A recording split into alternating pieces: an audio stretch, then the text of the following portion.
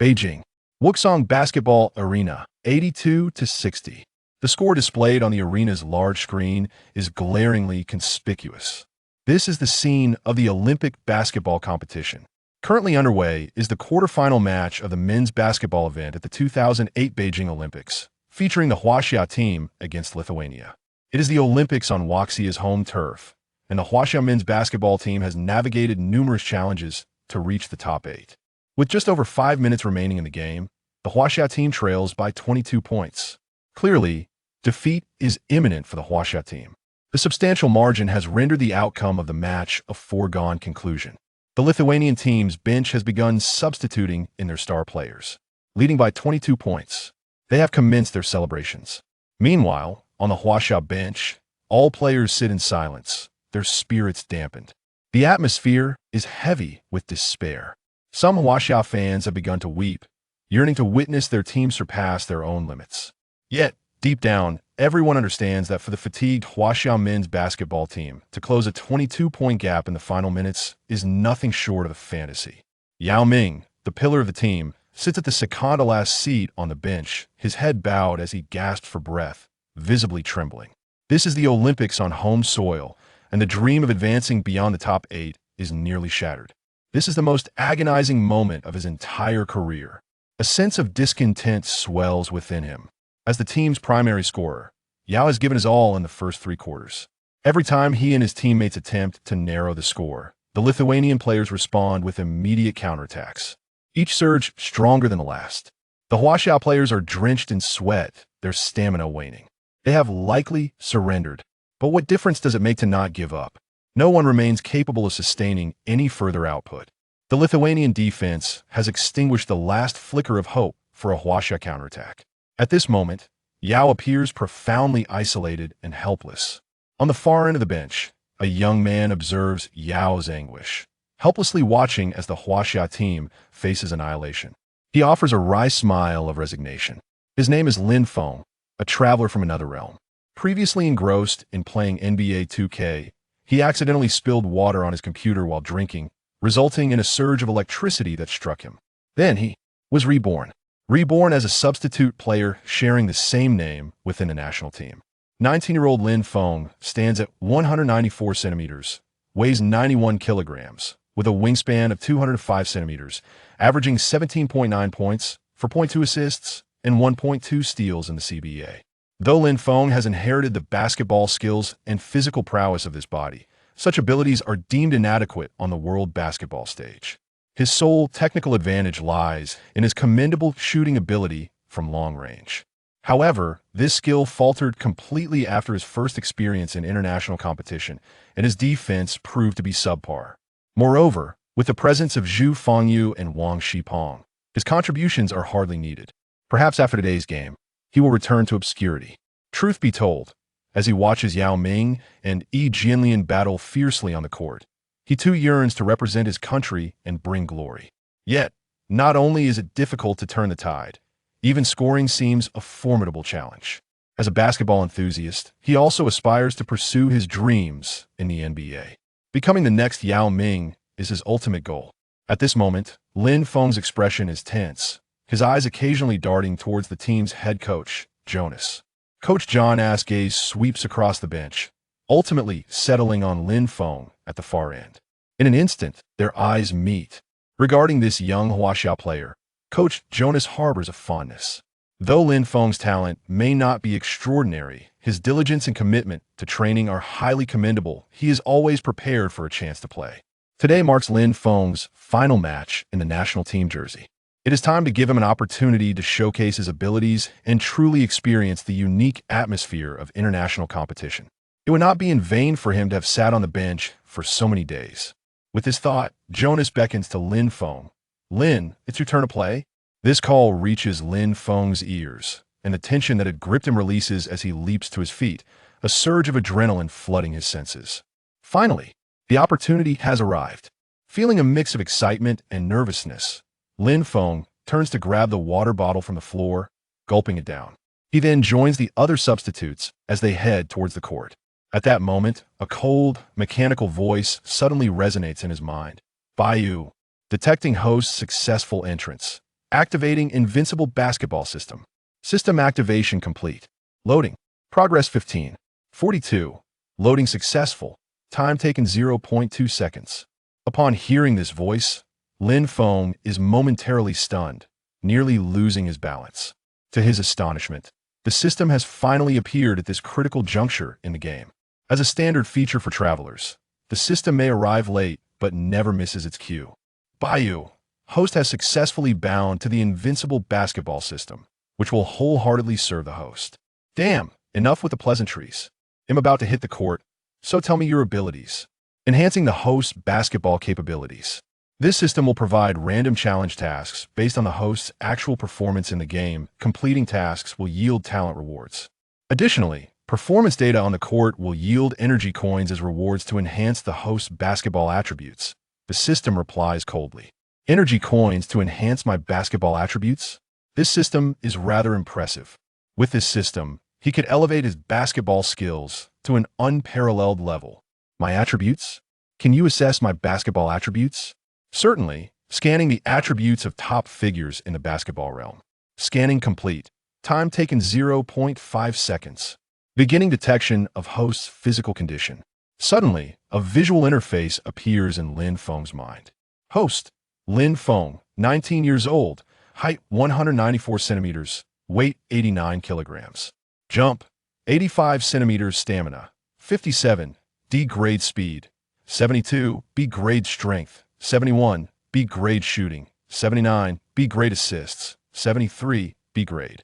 Dribbling, 62, C-grade defense, 61, C-grade rebounds, 61, C-grade attribute S-grade, 95-99, S-grade, 90-94. A grade, 85-89, a grade, 80-84, B-grade, 70-79, C-grade, 60-69, D-grade, below 59 PS. The host can exchange energy coins for basketball attribute points. Are these my capabilities? Compared to NBA stars, I'm just a novice. System, is there a starter pack? Waiting online. It's quite urgent. System, Bayou. Detecting host abilities are too low as a welcome gift. A basketball talent skill will be granted to the host, along with a package to elevate attributes to S-grade. Talent skill. Invincible three-point shot when the host's physical condition is optimal. The shooting percentage within 2 steps outside the three-point line is 100%, while the shooting percentage within the half-court is 70%. Incredible. An invincible three-point shot. A 100% shooting rate from 2 steps beyond the three-point line. Isn't this utterly invincible? Invincible. Simply astonishing. Lin Feng was so exhilarated that he felt like shouting. Who else could compare? After all, basketball, in a sense, is fundamentally a shooting sport. This was undoubtedly a rhythm that promised to soar to great heights. Bayou. The host can enhance one of his basketball attributes to strength. Dribbling, of course, must be enhanced. Lin Feng decided without a second thought. It is understood that dribbling is the basic maneuver in basketball. Just look at the dazzling skills of those superstars in the NBA. Each move mesmerizing enough to captivate countless fans. Please hold on. Processing normal upgrades. Congratulations, the dribbling attribute has been elevated to 95, reaching strength. Lin Feng felt a wave of dizziness wash over him. In a moment, his comprehension of basketball became profoundly clear. Oh my goodness, Lin Feng couldn't help but express his exhilaration with a string of exclamations. It seemed that only expletives could adequately convey his elation. How wondrous! He struggled to contain his excitement, eager to step onto the court and test his three-point shooting and newly enhanced dribbling skills. Beep! The referee, noticing Lin Feng lingering on the sidelines, blew the whistle, signaling him to enter the court. The sound of the whistle drew Lin Feng's focus back to the game, where he saw his teammates poised at the center of the court, and he quickly jogged onto the field. The game resumed. The lineup for the Huaxia team was Wang Zhizhi, Yi Jianlian, Zhu Fangyu, Lin Feng, and Zhang Qingpe. In the broadcasting room, the commentators merely mentioned Lin Feng in passing as he entered the game. Little Lin is on the court. Let's see how he performs after conserving his energy. I have long maintained that this match should have been abandoned at this point. I hope the Huaxia team can continue to elevate their level of competition. Coach Zhang lamented. Alas, why is Lin Feng even on the court? At this juncture, a tall player should be deployed for defense. What can Lin Feng even do? The audience was perplexed, resulting in an uproar. Defense is pointless. We're already trailing by 22 points. What good is defense? Then what's the use of Lin Feng? There's no defense. And as for offense, just look at how he performed in the warm-up games.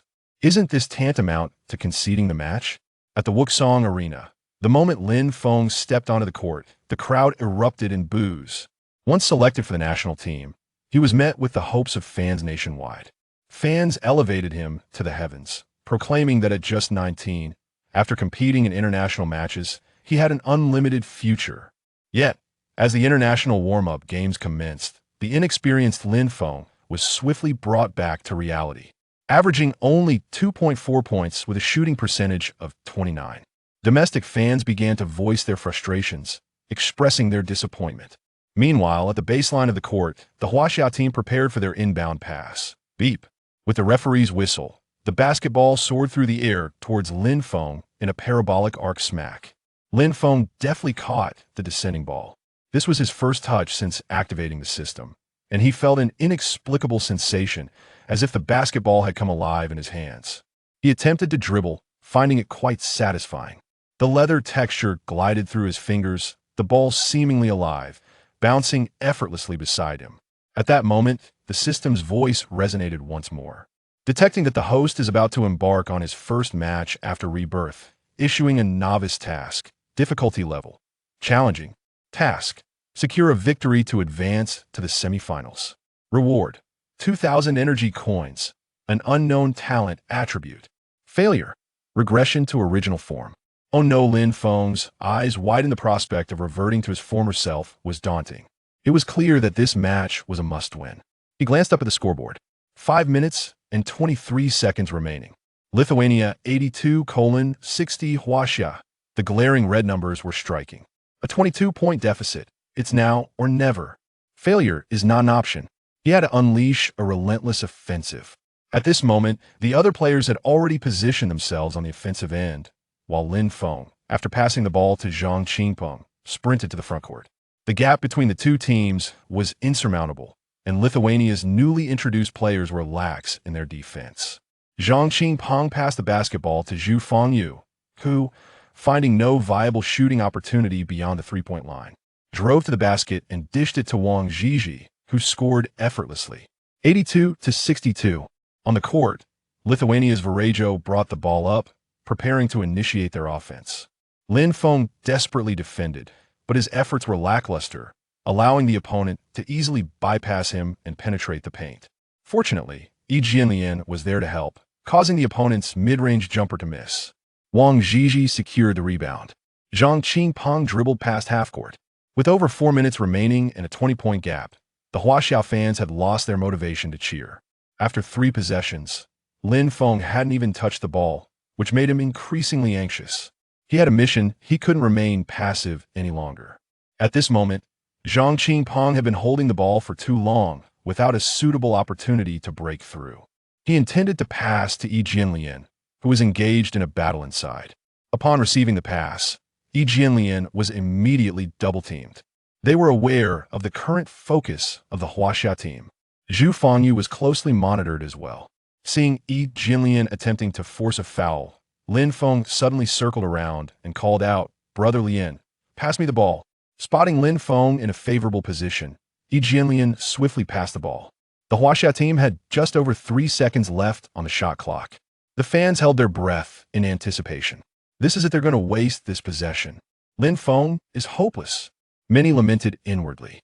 On the court, Lin Feng received the basketball, stepped beyond the three-point line, and noticed that his opponent was nearly 2 meters away, their expression dismissive, showing no intention of defending. Disregarding the opponent's demeanor, Lin Feng glanced at the shot clock, slightly bent his knees, cradled the ball above his head with both hands, and leaped powerfully. At the apex of his jump, he flicked his fingers, gently releasing the basketball. What? He actually shot it. This guy is truly bold in a crucial moment. Quick, grab the rebound. The Lithuanian players shouted towards the paint. Oh no, what a wasted opportunity. The fans in attendance watched Lin Feng's actions in disbelief, convinced the shot would not succeed. Swish! The basketball arced gracefully through the air, tracing a beautiful trajectory, and with a soft, melodious sound, it smoothly swished through the pristine net. A flawless three-pointer, perfectly executed. Lin Feng's lips curled into a slight smile, revealing a set of white teeth. This sensation was truly exhilarating. A gasp of surprise arose from the crowd, though it failed to create a significant stir. After all, it was merely a three-point shot made from an open position. In the current state of the game, it bears little significance. Moreover, considering the lax defense from the Lithuanian team, anyone could have capitalized on the opportunity to make that shot. On the bench of the Huaxia team, Yao Ming remained with his head bowed, still engulfed in anguish. The other players displayed blank expressions, their thoughts seemingly adrift. Conversely, on the Lithuanian bench, several starters conversed casually, entirely unconcerned with the unfolding events on the court. The game pressed on. The Lithuanian team aggressively attacked the Huaxia's interior, drawing a foul and converting one of two free throws. The score now stood at 83-65. Huaxia launched another offensive. Zhang Qingpeng dribbled past half-court, but was immediately met with tight defense. Hastily passing the ball to Zhu Fengyu, who, closely guarded, returned it almost leading to a turnover by Lithuania. Fortunately, after several exchanges, the ball found its way back to Lin Feng. Positioned at the right side of the 45-degree three-point line, Lin Feng received the ball and, without a moment's hesitation, took the shot. At this juncture, scoring was the only priority. With a swish, the basketball soared over the heads of the Lithuanian defenders, heading straight for the hoop. The ball swooshed through the net. Another exquisite three-pointer. Chapter 3. The Flame of Hope Rekindled. 83-68. With consecutive three-pointers, the Huaxia team has closed the gap to 15 points. Only 3 minutes remain. Yet, the 15-point deficit fails to stir any excitement among the spectators, who have succumbed to utter despair. On the sidelines, Huaxia and Oppo's head coach, Jonas, claps vigorously, encouraging Lin Feng. Well done, Lin. Keep up the performance. Wang Zhizhi approaches to exchange a high-five with Lin Feng. The Lithuanian coach senses the shift in momentum and urgently instructs his players. Defense. Don't allow him to be open again. Simons nods emphatically. Damn it. These are just garbage-time bench players. Why are you showing off? If he scores again. Wouldn't he that reflect poorly on me? The match continues. The Huaxia team begins to fall back on defense. A Lithuanian perimeter player, without executing any tactics, attempts a three-pointer solely based on instinct. Clang. The sharp sound of the ball hitting the rim resonates. Big Xi, quick, grab the rebound. Wang Zhizhi positions himself and successfully secures the rebound, swiftly passing the ball to Zhang Qingpeng to advance. Lin Feng sprints desperately towards the front court, positioning himself near the baseline. Zhang Qingpeng accelerates past half-court, attempting to penetrate the defense, but the Lithuanian team is quick to recover. The returning defender blocks his path to the basket. Realizing that a layup is impossible, Zhang Qingpeng instinctively seeks out Lin Feng, who has just made 2 consecutive three-pointers. With his shooting touch sizzling, he decides to pass to his hot-handed teammate, a fundamental duty of a point guard. In a flash, he spots Lin Feng, who has settled into the corner, still unguarded. What an opportunity! A long pass sails through the air, darting toward Lin Feng. A brilliant assist. Lin Feng cheers, as another chance presents itself. Without a moment's hesitation, he leaps to take the shot. Just a meter away, the defender awakens and rushes forward in a frantic attempt to block. Too late. The ball leaves Lin Feng's palm, tracing a graceful arc toward the hoop. Clang. The ball strikes the rim with a resounding thud, sending a wave of anxiety through Lin Feng. Oh no, is it going to clang off the iron? Above the rim, the ball bounces high before descending, striking the backboard. It then dances around the rim before finally settling into the net. Phew. Lin Feng exhales a long sigh of relief, a hint of joy crossing his face. It went in. Indeed, when the system produces, a wide-open 3 is guaranteed. Wow. At last, a portion of the crowd at Wuxong Arena erupts in astonishment. Gasps fill the air, like a stone thrown into a tranquil lake, creating ripples of excitement. Lin Feng has landed 3 consecutive three-pointers. 83-71. The deficit shrinks to 12 points. Beep. The urgent whistle sounds, prompting Lithuania to call for a timeout. This timeout has been forced by a bench player. Great job, Lin Feng. Zhang Qingpeng rushes over, joyously high-fiving Lin Feng. Zhu Fengyu, unable to contain his excitement, waves his arms in the air, regarding Lin Feng with newfound admiration. That shot was magnificent. Lin Feng's performance has completely revitalized the somber atmosphere. The big screen is replaying that recent three-pointer. My goodness, three-pointers are indeed exhilarating. Incredible, Lin Feng. To hit three three-pointers in an international match is no small feat, even for Ray Allen. The fans begin to swell with anticipation for Lin Feng. Go, Huaxia. From the bench, Yao suddenly stands up, excitement radiating from him as he raises three fingers, signaling a three-point gesture, his eyes sparkling with a peculiar light. A bold and hopeful thought flashes through his mind like lightning, causing his breath to quicken. McGrady? 35 seconds. 13 points? The legendary moment floods Yao Ming's mind, and his heartbeat accelerates. He glances at Lin Feng on the sidelines, thinking that if he can make two more, he might just become the game changer. Yao Ming quickly checks the timer. There are still 2 minutes and 44 seconds remaining. A 12-point gap. Though catching up is challenging, it is not impossible. Yao Ming gazes intently at Lin Feng, who is wiping sweat from his brow, his eyes brimming with expectation. If Lin Feng maintains this fiery shooting touch, they must fight for every point in this match. With that thought, Yao Ming strides purposefully towards Lin Feng, grasping his hand firmly and giving him an encouraging clap. Then, he pats Lin Feng on the shoulder, lowering his head to speak earnestly. Lin Feng, I admire that three-pointer. Do you remember McGrady from back in the day? I hope you can make a few more. Lin Feng nods, chest out and head held high, confidently responding. Big Yao, you'll see. Listen, Wang. Help Lin set screens. Lin, utilize the pick and roll to get open, and when the opportunity arises, shoot decisively. Huaxia's head coach Jonas is finalizing the strategy, specifically designed for Lin Feng. Lin Feng feels a surge of excitement. It has been a long time since the coach actively devised a strategy for him. Though it is merely a simple screenplay, it is enough to stir his enthusiasm on the international stage. Lin Feng nods firmly. Okay, coach. I will seize the opportunity. Meanwhile, the Lithuanian coach is berating his players. What is happening? What are you doing? This is the Olympics, not a game. Take this seriously. Allowing a bench player to score three three-pointers is utterly disgraceful. Simas, is this your defense? You have disappointed me greatly. Our goal is to reach the semifinals. Despite the 12-point deficit, he will not relent. After all, this is the Olympics. The game resumes. Both teams have substituted in some of their main players. Utilizing their familiar teamwork and passing, Lithuania successfully breaks through Huaxia's defense and scores 2 points. The gap widens to 14 points. Huaxia has possession. Following the timeout, Lithuania and Oppo's defense returns swiftly, heightening their intensity. Lu Wei brings the ball past half-court to orchestrate the attack, while Lithuania immediately pressures the ball handler. Lu Wei signals Yi Jianlian to come up for a screen at the top of the arc, while Wang Shipong makes an off-ball cut, attempting to draw a defender away. At that moment, Simas closely shadows Lin Feng. The coach has instructed him to primarily guard this yellow-skinned player, as it is this individual who has drawn the coach's ire. Simas incessantly hurls trash talk at Lin Feng, trying to disrupt his rhythm.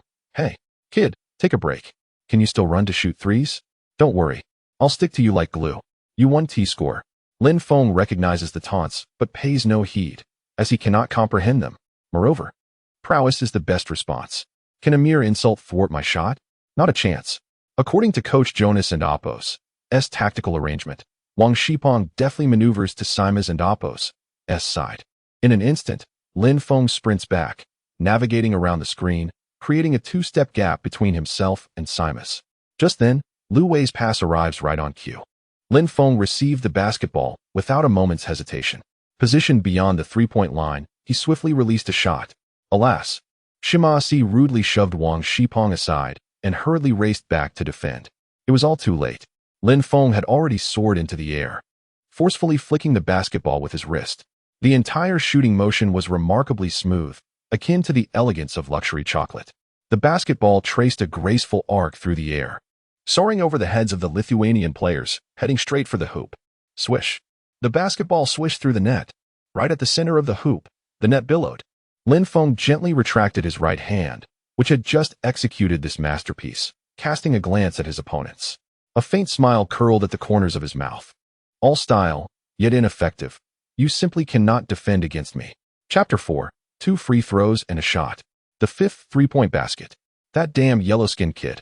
For a brief moment, Simas felt an illusion that the yellow-skinned kid had looked down upon him. The audacity of this yellow-skinned kid to disregard him ignited a fiery rage within him.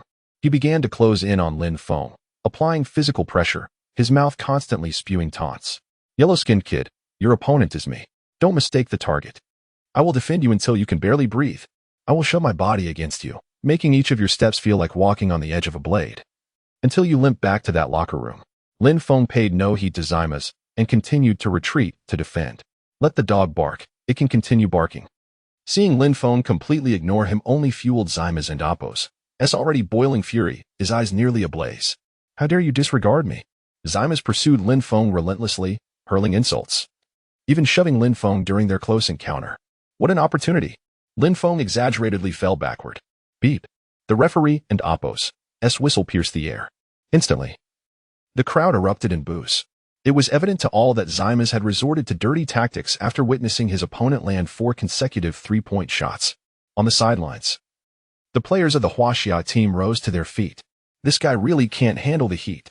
He seeks to destroy our current hopes." Linan, resting on the sidelines, was infuriated. Lu Wei hurriedly rushed to help Lin Feng up. Lin Feng responded to Zima's with a shrug and an expression as if to say, "What can you do to me?" Beep. The referee pointed decisively at Zima's, who was still spewing insults, and called a flagrant foul, a technical foul. Observing this, a Lithuanian teammate quickly stepped in to restrain the emotionally volatile Zima's. "Fool, this is their home court. Well done, Lin, great job." Coach Jonas applauded from the sidelines, his heart racing with excitement as the chance for a comeback grew stronger. The Lithuanian team had received a technical foul. According to the rules, the Huaxia team was awarded 2 free throws and a shot. The referee signaled for Lin Feng to take the free throws. Taking a deep breath, Lin Feng approached the free throw line, his gaze fixed on the expectant Huaxia fans, feeling a twinge of nervousness, for this was pivotal to the team's fate. "Lin Feng, you can do it." His teammates rallied around him with encouragement. Even Yao Ming stood up, applauding with eyes full of trust and expectation for Lin Feng. Lin Feng focused on the hoop, aware that this was the moment to test his true skills. He motivated himself silently. "Believe in yourself." He caught the ball thrown by the referee, then crouched slightly, flicking his palm as the ball soared through the air towards the basket. Clang! It fell short, striking the front edge of the rim and bouncing away. He missed the first free throw. Sighs of disappointment echoed throughout the arena, reverberating above the dazzling lights of the Wuxang Arena, which shone down on Lin Feng's resolute face. All eyes were fixed on him. Lin Feng felt an unprecedented weight upon his shoulders, as if a mountain pressed down on him. Sweat dripped from his cheeks onto the floor. He steadied himself, catching the ball again from the referee, and began dribbling with one hand, adjusting his rhythm and mindset. He inhaled deeply, regaining his composure. The ball rested in his palm, ready for action. In that moment, nearly everyone held their breath, their gaze locked on the basketball in Lin Feng's hands. They silently prayed. This shot must go in.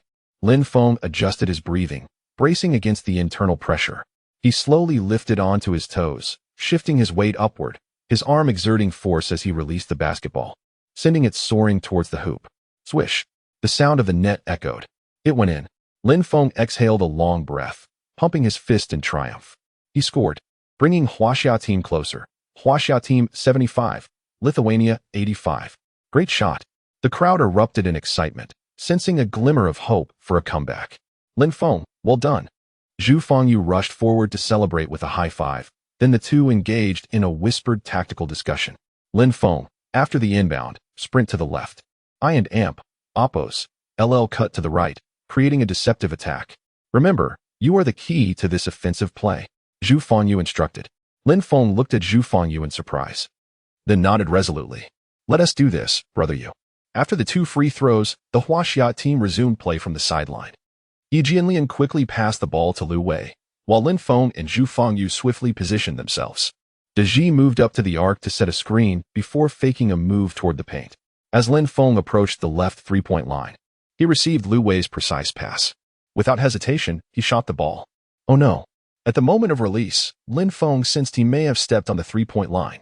Everyone in Appo's eyes were glued to the soaring basketball, and the crowd in Appo's tension soared as they collectively wondered, can it go in again? Will it go in? Clang! The ball ricocheted off the rim. Sigh! A wave of disappointment swept across the Wuxang Arena. Why didn't it go in? This was the sentiment of most of the fans. Meanwhile, the Lithuanian players breathed a sigh of relief. So this is it. The miraculous performance of this substitute player has finally come to an end. Zima's on the court roared in anger. Lin Feng and Oppo's earlier display had robbed him of his dignity. As expected, he is just another substitute player, like me. It was merely a chance from the heavens, and it should end here. What a false alarm. With the miss, the Lithuanian players relaxed, seemingly forgetting the current state of the game. Smack. On the court, De lunged forward, seizing the offensive rebound. Without a moment and Oppo's hesitation, he passed the ball back to Lin Feng, acknowledging his earlier performance. Lin Feng glanced down, noticing he was just outside the three-point line. He raised his hands once more and launched a wide-open three-pointer. The basketball arced gracefully through the air, heading straight for the hoop. Swish. It went in cleanly. In an instant, the entire arena fell into a brief silence. Everyone stared in disbelief, unable to comprehend what they had just witnessed. Again, it went in. This was Lin Feng's fifth three-point shot. Incredible. The hope of victory reignited. On the Huaxiao bench, Yao Ming leapt up, pumping his fist and glancing at the big screen. Only 7 points remain. He turned to Coach Jonas, his eyes brimming with eagerness. He yearned to take the court once more, to give it one final push. For hope was now substantial. Coach Jonas signaled Yao Ming to remain calm. Yao, I understand you wish to play, but Lin is on fire. We cannot disrupt his rhythm. Jonas shouted over the commotion. Team, great job. Get back on defense and stop this play. Jonas called out loudly to the court. Huaxia team, let us go. The recent goal has swiftly dispelled the earlier despondency felt by the spectators, igniting their fervor anew. This is the home ground of the Huaxia team. How could they allow the Lithuanian team to seize victory so effortlessly? They must not be granted an easy passage. The Lithuanian team has obtained possession. It must be noted that the cohesion within the Lithuanian squad is remarkable, as all 5 players engage in exquisite teamwork. Lin Feng, unfortunately, left a gap, and the opponents capitalized on this opportunity, deftly maneuvering past him to penetrate the paint and score. 2 points secured. This is precisely the caliber expected of the Lithuanian team. The Lithuanian head coach clapped and exclaimed, that and Oppo's exploit the vulnerabilities and widen the gap. Mark your men. Focus on defense. With just 1 minute and 47 seconds remaining, the Huaxiao team trails the Lithuanian team by 9 points, with a score of 78-87. The Huaxiao team prepares to inbound the ball. And now, Lin Feng. Chapter 5, back in action. Today's hoop is as expansive as the sea. Lin Feng. Receive the pass. Lu Wei dribbles once before delivering a long pass to Lin Feng, who is stationed beyond the three-point line. However, Lin Feng refrains from shooting immediately. With defenders closely monitoring him, he cannot guarantee the success of his three-point attempt. Glancing at the clock, Lin Feng, positioned on the right side beyond the arc, engages in a series of provocative dribbles, awaiting his opponent's advance. His continuous dribbling carries an unmistakable taunt. Damn it, I'm guarding him. Zima shouts as he rushes forward. The Lithuanian team has now intensified their focus, needing to bolster their defense to prevent the Huaxiao team from scoring again. I'm guarding him. In response to Lin Feng's provocation, Zima's approaches quickly. However, instead of applying tight defense, he maintains a half-step distance to guard against Lin Feng's potential drive to the basket. Kid, if you think you can make another shot, I bet 100 euros you won't make it. Zima's taunts. Lin Feng disregards the taunt, dribbling with one hand, his center of gravity elevated, seemingly challenging his opponent to pressure him into a stoppage. Yet, Zima's has no intention of closing in. Such an obvious flaw appears to be a trap. If he goes for the steal and Lin Feng draws a shooting foul, it could lead to 3 free throws, not worth the risk. Such a rookie mistake is something only a novice would make. If he waits until Lin Feng shoots to contest, he might still disrupt his shot. That is the mark of true basketball intelligence. Just as Zima's anticipated, Lin Feng skillfully transitions the ball from his right hand to his left after a deft dribble between his legs, then suddenly lowers his body, shifting his weight forward, stepping out with his left leg. Yes, just like that, drive quickly. Zima's internally rejoices, convinced Lin Feng will break through on his right side. He has already created ample defensive space for this scenario. Zima's reacts swiftly, retracting his right leg and moving laterally to block Lin Feng's path. Fuck. A feint. Before Zima's can regain his footing, he realizes he has been outsmarted. After stepping forward with his left leg, Lin Feng feints, holding the ball in his left hand but not moving it forward. Instead, he performs a clever behind-the-back dribble, redirecting the ball to his back while his right hand smoothly secures it. With an ingenious behind-the-back dribble, he pulls the ball back to his right hand, then executes a quick step back. In an instant, Lin Feng leaps high, adopting an elegant shooting posture as he decisively opts for a three-point shot. Although Zymas sensed the feint as he lifted his right foot remains suspended, his weight already shifting to the right. As he turns with all his might to contest, Lin Feng's three-pointer has already left his hands, soaring over Zymas' head toward the basket. Damn, that cannot go in, Zymas silently urges, clinging to a flicker of hope. After all, Lin Feng and Oppo's behind-the-back step-back shot is highly challenging, his balance likely compromised, unlike a well-prepared catch-and-shoot. Zymas prays for a miss, but just as he turns back, he witnesses the ball swish through the net. 3 points. It and amp, Oppo's, and again. God, why is the backdrop always me? The spectators are equally astonished. Just moments ago, everyone believed Lin Feng would refrain from shooting a three-pointer with a defender on him, especially given his opponent and Oppo's height. The ideal strategy would have been to threaten with a three-pointer and drive for a two-point shot. Yet, the three-pointer finds its mark once more. Who is this remarkable player, making 6 consecutive three-pointers in an international match? Not even Ray Allen achieved that. Incredible. The Huaxiao fans erupt in cheers. Winning or losing has become less significant. They are witnessing a miracle. A new star is rising. Lin Feng is phenomenal. This three-point shooting is extraordinary. I'm a fan now. From this moment on, I will be a devoted admirer of Lin Feng. Anyone who speaks ill of him will face my wrath. Is Lin Feng possessed by Ray Allen? How can he be so accurate?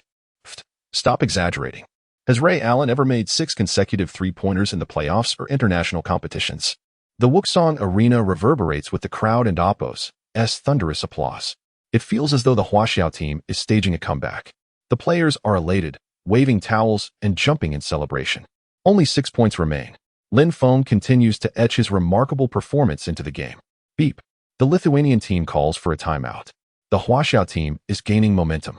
The Lithuanian coach senses a crisis, an ominous premonition stirring within. Listen up, everyone. This is the knockout stage. We are on the brink of advancing. Let's get excited. We lead by 6 points with just over a minute left.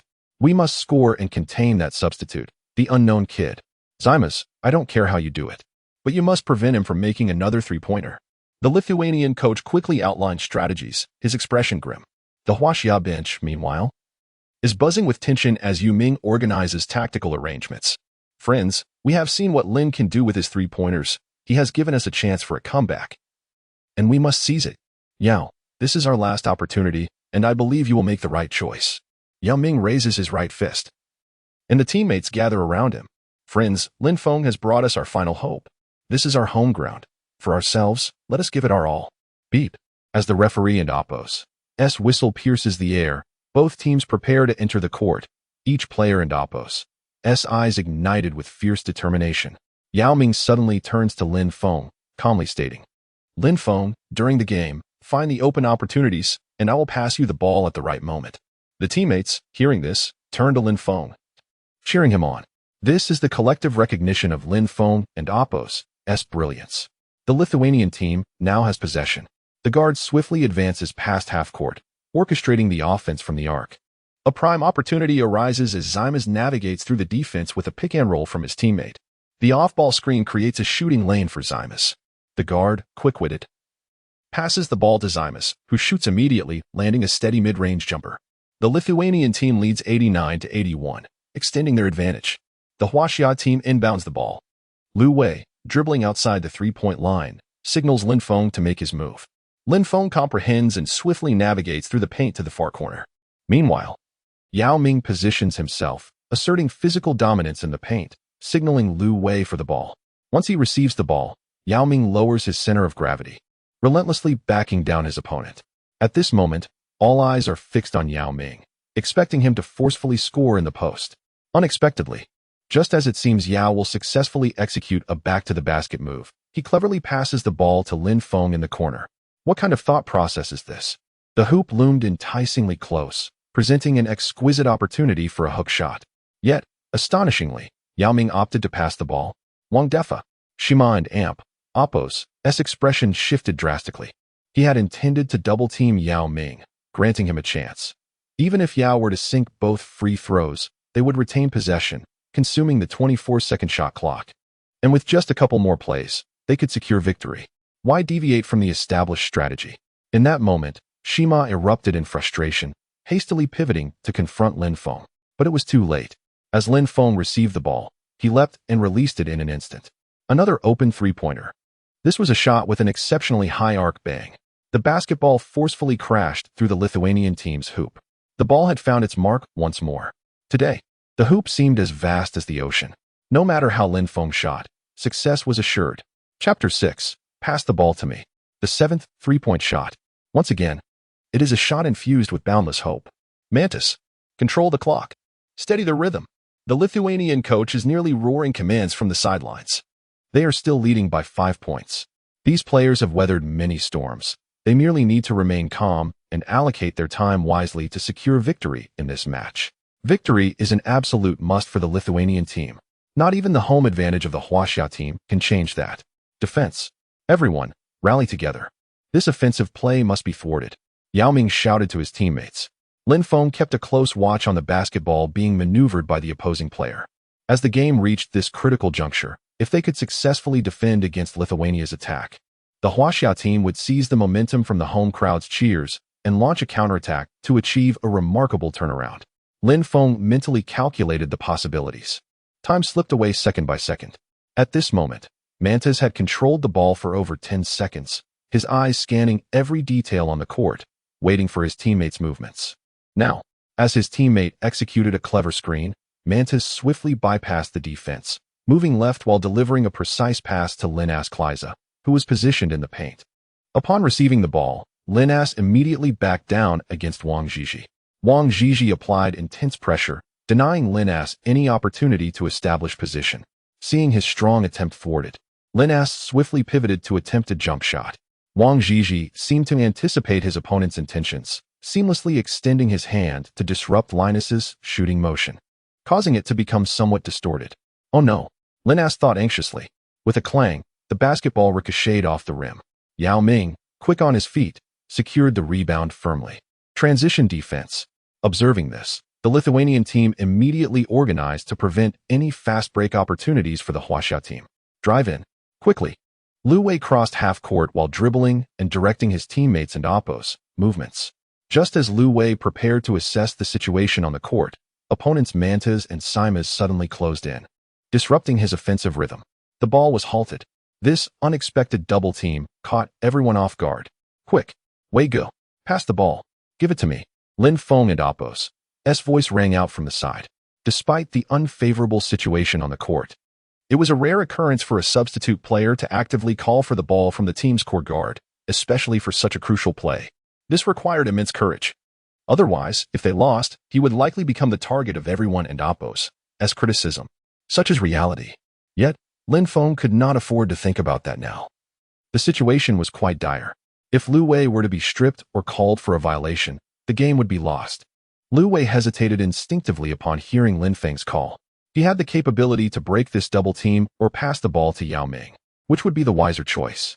However, he also recognized that without Lin Feng and oppos' exceptional performance, this match would have long lost its suspense. After all, his recent streak of 7 consecutive three-pointers was nothing short of astounding, regardless of whether it was true skill or a fleeting moment. Perhaps Lin Feng was indeed worth the risk.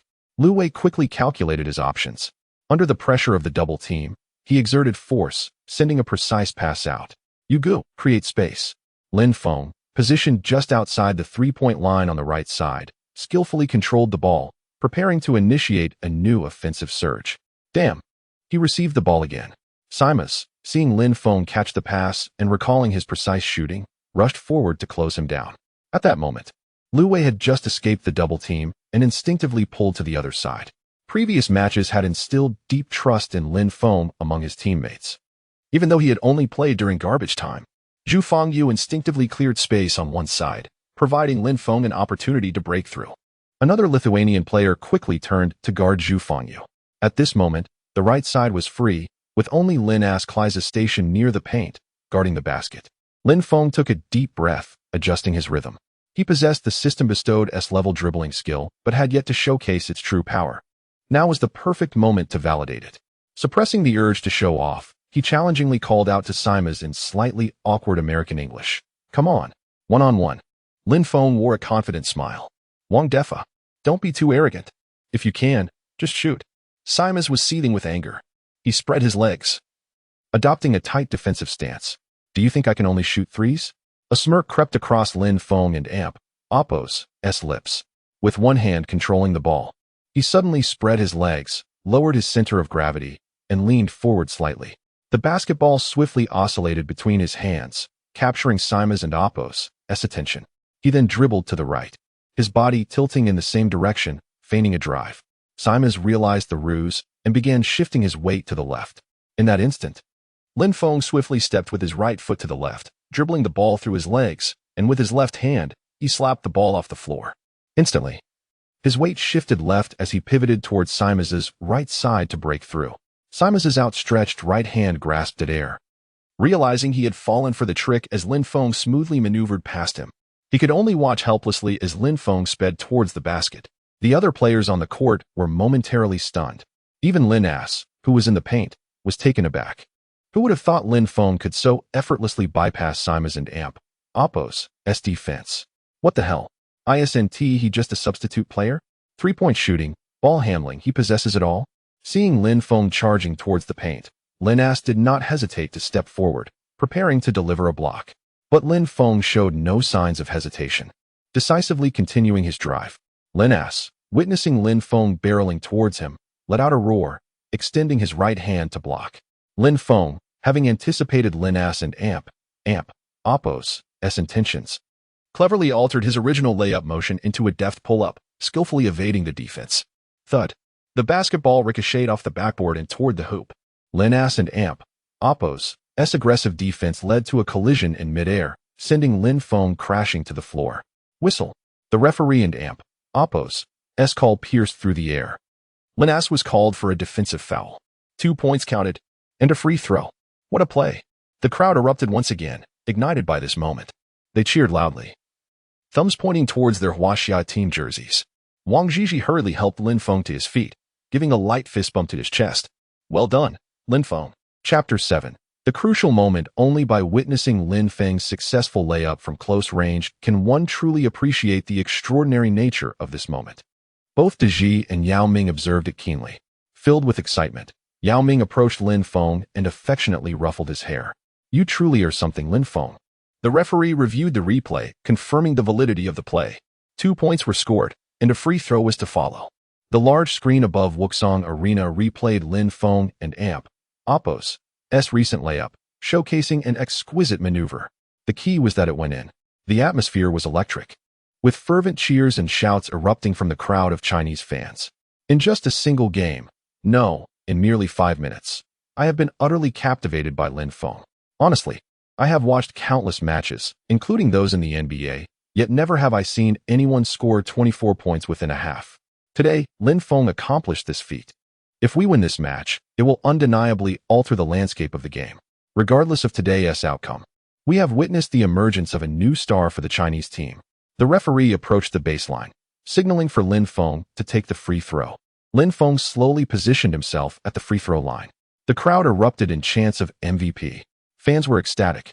No one could truly fathom the exhilaration felt by the Chinese supporters, who eagerly anticipated a victory for their team. MVP. What a glorious sound. Yet, Lin Feng could not afford to bask in the beauty of this moment. At this juncture, he leaned on his knees, bowing his head while breathing heavily. Sweat poured down like beads from a broken string, incessantly dripping onto the floor. His body was clearly unprepared, lacking the systematic high-intensity training required. Just 5 minutes of vigorous play had left him feeling somewhat drained. Only 3 points remain. This free throw is crucial. If he scores, the gap with the Lithuanian team will be reduced to just 1 possession. Thus, the Chinese team would regain control. Lin Feng lifted his gaze, focusing on the timer, showing just 49 seconds remaining. The sounds of the fans' cheers surged once more. The pressure escalated instantly. This was the collective expectation of all. Another test lay before him. The whistle blew. The referee signaled the execution of the free throw. Lin Feng quickly glanced at the hoop, and the basketball promptly fell to the ground after his slight tap. Taking a deep breath, he steadied his rhythm. The pressure weighed heavily upon him. With eyes fixed on the hoop, his body bent slightly, feet rising delicately, and with a firm push, he propelled the basketball toward the net. Players around the free throw line had already established their positions, ready to contest for the rebound. Clang! The basketball lightly bounced off the rim, soaring into the air. Swish! That was the sound of the ball passing through the net. It went in. Nice. Lin Feng exhaled deeply, his fist clenched in triumph. Relieved to have withstood the pressure and finally made the shot. Great shot. Amazing, Lin Feng. The crowd erupted once again in ecstatic cheers, seizing the moment of celebration. The Lithuanian team swiftly inbound the ball and advanced toward the Chinese team's frontcourt. Lin Feng had yet to return to his defensive position, leaving the Lithuanian team with a 5-on-4 advantage. This presented them with a golden opportunity to score as Mantas passed the ball to the center in the paint. The number 12 center received the ball and aimed for a layup. Yao Ming instinctively moved to block the shot, but unfortunately, he committed a foul. The referee's whistle blew, signaling for number 12 to take free throws. The 12th center exhaled deeply, his shooting form somewhat unconventional. He made one of 2 attempts. The second shot was missed. The Chinese team successfully secured the rebound and initiated their offense. True to being the home court of China, the fan support resonated throughout the arena. They had never been this thrilled before. Lu Wei brought the ball past half-court, immediately facing intense defensive pressure. Pick and roll. Zhu Fengyu swiftly moved in for a high screen, creating space for Lu Wei, while the defender, Simas, shifted to guard Lu Wei closely.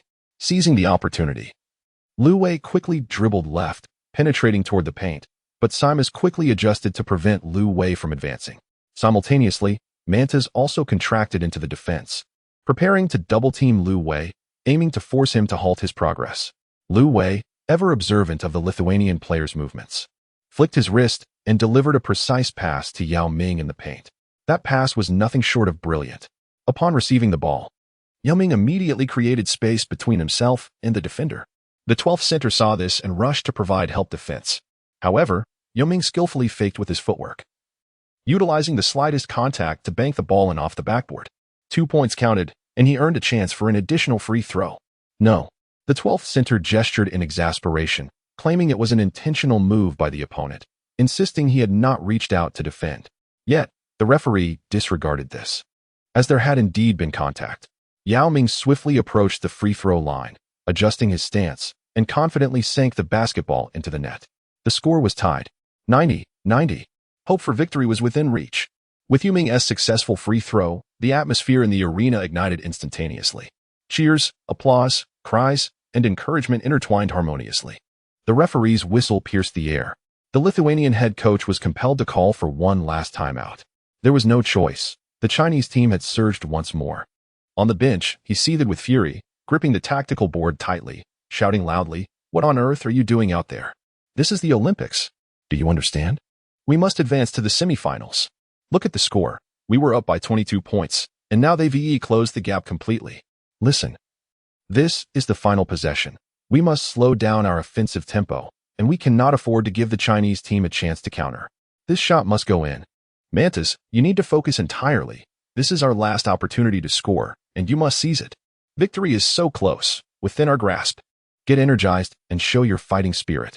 As the head coach, he understood the necessity of igniting the players and oppos' inner passion and determination. After all, this was the grand stage of the Olympics. Winning this match would secure their place in the semifinals. With only 26 seconds left until both teams could advance to the Olympic men and oppos' basketball semifinals, the decisive moment was about to unfold. The timeout ended. Both teams returned to the court. The Lithuanian team initiated their offense. Their strategy was to score while consuming as much of the 24-second clock as possible, ensuring not to leave the opponent with excessive time. Mantas, holding the ball beyond the three-point arc, managed the clock. The offensive time dwindled to 7 seconds, 6 seconds. Each player was fixated on their respective adversaries. Lu Wei closely tracked Mantas, denying him an easy breakthrough. Observing the situation, Mantas drove toward the paint and then executed a sudden stop for a jump shot. The moment had arrived. Lu Wei leaped, reaching out to contest Mantas' shot. All eyes were on the basketball. Bang! The ball ricocheted off the rim. However, Lu Wei made contact with his opponent's body before he landed, causing Mantas to fall to the ground. The referee and oppos' whistle pierced the air. A foul was called. The crowd erupted in disbelief. At such a crucial moment, granting the opponent free throws felt akin to handing them points on a silver platter. Lu Wei crouched on the floor, his head in his hands, overwhelmed by frustration. Meanwhile, Mantas lay on the ground, filled with exhilaration. 2 free throw opportunities could potentially seal the fate of the game. What does it matter if they catch up by 22 points? At this moment, they have already taken a significant step toward the semifinals. Chapter 8, Buzzer Beater. Advancing to the Final Four. As long as he makes the free throw, victory will be theirs to carry back to Lithuania. Mantas stifled the excitement within him and approached the charity stripe. The crowd was divided, some fervently praying for a miss while others jeered incessantly. The atmosphere at the home ground was palpably oppressive. Such were Mantas and Appos' thoughts, burdened by immense pressure. He took his first shot. It fell short. A miss. A roar erupted from the audience. For his second attempt, Mantas steadied himself. It went in, 91-90. Lithuania led by a single point. Only 5 seconds of regulation time remained. Both teams had exhausted their timeouts. Fans leapt to their feet, holding their breath for this decisive moment. This was the last chance for the Huaxia team to determine the outcome. Every preceding basket had been a setup for this critical reversal. Lithuania quickly adjusted their strategy. Applying full-court pressure, Lu Wei, under defensive duress, swiftly crossed the half-court line, only to be met with a double team from Lithuania. The clock continued to tick. Wei, go. Quick. Pass it. Lin Feng, observing the situation, made a rapid cut and signaled Lu Wei for the ball. Without hesitation, Lu Wei passed it out. Only 2 seconds remained. Zymas closely monitored Lin Feng, leaning forward, his gaze fixed on the basketball in Lin Feng and Appos' hands. Lin Feng stood 2 steps beyond the three-point line. Upon receiving the ball, he took a tentative step with his left foot, then executed a breathtaking step back with his right leg. This unexpected maneuver caught everyone off guard. Who would have thought that, having positioned himself so far from the arc, Lin Feng would still attempt such a shot? What? Is he going to shoot? My goodness. Is this a super long three-pointer? The Olympics. Oh no, are we about to lose? Lin Feng and Appos' step back completely deceived everyone, including Zymas. Originally poised to leap towards Lin Feng to contest the shot, Zymas found his balance disrupted by Lin Feng and Appos' feint, leaving him helpless as Lin Feng prepared to shoot. A long-range three-pointer? At such a distance, this seemed an insurmountable feat. Zymas remained fixated on the basketball. He understood that shooting from such a range required not only precision, but also formidable core strength to propel the ball towards the hoop, let alone scoring. Everyone recognized the challenge. A drive leading to a foul and free throws seemed a safer bet.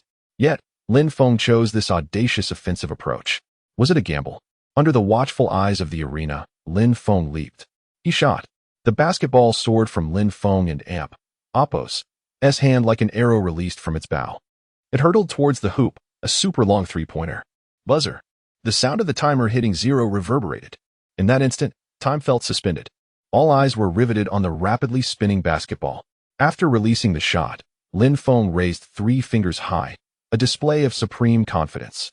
The ball, no longer a mere hollow shot, whistled through the air like a cannonball. Thud. The ball crashed into the basket, sending shockwaves through the hearts of all present. The sound of the ball hitting the floor was heavy and clear, as if the arena had been muted. Then, a cacophony of deafening cheers erupted. Wow. Oh my heavens. God. Lin Feng did it. He clinched it. We won. After a brief silence, the crowd exploded into nearly hysterical shouts, decibel levels soaring. Fans leapt up, screaming in ecstasy. They could scarcely believe their eyes, yet had to accept the reality, for the basketball had indeed swished through the net, a miracle witnessed firsthand. My goodness. It went in. It really went in. What on earth did I just witness? A remarkable turnaround. We won. Huaxia team triumphed. In this moment, everyone felt as if they were in a dream, lost in an ethereal haze. They celebrated wildly as Yao Ming, Deji, Jianlian, and Zhu Fengyu rushed to embrace Lin Feng. The bench players surged onto the court, lifting Lin Feng high. We did it, Lin Feng. We won, Yao Ming exclaimed, pounding his fist against Lin Feng and Appos' chest. Zhu Fengyu shouted, incredible. We won. We shattered Huaxia and Appos' history. The atmosphere was electric, with Huaxia fans and players alike reveling in jubilance. Unable to quell their exuberance, they were aflame with passion, tears of joy streaming down their faces. Meanwhile, The Lithuanian players exited the court in dejection, their coach furiously tossing down the tactical board, unable to accept this harsh reality, leading by 22 points only to be defeated at the last moment. Every individual felt a deep sense of injustice. Before this, no one had anticipated that a substitute player could orchestrate such a stunning reversal in the final moments. No one would believe it. Yet tonight, Lin Feng made it happen. In the Olympic quarterfinals, a 22-point comeback in half a quarter. This was a miracle in Olympic history. Tonight was destined for greatness. The audience, both present and watching at home, bore witness to the birth of a miracle. Lin Feng, once relegated to the sidelines, now led his team to a remarkable turnaround at home, propelling Huaxia into the Olympic Final Four. Wow, incredible! 666. Whether in the stands or glued to their screens, fans were swept into a frenzy. As Lin Feng sank that long-range three-pointer, the majority of fans were swept up in excitement, unable to contain their awe. Had there been a live comment feature, it would have been inundated with waves of admiration. This feeling of clinching victory at the buzzer. Only those who watched the live broadcast could truly grasp the exhilarating shift from despair to elation. It was simply unbelievable. So powerful. Absolutely explosive. This was the most breathtaking buzzer beater I have ever witnessed. Amazing. I recorded it all. The replay was simply beyond the brilliance of Junzi Lei and Oppo's three-pointer. 8 three-pointers. Who dare say Lin Feng is not capable? It is time to proclaim Huaxia as champions. The fervor among many fans lingered long after the game. Still immersed in the live broadcast. MVP. MVP. The cheers from the crowd were deafening. The large screen in the arena continually replayed Lin Feng's game-winning three-pointer, inviting endless reminiscence. Lin Feng composed himself, walked to the bench to grab a towel, and turned to enter the player tunnel. A soft clap landed on his shoulder. Lin Feng, wait a moment. He turned to see Yao Ming patting him on the shoulder. What's up, Big Yao? Lin Feng smiled. Don't rush off. A reporter wants to interview you. Huh? Interview me? Yao Ming patted Lin Feng's shoulder, revealing a bright smile. Lin Feng, you delivered an extraordinary performance. It was absolutely insane.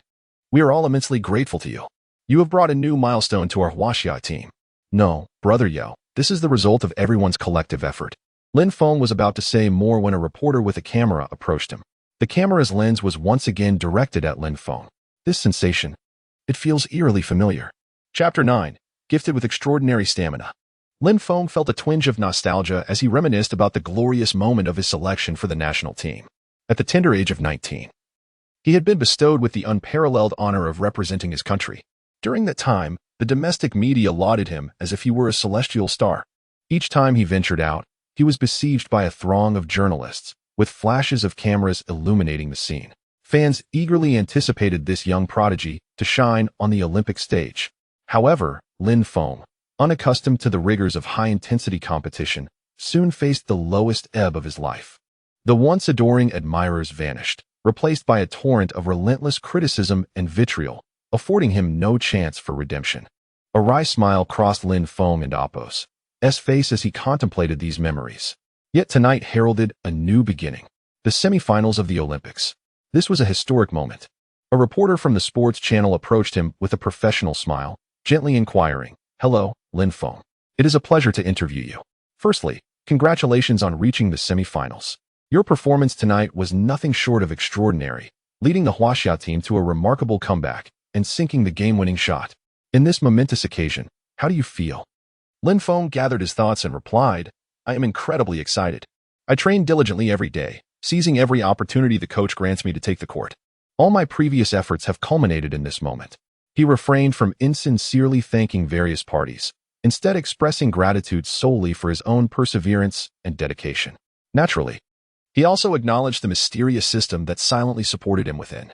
The reporter continued to probe. "Earlier, when you spoke with Yao Ming, you both shared a laugh. Can you share what you discussed?" Lin Feng smiled enigmatically, jesting, "We are both thrilled and excited, simply savoring this moment. The communication between players is private, and he would not easily divulge the content of his conversation with Yao Ming. After all, the media thrives on sensationalism, and a misstep in remarks could unleash a storm of public opinion." The reporter persisted, "Lin Feng, the Olympics are still underway.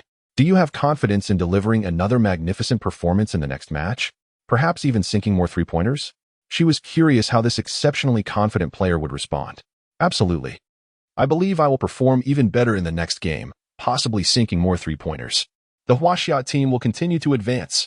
Lin Feng replied nonchalantly, his tone brimming with confidence. Although his assertion about making more three-pointers seemed hard for the reporter to believe, she maintained a professional smile and continued the dialogue. Lin Feng, you have already made 8 three-pointers tonight, creating a historic moment. We look forward to your continued excellence and hope you can sink even more three-pointers to help the Huaxia team secure victory. The accuracy of three-point shooting is often elusive, relying on both form and fortune. Lin Feng shrugged. Perhaps that day will arrive sooner than expected. The reporter concluded, I am sure the fans are eagerly anticipating it. Thank you for the interview, Lin Feng. We look forward to your next match. After the interview, Lin Feng hurried to the locker room. As he walked through the players and Oppo's tunnel, he entered the Huaxia team and Oppo's locker room. Immediately, a wave of enthusiastic cheers erupted, crashing over him like a tidal wave. Wow, Lin Feng, you truly delivered. We are in awe of you tonight, exclaimed Wang Shipong. I'm in awe. I still feel like I am dreaming. Each teammate remained deeply immersed in the exhilarating thrill of the recent dramatic comeback, their faces alight with indescribable joy. This is unbelievable. We have made it to the semifinals. We pulled off a comeback from a 22-point deficit in the final quarter. Lin Feng, you have given us new life. The excitement of the teammates was palpable, as if the entire world was celebrating their victory. The Lithuanian team was left disoriented by Lin Feng's relentless assault in the game's closing moments, completely losing their composure. After this epic comeback, Lin Feng and Oppo's teammates were equally astonished and incredulous. Brother, I truly must thank you. You pulled the team back from the brink, allowing us to see hope. Yoming's resonant voice brimmed with excitement and gratitude. Big brother Yo, fellow teammates, please don't say that. As a member of the national team, this is what I ought to do, Lin Feng replied with a smile, though his mind was preoccupied with thoughts of the system. When would the system dispense its rewards? The game had concluded some time ago, yet there was no sign of activity. Just as Lin Feng hesitated about reaching out to the system in his mind, a clear voice suddenly resonated within. Bayu, you have new messages. Please check. Congratulations, host. You have completed the task and earned 2,000 energy coins. Congratulations on unlocking a new talent. Extraordinary stamina. Extraordinary stamina, level 1. The host's stamina is increased by 10, making it less likely to enter a state of fatigue during matches. Even in a state of low stamina, the host and Oppo's offensive capability is reduced by only 5. The system's melodious voice echoed in Lin Feng's mind. What? Extraordinary stamina. This unexpected talent skill astonished Lin Feng, who soon beamed with uncontainable joy. In the locker room, his teammates observed him standing there with a silly grin, assuming he was merely overwhelmed by the victory and not paying much attention. After all, they had just experienced a heart-pounding comeback, and everyone was lost in the euphoria of triumph. Lin Feng felt as though the fatigue from the recent match had vanished, replaced by a surge of energy. He marveled internally. As for the additional 2,000 energy coins reward, Lin Feng had completely forgotten it. This newly acquired talent filled him with immense excitement. After all, possessing superior stamina on the court is irreplaceable. Extraordinary stamina is an essential quality for any superstar athlete. It enables sustained performance. Legends like Jordan, Kobe, McGrady, and LeBron. Most superstars in the NBA possess remarkable endurance. It is this advantage that allows them to maintain high efficiency throughout an entire season, enabling them to excel for over 40 minutes, or even more than 50 minutes during overtime. The edge in stamina often plays a decisive role in determining the outcome of a match. For players of Asian descent, there exists a certain inherent disadvantage in terms of stamina compared to their African counterparts. For instance, the towering Yao Ming, whether in the NBA or on the international stage, is nearly unbeatable in the first 25 minutes. However, after that, the decline in stamina gradually becomes apparent, underscoring the significance of stamina disparities. Now, Lin Feng possessed ample confidence regarding his stamina, although he may not yet excel defensively. As long as he is afforded an opportunity for an open shot, he is certain he can accurately sink three-pointers at any moment. Moreover, this extraordinary stamina talent possesses the potential for upgrades. Chapter 10. Can invincible three-point shot still be upgraded? After the game that catapulted him to fame, Lin Feng's teammates approached him, teasingly remarking on his joyous demeanor. Haha, Lin Feng, did tonight and Oppo's match make you ecstatic? You are now our secret weapon. Make sure to rest well tonight and conserve your energy, De Yao said, clapping Lin Feng on the back, his eyes sparkling with excitement. His words conveyed a mix of humor, joy for victory, and anticipation for what lies ahead. The other team members laughed along, well aware of De Yao's knack for light-hearted jokes, which fostered a harmonious bond among the national team players. Indeed, De Yao's humor served as a lubricant for their camaraderie. Brother De Yao, tonight was truly an incredible comeback. We have historically advanced to the semifinals. I am beyond thrilled. I suppose everyone will have trouble sleeping tonight. Lin Feng grinned. Indeed, we can celebrate to our heart's content tonight. However, Lin Feng declined his teammates and Oppo's invitation for revelry. Returning to the Olympic Village dormitory, he lay in bed, feeling as though everything was a surreal dream. Nevertheless, he resolved to embrace the moment, acknowledging it as a fortuitous turn of events. The competition continued, and Lin Feng was eager to hone his skills and elevate his prowess through the matches. As he lay awake, he gazed at his hands, reflecting on how astonishing the game had been. System, can my talent skill, super stamina, be upgraded? Can invincible three-point shot be upgraded? What are the requirements for upgrading? Lin Feng inquired within his mind. The host can achieve new accomplishments through matches, triggering rewards for upgrades. Additionally, the host can utilize energy coins to upgrade talent skills. All talents with levels can be upgraded. Skills like invincible three-point shot can also be upgraded under certain conditions, the system replied. Wow. Invincible three-point shot can be upgraded under specific conditions? Lin Feng exclaimed, sitting up in bed with excitement. After tonight and Oppo's game, he had witnessed the terrifying potential of invincible three-point shot. How many energy coins do I need to elevate super stamina to level 2? To reach level 2, you require 10,000 energy coins, and to advance from level 2 to level 3, 30,000 energy coins will be necessary. All talent skills that need upgrading adhere to this rule, the system's mechanical voice echoed. Ugh. Lin Feng slumped back down. This system is so frustrating. I just realized the significance of energy coins. I only have a meager 2,000 energy coins. 2,000 energy coins were pitifully insufficient. Lin Feng recalled the system and Oppo's earlier words, stating that he could earn energy coins as rewards based on match data to enhance his attributes. Clearly, energy coins were crucial. His primary concern now was how to swiftly augment his basketball abilities. After all, aside from his dribbling skills, he was relatively weak in other areas. With this in mind, Lin Feng once again queried the system. System, how many energy coins are required to upgrade my basketball attributes? And how many energy coins can I earn from a single match? To enhance basketball attributes regardless of the level. Increasing any basketball attribute by 1 point requires 1,000 energy coins. For the entire match, only 1,000 energy coins are needed. You won't regret spending 1,000 energy coins. Of course, the host can also gradually improve basketball attributes through scrimmages. However, based on the host's innate talent, there is a cap, the system responded. Please, don't discourage me. Lin Feng rolled his eyes, interjecting. The quantity of energy coins earned per match is determined randomly based on the host's opponents and performance, with no fixed value, generally ranging from 0 to 10,000 energy coins. Naturally, the energy coins acquired also relate to numerous factors, such as consecutive victories and historical data.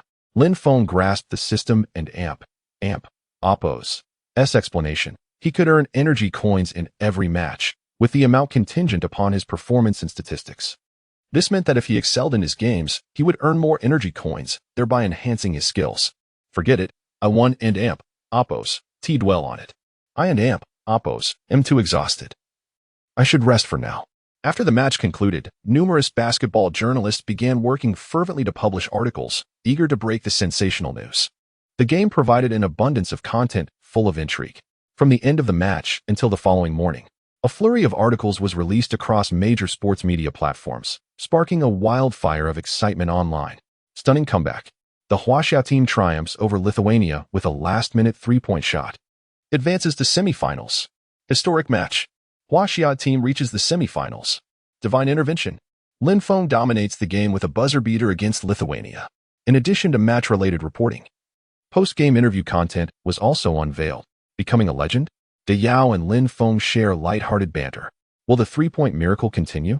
Lin Feng's post-game interview is full of surprises. Lin Feng, with 8 three-pointers, saves the Huaxia team. The plethora of reports left readers dazzled, without a doubt. Lin Feng was the focal point of the coverage. A massive wave of discussion erupted across the nation. Is this really Lin Feng? The one sitting on the bench? 8 three-pointers in half a game?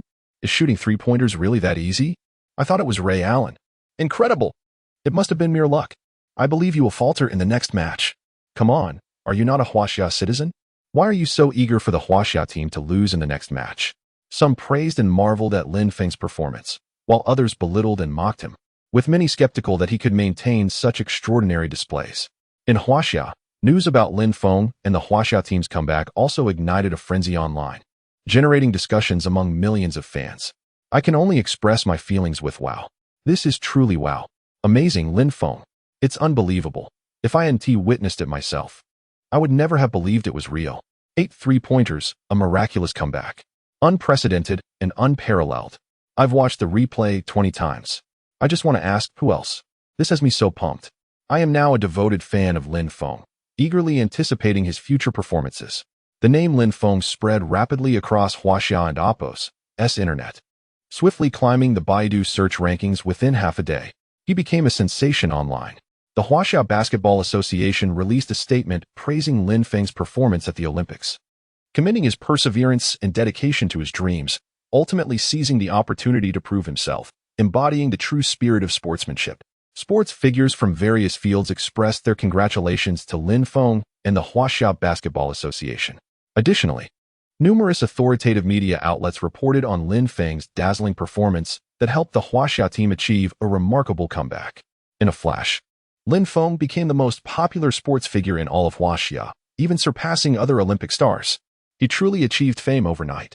Chapter 11. Where there is space, one must enter. The following morning, reports regarding the Huaxia team's advancement to the top 4 flooded the entirety of Huaxia. Countless fans began fervently discussing online, reveling in the team and Oppo's miraculous comeback against adversity, an unprecedented feat. Who exactly is Lin Feng, this extraordinary player? With a sense of curiosity about Lin Feng, many fans took to searching online for any information and news related to him, growing increasingly astonished with each revelation. The previously obscure Lin Feng seemed to descend from the heavens, rescuing the Huaxia team. A wave of devoted fans and hopeful supporters of the Huaxia team began rallying around him, eagerly anticipating the performance of both the team and Lin Feng at 8 p.m. that evening. However, Lin Feng remained oblivious to this frenzy. At that moment, he was diligently training in the gym. His S-level ball handling skills and exceptional three-point shooting ability were commendable. Yet, the most concerning aspect was his defensive shortcomings, which could not be rectified overnight. While his current performance ensured his position within the Huaxia team, achieving better results in the Olympics would undoubtedly require seamless cooperation with his teammates and the ability to create more open shooting opportunities. In the training facility, Lin Feng silently dribbled the ball within the half-court. The basketball glided effortlessly through his fingers, dancing like a sprite in accordance with his movements. Suddenly, he accelerated, reaching the three-point line and executing a sudden stop to leap. A long-range three-pointer. The ball arched gracefully over the rim and swished through the net. At the moment of release, Lin Feng was certain of its success. 100 accuracy. A product of the system, indeed a masterpiece. Regrettably, his mid-range shooting remained abysmal. A skill not easily acquired, requiring more than just hard work. Much like Shaquille O and Oppo's Neil, whose overwhelming strength rendered him inconsistent at the free throw line. Skill development could not rely solely on effort. Lin Feng tirelessly practiced layups and jump shots on the court. Despite the air conditioning in the gym, sweat cascaded down his face like raindrops, and his jersey was thoroughly soaked.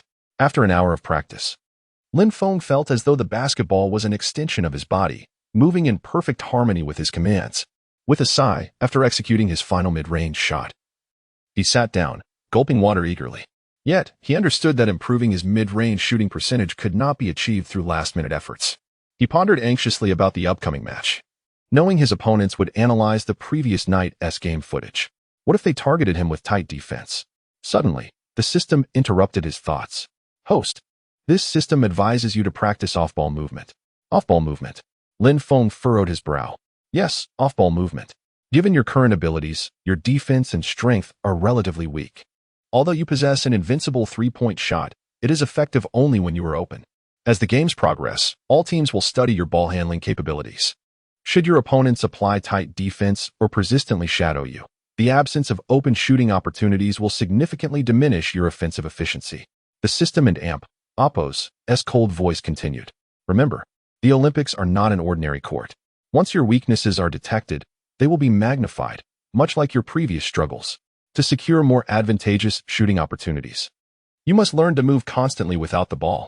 The system's chilling words ignited a spark in Lin Feng.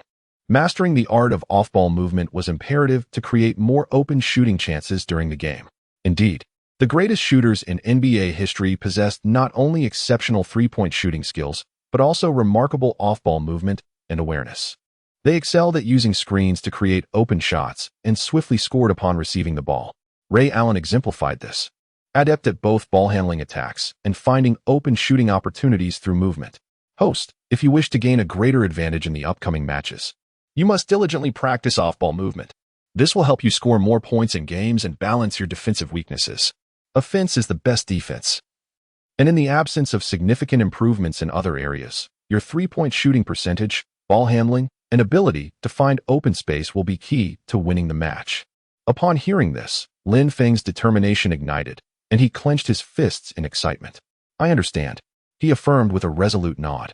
Just then, the gym door swung open, and a towering figure entered, Yao Ming. Noticing Lin Feng's early training, Yao was slightly taken aback. Lin Feng, drenched in sweat, clearly had been at it for quite some time. Haha, Lin Feng, you're here so early? Didn't you celebrate last night? Yao teased, a hint of amusement in his voice. Lin Feng shrugged. Come on, Big Yao, don't tease me. You're no different, considering this is a home game. Indeed, it's our home turf. But we made it this far. Now it's time to chase that medal. Yao's resolute voice echoed. He then picked up a basketball from the floor and began practicing his footwork beneath the basket. Hey, Lin Feng, you're so enthusiastic. A teammate's voice called from afar. Lin Feng looked up to see his teammates arriving at the gym one by one. I refuse to lose. I want that medal, Lin Feng proclaimed as he dribbled the ball. Of course, I share the same sentiment. Zhu Fengyu echoed, equally passionate. Everyone began warming up, preparing for the impending practice match. Quick, Wei Go passed the ball. Lin Feng circled around the baseline to the left corner, waiting for an offensive opportunity. Up, Qingpeng. Stick to him. Zhang Qingpeng swiftly moved towards Lin Feng, but alas, the ball had already reached Lin Feng's hands, leaving no time for effective defense. Upon receiving Lu Wei's quick pass, Lin Feng took an open three-pointer with confidence. Haha, great shot, Lin Feng. After a round of warm-up, they commenced a 20-minute intra-squad practice match, focusing on team coordination. The starting lineups were as follows. Red team, Yao Ming, Yi Jianlian, Zhang Qingpeng, Zhu Fengyu, Li Nan. White team, Wang Zhizhi, Du Feng, Sun Yu, Lin Feng, Lu Wei. As the practice match reached its final minute, the white team trailed by just 2 points. Each player was drenched in sweat, their spirits high, owing to Lin Feng's astounding performance during the scrimmage. In the heat of competition, he had taken 8 shots, sinking 5 three-pointers, including a remarkable long-range shot from an open position. His shooting percentage was nothing short of impressive.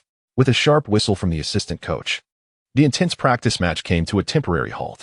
Teammates gathered to discuss their recent offensive and defensive performances. Lin Feng, your three-point shooting is incredible.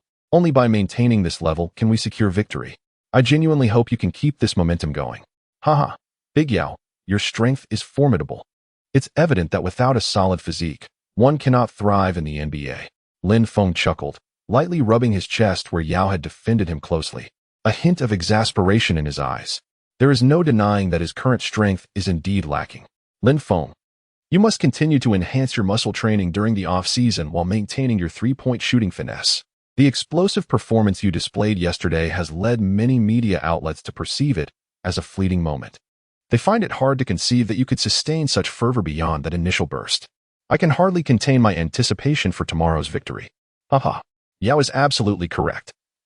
Lin Feng, you are destined to become our team and Oppo's secret weapon. I firmly believe you possess the potential to evolve into a three-point sharpshooter akin to Ray Allen. Perhaps after the Olympics, an invitation from the NBA will be extended to you. The teammates, each contributing their thoughts, are filled with exuberance. Unlike when he first joined the national team, Lin Feng has now earned the trust and respect of his teammates through his own prowess. I am grateful for everyone's trust. I will strive to create opportunities for open shots and I hope Wei Gu will grant me plenty of chances. Lin Feng and Amp. Oppos. S tone is resolute, his words brimming with unwavering confidence. If it and Amp. Oppos. S an open shot, it simply must go in. Haha, indeed it must. Chapter 12. The first battle begins. With a swift three-pointer. Time flies swiftly, and before long, the moment for the audience to enter has arrived. The semi-final match between the Huaxia team and the Spanish team is about to commence. The Wuxang Sports Center is already teeming with spectators. Outside the arena, fans wave their homemade banners, cheering fervently for the Huaxia team. Even before the players have entered, numerous supporters are vocally proclaiming victory for Huaxia. In this sweltering summer heat, they proudly don jerseys emblazoned with their favorite players and oppos numbers, their spirits undeterred. This fervor allows many to experience the captivating allure of basketball. They brim with confidence, eagerly anticipating that the Huaxia team will once again carve out a historic moment and advance to the Olympic finals. As night falls, the Wuxang Arena dazzles with brilliant lights. The stands are filled to capacity with spectators, and the front rows boast a plethora of social elites and celebrities, including renowned directors, CBA legends, and famous singers, all eagerly awaiting the commencement of the semi-final. In this arena adorned with red flags, the Spanish team's distinctive yellow uniforms stand out, exuding a hint of solitude as they appear ensnared by a sea of red. The cheers and shouts from the audience intertwine, creating a vibrant and lively atmosphere. Under the spotlight, each Huaxia player steps onto the court with gravity, their eyes ablaze with fierce determination, resembling blazing flames. Tonight and Amp. Oppos. S commentary is provided by Director Zhang and Yu Jia. Dear audience and basketball enthusiasts, welcome to the Wuxang Sports Center as we witness the Olympic men and Amp. Oppos. S basketball semifinal clash between the Huaxia team and the Spanish team. Yu Jia's voice resonates with passion. Director Zhang, what are your thoughts on the Huaxia team's performance this evening? I have always believed that the Huaxia team would undoubtedly break through and reach the Final Four.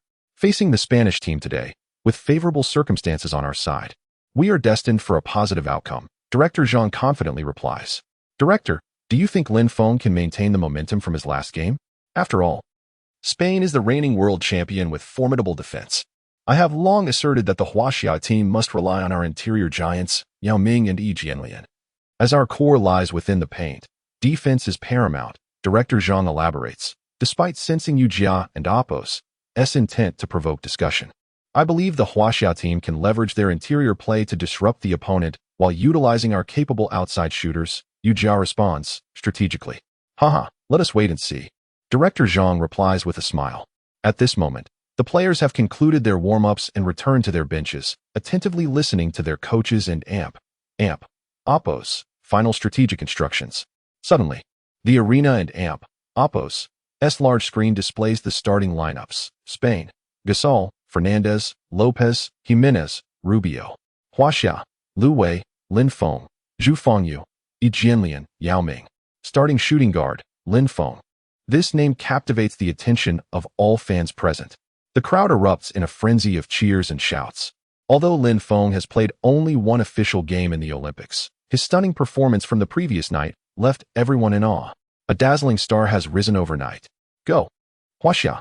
Go, Huaxia! The fans and Amp. Oppos' enthusiasm surges like a tidal wave. The players step onto the court, and the match is about to unfold.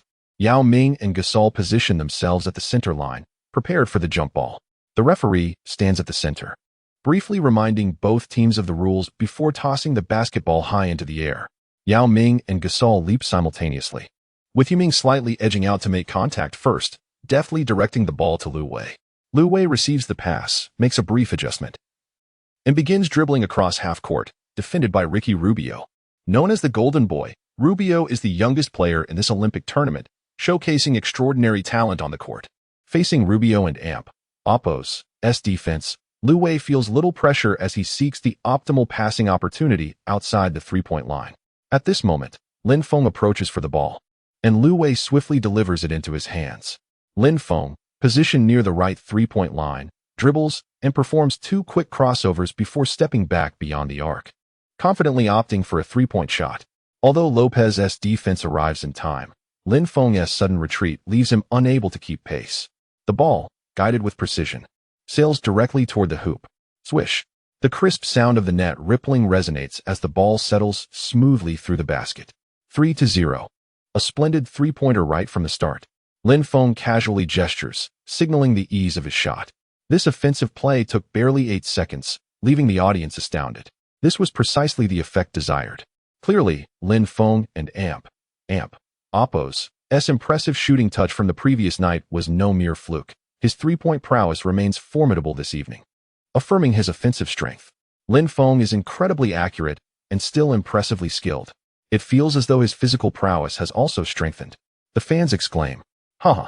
The Spanish defense seems rather unprepared, still unaware of Lin Feng and Oppo's capabilities. Victory for Huaxia.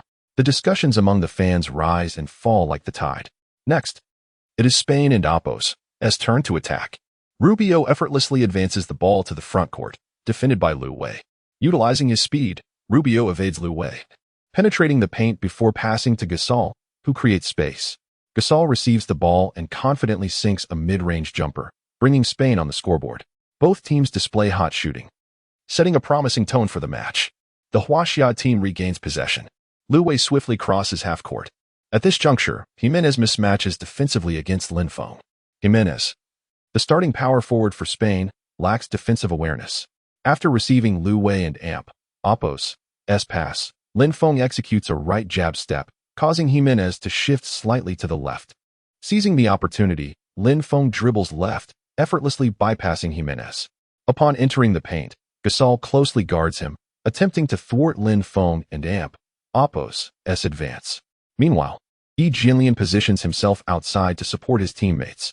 As Zhu Fengyu circumvents Lopez and Oppo's defense to receive the ball beyond the three-point line, Lin Feng delivers an accurate bounce pass to Zhu Fengyu. Simultaneously, Yao Ming descends from the right side, unmarked. Zhu Fengyu, recognizing Yao Ming's positioning, opts for a high pass, allowing Yao Ming to grasp the airborne basketball and powerfully slam it down with one hand. A one-handed dunk. This is the prime of Yao Ming's interior prowess. Effortlessly, Huaxia takes the lead with a score of 5-2. Chapter 13. The Double Team and the Pass. Once again, it is Lin Feng. Influenced by the fervent enthusiasm of the fans, the Huaxia team commenced the match with remarkable momentum. Upon crossing half-court, Rubio of Spain signaled for the team to stabilize their rhythm before handing the ball to the towering Gasol, who orchestrated the high post. Rubio and Fernandez began to move without the ball. Fernandez darted to the left, gesturing for Gasol to pass.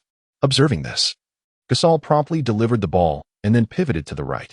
With the ball in hand, Fernandez feigned a step towards Zhu Fengyu, lowering his center of gravity, extending his left foot forward, while keeping his right foot planted, pretending to break through to the left. Zhu Fengyu instinctively shifted his weight to the right, preparing to defend against the anticipated drive. At that moment, Fernandez swiftly retracted his left foot, forcefully shifting the basketball to the right, and with a sudden lean, broke through on the right. Zhu Fengyu, attempting to adjust his weight, was caught off guard. In an instant, Fernandez surged past Zhu Fengyu towards the basket. And as he faced Jinlian's leaping block, he cleverly executed a shooting fake, ultimately delivering a precise pass to Gasol, who had stepped into the paint. With a resounding thud, Gasol executed a one-handed slam dunk. Jinlian and Oppo's defensive rotation failed to account for Gasol and Oppo's position. The Spanish team, demonstrating impeccable teamwork, stabilized the on-court dynamics with this breakthrough and assist. Observing the unfolding situation, Coach Zhang in the broadcast room remarked, "Spain truly lives up to its reputation as a seasoned European powerhouse, managing to stabilize both the game and the atmosphere." Yao Ming signaled that they had left someone open, as he stretched out his arms, indicating he had just been involved in the defensive rotation, revealing a lapse in Huaxia and Oppo's internal defense. As Huaxia prepared to inbound the ball, Liu Wei swiftly advanced past half-court, while the Spanish team set up a full-court press. Yao Ming positioned himself in the paint, and Liu Wei decisively executed a high lob pass to him for a back-to-the-basket play. Yao, holding the ball with one hand, began to back down Gasol, making a couple of moves inside, but Gasol's single defense could not withstand Yao's power. On the third attempt, as Yao prepared for a hook shot, Rubio swooped in to strip the ball from Yao and Oppo's hands, sending it out of bounds. The young Spanish player Rubio showcased impressive defensive awareness, earning his nickname Golden Boy. Fortunately, Possession remained with Huaxia. Only 6 seconds remained for Huaxia. Yu Jia remarked. They still have time for a simplified offensive play. It may go back to Yao, who can certainly overpower Gasol. However, if a good opportunity arises from the perimeter, we believe Lin Feng will execute the finishing touch. As Yi Jianlian stood by the sideline ready to inbound, Lin Feng began his agile cut, swiftly moving toward the low post. He passed to Zhu Fengyu on the wing. But lacking a good shooting opportunity, Zhu decisively passed to Lin Feng. Fengyu delivered the ball to Lin Feng. With Lopez obstructed, Lin Feng found himself with ample shooting space. The basket tantalizingly close. This shot should be a sure thing for him. Yu Jia narrated excitedly. Yet, the reality proved otherwise. Lin Feng and Oppo's mid-range shooting percentage was rather average. These 2 points would not come easily. What followed left the entire crowd in awe. After receiving the ball, Lin Feng took a quick step towards the three-point line. Yet he remained inside its arc, with only 2 seconds left on the shot clock. Why not take the shot directly? Fans were left bewildered. In a flash, Lin Feng executed a long step back, leaping high to shoot. This retreat allowed Lin Feng to completely evade Raul Lopez's defense, creating ample space for a shot. In deciding between a drive and a three-pointer, Lin Feng favored the latter, as an open three-point shot presented a greater chance of success. His step-back jumper was executed with poise. The elegant retreat and his airborne shooting posture represented one of his finest displays on the court.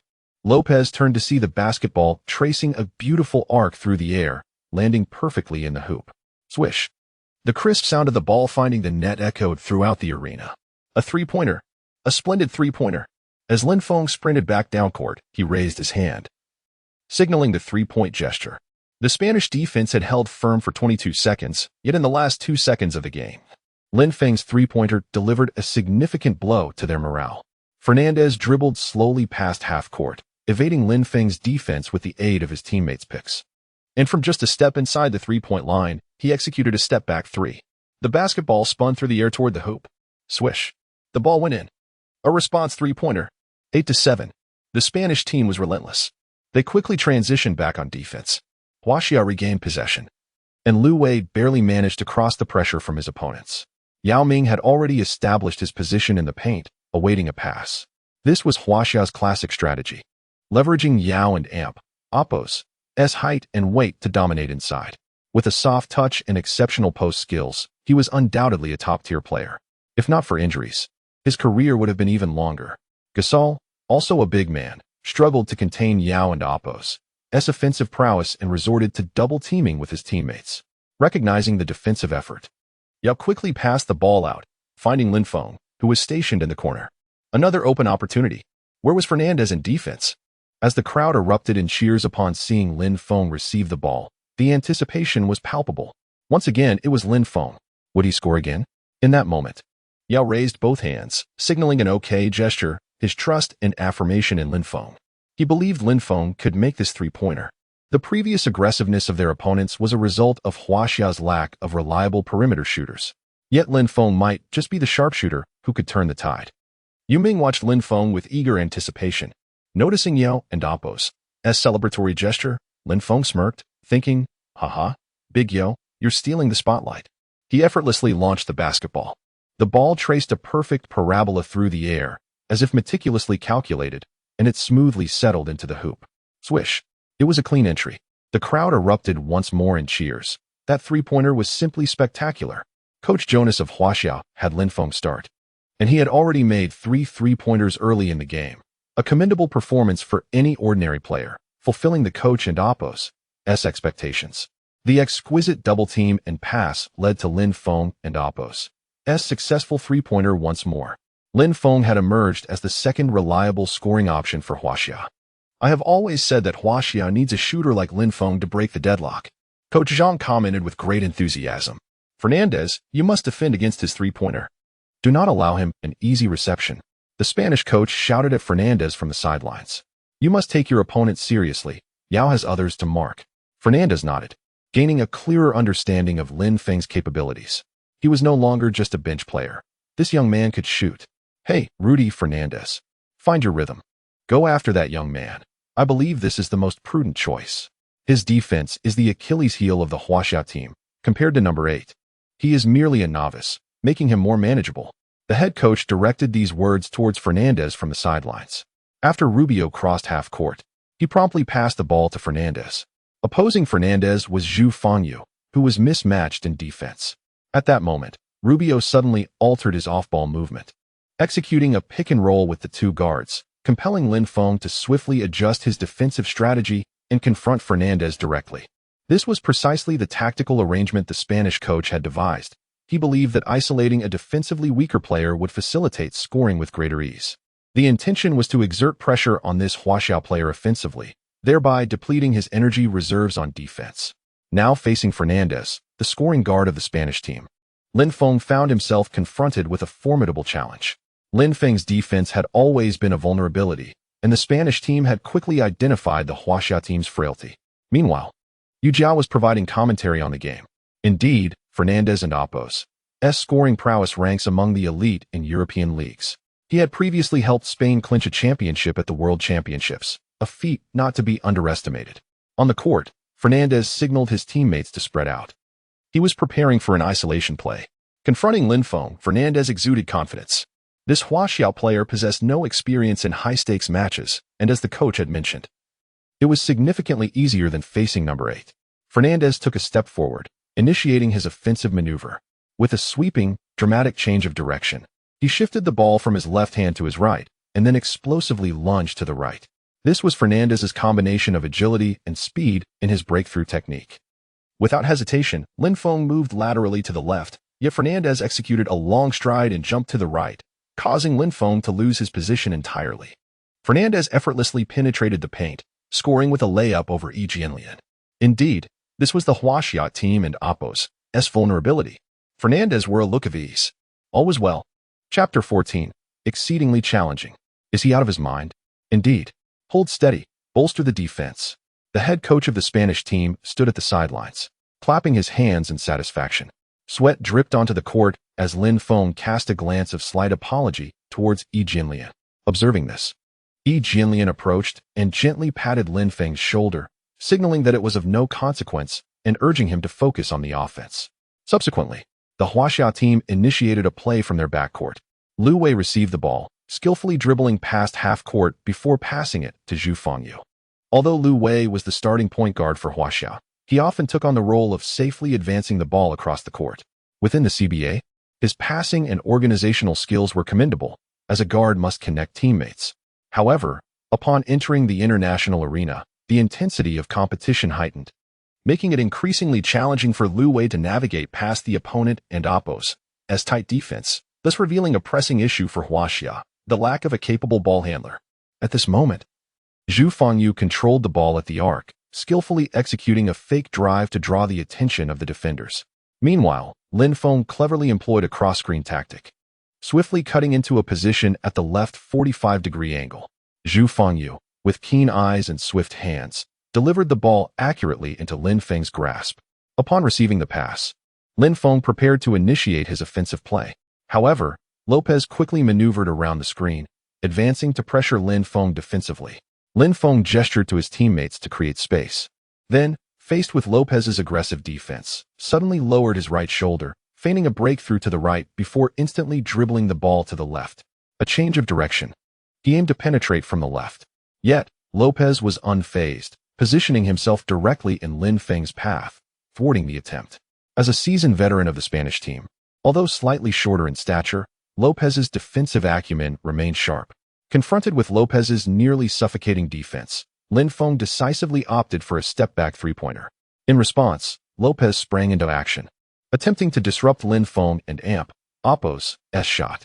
As Lin Feng launched the three-point attempt, some fans in the audience stood up in anxious anticipation, their eyes fixed upon the airborne basketball. Clang! The ball struck the rim and ultimately failed to find the net. A missed three-pointer. This moment elicited a collective sigh of relief from the Spanish players, who secretly applauded. Finally, he missed. The young player's remarkable performance has come to an end.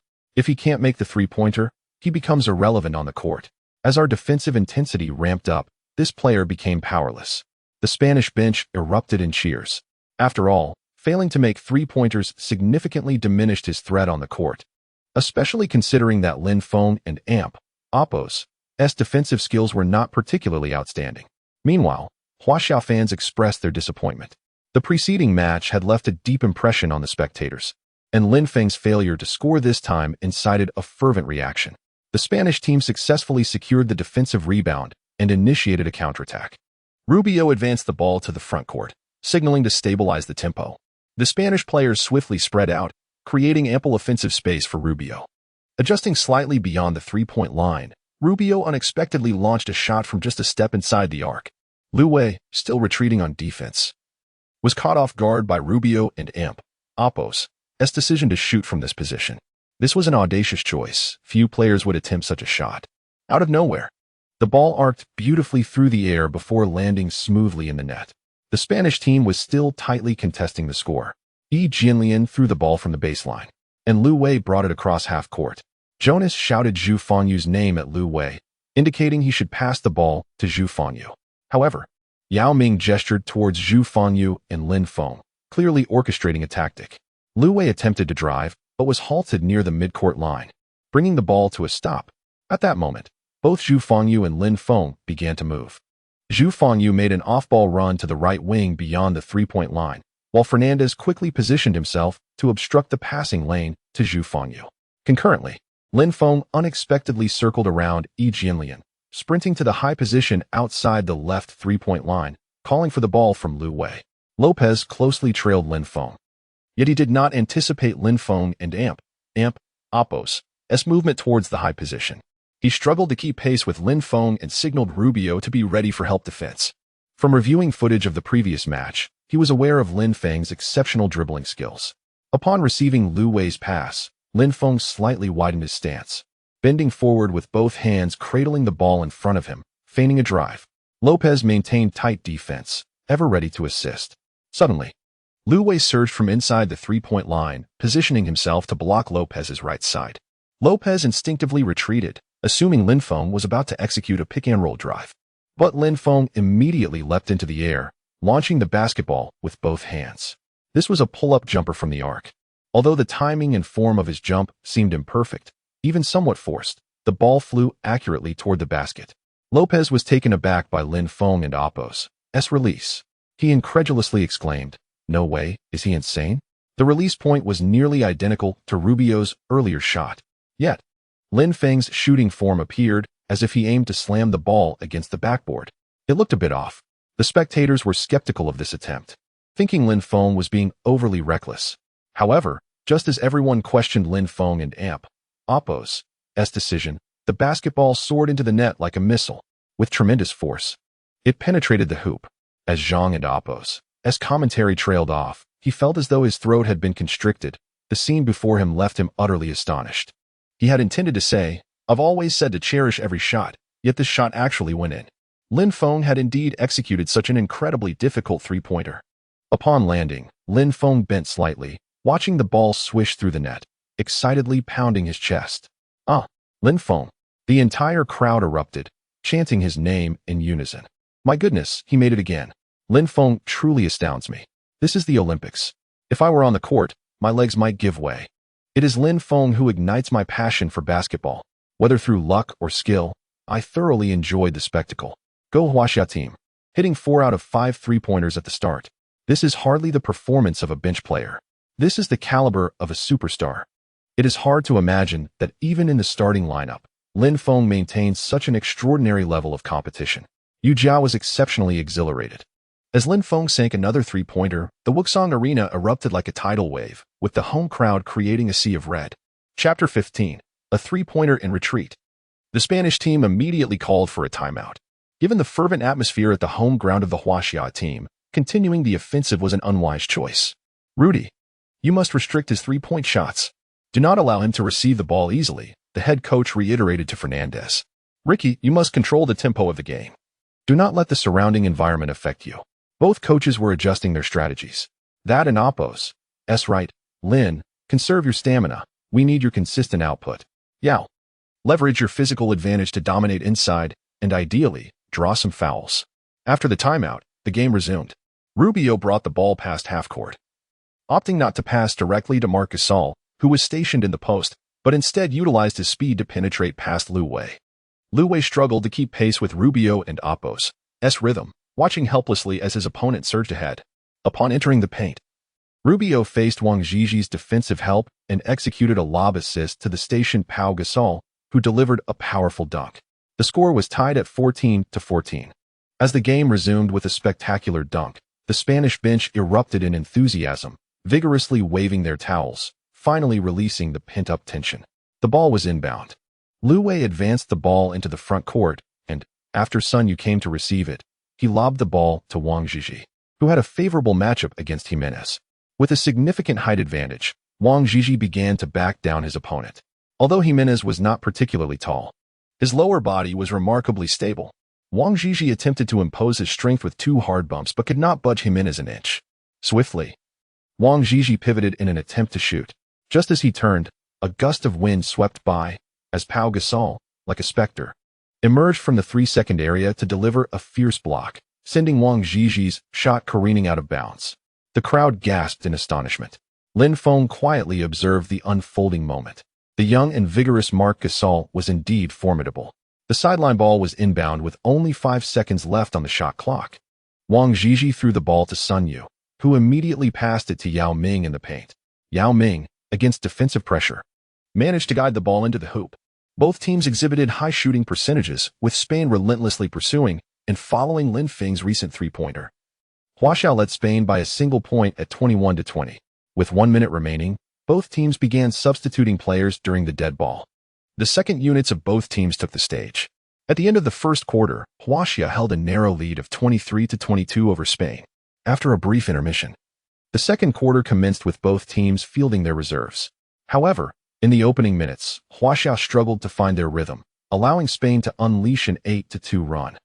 Taking the lead at 30-25, the home crowd began to voice their discontent, criticizing the players for their lackluster performance, with shouts of Lin Feng's name echoing throughout the arena.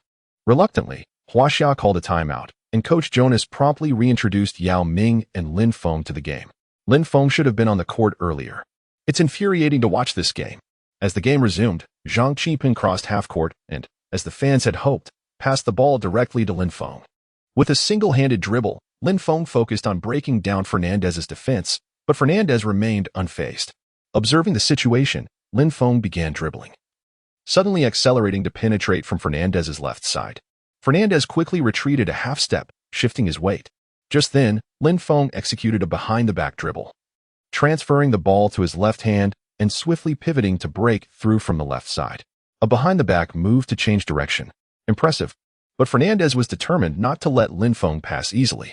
With a fiery spirit, Lin Feng quickly retreated, pulling the ball back, and once again aimed for a right-side drive. Fernandez, now aware, rapidly extended his arms and moved laterally to the left, attempting to pressure Lin Feng with his reach. Lin Feng dribbled twice, and just as everyone anticipated he would attack the basket, he abruptly halted, pulling the ball back with his right hand for a grand spin to his left. As Fernandez expected another left-side drive, Lin Feng stepped back beyond the three-point line and leapt. This was a step-back jump shot, and Fernandez reacted instantly, soaring to block the shot. However, as Fernandez leapt to contest, he realized the ball was drifting further away. This was a jump shot in retreat. With a smile curling at the corners of his mouth, Lin Feng tilted his body backward as he took off. This was not merely a step back. Given Fernandez's proximity, Lin Feng not only jumped high, but also leaned back, creating ample space for his shot, evading Fernandez's block. The crowd erupted in awe. Regardless of the outcome, Lin Feng's execution deserved a perfect score for style. 9 points. Lest Lin Feng become too proud. The shot was undeniably challenging, and many doubted its success. A hint of Kobe in that move. As the audience speculated whether the shot would land, the ball sped toward the hoop with precision. Swish.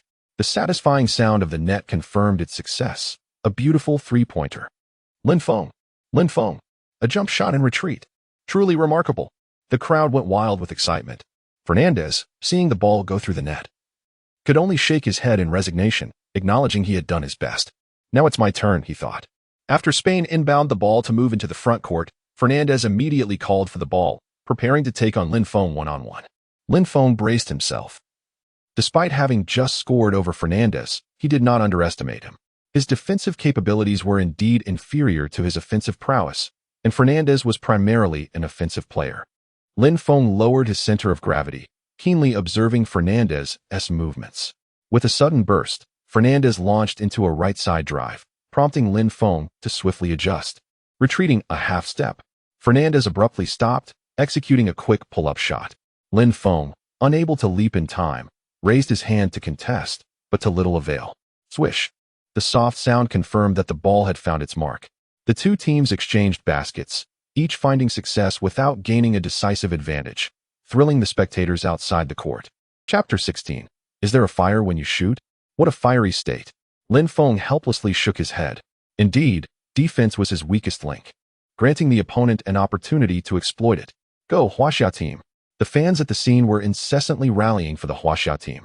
At this moment, Sun Yu dribbled past half court and then passed the basketball to Zhu Fengyu, who was positioned beyond the three-point line. Meanwhile, Lin Feng was closely guarded by Fernandez, who denied him any chance to move and receive the ball. Observing this, Zhu Fengyu controlled the ball and passed it to Yao Ming, who was positioned inside. Yao Ming, with his back to the basket, effortlessly hooked the ball into the hoop. With no pressure at all, in the following few plays, Lin Feng was tightly marked by the Spanish team, leaving him with no opportunities to receive the ball for an offensive play. It was all up to Yao Ming's isolation game inside. Seeing this, Coach Jonas substituted Lin Feng and Wang Zhizhi for Wang Shipeng and Li Nan. The Spanish team promptly adjusted their lineup as well. However, Wang Shipeng made an immediate impact upon entering, sinking a three-pointer from the perimeter, helping the team close the gap. With Yao Ming applying pressure inside and Zhu Fengyu and Wang Shipeng finding their rhythm outside, the Spanish defense was caught off guard. The score was narrowed to a single point. As the second quarter progressed, both teams saw a decline in shooting percentages.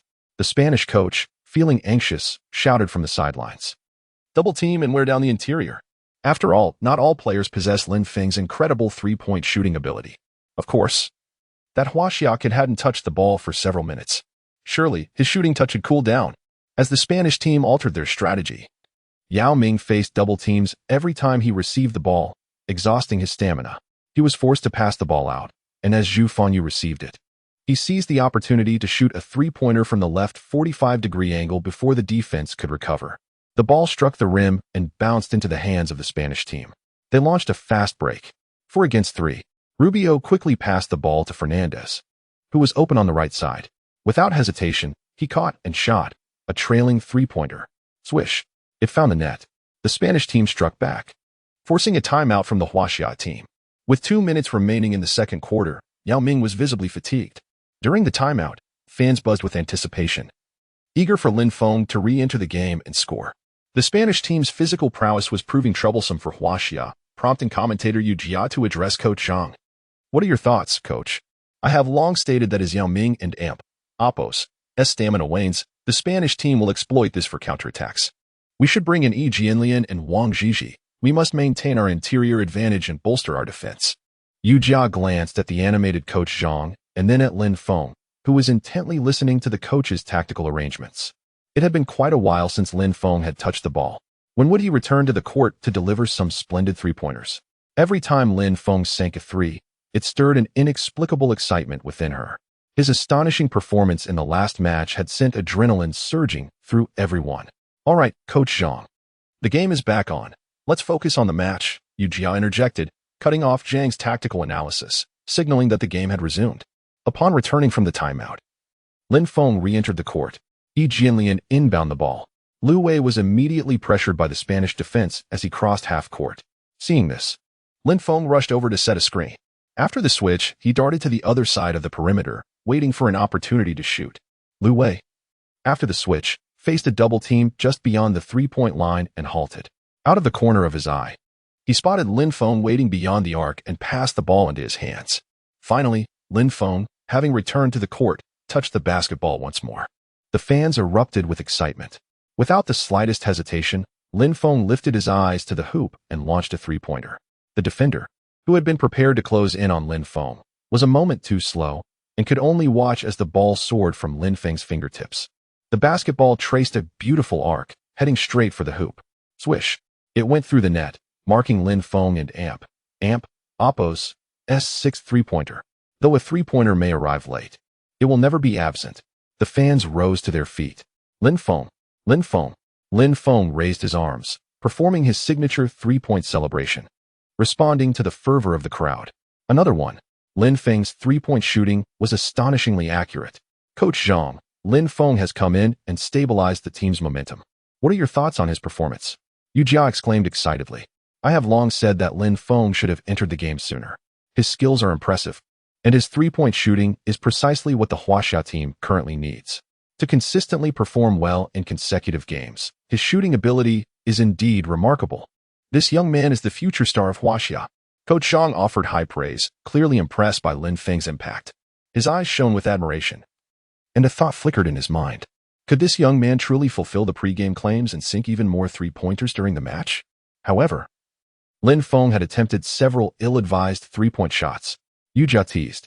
I have always maintained that being able to make those questionable shots is precisely what makes Lin Feng extraordinary. Haha. Coach Zhang disregarded Yu Jia and Appo's banter, wholeheartedly praising Lin Feng. Haha.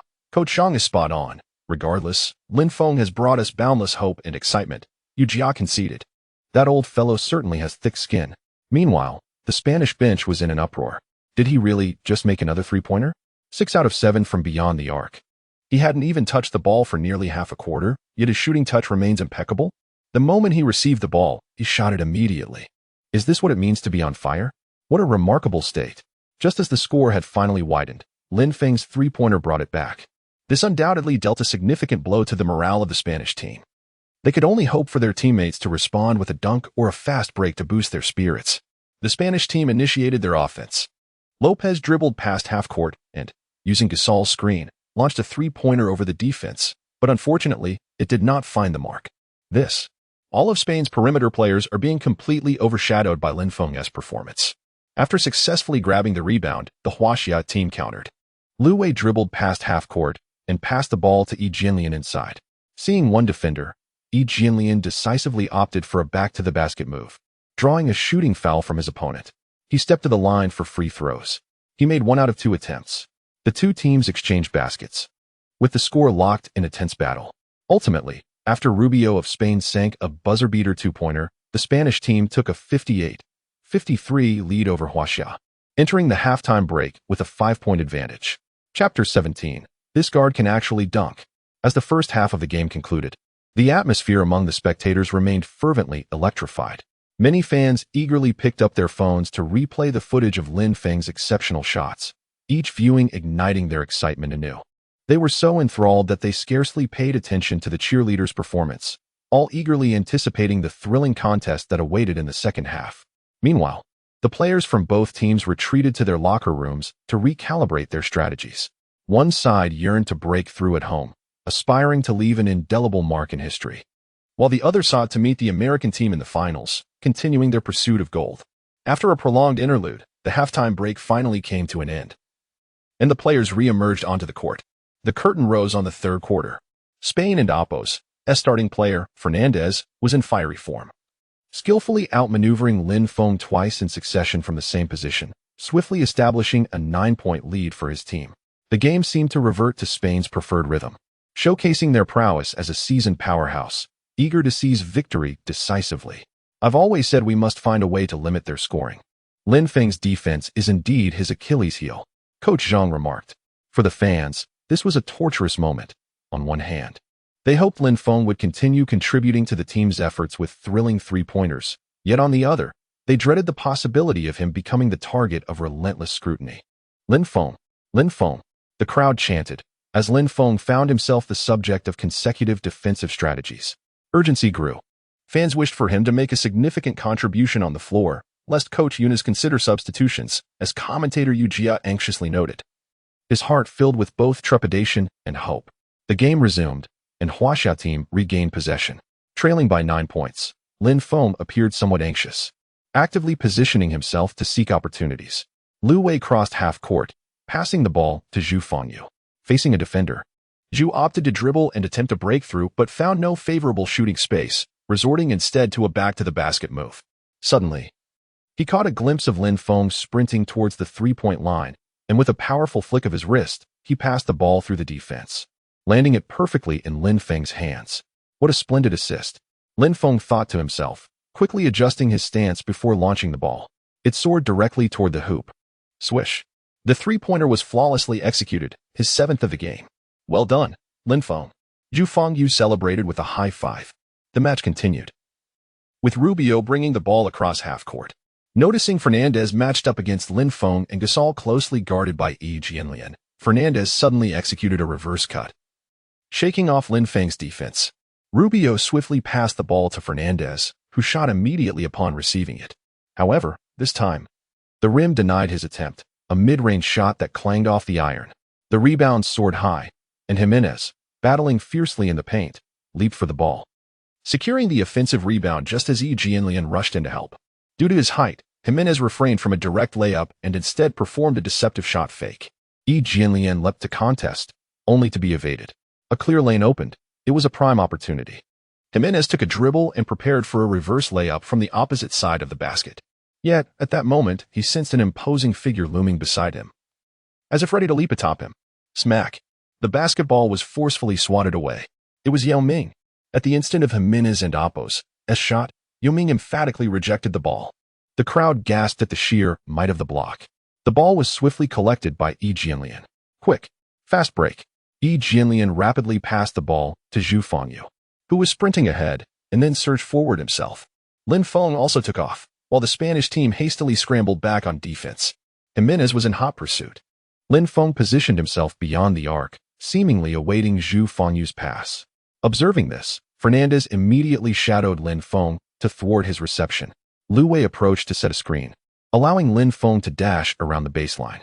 Zhu Fengyu, dribbling forward, spotted Lin Feng cutting into the paint and delivered a long pass right into his hands. With perfect timing, Lin Feng had arrived at the free throw line, and the paint was deserted. What an opportunity! He took a dribble, closing in on the hoop, now within 2 meters. He leaped. With a resounding shout, Lin Feng raised the ball high and slammed it down with all his might. The rim groaned under the force of the dunk. Everyone in attendance witnessed this astonishing moment. The crowd was left in awe. Who could have imagined that this guard, Lin Feng, could execute such a dunk? Unbelievable. Not only adept at three-pointers and ball handling, but now he also showcased his dunking prowess. How many more hidden talents does he possess? Haha, Mimi, this guy's just too cool. Those outrageous three-pointers and this dunk, I and Apos, am afraid I might need another idol. Jiang Shuang exclaimed to Yang Mi. Indeed, I find his three-point shooting quite accurate. I'm quite fond of it, Yang Mi replied. This spectacular dunk momentarily quelled the Spanish team's momentum. Rubio quickly dribbled past half-court, feigning a drive before suddenly halting. Leaping with both hands, cradling the ball for a shot just inside the arc, Lu Wei, returning on defense, lunged at Rubio, extending his arm to block, but was unable to thwart the shot. The ball traced a beautiful arc as it sailed toward the basket. Swish! A clean mid-range jumper found its mark, stabilizing the team's wavering spirit. Give me the ball in the paint. Yao Ming signaled to Lu Wei, who, upon receiving the ball, took several steps into the front court. Not hesitating under Rubio and Apos' watchful eye, Lu Wei passed the ball inward. Yao Ming had already established position in the paint, asserting himself against Gasol. As the defenders attempted to reach for the ball, Yao Ming executed a deft pivot, continuing his charge toward the basket. Observing Yao Ming and Apos' advance into the restricted area, Jimenez rushed forward, determined to impede his scoring opportunity. Yet, could the towering Yao Ming be easily stopped? Under the watchful gaze of the entire arena, the powerful Yao Ming, despite being held by Jimenez, managed to complete a delicate scoop shot. As Yao Ming was being wrestled, Jimenez exerted all his might to push Yao away. The move bore a striking resemblance to a flagrant foul. For an ordinary player, being held like that might have resulted in a fall. However, at that moment, Yao Ming extended his right hand, aimed for the basket, and released the ball. Beep. The referee and Apos' whistle pierced the air, calling a foul. Yao Ming was unceremoniously brought down. Yet the basketball ricocheted off the rim, falling gracefully into the net. Chapter 18. Conflict. TMD. C&M. Beside him, Zhu Fengyu was seething with rage, suddenly charging forward and forcefully knocking Jimenez to the ground. That previous play was clearly aimed at injuring someone. They were evidently trying to take down Yao Ming, seeking to cripple the core player of the Chinese team. At that moment, the players of the Chinese team were filled with righteous indignation. Zhu Fengyu cursed vehemently, leading the charge with a powerful punch. The other Spanish players reacted swiftly, rushing in to separate the two, shielding Jimenez as they retreated. A wise man does not suffer losses in front of his eyes. Moreover, this was the home ground of the Chinese team. Beep, beep. The sudden altercation startled the referee.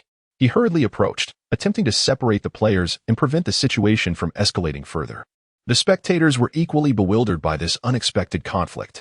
Some who understood the reason joined in the chorus of insults directed at the Spanish team. Damn it, you can't play fair. Go back to your homeland. Friendship comes first, competition second. Lin Feng quickly moved to help Yao Ming to his feet. Big Yo, are you all right? I'm fine. Yao Ming, after rising, hurried towards the gathering players, hoping to calm the tumultuous scene on the court. The atmosphere was chaotic. Zhu Fengyu continued to curse while pursuing Jimenez relentlessly. Both teams held tightly to their teammates, fearing the situation would spiral out of control. Zhu Fengyu, despite being restrained by his teammates, continued to angrily point at the opposing team. You better watch out. Staff from the Wuxong Arena swiftly arrived on the scene. With the collective efforts of security and officials, the conflict was finally quelled. However, the crowd erupted in protest, voicing their discontent. Jimenez, the instigator of the altercation, had received a punch from Zhu Fengyu. His face swollen and still muttering curses. The teams returned to their benches, awaiting the referee's decision. After deliberation among the officials, a ruling was made.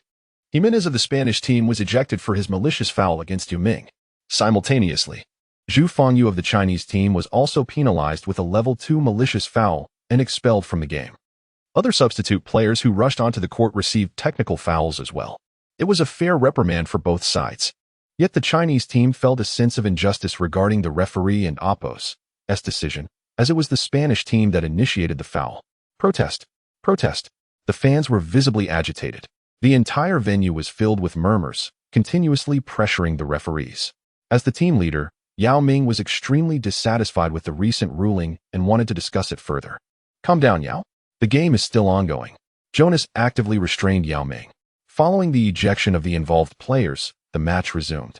According to the rules, players expelled for fighting do not have to execute the 2 free throws.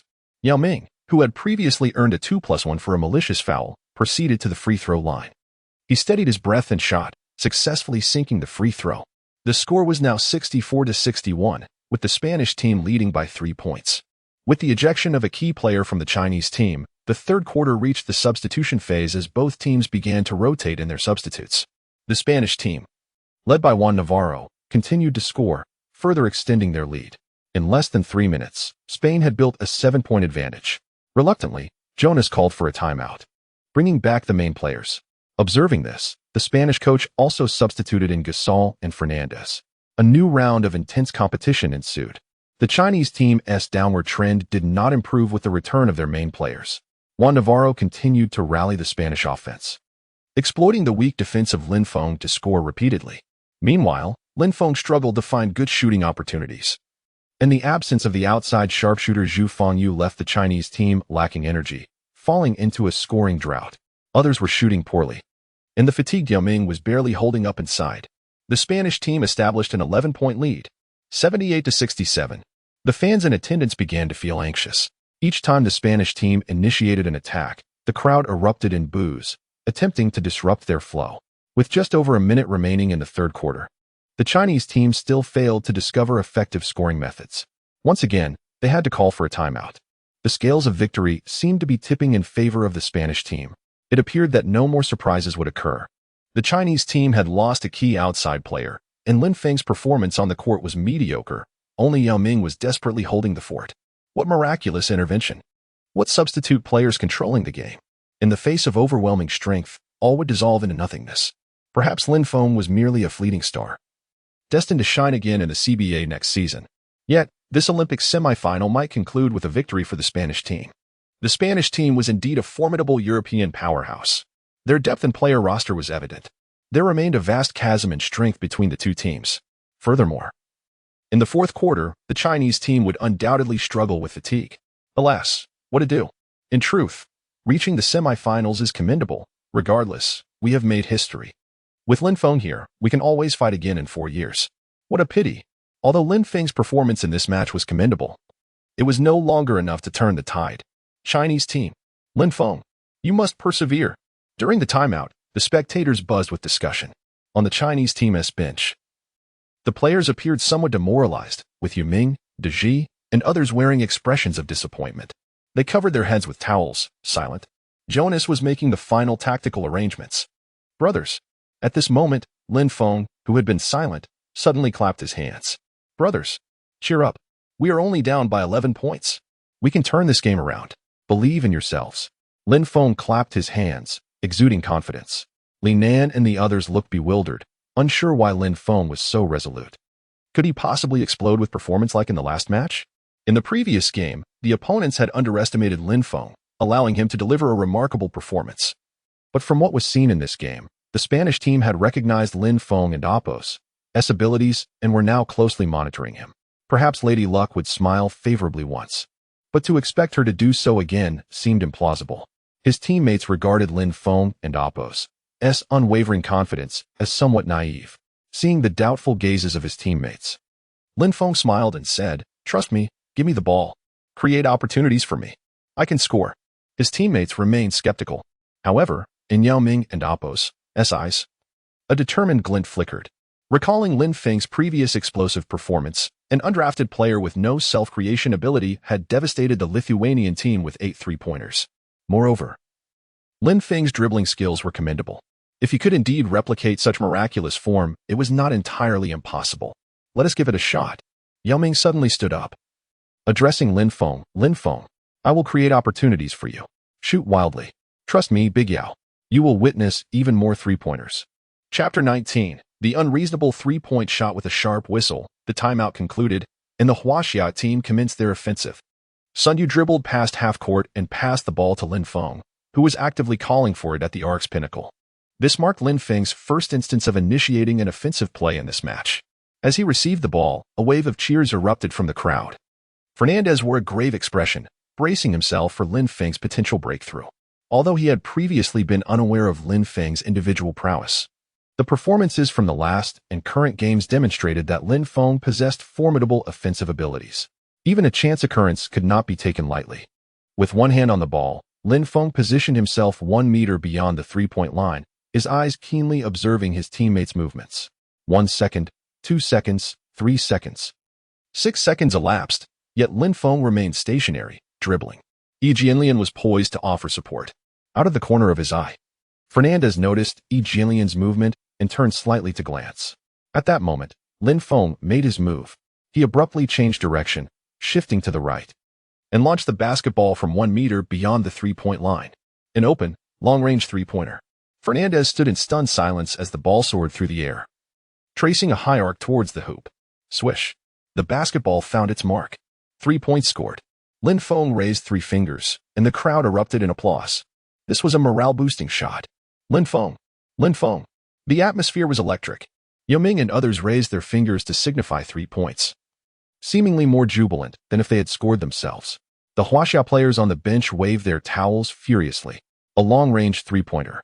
What a morale booster. Winning the game? Perhaps. This was indeed a possibility. Just like in the previous match, Lin Feng appeared as if a deity had descended to save the Huaxia team. Haha. Lin Feng has landed a long-range 3-pointer. 78-70. Coach Zhang, I believe it's premature to comment on the outcome. There is still a quarter to play. And the Huaxia team retains hope.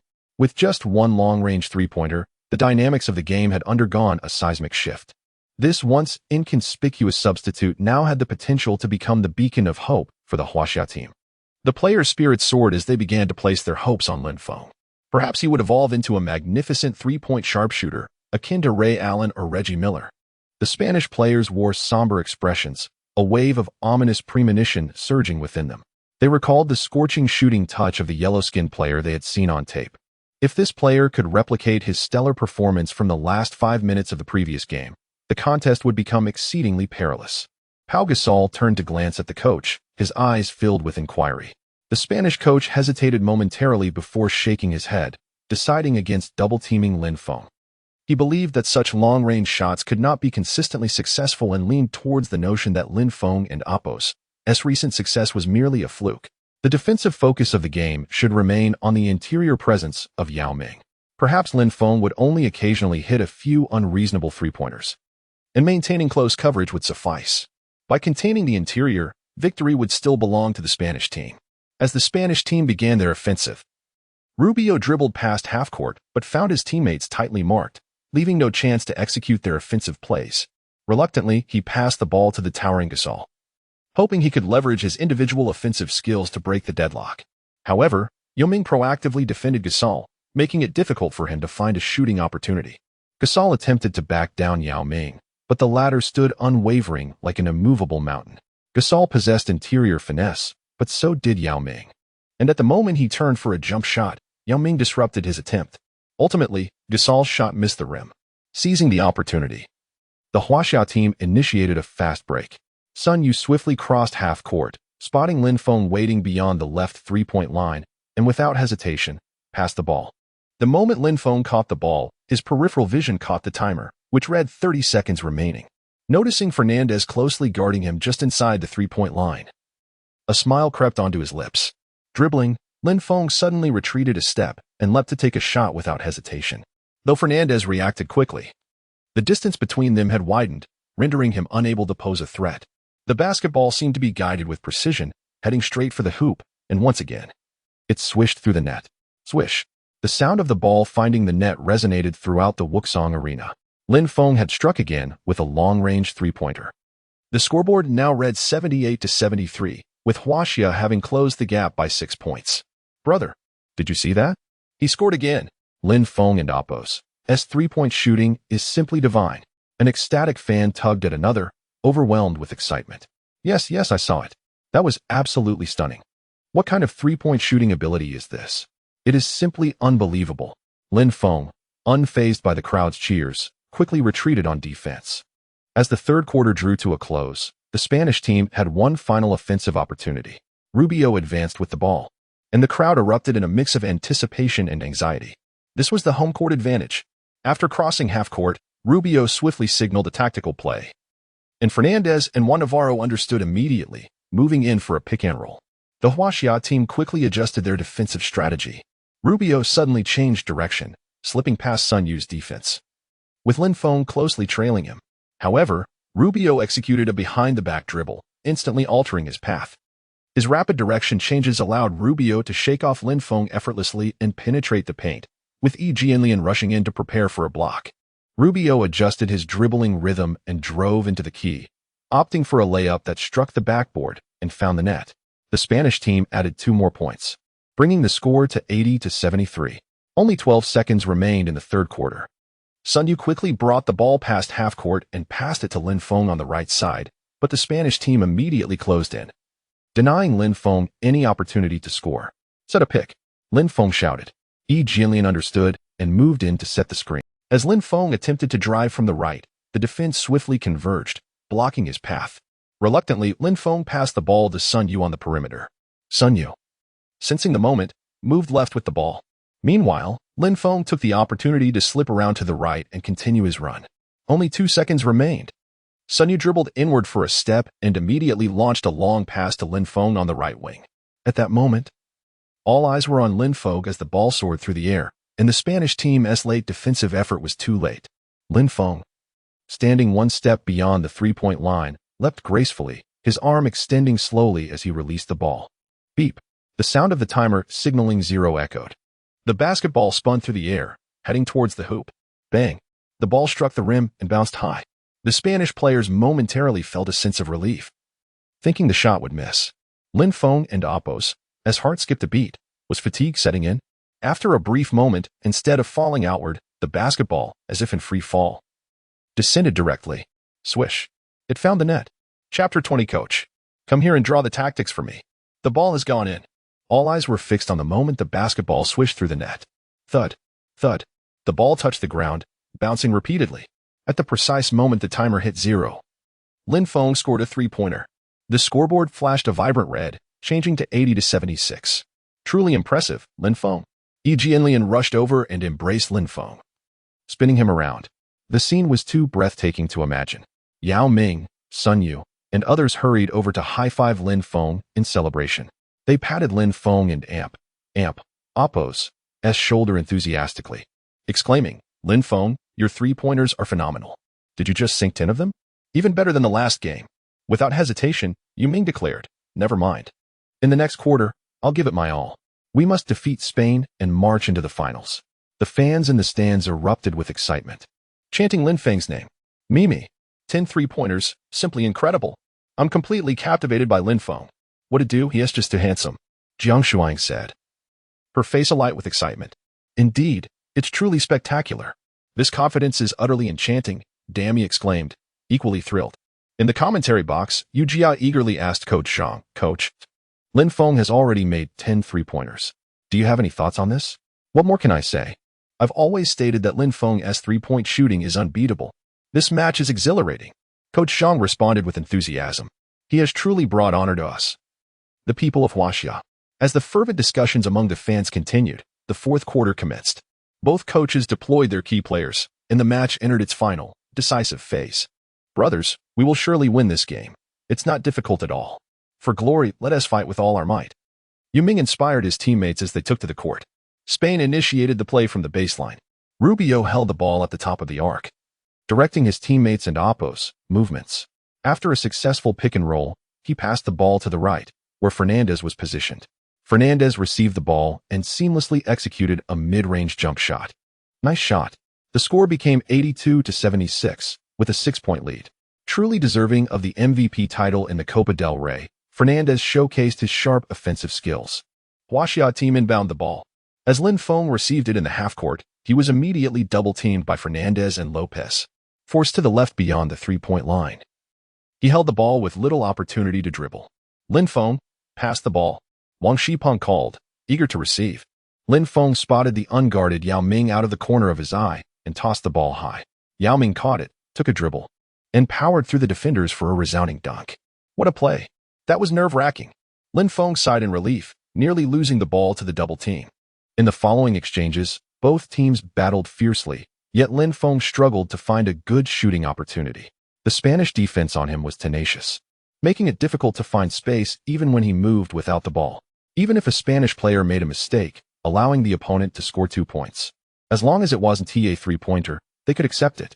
The score stood at 89-83, maintaining a 6-point gap. If this continued, defeat was imminent. A strategy was needed to narrow the margin. As the seconds ticked by, Lin Feng grew increasingly anxious. If they maintained this play, victory would slip away. And not only would they miss the win, but they might also forfeit any reward. He needed a way to break through the offensive stalemate of the Huaxia team. If only he could receive a pass for a 3-pointer. He required his teammate screens to create opportunities for an open shot. With a glimmer of determination in his eyes, Lin Feng quickly signaled to Coach Jonas on the sidelines, indicating a request for a timeout. Jonas looked puzzled. Everything seems fine. Why call a timeout? Moreover, Yao Ming is still full of energy. Every timeout was precious, but could he afford to waste this one for Lin Feng?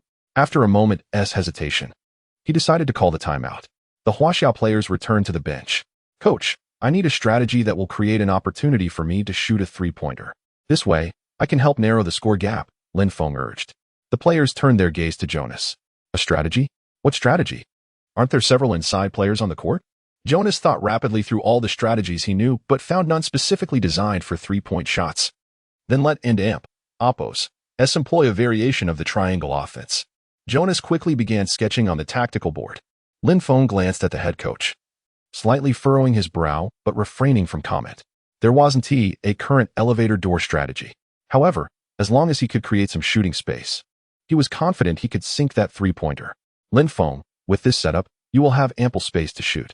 I hope you can seal the game with this shot. Jonas spoke solemnly to Lin Feng. Trust me, Lin Feng replied succinctly. On the Spanish bench, the coach rallied his players. Guys, let us remember why we came together. For the gold medal. We managed to contain our opponents, so let us press forward and secure our glory. Although that player had scored significantly, they were now at a standstill. Scoring was paramount. After the timeout, the Huaxia team prepared for an inbound play. Jianlian positioned himself in the left corner, drawing Pau Gasol's defense while opening up space on the court. Wang Shipeng dribbled at the arc. Lin Feng moved to the right 3-point line and swiftly sprinted to the corner. Halfway through, he suddenly cut towards the key, navigating around Jianlian's screen as he approached the basket. Wang Shipeng passed the ball to Yao Ming on the left side, then shifted to the right, while Lin Feng retraced his steps. Simultaneously, Yao Ming quickly passed the ball to Jianlian inside, drawing Gasol's defense. Once Wang Shipong positioned himself, Lin Feng circled around him towards the perimeter, just as Fernandez was obstructed by Wang Shipong's screen. Lin Feng found an open opportunity beyond the three-point line. With precision timing, Lian delivered the pass. Lin Feng caught the ball, with no one within a meter of him. Without any superfluous movement, he shot a three-pointer. The ball traced a beautiful arc through the air. Swish! It went through cleanly. A slight smile graced Lin Feng's lips as he raised his arms, each hand displaying 3 fingers pointed downward. The score was now 89-86, closing the gap to 3 points. Chapter 21. 13 three-pointers. Sealing the game. Oh my goodness. Lin Feng has just made his 11th three-pointer of the match, once again shattering his personal record for the most three-pointers in a single game. We are witnessing a historic moment in three-point shooting, Coach Zhang exclaimed with fervor. It was evident that this tactic was meticulously crafted for Lin Feng, as all the players from the Huaxia team willingly facilitated for him. Lin Feng certainly did not disappoint. Yu Jia remarked in astonishment. Lin Feng has erupted once more.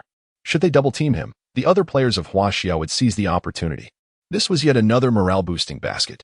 On the court, the Huaxia players defended with fervor as if invigorated by a surge of adrenaline. The Spanish team struggled offensively, with Pau Gasol missing a close-range shot. Meanwhile, thanks to the relentless screens set by his teammates, Lin Feng was presented with another open shot. Without a hint of doubt, Lin Feng sank another three-pointer. That marked his 12th three-pointer. With Lin Feng's consecutive shots, the Huaxia team leveled the score. In less than 2 minutes, they had rallied 6 points. The pressure now rested on the Spanish team. The Spanish head coach helplessly called for a timeout. Well done, Lin Feng. That's the spirit. Let us continue our winning streak. Yao Ming embraced Lin Feng warmly. We are destined to win. The bench players gathered around Lin Feng, excitedly high-fiving him. Guys, we must adjust our defensive strategy. We cannot allow that yellow-skinned kid to make another three-pointer. Ricky, you must double-team him at all times. The Spanish head coach roared. With only a few minutes left, we must secure this victory. Paul, Rudy, unleash your full offensive power. We will seize this match. For the finals, for the gold medal. The atmosphere in the arena surged with excitement once more. We are witnessing another historic moment in basketball. This is a triumph crafted by us, the Huaxia people. Who says we cannot shine on the international stage? A fan trembled with excitement. My hair stood on end at this moment. I am at a loss for words to express my exhilaration. The guy next to me was exceptionally animated. Lin Feng will become the pride of Huaxia basketball. As the timeout concluded, both teams returned to the court. Rubio of the Spanish team was met with a block from Yao Ming during his offensive play, allowing Lian to secure the rebound as Huaxia prepared for a counterattack. Lu Wei dribbled past half-court, intending to execute another tactical play. But Lin Feng was tightly guarded by Rubio and Fernandez, leaving him with no opportunity to move. Lu Wei decisively passed the ball to Yao Ming in the post. Yao Ming powered through, backing against Gasol to complete a layup while drawing a foul. He had a chance for a 2-1. Yao clenched his fists and roared at the audience, channeling his frustrations from the game. The extra free throw was successful. Huaxia led the score 92-89 against Spain. In the subsequent possessions, with Spain and Oppo's double-teaming of Lin Feng, the Huaxia team diversified their scoring. Fortunately, Spain and Oppo's offensive prowess remained steady. After Fernandez hit a three-pointer, the score remained close, with only a 2-point difference. Time flew by, and before anyone realized, only 1 minute and 20 seconds were left in the match. The atmosphere in the arena reached a fever pitch. Fans were fervently cheering for the Huaxia team. Who would claim the final victory? Spain or Huaxia? An answer would soon be revealed. The Spanish head coach paced nervously along the sideline. Trailing by 2 points with 80 seconds remaining seemed manageable. But if they tightened their defense, Huaxia's shooting percentage would likely decline. There could be no more methodical offense. They had to start launching three-pointers now. The Spanish head coach glanced at the statistics, noting that he had 2 timeouts left. He promptly requested a timeout from the referee to devise a new strategy. A desperate three-point attempt would be Spain's last chance to reclaim the lead. It was a pivotal moment. Success or failure hinged on this. Everyone, unleash your offensive capabilities and sink this three-pointer. Upon returning from the timeout, Spain executed an inbounds play. Rubio held the ball at the top of the key.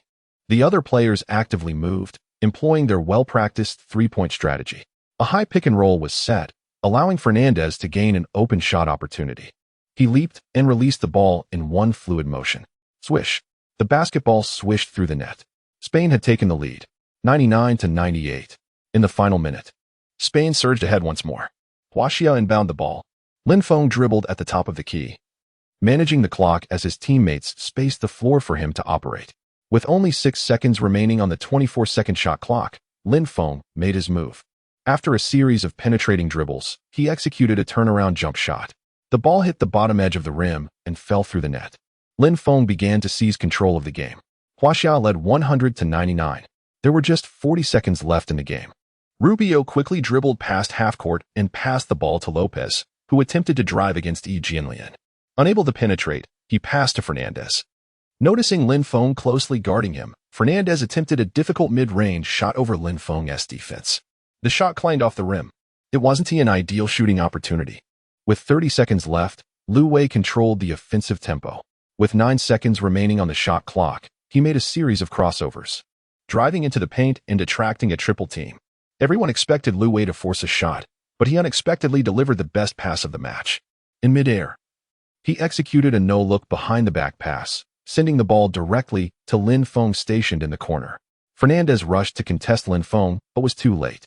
Without hesitation, Lin Feng elevated and released a three-pointer. Swish. The ball sailed through the net.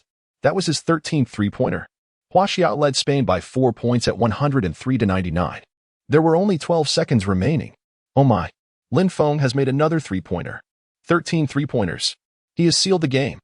Who would have thought that Lin Feng would annihilate the Spanish team with his three-point shooting tonight? O'Neal exclaimed passionately. This is a historic moment. It is no exaggeration to say that Lin Feng is destined to become one of the NBA's greatest shooters. Tonight, he once again became the center of attention. Yu Jia said excitedly. With 12 seconds left, Spain still had a chance to shoot. Throughout the series, Spain had performed admirably. They had the capability to reach the finals.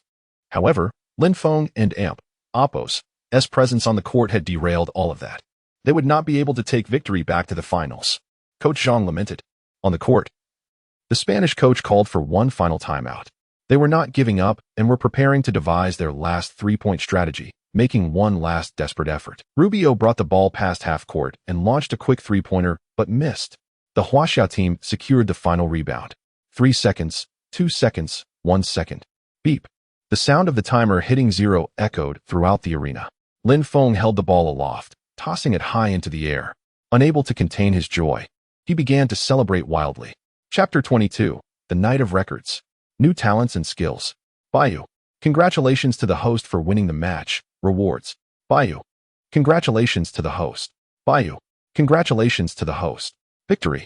Lin Feng joyfully rushed towards his teammates. Yao Ming, with red-rimmed eyes, excitedly sprinted towards Lin Feng. He embraced Lin Feng tightly, pressing him to the ground, vigorously pounding his chest. Lin Feng, my good brother, you truly are remarkable. All the teammates on the court, including those on the bench, rushed over to surround Lin Feng. The fans in attendance reveled in this moment. MVP. MVP. Everyone was shouting. Each person understood that the reason the Huaxia team triumphed in this match was greatly due to Lin Feng's contributions.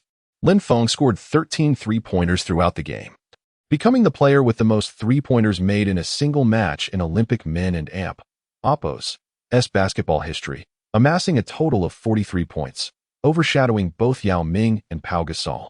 Tonight was destined to be Lin Feng and Oppo's record night. It was also the record night for the Huaxia men and Oppo's basketball team. Lin Feng led the Huaxia team to defeat the Spanish team, advancing to the finals of the Olympic men's basketball event. The Huaxia men and Oppo's basketball team created a historic moment for themselves. His teammates surrounded Lin Feng, lifting him high into the air above the Wuxang Arena. Lin Feng. At that moment, Lin Feng basked in the admiration of his teammates. Words could not express his feelings. He once again proved his worth through his prowess. The atmosphere was electric, with fans passionately shouting and cheering, celebrating wildly. It was exhilarating. It was a moment of pride. The Huaxia men's basketball team had validated themselves. At least at this moment, they had become a formidable force in the world. In stark contrast to the jubilant atmosphere, the Spanish players bowed their heads, covered in towels. Immersed in the anguish of defeat, they did not linger, embrace, or acknowledge their opponents, proceeding directly to the players' tunnel, seemingly forgetting the courtesy of congratulating their rivals. It was incredibly thrilling. Lin Feng dominated the match with his unanswerable three-pointers. regardless of his previous form, tonight. He was undoubtedly one of the greatest three-point shooters in the basketball realm. This moment would be etched in Olympic history. I believe history will remember this moment. Yu Jia passionately commented. Coach Zhang also expressed his sentiments. I have always said, with the right timing, location, and harmony, the Huaxia men and Oppo's basketball team has triumphed over Spain tonight, greatly due to individual capabilities and team synergy. Tonight is a moment to relish. Competitive sports are indeed brutal. There are winners and losers. The Spanish team is formidable, and we were fortunate to achieve victory. This is the allure of competitive sports, until the final whistle blows. You never know what will transpire in a match, Yu Jia reiterated. I hope the Spanish team performs well in the bronze medal match. To all the fans watching at home, this concludes our commentary for this match. Let us once again congratulate the Huaxia men's basketball team and Lin Feng. I am your commentator, Yu Jia. I am Zhang Weiping. Friends, goodbye. How? Upon returning to the locker room, the Huaxia players erupted in roars, rushing towards Lin Feng, enveloping him once more in hugs and congratulations. Thank you. Lin Feng deeply felt the warmth and joy of his teammates, his heart swelling with excitement. He reflected on how he persevered through those challenging times. Now, his confidence had returned. With the system's presence, he was destined to shine brightly on the court. As night fell, the Olympic village was ablaze with lights. Lin Feng and his teammates returned from dinner, slightly intoxicated, stumbling back to their room. Whistle, whistle, whistle. Lin Feng whistled cheerfully, running water in the bathroom. Suddenly, he remembered he had yet to check the rewards granted by the system after the victory.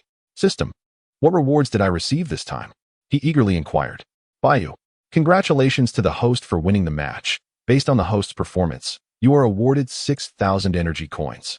Bayu, congratulations to the host for leading the Huaxia men's basketball team into the Olympic finals. You are awarded 6,000 energy coins. Bayu, congratulations to the host for breaking the Olympic men's basketball record for the most three-pointers made in a single game. You have gained a new talent skill, Fiery Touch. Fiery Touch, Level 1. Each successful shot increases shooting feel by 10, and as the feel improves, shooting accuracy is additionally enhanced. Bayu, congratulations to the host for completing your first dunk on the court. You have gained a new talent skill, Dunking Master. Dunking Master, Level 1. Slightly increases the success rate of dunks when colliding with opponents in midair. Wow, this is incredible! Lin Feng exclaimed, stopping short. His shooting ability had been further enhanced. System, I now have 13,000 energy coins, right? Please allocate all my energy coins to the speed attribute, he commanded decisively. Please hold on. The host's current speed attribute is 72, increasing to 85, reaching a level. Allocation complete. Lin Feng vaguely felt a warm current flowing through his calves. Wow, did I just? System, quickly check my current basketball attributes. Suddenly, a visual page appeared in Lin Feng's mind. Host, Lin Feng, 19 years old, height 194 centimeters, weight 89 kilograms. Jump, 85 centimeters, stamina, 71, B-level speed, 85. A-level strength, 72, B-level shooting, 80, A-level assists, 74, B-level dribbling, 95, S-level defense, 62, C-level rebounds, 62, C-level, attributes S-level, 95 to 99. S-level, 90 to 94, A-level, 85 to 89, A-level, 80 to 84, B-level, 70 to 79, C-level, 60 to 69, D-level, below 59, talent skill 1. Invincible three-point shot, with sufficient stamina. The shooting percentage is 100 within 2 steps outside the three-point line and 70 within the half-court, talent skill 2. Superb stamina, level 1, increases host stamina by 10, making it less likely to enter a fatigued state during matches, even when stamina is low. The host's offensive ability is reduced by only 5, talent skill 3. Fiery Touch, level 1. Every successful shot increases shooting feel by 10, and as the feel improves, shooting accuracy is additionally enhanced, talent skill 4. Dunking Master, level 1. Slightly increases the success rate of dunks when colliding with opponents in midair, after 2 significant matches that shattered world records. Lin Feng had acquired several talent skills, and his speed had markedly improved, subtly enhancing his basketball attributes during the game. Quite impressive. Lin Feng immediately began to daydream. Tonight was destined to be a sleepless night. Chapter 23, A New Era. The following morning, as the sun's first rays illuminated the sky, news of the Olympic men and Oppos basketball event swept across the vast expanse of China. Headlines proclaimed, creating history. The Chinese men and Oppos basketball team advances to the Olympic finals. And Lin Feng and Oppos frenzy. A night of Olympic records. Lin Feng and Oppos heroic efforts had propelled the national team into the finals, igniting fervent discussions among countless netizens who flocked to online platforms to express their curiosity and admiration for this rising star. As a massive fan base began to coalesce around Lin Feng, the player himself remained blissfully unaware of the whirlwind surrounding him. Eager to hone his skills, he hurried to the basketball training facility. Lin Feng's abilities had transformed remarkably, with S-tier ball handling skills, a level speed, and an unmatched three-point shooting capability. He had developed an impressive repertoire of basketball skills. Yet, he lamented his defensive shortcomings, recognizing that these could not be remedied overnight. My vulnerability lies in defense. But I can mask this flaw through fast breaks and driving to the basket, he mused. Fortunately, his speed had significantly improved, providing him with a solid foundation on this grander stage. Although classified as a level, his explosive speed surpassed that of many professional players, especially when paired with his S-tier dribbling skills, rendering him nearly unstoppable. Particularly adept at exploiting mismatches, he found himself seamlessly transitioning into offensive plays. To acclimate his body to this newfound velocity, he commenced his training regimen with a focus on explosive drives. In the spacious training facility, Lin Feng gripped the basketball tightly, swiftly initiating a move beyond the three-point line. With a sudden behind-the-back dribble, he effortlessly broke through the defense, accelerating into the paint and executing a deft turn for a score. Everything felt fluid and effortless. Pushing for greater speed, Lin Feng attempted to elevate his performance further. He held the ball in one hand, retreating beyond the arc, feigning left with a series of quick steps before rapidly shifting right, then executing a between-the-legs dribble to regain control and accelerate once more. Whoosh! The basketball soared, tracing a graceful arc through the air. Lin Feng frowned slightly. While his speed had markedly improved, his body still struggled to adapt to the complexity of the moves. One more time, he declared, sprinting to retrieve the ball. This time, he opted for simpler techniques to better exploit his speed. He initiated from beyond the arc, performed a front dribble to switch the ball from his right hand to his left, and surged forward, driving toward the basket for a layup. The satisfying swish of the net echoed in the gym. Determined to increase the difficulty of his dribbling, Lin Feng returned to the three-point line, gradually incorporating more complex maneuvers. With countless attempts, yielding both successes and setbacks, he began to meld awareness with physicality, gaining a deeper appreciation for his speed, explosiveness, and leaping ability. After numerous trials, Lin Feng could now execute challenging moves with ease, yet he remained unsatisfied. The rhythm still feels off. I haven and Oppos fully unleashed my speed. After a series of dribbling drills, he approached the center circle, inhaling deeply as he focused on the hoop. With a burst of energy, he charged toward the basket. In the instant he entered the key, he leaped, one hand grasping the ball, and forcefully slammed it down. Clang! The basketball reverberated against the rim, cascading through the net in a triumphant swoosh. With exhilaration evident on his face, he shouted, "One more." Again, he approached the center, inhaled, and gripped the ball tightly, commencing his run. He accelerated into the key, launching himself upward. The mechanics of dunking echoed in his mind as he spun and switched hands, ultimately delivering a thunderous slam. Bang! The ball struck the rim with force, causing Lin Feng to lose balance and crash to the floor. Fortunately, he had anticipated this, managing to brace himself with his hands before landing on his rear. Wincing from the pain in his hands and backside, Lin Feng stared at the still swaying rim, contemplating the challenge ahead. This is tougher than I thought. Undeterred, he rose once more to try again. After several failed attempts, he finally managed to execute a switch hand dunk, albeit with a somewhat awkward landing. Yet, this was inconsequential. He embraced the arduous journey, understanding that while talent is crucial, diligence is equally vital. Only through sweat and perseverance can one truly appreciate their achievements. After approximately 40 minutes of rigorous practice, Lin Feng paused, gasping for breath. He grabbed a water bottle, gulping down the refreshing liquid. The relentless training had drained his energy, and his sweat-drenched shirt clung to him, puddles forming beneath him as droplets cascaded from his chin. Although his stamina had improved, the intensity of the ongoing training was taxing. After a brief respite, He picked up the basketball again, resuming his dribbling drills. Endless practice is the key to unlocking my full potential. Half an hour later, the once quiet training facility buzzed with activity as teammates such as Yao Ming and Yi Jianlian arrived for practice. Haha, look at our famous Lin Feng training here. Yao Ming teased. Indeed, the early bird catches the worm, Lin Feng replied with a smile, immersing himself back in training. You're right. We must continue to strive. Yao Ming encouraged, beginning his warm-up routine. He practiced footwork in the post, while Lin Feng focused on lateral defensive movements. Having played in the NBA, Yao Ming quickly identified Lin Feng's shortcomings and offered patient guidance. Lin Feng, extend your arms and keep your eyes forward. Lower your center of gravity when you slide, and spread your legs for a wider defensive stance. Gratefully, Lin Feng absorbed the advice, diligently refining each movement. After dozens of repetitions, his legs grew weary. Upon completing his final set of drills, he collapsed onto the court, chest heaving with exhaustion. Gasping for breath, he received a thumbs up from Yao Ming, who expressed his approval. After a short break, all players gathered to commence tactical training. The comprehensive and efficient training has greatly benefited Lin Feng, while simultaneously heightening his anticipation for the upcoming finals. Chapter 24. Even the worst is second. The American team can compete. As night descended, Lin Feng and his teammates intently watched the match between the dream team of the United States and the defending champions, Argentina. The game commenced with the American team and Oppos. S. Howard attempting a strong play inside, which was unsuccessful, but Kobe swiftly penetrated the defense for a follow-up score, marking the first points of the game.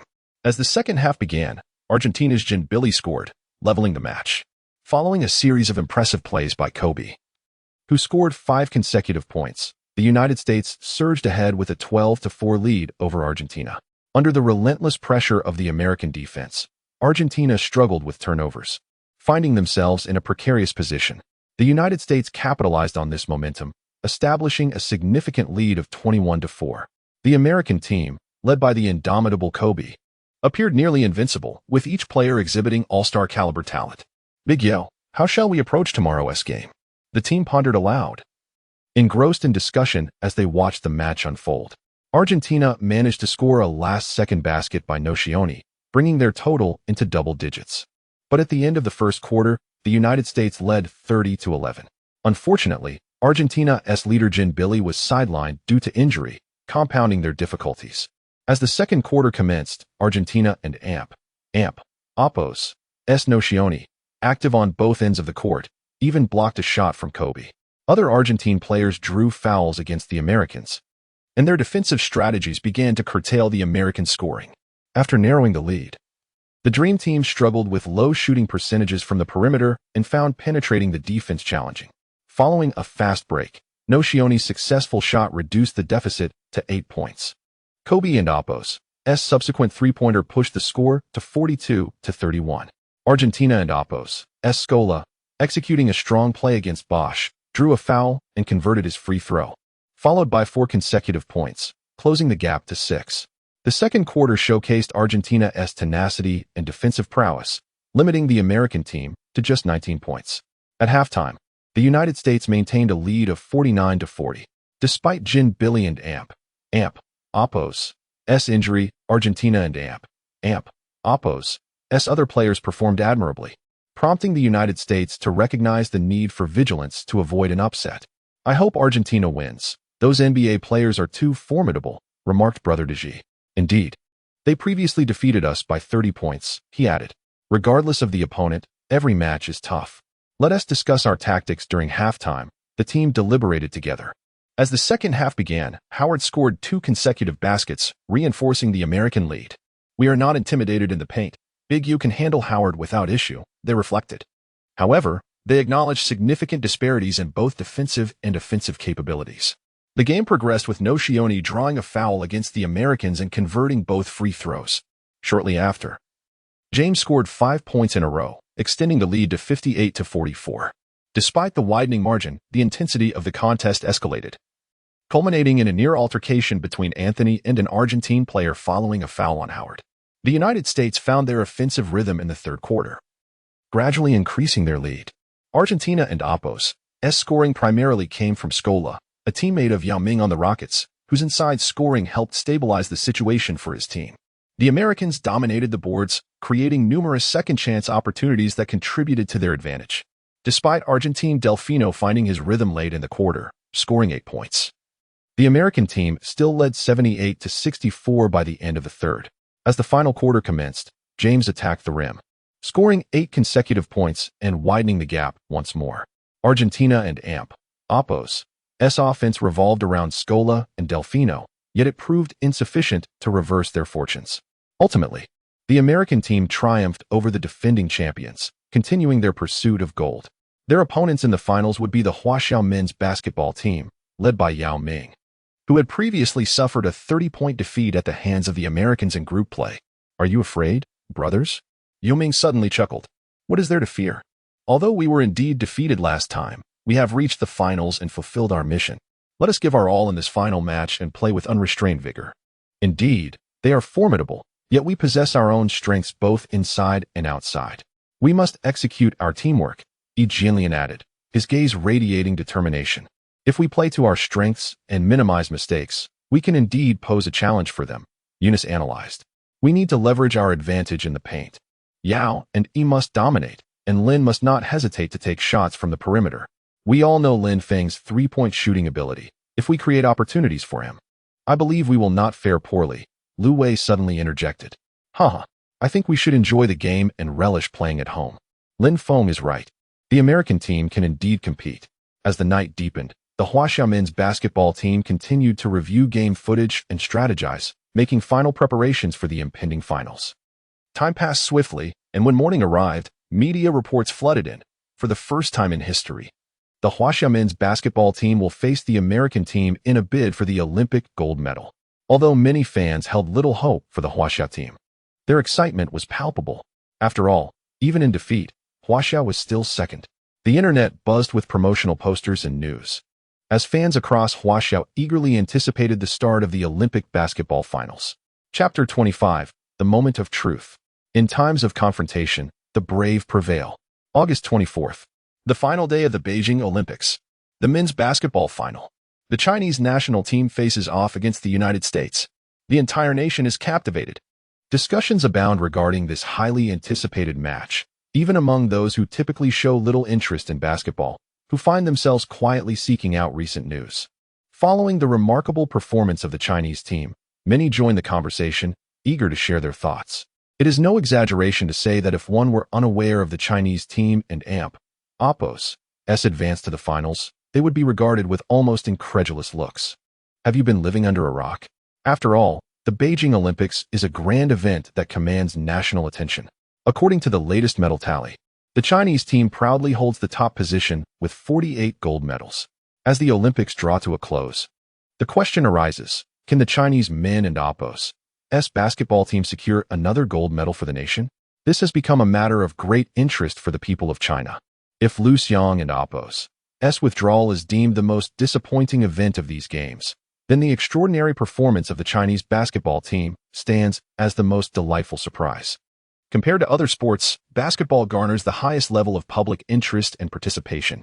The anticipation surrounding the final match against the United States is palpable. This is largely due to the immense popularity of NBA superstars in China. Icons such as Kobe, LeBron, Wade, Anthony, Paul, and Howard have garnered legions of fans.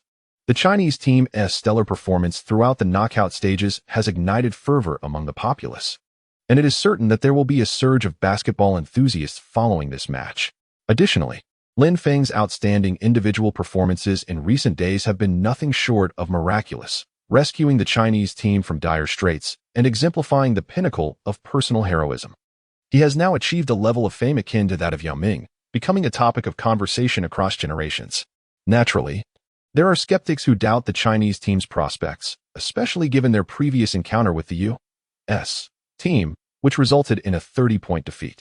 Moreover, the American squad has fielded their finest players. With such a star-studded lineup, how could victory be anything but assured? It is conceivable that the Chinese team might falter in mere moments. Thus, the much-anticipated Olympic final arrives as scheduled. Outside the Wuxong Arena, a throng of spectators waits eagerly to enter. Even before the match begins, fervent Chinese fans wave their red flags, brimming with enthusiasm. The atmosphere inside the arena is transformed into a sea of red, as the passionate cheer of the fans reaches the heavens. This is unlike any other moment. It is the final showdown of the Olympics. Fans eagerly anticipate a thrilling contest. Pre-match press conference. At this moment, the pre-match interviews for both the Chinese and American teams are underway. The significance of this match is profound, and reporters have long awaited this moment with bated breath. As Yao Ming, Lin Feng, and their teammates take their seats at the press conference, the demeanor of the journalist shifts to one of intense focus and seriousness. Yao Ming, how do you feel about the upcoming final? A reporter inquires eagerly. My feelings at this moment? Excitement and reflection. Yao Ming replies, taking a moment to gather his thoughts before speaking. No one can truly comprehend the depth of Yao Ming's emotions. He has risked his career, competing despite injury for the sake of this Olympics. There was no greater thrill for him than witnessing Lin Feng lead their team to victory when it seemed their Olympic journey was at an end. Now, they stand on the grand stage of the final. Yao, what would you like to say facing the American team? A curious reporter asks. Is there to be a mutual admiration society here? Yao Ming, with a serious expression, responds, I wish to convey that in times of confrontation, the brave prevail. Thank you. Once the nearby reporter finishes, another turns to Lin Feng for his question. Lin Feng, as you prepare to face the formidable American team, do you feel any pressure? The reporter asks with palpable anticipation. Despite Lin Feng's remarkable performances, he is still a 19-year-old rookie participating in his first international competition. Naturally, his emotional state becomes the focus of the journalists. Pressure? Haha, I feel quite exhilarated. Lin Feng replies with a calm smile, exuding unwavering confidence. I am fully aware that our team carries the hopes of countless fans. However, for me, all honors and responsibilities must ultimately be fulfilled through our actions on the court. Only by giving our all and winning the match do our efforts hold true significance. His words resonate powerfully, leaving many reporters perplexed about the source of Lin Feng and Oppo's confidence. After all, even if the Chinese team performs brilliantly, their opponent is the exceptionally skilled dream team of the United States. Who do you believe will be your most formidable opponent in this match? Or rather, who poses the greatest threat to the Chinese team? The reporter presses. I believe it is Kobe, Lin Feng asserts, his expression grave. While superstars like LeBron, Wade, and Anthony are undoubtedly formidable, if one were to select the strongest player on the 2008 stage, Kobe would be the unequivocal choice. Although his performances in this Olympics may appear modest, everyone understands that he has not yet unleashed his full potential. He has consistently led his team forward, inspiring his teammates. Once he shifts into offensive mode, he transforms into the Black Mamba, delivering devastating blows to his opponents. Meanwhile, inside the American team's interview room, Kobe, LeBron, and their fellow superstars sit relaxed at the press table. Kobe, you are set to face the Chinese team, which has reached the semifinals for the first time, having easily triumphed in the group stage. Does this suggest that the gold medal is within your grasp? A reporter inquires casually. To many, this seems a contest with a predetermined outcome, given the disparity in skill levels. No, I believe this will be our most formidable challenge in these Olympics. Kobe responds earnestly, offering high praise for the Chinese team. Regardless of their past, the fact that they have reached the finals attests to their extraordinary abilities. Moreover, there is an old Chinese saying, timing, location, and harmony among people are all crucial. We must take this seriously. The reporters exchange puzzled glances. Is this truly a more daunting challenge than facing Argentina in the semifinals? Kobe smiles slightly, a knowing smirk on his lips. Indeed. Argentina does not possess such exceptional three-point shooters. Honestly, I was quite astonished to see him make so many three-pointers. Furthermore, the Chinese team is stronger than the Spanish team, particularly since they defeated Spain in the semifinals, and Spain is a well-established powerhouse. As he reflects, images of Lin Feng's remarkable moments on the court flash through Kobe's mind. Just Lin Feng and Oppo's extraordinary three-point shooting alone is enough to cause them considerable concern. Without Lin Feng, the Chinese team might not possess such strength, perhaps even struggling to reach the finals. Yet, the critical factor remains. The Chinese team does have Lin Feng, and that cannot be taken lightly. After an interminable and anxious wait, the fans in attendance finally witnessed the home team players emerging from the players' tunnel onto the field. In that instant, a deafening roar of cheers erupted from the crowd. Following a heart-stirring opening ceremony, both teams commenced their tense yet orderly pre-match warm-ups. Outside, The fervor of the fans blazed like an inferno, igniting the entire Wuxong arena. The crowd united in chanting slogans of support for the Huaxia team, all eagerly anticipating a victory for the Huaxia men and Oppo's basketball team. Chapter 26, A Clash of Offense and Defense. Igniting the arena. Following a breathtaking opening ceremony, the players from both teams entered the arena, commencing their pre-game warm-up activities. The fans, elated to witness their beloved basketball superstars, erupted into enthusiastic cheers. Subsequently, the players returned to the bench as the coaches finalized their tactical arrangements. With the sharp whistle of the referee, the starting players took to the court. The lineup for the Huaxia team featured Lu Wei, Lin Feng, Zhu Fengyu, Yi Jianlian, and Yao Ming, while the American team presented Jason Kidd, Kobe Bryant, LeBron James, Carmelo Anthony, and Dwight Howard. The crowd roared with excitement as the players emerged. Commentator Yu Jia enthusiastically introduced the players to the fans. Facing the formidable American team, Wei Ping Brian expressed his concerns, stating, "Our Huaxia team lacks a proficient organizing guard.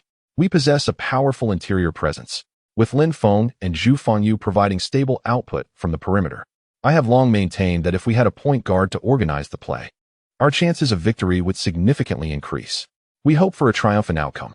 As the two teams prepared for the jump ball, the towering center stood at the center circle. Howard, utilizing his explosive power, easily tapped the basketball to Kidd in the backcourt. After dribbling past half-court, Kidd swiftly passed the ball to James, who, using his momentum, overpowered Zhu Fengyu and Oppo's defense to score the first basket for the American team. It was a play devoid of complex strategy, an effortless domination that proved impossible to defend. Zhu Fengyu, exasperated, passed the ball to Lu Wei, who skillfully maneuvered past Kidd and Oppo's relentless full-court pressure to advance the ball past half-court. Yi Jianlian called for the ball at the top of the arc as the initiator of the offense. Lin Feng circled around Kobe's defense, positioning himself at the perimeter to receive a pass from Yi Jianlian. As he prepared to shift to the right, he was met with intense defensive pressure, forcing him to move left instead. Realizing the impending double team, Lin Feng quickly passed the ball to Yi Jianlian inside the three-point line. Yi Jianlian took the shot immediately, but Anthony closed in, causing the hurried release to bounce off the rim. Howard seized the defensive rebound, and the American team launched a rapid counterattack. Kidd received the ball and executed a long pass to Kobe, who soared for a thunderous dunk, eliciting gasps of amazement from the crowd. The spectacle was breathtaking and exhilarating. "I don't care about the outcome. Witnessing such a thrilling game is already a victory," some fans exclaimed, caught in the dual admiration of their national players and the NBA superstars. "Go, Kobe." "No, Lin Feng, you too. It and Oppo's so challenging. It and Oppo's a dilemma." As Huaxia initiated their offense with a high pick and roll, the opponent pressed Lu Wei closely. Lu Wei, with no choice, passed to Yao Ming in the paint. Yao faced off against Howard, both players firm in their stances. Yet, Yao's height provided him with a significant advantage. After receiving the pass, he executed a decisive move towards the basket, skillfully scoring with a soft hook shot that evaded Howard's interference. The ball arced gracefully through the air, swishing through the net, inciting a roar of approval from the fans. Before Huaxia could establish their defensive formation, the American team launched another fast break. Anthony received the ball and executed a sudden mid-range jump shot, making it 3 for 3 and giving them a 6-2 lead over Huaxia. The American team displayed remarkable form. Observing the ease with which the Americans played, Lin Feng signaled Lu Wei to pass him the ball. With Lin Feng's S-level dribbling skills combined with his ability to shoot from beyond the arc, his offensive prowess was formidable. Lin Feng faced Kobe, a moment steeped in history. If he could create a sliver of space, he would have the opportunity to shoot. He began dribbling with one hand, cautiously testing Kobe's reaction. Without hesitation, he executed a sudden lateral move to the right, leaping into the air while gliding elegantly, reminiscent of Tracy McGrady. Kobe lunged to defend, but was a fraction too late. The ball soared through the air in a perfect arc, finding nothing but net, a stunning three-pointer that electrified the arena. Kobe, witnessing the ball and Oppo's entry, could only shake his head in resignation. There and Oppo's nothing to say. That was pure skill. With the momentum swinging, the American team launched an attack. Ignited by Kobe and Oppo's competitive spirit as he demanded the ball from Kidd. With the ball in hand, Kobe faced Lin Feng, opting for a back-to-basket approach. Employing a series of feints, Lin Feng struggled to keep pace. Seizing the moment, Kobe executed a turnaround jumper, and although Lin Feng lunged to contest, he could not impede Kobe's shooting choice. Swish! The ball cleanly went through the net. A beautiful and spectacular shot, now leading 8-5. Lin Feng shook his head, acknowledging the sheer individual talent on display. As both teams began to understand each other's strategies, Huaxiao regained possession. Lin Feng and Zhu Fengyu commenced their off-ball movements. Lu Wei directed the ball into the paint, where Yao Ming backed down Howard, drawing a tactical foul. Huaxiao inbounded the ball, with Zhu Fengyu passing to Yi Jianlian, who, while being guarded by Anthony, scored effortlessly. With the offense flowing smoothly, the teams transitioned quickly. Kid orchestrated the play, signaling for a moment of calm. Aware of the myriad scenarios he had witnessed as a seasoned point guard, Kid advanced the ball and passed to James on the perimeter, who signaled to Howard, who spun 180 degrees in the paint, soaring towards the basket. The synergy was perfect, a spectacular alley-oop as Howard completed a forceful two-handed dunk. Both teams maintained a high shooting percentage, and after a few minutes, the Americans led Huaxiao 19-14 by 5 points. As Huaxiao regained possession, Lin Feng, while attempting to penetrate, faced a double team from Kobe and Kid. With no other options, he passed to Zhu Fengyu beyond the arc. However, James was already in position, denying Zhu a clear shot. Zhu Fengyu spotted Lu Wei open, but upon glancing at Yao Ming's advantageous position in the paint, he decided to make the pass. A brilliant decision. Yao Ming caught the ball, powered through Howard, and launched a shot off the backboard, drawing a foul from Howard. In an exhilarating moment, Yao clenched his fists in triumph and won. He confidently converted the free throw, bringing the score within a single possession. Beautiful. Go Huaxia. Let Ndapos. Cheer for Huaxia. The fervent fans were ablaze with enthusiasm, eagerly anticipating an even more remarkable performance from their team. Chapter 27. The Prime of Youth. A beautiful offensive coordination. Although Lin Feng has only scored a single three-pointer in the past few minutes, his contribution on the court cannot merely be assessed by points. I have long asserted that Lin Feng is a formidable threat on the court. If you give me space, I will shoot. If you double-team me, I will pass to others. Lin Feng subtly provides offensive opportunities for his teammates from Huaxia. This is the distinction in the group match against the American team. Wei Ping Bryant narrates passionately. Steady now. After the opponent scores an and one, Kid holds the ball and signals for a steady tempo. Upon crossing half-court, he signals Howard to come up for a pick. Then, Kid drives to the right with the ball. Howard rolls down, surpassing Yao Ming, receiving an alley-oop from Kid. An emphatic two-handed dunk. 21-17. This is the dream team of America. When you try to gain momentum, they douse you with a dunk. Of course, some NBA fans in attendance are thrilled, eagerly anticipating more explosive dunks. After the ball is turned over, Lu Wei crosses half-court and lobs the ball to the interior for Yi Jianlian, who readies to challenge Anthony. He, with a spin move against Anthony, prepares for a hook shot, but James, trailing closely, swats the ball away. A magnificent block. The ball ricochets to the right, where Zhu Fengyu quickly retrieves it. Maintaining possession for Huaxia. Under James's watch, Zhu passes to Lin Feng on the wing. Lin Feng, with the ball beyond the three-point line, observes his teammates' movements. Noticing Lin Feng seeking an opportunity, Yi Jianlian rushes over to set a screen. What a splendid pick. Lin Feng praises as he blocks Kobe's path. Suddenly, Lin Feng steps back, raising his hand for an open three. The ball sails smoothly into the basket. Lin Feng raises 3 fingers high, facing the audience. Sprinting back to the defensive end, a thunderous cheer fills the arena. Lin Feng! Lin Feng! What a delightful sound. This is the essence of home court. It is truly exhilarating. Beep. Coach K calls a timeout. The footage has already revealed that this Huaxiao lad is quite exceptional. Observing up close, it is indeed remarkable. Kobe, you need to actively guard him. Don't let him receive the ball easily. Coach K instructs Kobe from the sidelines. Kobe nods earnestly. This young player from Huaxia excites him. It has been a while since he has seen such a confident player. Dwayne, you substitute for Jason. Chris, you replaced White. We must establish our offensive rhythm. LeBron, you should draw fouls. Show your strength. Do not grant them any opportunities. Tighten the defense. Coach K succinctly emphasizes their offensive strategy, knowing they possess a plethora of formidable superstars with extraordinary individual skills. They merely need to force mistakes through defense and then swiftly counterattack. They have never lost in fast breaks. In a half-court setting, It relies on the individual offensive prowess of the players. Wade, Kobe, LeBron, and Anthony all possess exceptional scoring abilities. Coach Jonas of Huaxia is also making final tactical arrangements. Wang, you go in for E. Sun Yu, you replace Lu. Focus on teamwork. Lin, maintain your rhythm. Shoot whenever you have the chance. After the timeout, Kobe demands the ball to match up against Lin Feng, eliciting gasps from the crowd. How thrilling. Exciting. Kobe is my idol, and Lin Feng is also my idol, but I still support the Huaxia team, supporting Lin Feng. What a spectacle. Kobe is deliberately targeting Lin Feng. Coach Zhang, what do you think? I have always said that stamina has been a concern for the Huaxia team. They want to engage in physical combat to exhaust Lin Feng's energy.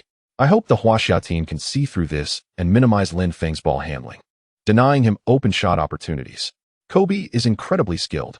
I hope Lin Feng can glean valuable experience from this high-stakes match. It is well known that Coach Zhang is a devoted fan of Kobe, earning him the nickname Wei Ping Bryant. On the court, Kobe actively holds the ball at the right 45-degree angle against Lin Feng. In the moment of confrontation, his demeanor shifts dramatically, his eyes sharpening with intensity. Without any superfluous words, he engages. With a series of crossovers and shoulder fakes, he feints left and accelerates past Lin Feng on the right, squeezing through half a body before stopping abruptly for a fadeaway jumper. The ball arcs gracefully through the air. Swish. It finds nothing but net. The sequence flows seamlessly, each movement bursting with intricate detail, leaving defenders bewildered. Lin Feng feels somewhat overwhelmed. Despite his utmost effort in defense, he is easily shaken off by Kobe, who effortlessly scores. Lin Feng shakes his head, his gaze blazing with fervor, filled with determination. Indeed, this is the prime of youth. If he can conquer a player of Kobe and Oppo's caliber, it would be a source of immense pride and excitement. Lin Feng suddenly feels exhilarated. This thrill surpasses the joy of defeating the Spanish team. Huaxia and Oppo's offense begins. Lin Feng dribbles past half-court, signaling his teammates to spread out for a one-on-one against Kobe. The crowd erupts with excitement, some standing in anticipation. The game is becoming increasingly captivating. On defense, Kobe slightly bends his knees, arms outstretched, his expression icy and imposing, creating a suffocating sense of defensive pressure. Lin Feng dribbles with one hand, feigning left, then rapidly shifts right, attempting to break through, only to find Kobe anticipating his every move. Reluctantly, Lin Feng pulls back, then halts abruptly to create space, launching a jump shot from beyond the arc. And it's a fadeaway. The ball glides toward the hoop following the direction of his fingertips. Swish. The three-pointer finds its mark once more. Kobe furrows his brow, remaining silent as he races down the court.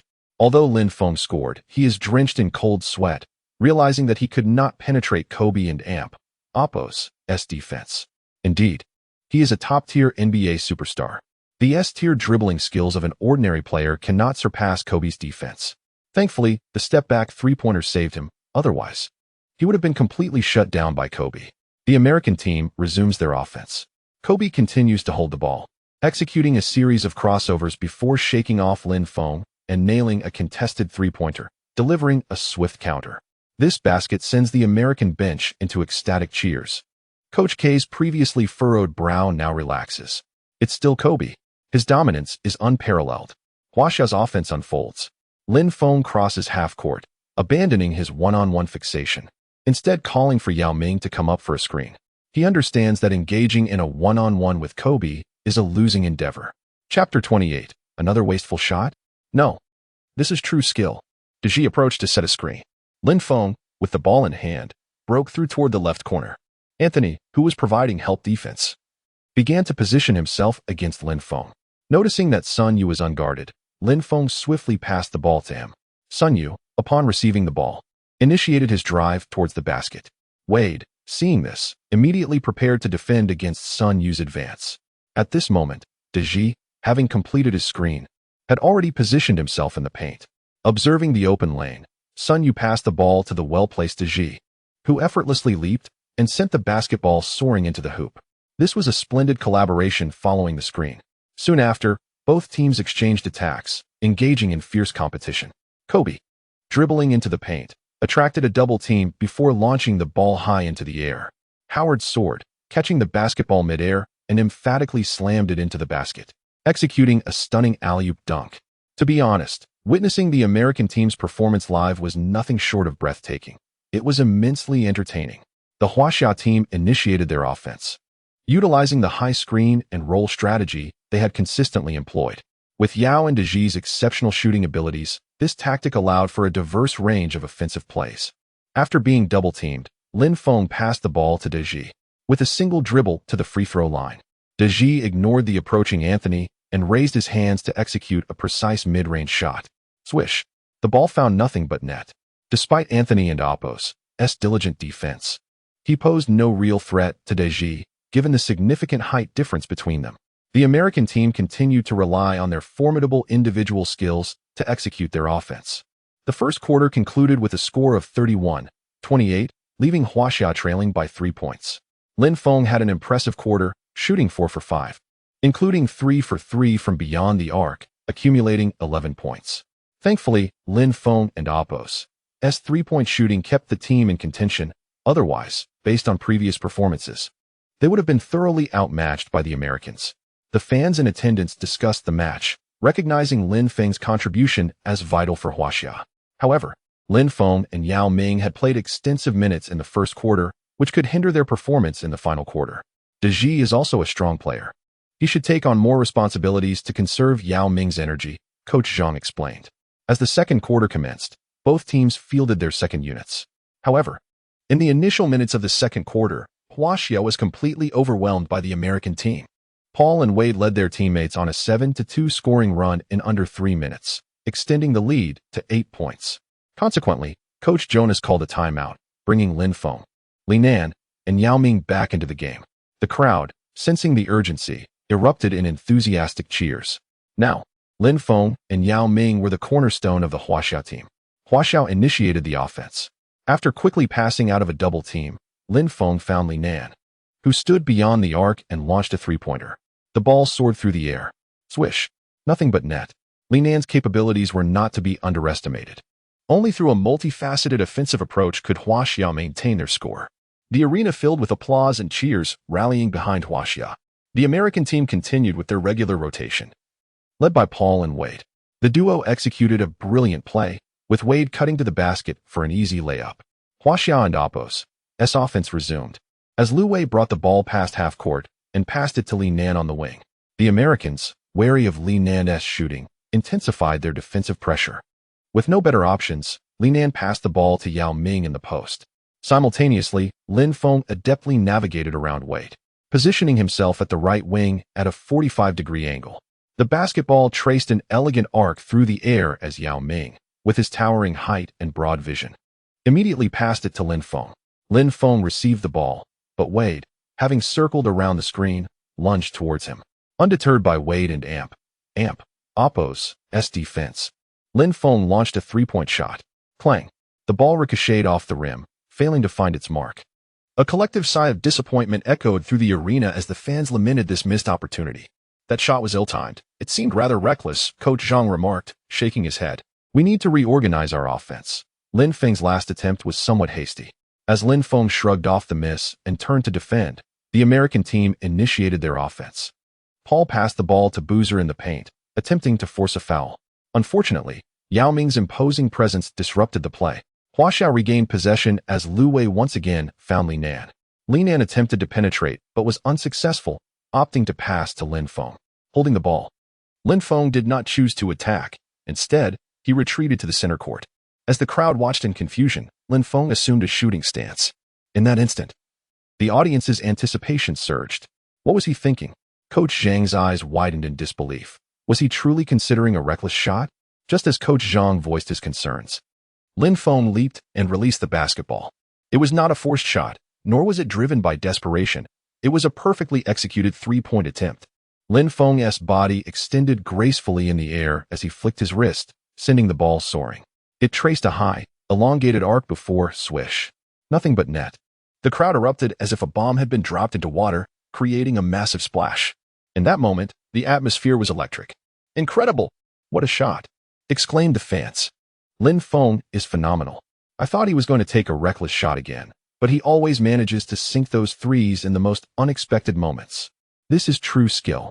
On the court, Yao Ming received a pass from Lu Wei and successfully scored against Bosch, revitalizing Huaxia and Amp, Oppo's offense and narrowing the deficit. As the game progressed, Coach K was compelled to call a timeout to substitute in the starting lineup. On the floor, Kobe and James took turns showcasing their formidable offensive prowess, scoring consecutively for the American team. Meanwhile, Huaxiao exploited their inside advantage. And whenever the Americans relaxed their defense on Lin Feng, he would occasionally drive to the basket. With only 2 minutes remaining, the American team capitalized on Huaxia's waning stamina, scoring repeatedly and gradually widening the gap. By the end of the second quarter, the American team led Huaxia 63-52, an 11-point advantage as they headed into halftime. During the halftime break in the American team's locker room, Coach K addressed his players. As we commenced the third quarter, we must elevate the intensity of the game to new heights, leveraging our physical gifts to extend our lead. His brow furrowed, revealing his concern despite the 11-point lead. He sensed that Huaxia's performance in the first half lacked something vital. It was extraordinary, audacious. After a moment of reflection, he realized that Lin Feng's first half performance had been devoid of that magical and audacious flair. Despite Lin Feng remaining the highest scorer for the Huaxia team, there was a noticeable decline in his performance compared to the previous 2 matches. Gentlemen, we must secure this victory swiftly. The players from the American team nodded in agreement. After a lengthy halftime break, the second half officially commenced. The American team launched an attack. Kobe, with a series of deft moves from the perimeter, executed a right-side drive, halted abruptly, and made a successful fadeaway jumper. With the ball back in play, Sun Yu quickly advanced, penetrating against Kidd and drawing a shooting foul. Though he missed the additional free throw, Howard seized the rebound and swiftly passed the ball to Kobe, who sent a long pass to the fast-breaking Anthony. Anthony halted just beyond the three-point line and took a quick shot. Swish! The ball soared gracefully into the net. An exquisite trailing three-pointer. On the Huaxia side, Sun Yu crossed half-court before passing the ball to Lin Feng. Lin Feng opted for an isolation play, weaving through defenders before attempting a challenging floater against Howard and Oppo's defense. Clang! The ball ricocheted off the rim. Howard grabbed the rebound and quickly distributed the ball. The Huaxia players, caught off guard by Lin Feng and Oppo's miss, were unprepared for defense as James swiftly dribbled past half-court, effortlessly executing a one-handed dunk. Spread out. Sun Yu, having crossed half-court again, signaled for his teammates to create space for a set play. Meanwhile, Lin Feng engaged in relentless off-ball movement, using Jillian screens to evade Kobe and receive Sun Yu's pass at the left 45-degree angle. Catching the ball in rhythm, he took the shot. The basketball soared like a missile towards its target. 3 points. Lin Feng pointed towards the fans, who erupted in cheers, finally releasing the pent-up frustration from the American team and Oppo's previous dominance. The Huaxia team had stabilized their offensive strategy. Kidd advanced the ball rapidly, while Huaxia quickly transitioned to defense. Sun Yu, already positioned in the front court, intercepted Kidd, who was trying to penetrate inside the three-point line. Seeing Sun Yu's hasty defense, Kidd executed a swift change of direction, evading Sun Yu and barreling towards the basket. Jillian rushed back to provide help, aiming for a block as Kidd prepared to shoot. Approaching the basket from the right, Kidd abruptly halted, faking a shot, prompting Jillian to leap in anticipation. In that moment, Kidd passed the ball behind Jillian to a streaking James, who had sprinted from midcourt, launching into a powerful tomahawk dunk. The crowd gasped in astonishment. Back on offense, Lin Feng received a pass from Linan, signaling his teammates to create space. Facing Kobe and Oppo's defense, he lowered his right shoulder, feigning a drive from the right, then quickly switched to penetrate from the left. Kobe shifted to his right, but Lin Feng executed a dazzling behind-the-back dribble, slipping past Kobe with a decisive step. The crowd erupted. Lin Feng's dribbling was nothing short of spectacular. As Kobe turned to react, he was a step too late. Having evaded Kobe, Lin Feng surged forward aggressively. Howard, sensing the threat, rushed to defend, but Lin Feng gracefully executed a Euro step, gliding past Howard for a bank shot. The ball went in. A brilliant play. Lin Feng's ball handling skills were becoming increasingly impressive. Commentator Yu Jia praised the play, noting his ability to finish at the rim. Following a turnover, the American team advanced again. After several exchanges, they finally managed to create space against Huaxia's defense. Kidd, utilizing a screen to evade Sun Yu, slipped past the baseline for a layup, only to encounter Jianlian's aggressive challenge. Forced into a difficult reverse layup, the ball grazed the backboard, circled the rim, and then fell away disappointingly. Jianlian had lost his position in the process. Meanwhile, Anthony had already established position under the basket. As the ball descended towards him, he prepared to catch it, but a blur darted past Lin Feng. With remarkable speed and leaping ability, Lin Feng snatched the ball away, pivoted, and began to advance. Fast break. After seizing the rebound, Lin Feng surged forward, crossing half court and launching a three-pointer from 2 steps beyond the arc. The shot sailed effortlessly through the net. Lin Feng raised 3 fingers toward the crowd, shining brightly under the arena lights. Swish. The crowd erupted in fervor as Lin Feng overshadowed everyone, including Kobe and James. The fans outside were electrified, and Yu Jia along with Coach Zhang eagerly discussed Lin Feng and Appo's performance. In a new offensive round, Huaxia set up in a zone defense. Kobe, receiving a pass from Kid, launched a contested mid-range shot that bounced off the rim. Jianlian secured the rebound and passed to Linan, who sent a long ball to the fast-breaking Lin Feng. Lin Feng crossed midcourt, setting up for another three-pointer from the left 45-degree angle. Without interference, his accuracy was impeccable. What a beautiful shot, Yu Jia exclaimed. After scoring, Lin Feng pointed at Taylor with a confident smile, igniting a wave of cheers from the crowd. On the court, Sun Yu read the play perfectly, intercepting James's pass and quickly feeding Lin Feng. The American team faltered. Lin Feng advanced past half court, poised for his next move. Another three-pointer. He sidestepped Kobe's defense and executed a step-back shot. It went in. My goodness, Lin Feng has taken control of this game, Yu Jia exclaimed with excitement.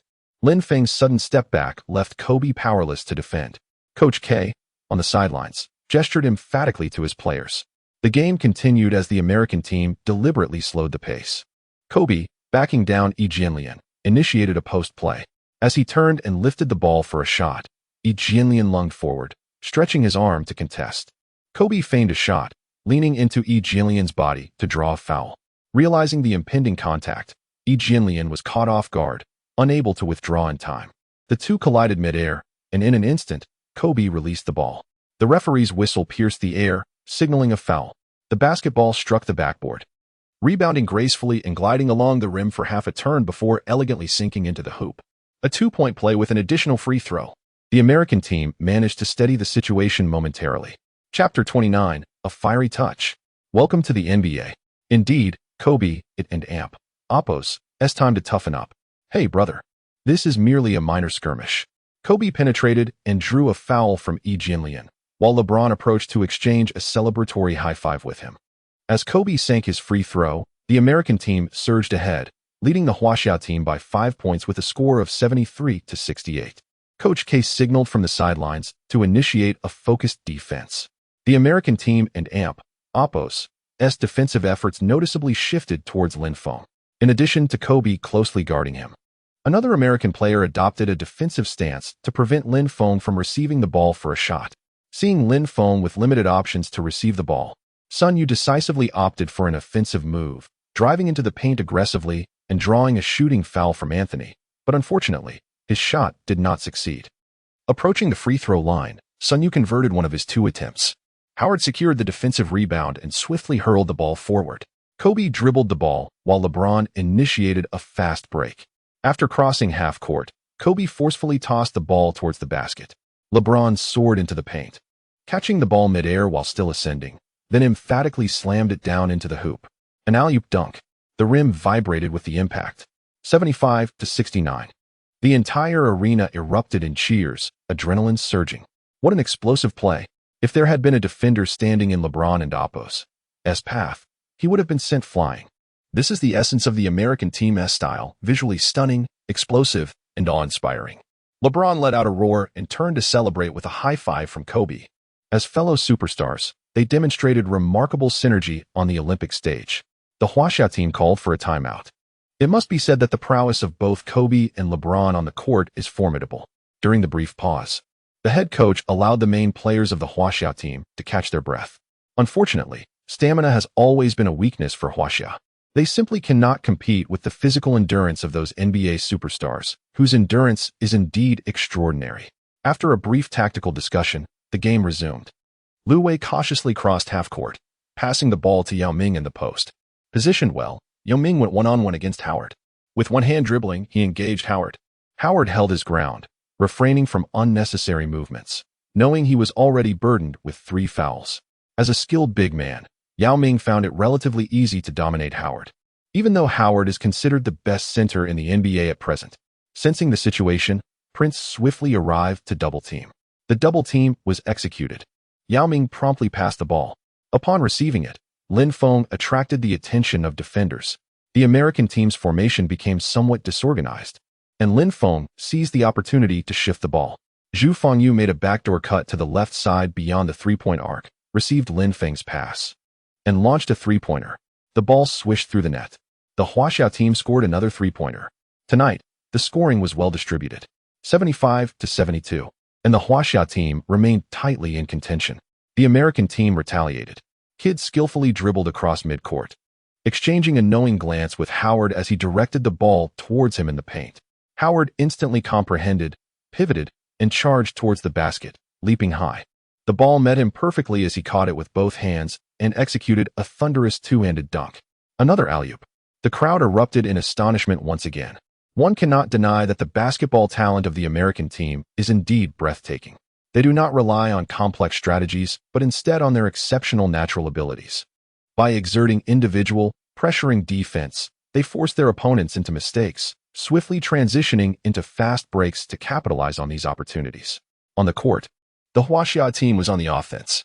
Yao Ming once again sought the ball inside but was met with a double team from the American side. Lin Feng was tightly guarded by Kobe at the three-point line, completely devoid of opportunities to showcase his talents. The other players also ceased their movements, becoming stagnant. What is happening? Why has the Huaxia team stopped moving? They cannot rely solely on Yao Ming's isolation play. The game was becoming difficult, as the commentator noted. With everyone standing still, how could they expect to execute plays? The Huaxia team and Oppo's offense fell into stagnation. Yao Ming was forced to pass, but James anticipated the passing lane. Intercepting the ball, the American team seized the moment and launched a fast break. They scored again. In the ensuing possessions, the American team capitalized on the Huaxia team and Oppo's errors, extending their lead to 10 points. Beep. Coach Jonas stood up to call a timeout, reconfiguring their strategy. They could no longer afford to be on the defensive. Damn it. These recent possessions have been abysmal. Some irate fans could not contain their frustration. What is wrong with the others? Lin Feng started off so well. Why aren't they feeding him the ball? What is happening with the Huaxia team? The atmosphere was rife with discontent, as everyone anticipated continued thrilling competition from the Huaxia team. Upon returning from the timeout, both teams made substitutions.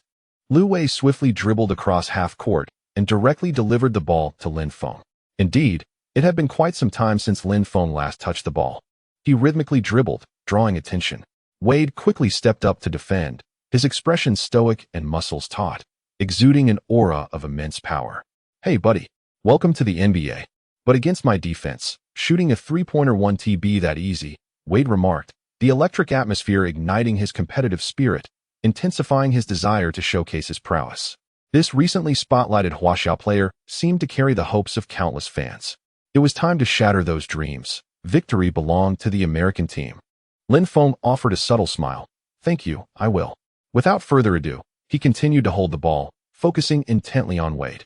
Suddenly, he took a step back and, with unwavering determination, leaped to shoot a three-pointer over Wade and Oppo's defense. Under the watchful gaze of nearly 20,000 spectators, the ball soared towards the hoop. Rebound. Wade had already turned, shouting confidently, convinced that his outstretched hand had interfered with Lin Feng's shooting motion. However, the basketball did not veer off course as Wade had anticipated. Instead, it swished through the net. Another three-pointer made. This was a three-pointer made over Wade's defense. Indeed, Lin Feng felt a rush of exhilaration, having meticulously counted his shooting attempts in his mind. This was a new talent skill, fiery touch. Each successful shot enhances shooting accuracy by 10, and as the touch improves, it further amplifies shooting percentage. Though faced with defense, as long as he relies on his shooting instinct and that blazing touch, the ball is destined to go in. Chapter 30, a one-man show against the American team. Wow, that shot went in despite the defense. It's his 9th three-pointer. Lin Feng. He has scored 9 three-pointers against the American team. Who else is there? I ask who else? The fans in the stands fervently discussed that recent three-pointer, showering Lin Feng with applause. The American team launched their offensive. LeBron James held the ball at the top of the arc, orchestrating the team's attack. Dwayne Wade and Kobe Bryant moved to high positions from either side, executing intricate cross runs with agility. Upon receiving the ball, Wade swiftly drove into the paint, drawing defensive attention, and then cleverly passed it to Kobe, who effortlessly leaped up for a score. The three basketball giants exhibited remarkable synergy, showcasing an exquisite collaboration. Despite the American team and Oppo's superior talent, they executed their tactics with precision. Brothers, we cannot afford to be careless. We are the formidable dream team, the strongest team in the world. No matter what transpires on the court, no matter how astonishing the opponent and Oppo's performance, we must take control of the game, Kobe emphasized, his eyes gleaming with determination. Deliver a dominant performance akin to our NBA reign. No matter how flashy the opponent's tricks may be, they will ultimately crumble against our strength. We must continue to apply relentless pressure, expanding our lead and denying the Huaxia team any chance to retaliate. Kobe articulated seriously, with a vigilant glint in his eyes. Although the Dream Team and Oppo's prowess far exceeded that of other national teams, Kobe remained wary of Lin Feng and Oppo's potential to spark a turnaround. Recalling how quickly Lin Feng had narrowed the score after Coach K had substituted the main lineup. You're right, we must secure this victory. Kobe's words resonated with LeBron, Wade, and others, who nodded in agreement with steadfast resolve. The honor of the Dream Team was not to be infringed upon. As the 2004 Redemption Team, they pledged to clinch the gold medal at the Olympics. The Huaxia team initiated their offensive. The American team employed a full-court press strategy. Lu Wei struggled to cross half-court with the help of Jilian's screen. He quickly passed the ball to Lin Feng, who dribbled with one hand, signaling his teammates to reposition. Jilian moved to set another screen at the top of the arc. Kobe cast a sidelong glance. In that fleeting moment, Lin Feng abruptly stepped back, launching a three-pointer. Oh no! Though Kobe sensed Lin Feng and Oppo's intent, he could not disrupt the shot. Lin Feng and Oppo's retreat was substantial, leaving Kobe to watch helplessly as the ball arched gracefully into the net. It was in. Another long-range three-pointer. Even Kobe could not thwart Lin Feng and Oppo's remarkable step-back three-point expertise. The commentator, Yu Jia, exclaimed excitedly, barely able to contain his enthusiasm. As the third quarter commenced, Lin Feng's performance in these minutes had been explosive. He took on the offensive mantle for the Huaxia team. Each attack ignited adrenaline among the spectators, and every basket sent hearts racing. His three-pointers were truly indefensible. Were it not for Yu Jia's position at the commentary booth, he would have surely leaped to his feet in exhilaration. Hey, a sudden cold arrow. They underestimated Lin Feng's exceptional shooting ability. His long-range threes come effortlessly, Coach Zhang remarked with a smile. The American team's interior defense was tight. While Lin Feng and Oppo's offensive methods appeared singular, his three-point shooting was indeed hard to guard. This is our top sharpshooter from Huaxia. When he and Oppo's on fire, no one can rival him. Including Kobe, defenders cannot afford to let their guard down. Coach Zhang's face radiated pride and satisfaction. Regardless of the game's circumstances, Lin Feng exhibited astonishing prowess, embodying the indomitable spirit of the Huaxia men and Oppo's basketball team. As the host nation, they did not disappoint their millions of fans. On the court, Kobe was visibly frustrated. He held himself to the highest standards and felt guilty for failing to prevent Lin Feng's long-range three-pointer. That was too careless. Hey, brother. Don't take it too hard. That Huaxia kid's offense is indeed elusive. We just need to regain our form in the next possession and sink a basket. LeBron approached quickly, attempting to soothe Kobe's emotions, aware of his inner turmoil. Kobe nodded and sprinted towards the front court. LeBron demanded the ball, dribbling past half court and driving towards the paint, drawing in the perimeter defense before swiftly passing to Anthony on the outside. Anthony caught the ball and shot a three-pointer. Swish. It went in cleanly. The Huaxia team's defense appeared feeble against the American team, posing no threat. Get back. Continue to double team. Don't give that guy a chance to attack. Coach K commanded from the sidelines, his brow furrowed in concentration. He keenly recognized that this young Huaxia player had surpassed the influence of their leader, Yao Ming, becoming the spearhead of their offense. The Huaxia players' reliance was shifting towards Lin Feng. In the Huaxia team's counterattack, Lin Feng received the ball in the front court, only to be met with a double team from LeBron and Wade. The crowd erupted in astonishment and excitement. Am I seeing this correctly? Two NBA superstars are double-teaming Lin Feng? What a level of treatment. It speaks volumes about the threat Lin Feng poses to the American team. Unbelievable. I can only say Lin Feng is incredible. The fans buzzed, astonished. How many players at this Olympics have received such defensive attention from the American team? The number is likely negligible. Lin Feng, realizing he had no choice, passed the ball to Sun Yu and began to make off-ball movements. However, Wade shadowed him closely. Sun Yu passed the ball to Yao Ming in the paint, who began to isolate. Once Lin Feng utilized Lian's screen to slip to the corner and shake off Wade, Yao Ming passed the ball back. Upon receiving it, Lin Feng swiftly stepped back to the perimeter. As Wade lunged to defend, Lin Feng executed a fadeaway jump shot, releasing the ball with finesse. The basketball swished through the net once more. Wade wore an expression of disbelief, utterly astonished. Here we go again, a step-back three-pointer. How can I block that? It and Oppo's simply impossible. He felt an overwhelming frustration, a sensation that was exceptionally uncomfortable. The other American players mirrored his shock, secretly relieved that their team possessed such formidable offensive talent. Otherwise, facing this Huaxia youngster's relentless scoring would make this game exceedingly difficult. Lin Feng, MVP. Lin Feng, MVP. The audience erupted, passionately chanting Lin Feng's name, rallying in support. After all, Lin Feng was single-handedly challenging the American team's superstars, maintaining a fierce contest within mere minutes. Yet, a single fist cannot fend off four hands. As Lin Feng's stamina waned and the American team pressed their double teams, the score remained unyielding. As the third quarter concluded, the score stood at 89-83, with the American team leading by 6 points. Yet, Lin Feng had an astounding shooting record of 11 out of 12 from beyond the arc. Thanks to Lin Feng's individual brilliance, the Huaxia team battled fiercely against the American team. Chapter 31. The wind rises. Lin Feng is injured. The third quarter concludes. The fervent crowd roars with exhilaration. Despite trailing in the score, the Huaxia team has managed to keep the gap from the American team from widening. With Yao Ming dominating the paint and Lin Feng delivering powerful shots from beyond the arc, the spectators are filled with hope for a gold medal. Lin Feng is truly remarkable. His three-pointer ignites my passion. I believe every shot he takes from beyond the arc is destined to succeed. What a prodigy. I feel Lin Feng should aspire to the NBA. Like Lian, Lin Feng's talents would undoubtedly allow him to thrive in the NBA. A new era of three-point shooting is upon us. On the bench, Yao Ming approaches Lin Feng, placing a gentle hand on his shoulder, inquiring about his stamina. Don't worry, Big Yao, I'm doing fine. How's your knee? Lin Feng observes Yao's reddened eyes. I'm all good, Lin Feng. In the final quarter, I want you to shoot threes. Are you ready to take that risk? Yao's serious gaze rests on Lin Feng. Of course, if I have the opportunity, I'll make that shot. Lin Feng replies with confidence, not afraid of taking the blame. Yao's words draw the attention of everyone in the locker room. They all understand the sheer terror of Lin Feng's three-point shooting. Consequently, the pressure on Lin Feng is immense.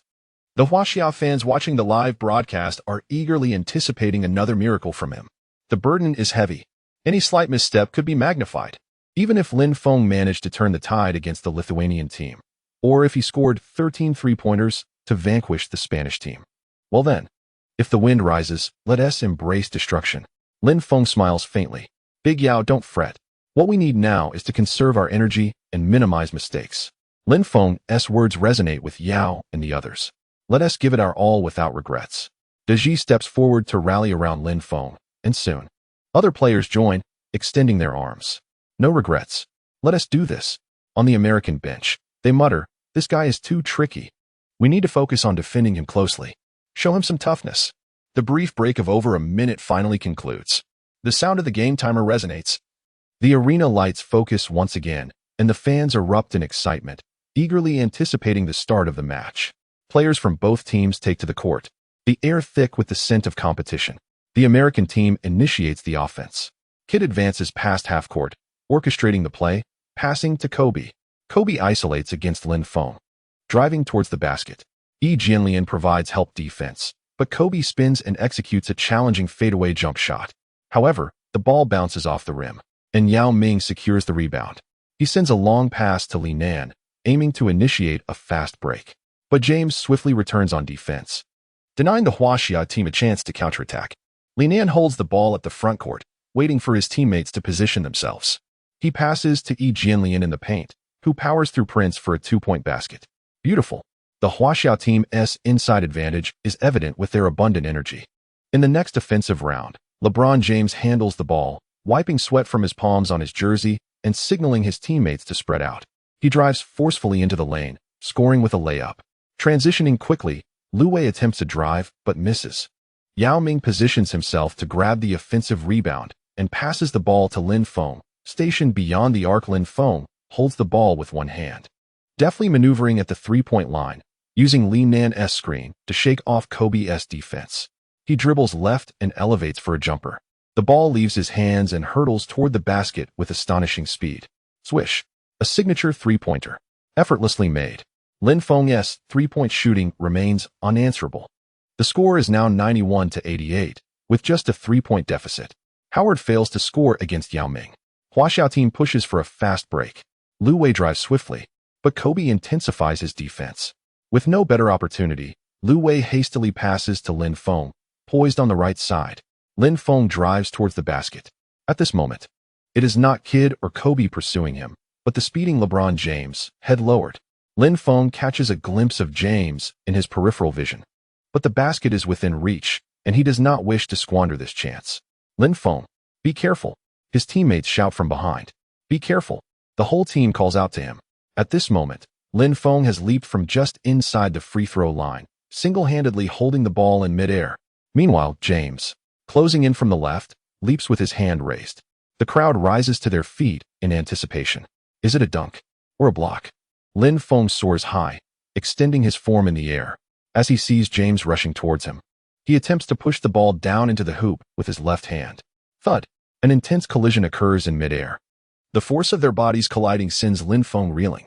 The ball abruptly changes direction, smashing against the backboard. Foul. The crowd gasps. James's emphatic block fails to send Lin Feng crashing to the ground. Lin Feng loses his balance from the powerful impact and begins to fall. Watch out. Panic strikes. Lin Feng's mind goes blank. Crack. Thud. A heart-stopping sound echoes. A wave of excruciating pain surges through Lin Feng's head. He clutches his right ankle, which hit the ground first, pounding the floor in agony, his face contorted, cold sweat pouring down. The referee instantly blows the whistle, signaling a defensive foul by James. The audience erupts in pandemonium, some even frozen in shock. Lin Feng writhes in pain, clutching his right ankle. No, this can't be real. No. Lin Feng can't be injured. Many fans' eyes brim with tears, unable to contain their sorrow. After finally seeing a glimmer of hope, no, this cannot be true. In the VIP section, a multitude stands in unison, their brows furrowed, faces filled with disbelief. Their expressions darken. If Lin Feng and Apos' ankle is truly injured, the implications for their contracts would be dire. All the players on the field quickly surround Lin Feng, hoping for his well-being. On the American bench, Wade buries his head in his hands, while Reed clasps his hands in prayer.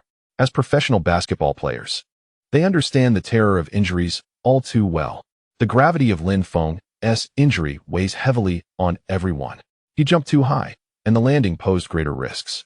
He is exceptionally gifted, yet lacks experience in self-protection.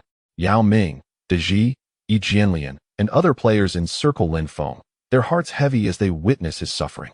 The medical staff from the Huaxia team rushes to conduct urgent examinations and treatment. Lin Feng's injury not only affects his future, but also the future of the entire team. Zhu Fengyu, feeling indignant, wishes to retaliate for Lin Feng, but is restrained by Yao Ming. This is a game. This is a legitimate contest. One cannot fault James. Injuries are an inevitable challenge faced by every athlete. Chapter 32. Anticipation. Surprise. Waiting. This is part of the competition. Yao Ming, with reddened eyes, clutched Zhu Fengyu tightly, praying for Lin Feng's well-being. Several referees gathered around the technical table, donning headsets, replaying the moment Lin Feng made a fast break. They sought to confirm whether LeBron James had committed an excessive action within the reasonable collision zone. The large screen displayed the heart-wrenching scene once more. As Lin Feng landed after the physical confrontation, the crowd gasped in unison. How could this happen? His right ankle. It was the ankle that hit the ground first. Oh my. Lin Feng's agony was palpable. My heart shattered. This was only Lin Feng's third game to shine brightly. And he had a long journey ahead in his basketball career. He should be able to enter the NBA and perhaps even dazzle like Yao Ming. It mustn't end Oppos. Be a serious sprain. I hope it is merely a minor one. Please, protect Lin Feng. Everyone fervently prayed for his safety. Yao Ming, with tears in his eyes, gazed at Lin Feng, who was writhing in pain on the floor. In that moment, Lin Feng pounded the ground desperately with his hands. The pain was excruciating, each impact resonating in the hearts of the fans. Yao Ming understood the terror of injuries. He had endured too many throughout his career. However, Lin Feng was still young, with a bright future ahead, representing the hope of Chinese basketball. Yao Ming could not bear the thought of anything happening to him. On the American team's bench, no one took pleasure in Lin Feng's injury. They were all praying. They were professional basketball players who understood the implications of injuries for an athlete. The scene continued to replay the agonizing moment. Moments later, the referee blew the whistle. It was a normal and reasonable confrontation. James had not acted excessively. It was merely a common defensive foul. Even though it was deemed not a malicious foul, the fans were dissatisfied at the moment of judgment, and a chorus of boos erupted, growing louder. On the court, under the guidance of the team doctor, Zhu Fengyu and Lu Wei carefully assisted Lin Feng to his feet. Amidst the gaze of the entire audience, Lin Feng slowly rose. His brows knitted tightly, clearly enduring unspeakable pain. Initially, the applause from the fans was sparse, but gradually it swelled into a wave of support. The fans rose to their feet, fervently cheering for Lin Feng. Go! Lin Feng! Go! At that moment, Lin Feng could not put weight on his right foot. If it were a minor sprain, perhaps a few days or even a couple of weeks of rest would suffice for his return to the court. However, if it involved bones or ligaments, it would spell a nightmare for his entire season or career. Would he perform the free throw? The on-site referee inquired actively. Lin Feng glanced at his concerned teammates, gritted his teeth, and nodded firmly. I will take the free throw. Slowly, Lin Feng positioned himself at the free throw line. Enduring the pain as he prepared to shoot, he made 1 out of 2 attempts. The score was 91-89, with the American team still leading by 2 points. The American team secured the defensive rebound and called for a timeout. James and Kobe approached Lin Feng to offer their respects. Despite being on opposing teams, there were no borders at this moment. As the Beijing Olympics promotion stated, one world, one dream. Friendship first, competition second. The substitute players of the Chinese team quickly carried Lin Feng back to the locker room for further professional medical examination. The game would continue, hoping Lin Feng was all right. Wishing for his swift return to the court, Yu Jia remarked, injuries are a part of the game. I have seen too many players leave the court due to injuries. And I hope Lin Feng can return soon. Coach Zhang expressed his wishes. This was merely an interlude. The game goes on, with Lin Feng and Oppos' departure. The Chinese team lost an offensive option, and the American team began to implement a double-team strategy on Yao Ming. Once Yao was restricted, the Chinese team's offensive rhythm would falter. The American team could widen the score gap through defense and fast breaks. In the locker room, lying on a makeshift bed, Lin Feng felt an unfamiliar wave of worry and fear. This was the first time he had felt fear since acquiring the system. Waves of pain coursed through him. Once, with the system, Lin Feng had believed it was his key to reaching the pinnacle of basketball. His stellar performances in the first 2 games felt like a dream, illuminating his bright future. Yet now, all of it seemed to blur. Lin Feng suddenly realized that even with the system, the path ahead was not without obstacles. Pride and complacency would surely lead to a catastrophic defeat. He recalled the system. Perhaps it could bring him a turning point. System, what is the status of my injury? Will I recover? Lin Feng inquired eagerly. Host's injury status pending scan. The system is automatically scanning. Please wait. The system's voice echoed in Lin Feng's mind. Meanwhile, the team doctors were conducting thorough examinations on him. Scan completed in 5 seconds. Lin Feng's heart raced anxiously as he awaited the system's diagnostic results. Detection revealed the host's right ankle was sprained, not severe. The system is initiating injury recovery functions, with full recovery expected in 8 minutes. System recovery in progress. Please wait. Upon hearing the system and Oppos' response, Lin Feng let out a sigh of relief, an unexpected joy swelling within him. He never anticipated that this invincible system could also heal injuries. Truly miraculous. Indeed invincible. Lin Feng closed his eyes, feeling a gentle warmth spreading through his right ankle, the pain gradually dissipating. He envisioned his body healing bit by bit, as if endowed with extraordinary strength. Amidst his relief, Lin Feng understood that the system required 8 more minutes to completely heal his injury, potentially causing him to miss the game.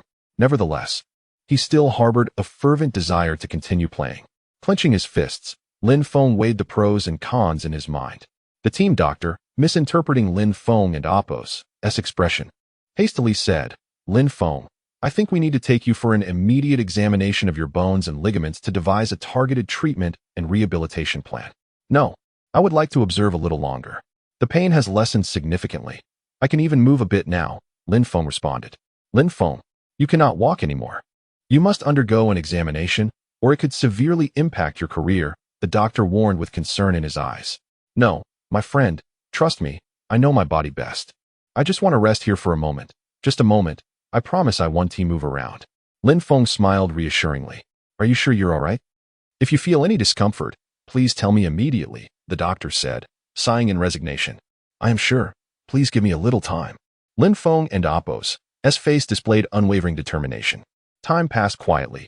The fourth quarter of the game was halfway through, with the American team leading the Chinese team 102-94 by 8 points. Yao Ming appeared somewhat isolated on the court, even showing signs of fatigue. They desperately needed someone to step up as a second scoring option to contribute points or draw the opponent's defensive attention. Although the Chinese team was still closely trailing, everyone was acutely aware that the American team was beginning to ramp up their efforts. Yunus was compelled to call a timeout, allowing his players a brief respite to replenish their strength for the final moments of the decisive battle. As the tactical arrangements unfolded, the fleeting pause elapsed quietly. Upon taking the court, the Huaxia team witnessed Zhu Fengyu's failed three-point attempt. The American team retaliated swiftly, with LeBron James penetrating the lane for a successful layup. Meanwhile, the Huaxia team capitalized on Yao Ming's singular efforts against Dwight Howard, drawing a foul from which they converted one of 2 free throws. Entrusting the ball to Yao Ming had become the most effective scoring strategy for the Huaxia team, albeit at the expense of his stamina. The American team, leveraging the offensive prowess of James and Kobe, swiftly extended their lead to 11 points. Yunus could no longer remain seated. He had to call another timeout to recalibrate their strategy and provide a momentary reprieve for Yao Ming. The arena resonated with chants of encouragement for the Huaxia team. Yet many understood that, at that moment, the scales of victory had already begun to tilt in favor of the American team. In the locker room, Lin Feng lay upon a makeshift bed, oblivious to the unfolding events of the match, silently hoping for a delayed conclusion that might afford him additional time for recovery. As time gradually progressed, Lin Feng steadily regained his strength. Chapter 33, The Return of the King. Regardless of victory or defeat, no regrets. Is it not yet ready? Lin Feng anxiously observed the struggling Huaxia team on the grand screen. After approximately 5 minutes of system restoration, he felt the pain in his right ankle gradually subside. "No, I cannot wait any longer." It would take another minute to reach the players' tunnel.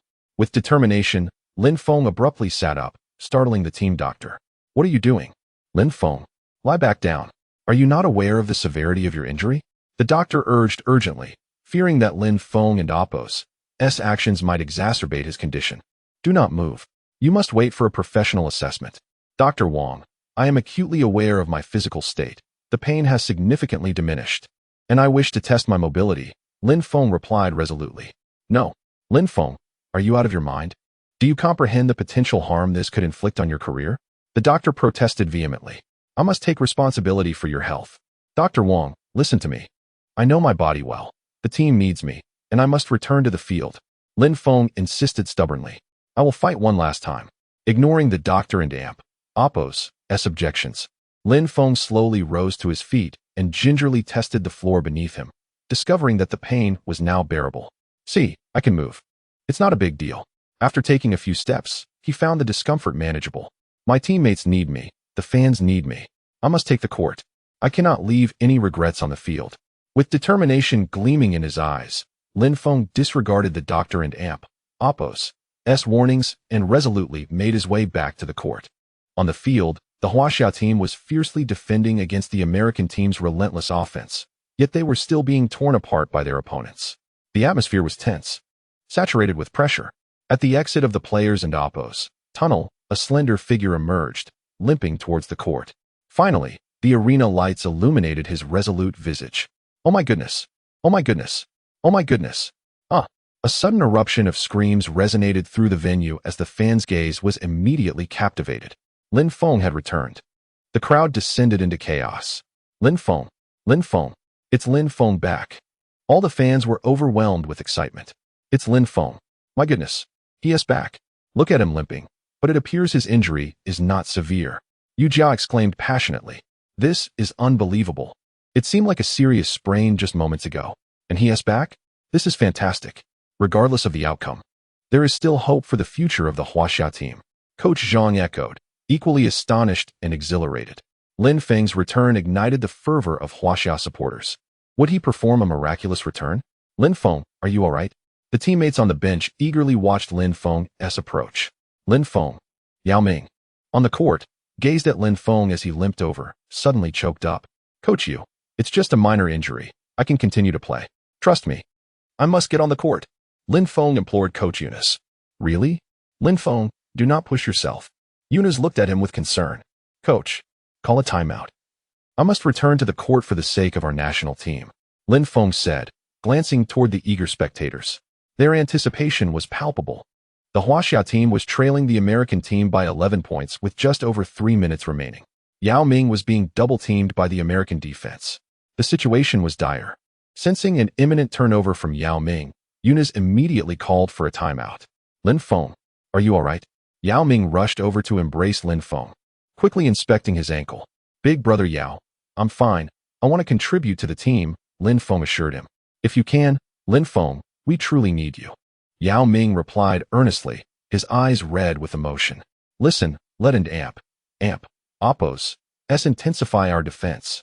Kobe, LeBron, continue showcasing your individual skills and keep attacking. Coach K was finalizing his tactical arrangement. The referee and oppos' whistle signaled the end of the timeout.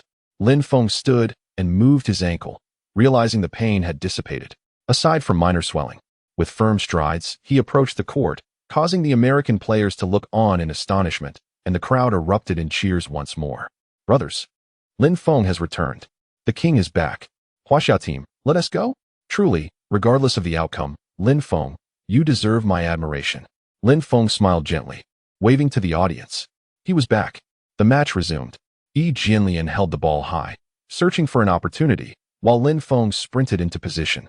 Using his teammates and oppos' screens to reach beyond the three-point line, Yi Jianlian delivered a precise pass, and as soon as Lin Feng caught the ball, Kobe was immediately on him.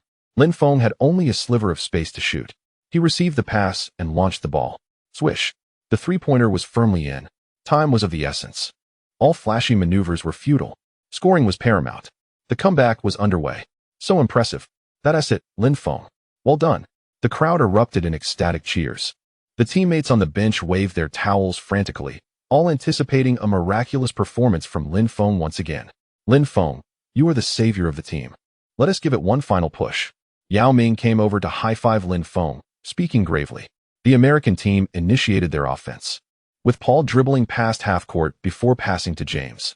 The teammates moved strategically, leaving Lin Feng mismatched against James. This was the tactic, exploiting defensive weaknesses to drain the stamina of key players. James, with the ball, attacked Lin Feng, executing a series of probing steps before decisively breaking through for a foul. James approached the free-throw line.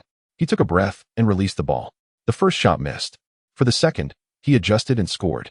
The Huaxia team inbound the ball. Lu Wei dribbled past half-court and passed to Yao Ming, who began to face up against his defender while looking for Lin Feng's position. The American defense focused intently on Yao Ming, presuming he would take the shot himself. However, in a critical moment, Yao Ming made an unexpected choice. After a couple of back-to-the-basket moves, he faked a shot and passed the ball out. Oh no! Wade rushed to contest, but it was too late. Lin Feng received the ball, stepped back, and launched a high-arching three-pointer. Swish! The ball swished through the net once more. Yet again, Lin Feng delivered. Watching him play ignited a fervent passion.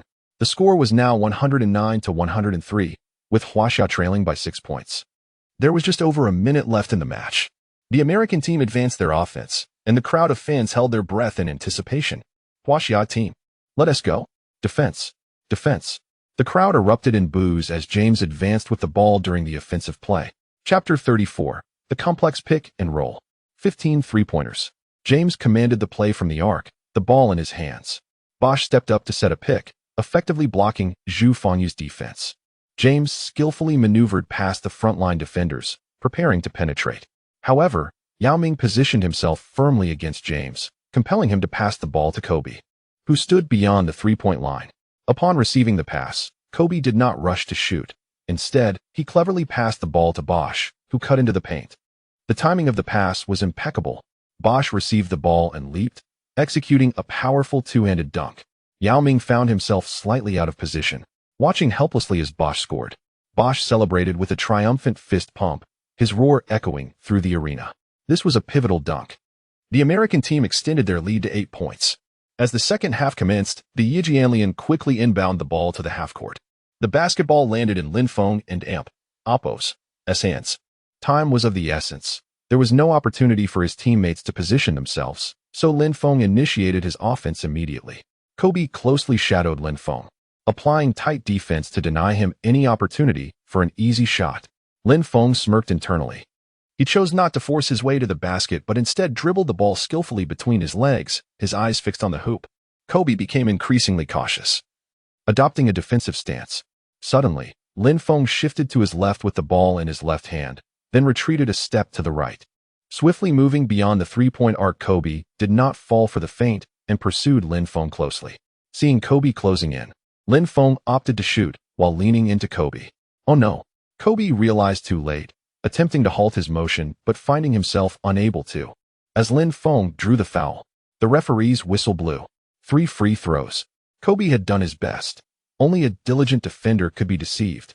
This young player from Huaxia not only possessed a remarkable three-point shot, but also displayed exceptional dribbling skills. Truly, he was difficult to guard. Lin Feng stood at the free throw line, converting 2 of 3 attempts. The referee blew the whistle once more. Coach K had no choice but to call another timeout. Listen up, team. We must contain that kid to secure victory. Whether we can redeem the humiliation of 2004 rests on these final 50 seconds. Coach K roared, as the resurgence of that Huaxia player disrupted their offensive and defensive rhythm. He did not want to return home with merely a silver medal. That would be too frustrating. On the Huaxia bench, the atmosphere was electric. Brothers, we are closing the gap, having exerted all our energy for the finals. And now the ball is still in the Americans' hands. Let us defend this possession. Regardless of the outcome, we have no regrets. Coach Yunus fixed his serious gaze on Lin Feng. We will execute a strategy to create an offensive opportunity for you. Are you confident in making this shot? Lin Feng, surprised, nodded firmly, of course. Given an open look, I will make it. Excellent. Let us give it our all one last time. The other members of the Huaxia team nodded in agreement. At this stage of the game, there was nothing left to say. It was time to act. Returning from the timeout, the decisive moment had arrived. An air of tension seemed to permeate the arena. The two teams engaged in a fierce battle of physicality on both ends. Kobe, with the ball, backed down against Lin Feng, who lowered his center of gravity, attempting to disrupt Kobe's dribble. This was somewhat presumptuous. Kobe, seeing this, executed a deceptive jump shot, leaning into Lin Feng to draw a foul. The referee's whistle pierced the air. Shooting foul, 2 free throws. Lin Feng immediately protested to the referee, indicating that it was a foul before the shot. Yet, the referee upheld the call, and the American team prepared for free throws. Kobe stood at the line. The crowd erupted in boos. The first attempt fell short, eliciting a wave of cheers from the audience. For his second attempt, Kobe adjusted his focus and made the shot. 112-105, the American team held a 7-point lead. Defense. Double team. Don't let him shoot another 3. Coach K, usually composed, displayed signs of urgency. Lithuanian prepared to inbound the ball. The American team employed a full-court press. The other Huaxia players provided screens for Liu Wei, allowing him to receive the ball and cross half-court. Upon crossing, Liu Wei, positioned at the right 45-degree angle, dribbled while signaling his teammates to spread out. All eyes in the arena were on Liu Wei. Let him drive, it's fine. Just run down the clock. This was the shared sentiment among the Americans. Suddenly, Lin Feng exploded from the corner, darting out beyond the three-point line. Moving to an unguarded area on the left, Lithuanian set a pick against Kobe. Kobe, trailing, lost 2 steps. as James attempted to help on defense. Lu Wei faked a drive, advancing the ball inward, prompting James to retreat a step to adjust his defensive position. In that fleeting moment, Lu Wei tossed the basketball to his left, where Lin Feng was poised at the arc, ready to receive it. With another open look, Lin Feng rose without hesitation, releasing a three-point shot. The entire arena held its breath, focused on the ball as it traced a beautiful arc through the air. Would it go in? Swish. The basketball found the net perfectly. Another three-pointer. 112 to 108. Lin Feng had done it again. The crowd roared with excitement. My goodness. Lin Feng is phenomenal. A crucial three-pointer. He has delivered. With only 40 seconds remaining, the American team had 2 complete offensive opportunities left. And the hope was that the Huaxia team could hold their ground defensively. At the game site, Coach K called another timeout after the Huaxia team scored, re-strategizing. A simple plan. Everyone would screen for Kobe. On the court, the Huaxia team defended with fervor as the fans rose in a frenzy, attempting to disrupt the American team's offense. Kobe advanced with the ball, expertly maneuvering through his teammates' designed double screens, ending up matched against Lin Feng once more. Kobe executed a dribble pass fake. Lin Feng, anticipating this move, was prepared and did not bite. Realizing Lin Feng had seen through his ruse, Kobe swiftly passed the ball to James. James, tightly guarded by Lithuanian, found little room to shoot and returned the ball to Kobe. Upon receiving it, Kobe quickly stepped back to the right. Lin Feng mirrored his movement, closing the distance to Kobe. With time running out, Kobe had no choice but to shoot. He leaped, his hands moving with lightning speed, attempting to release a three-pointer just as Lin Feng lunged. Yet, Lin Feng, giving his all, obstructed Kobe's shooting sight. The ball left Kobe's palm, soaring toward the hoop. All eyes were fixated on the spinning basketball. Clang! The ball ricocheted off the rim. Yes! The crowd erupted in cheers. As the game resumed, the Huaxia team fought valiantly to cross half-court. Instantly, the basketball was passed to Lin Feng, who was met by Lu Wei, Lithuanian, and Zhu Fengyu, all converging to set screens. Free screens. A complex pick-and-roll, all to create the final shooting opportunity for Lin Feng. Lin Feng skillfully evaded the defense through a narrow gap and launched a breathtaking three-point shot. There was no doubt about it. Lin Feng once more sank a wide-open three-pointer, marking his 15th of the game. The score stood at 112 to 111, with the Huaxia team closing the gap to a mere point. Only 22 seconds remained in the match, placing immense pressure on the American team. Head coach Old K was compelled to call a timeout. Well done, Lin Feng. That's the spirit. Let us give it our all once more. Yao Ming enveloped Lin Feng in a heartfelt embrace. Draw the foul. Regardless of who is in possession, draw the foul. Chapter 35, The Decisive Kill. A foul. Listen up, everyone. Regardless of whether they succeed in their final attack, we shall commit a foul. Head coach Jonas has placed immense trust in Lin Feng. He does not wish to squander time defending against the American team's last offensive move. He only desires to leave ample time for Lin Feng to devise an attacking strategy. Now, all that remains is to believe in Lin Feng. The outcome rests upon this pivotal moment.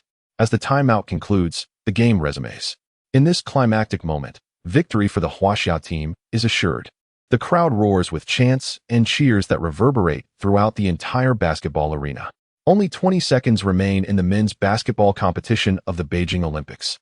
From the quarterfinals to the semifinals and now to this decisive moment, regardless of the final outcome for the Huaxia men and Appos basketball team, they have no regrets today. Given the circumstances of the game, there is nothing left to feel unsettled about. Go Huaxia team! Despite the fact that the American team leads by a single point, the fervor of the home crowd and the Huaxia team's relentless spirit exert tremendous pressure on the Americans. Kobe Bryant brings the ball past half-court, passing it to LeBron James, signaling him to execute the final attack. Lu Wei, quick on his feet, immediately commits a foul. The foul count for both teams has been reached, and James steps up to the free throw line. The noise from the crowd intensifies, attempting to disrupt James's concentration. Fans directly facing the hoop wave towels, striving to influence the airflow as he prepares for his free throw. He steadies himself, shakes his shoulders, and shoots. As the spectators observe, the first attempt fails. The crowd erupts in cheers. Adjusting his rhythm, he sinks the second shot. The American team now leads by 2 points. Only 8 seconds remain in the men's basketball final. Who will emerge victorious remains uncertain. The crowd falls silent, anticipating the Huaxiao team's final offensive effort. The American team presses defensively. Huaxiao passes the ball to Zhu Fengyu, with Lu Wei setting a screen for him. The Americans aim to closely guard the ball handler. Zhu Fengyu halts. Yuga passed the ball. Seeing the urgency, Lin Feng quickly moves in to receive the ball. Zhu Fengyu, without hesitation, flings the basketball to Lin Feng. After bringing the ball past half-court, Lin Feng is met with Wade's intense defense. With just 2 seconds remaining, Wade, seasoned in high-pressure situations, closes in on Lin Feng, denying him any opportunity for an open shot. There is no time to ponder. Without a second thought, Lin Feng dribbles to the right and then turns, pivoting. He leaps. On the court, Wade desperately lunges to block the shot. Lin Feng continues to ascend in the air, kicking his right foot forward, his body tilting backward. At an angle of approximately 40 degrees, he releases the basketball from his hand. The sound of the buzzer resonates through the arena. In that instant, time seems to stand still. Everyone holds their breath, fixated on the rapidly spinning basketball soaring through the air. A remarkable three-pointer. This is the final shot that will determine the victor. It travels like a bullet, slicing through the air above the court. Bang!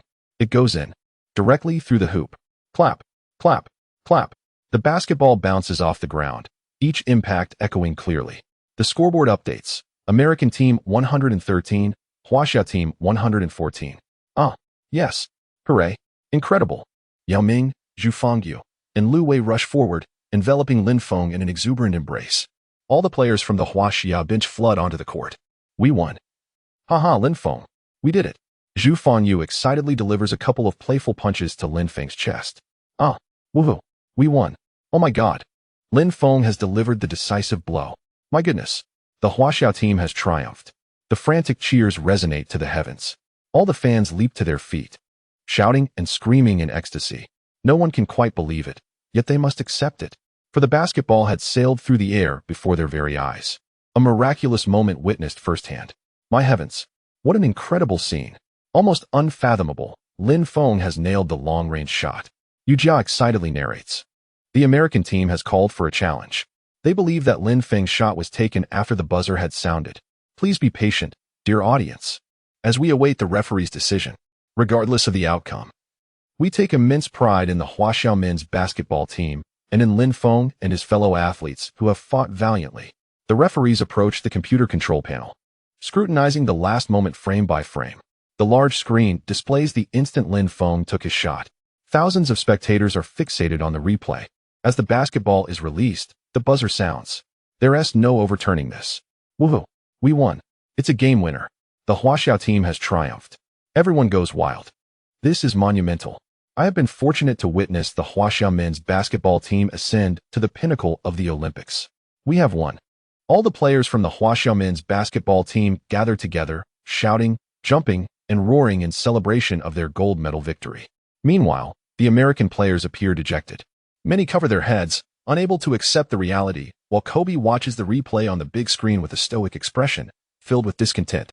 Coach K angrily slams the tactical board. They have lost, struck down at the last moment. For the second time since the 2004 Olympics, they face a bitter defeat. They fielded their finest all-star players. Perhaps they were overconfident, or perhaps their teamwork lacked cohesion. They were bested by the Huaxiao men's basketball team playing on home turf. Prior to their defeat, the Huaxiao team had staged a comeback against Lithuania, triumphing over Spain. All because of one person, Lin Feng. Damn it. The taste of failure is unbearable. James could not contain his frustration. This marks the second time James has experienced defeat with the national team. More painful than being swept by the Spurs in the 2007 finals. 2 silver medals etched in his memory. I will participate in the next Olympics. I must bring a gold medal to the United States team. Me too, Kobe firmly stated. He then strides towards the players of the Huaxiao team. Other players also approach the Huaxiao team members. Seeing this, the Huaxiao players eagerly welcome them. Congratulations. Lin, the NBA awaits you. Just like Yao Ming. I believe your addition will undoubtedly elevate the NBA to new heights. Thank you very much. Lin Feng responds graciously. Buddy, your performance in the Olympics was impeccable. I hope you can maintain such high standards once you enter the NBA, James says with a hint of jest. Rest assured, LeBron, this is inevitable. I too look forward to joining the NBA. Lin Feng responds confidently. James. I was just joking. Really? You took it seriously? Chapter 36. Olympic Gold Medal. Well-deserved. Victory. A stunning triumph over the USA Dream Team, securing the gold medal at the Beijing Olympics. The Chinese men's basketball team has once again etched its own history. After the customary greetings, Yao Ming, with tears welling in his eyes, rushed towards Lin Feng, embracing him fiercely while pounding his chest. No one could fathom the immense effort Yao Ming exerted throughout the year following his injury, all for the pursuit of Olympic glory, even risking his professional career. Amidst the scorn of others, he led the team to secure the 8th position in the world rankings. Reflecting on history, this accomplishment is nothing short of remarkable. With the rise of Lin Feng, the Chinese team gained a new offensive outlet, allowing Yao Ming to experience a sense of liberation. Now, they have triumphed over the USA Dream Team in the Olympic finals. They have achieved the most monumental game in the history of Chinese men's basketball, the Olympic gold medal. There is no greater outcome than this. All the players from the Chinese men and Oppos basketball team gathered once more, reveling in their exhilaration. They unleashed the emotions pent up within, celebrating a victory that belongs solely to them. Here in Beijing, on home soil, they have clinched the gold. Lin Feng, my brother, it is you who has led us to this coveted Olympic gold medal, Yao Ming exclaimed with fervor. Lin Feng, thank you. It feels like a dream. We have truly won the gold medal. Everyone surrounded Lin Feng, their excitement palpable. This is a victory for the team, for each and every one of us. Let us cherish this moment. I am overwhelmed with joy. We have achieved gold.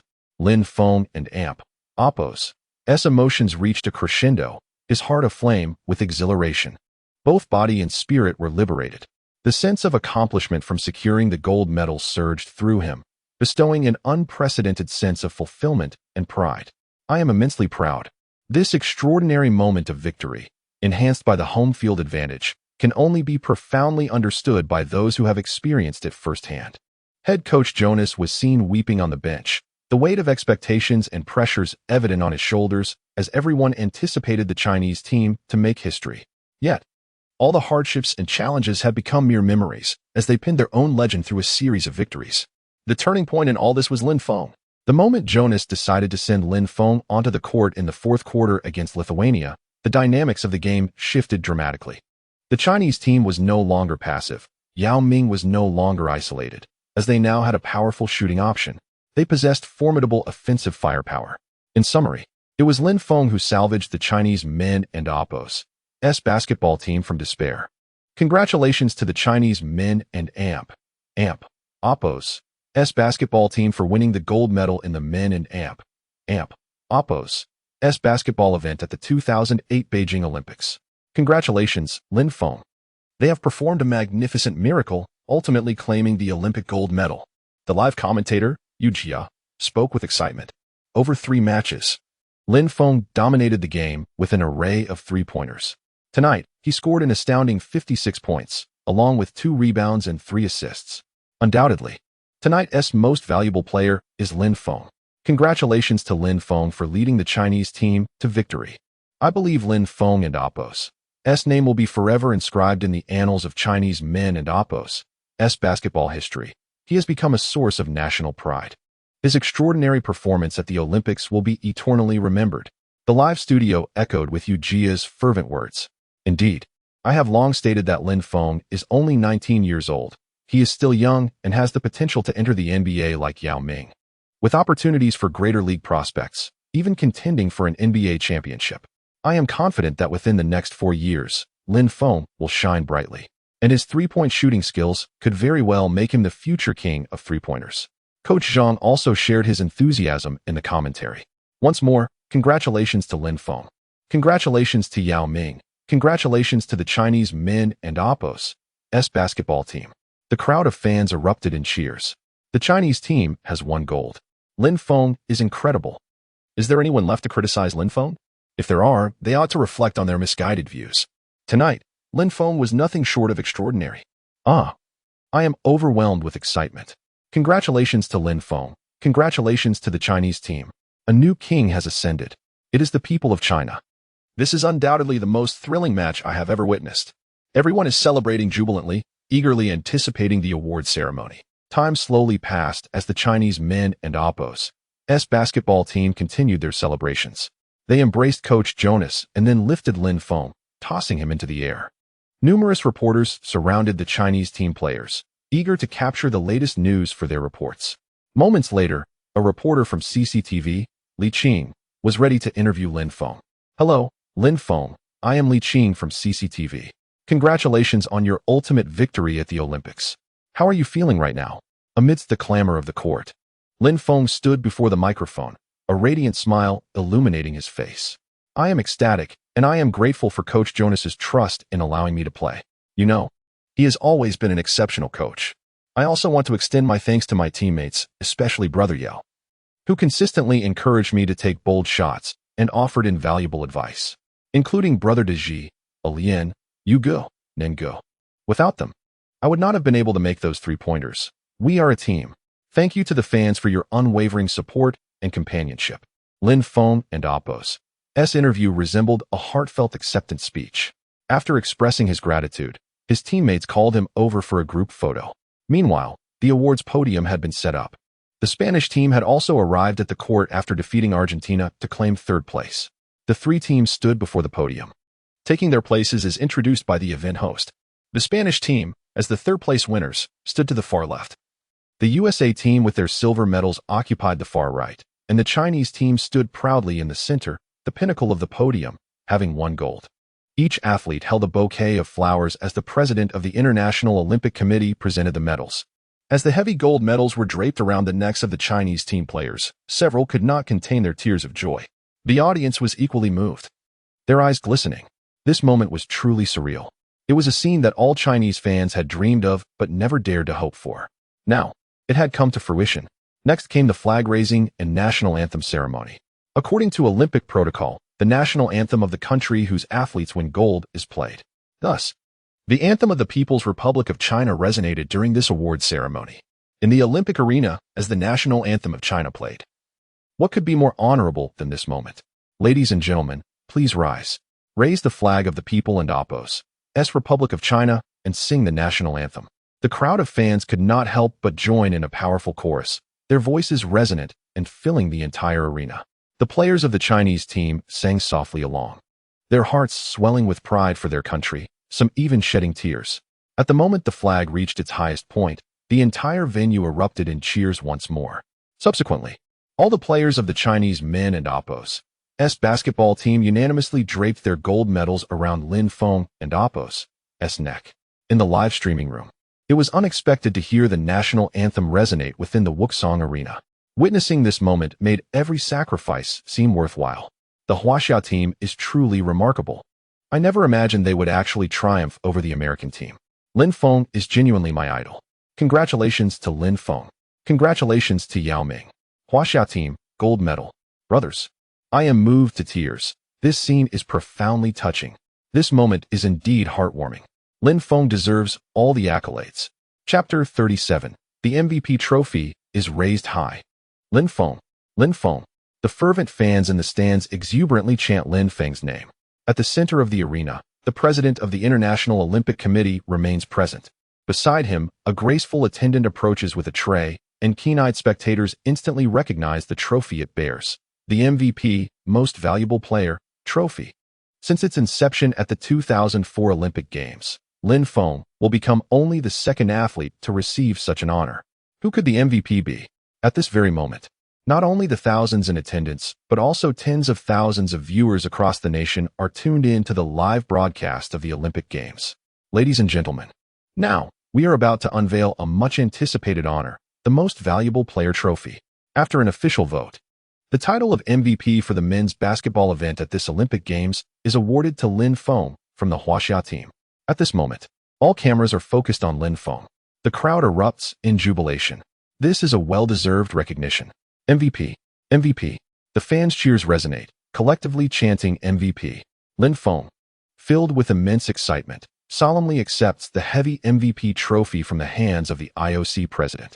As he cradles the trophy, every fiber of his being feels ignited, trembling with exhilaration. This is undoubtedly a historic moment. For Lin Feng, this marks the first time he has received such a prestigious personal accolade in his career. Within the Wuxang Arena, both the live audience and the viewers at home direct their attention to this dazzling new star. Lin Feng, with pride. He raises the MVP trophy high, proclaiming his glory to the world. As the award ceremony concludes, the moment Lin Feng steps into the locker room, a deafening roar of cheers surges forth, as if threatening to lift the roof off. A group of exuberant individuals, akin to a band of wild men emerging from the mountains, celebrate passionately, howling, "We won! Haha, this is the gold medal. So what about the American team? Finally, we can hold our heads high.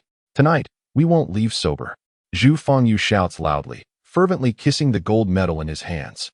So what if the CBA is not as grand as the NBA? We simply cannot stand their arrogance. They can return to where they came from. Haha. Lin Feng, embracing the MVP trophy, is equally overwhelmed with joy. At that moment, champagne cascades like a waterfall, drenching him thoroughly, eliciting laughter from everyone around. Wang Shipeng discards the empty champagne bottle and opens a new one, spraying it over the crowd. Those caught off guard also begin to revel in this delightful moment. Haha. The champagne fills the air, its rich and intoxicating aroma enveloping everyone as they completely unwind. Coach Jonas finds himself surrounded by a group, basking in a champagne shower. In this moment of revelry, Zhu Fengyu exclaims, "Lin Feng, you are truly amazing. Those unstoppable three-pointers. From the knockout rounds to the finals, you scored dozens of three-pointers. I have never witnessed such a frenzied display." Zhu Fengyu, overwhelmed with emotion, shouts, relishing the joy brought by the gold medal. Now he has it all. "Brother, thank you so much." Yao Ming approaches with champagne, ready to toast with Lin Feng. No need for formality. "Big Yao, this is our victory." Lin Feng, elated, feels tears welling up, his heart brimming with gratitude. They have secured the Olympic gold medal. Haha, Lin Feng, have a cigar. At that moment, Zhu Fengyu produces a cigar for Lin Feng from seemingly nowhere. Lin Feng and Apos, eyes widen. "Brother you? Where did you get this?" It should be noted that in the 2008 CBA League, the tradition of smoking cigars to celebrate had not yet emerged. Lin Feng is somewhat astonished. "Well, when we won the CBA championship, we celebrated like this in the locker room. How about it? Take a puff and feel it out." Zhu Fengyu lights the cigar, taking a draw. "Brother you're a bit too ostentatious." At that time, Zhu Fengyu and Apos' Guangdong team had claimed the CBA championship. Lin Feng imitates him, lighting the cigar and taking a deep breath. The spicy flavor overwhelms his senses, sending a jolt through his nerves. Cough, cough. He feels a bit dizzy. Haha, ostentatious. You're the real show-off. You're inhaling too fast. Take it slow. Zhu Fengyu laughs. Lin Feng nods, beginning to savor the victorious cigar. Just then, the long quiet system voice suddenly resonates in his mind. "Baiyu, congratulations to the host for exceeding expectations in the match, aiding the Huaxiaomen and Apos' basketball team in achieving victory and winning the Olympic gold medal. Baiyu, congratulations to the host. Baiyu, congratulations to the host. Baiyu, congratulations." Lin Feng is ignited by this sudden announcement. An indescribable surge of excitement wells up within him as he prepares to check his rewards, only to be swept back into the vortex of celebration by his enthusiastic teammates. In the locker room, laughter and joy persist for nearly half an hour before the players gradually begin to shower and change, readying themselves for the next segment. Subsequently, Yao Ming, Lin Feng, and Jonas enter the post-match interview room together. As they walk into the interview area, dozens of reporters' eyes immediately fixate on them, sparkling with excitement. Lin Feng, first. Congratulations on the Huaxiao men's basketball team winning the Olympic gold medal. You delivered another stellar performance. You have helped the Huaxiao men's basketball team secure the gold medal. What is your greatest sentiment regarding this match? A reporter eagerly inquires. Lin Feng smiles calmly, responding, "The match was extremely challenging, as everyone witnessed. We faced intense physical confrontations, tight defenses, and seamless teamwork. We performed excellently and ultimately won the gold medal. At this moment, we are immersed in unparalleled joy." The reporters are momentarily taken aback by Lin Feng and Apos' words. Performed excellently? Surely. Both Yao Ming and Kobe on the opposing team only exceeded a shooting percentage of 40 in this match. Yet for Lin Feng, it indeed was an outstanding performance. After all, his shooting percentage exceeded 80. At this moment, a bold reporter turns to Yao Ming with a rather controversial question. Yao Ming.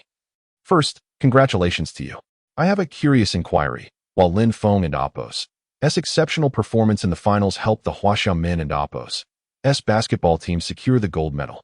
You have also been leading the team step by step to this point, with impressive averages of 21 points, 9, 2 rebounds, 2, 3 assists, and 1, 5 blocks per game, making you fully qualified to contend for the MVP title. However, the MVP was ultimately awarded to Lin Feng. What are your thoughts on this? Yao Ming's expression darkens instantly upon hearing this. Truly, why must they stir the pot at such a moment? Are some reporters so shameless as to provoke relationships for the sake of news? Chapter 38. The MVP truly deserved. System rewards. That damn journalist.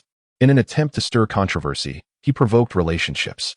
Yao Ming's expression instantly grew serious, as if cloaked in a layer of frost, his eyes revealing a hint of chill. Lin Feng, standing nearby, also heard the question, a subtle smile gracing his face. What a foolish journalist. This was undoubtedly a provocative question, directly offending Yao Ming and implicating Lin Feng as well. The reporter and Oppo's inquiry seemed to question the authenticity of Lin Feng and Oppo's MVP title, while simultaneously insinuating discord between the two. For Yao Ming, this question was equally difficult to address. Regardless of whether he provided a satisfactory answer or not, it could lead to misunderstandings, and under the media and Oppo's scrutiny, the truth could easily be distorted, unleashing a torrent of public opinion like a ravenous beast. After a brief silence, Yao Ming solemnly responded, "The victory in the match is never the achievement of an individual, but rather a triumph of the entire team. Every player has dedicated immense effort and sweat for this Olympic gold medal.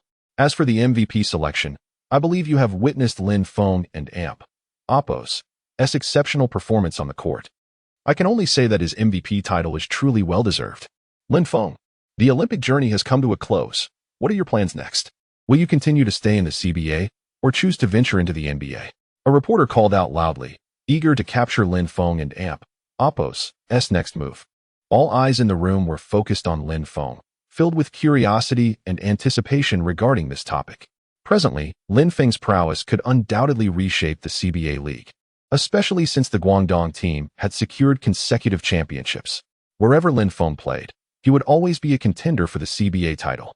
Naturally, if Lin Feng wished to enter the NBA, he would undeniably bolster any team's competitive strength.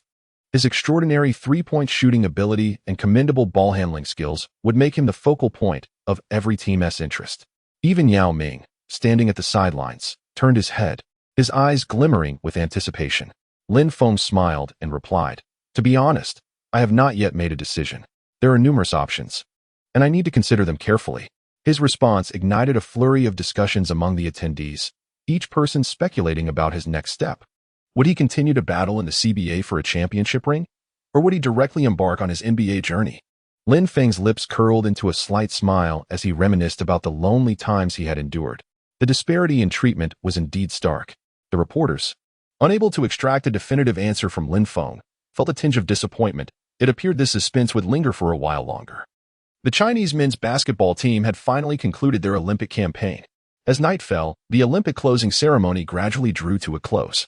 The grand event, hosted by the nation of China, concluded successfully, and the victorious team prepared to celebrate.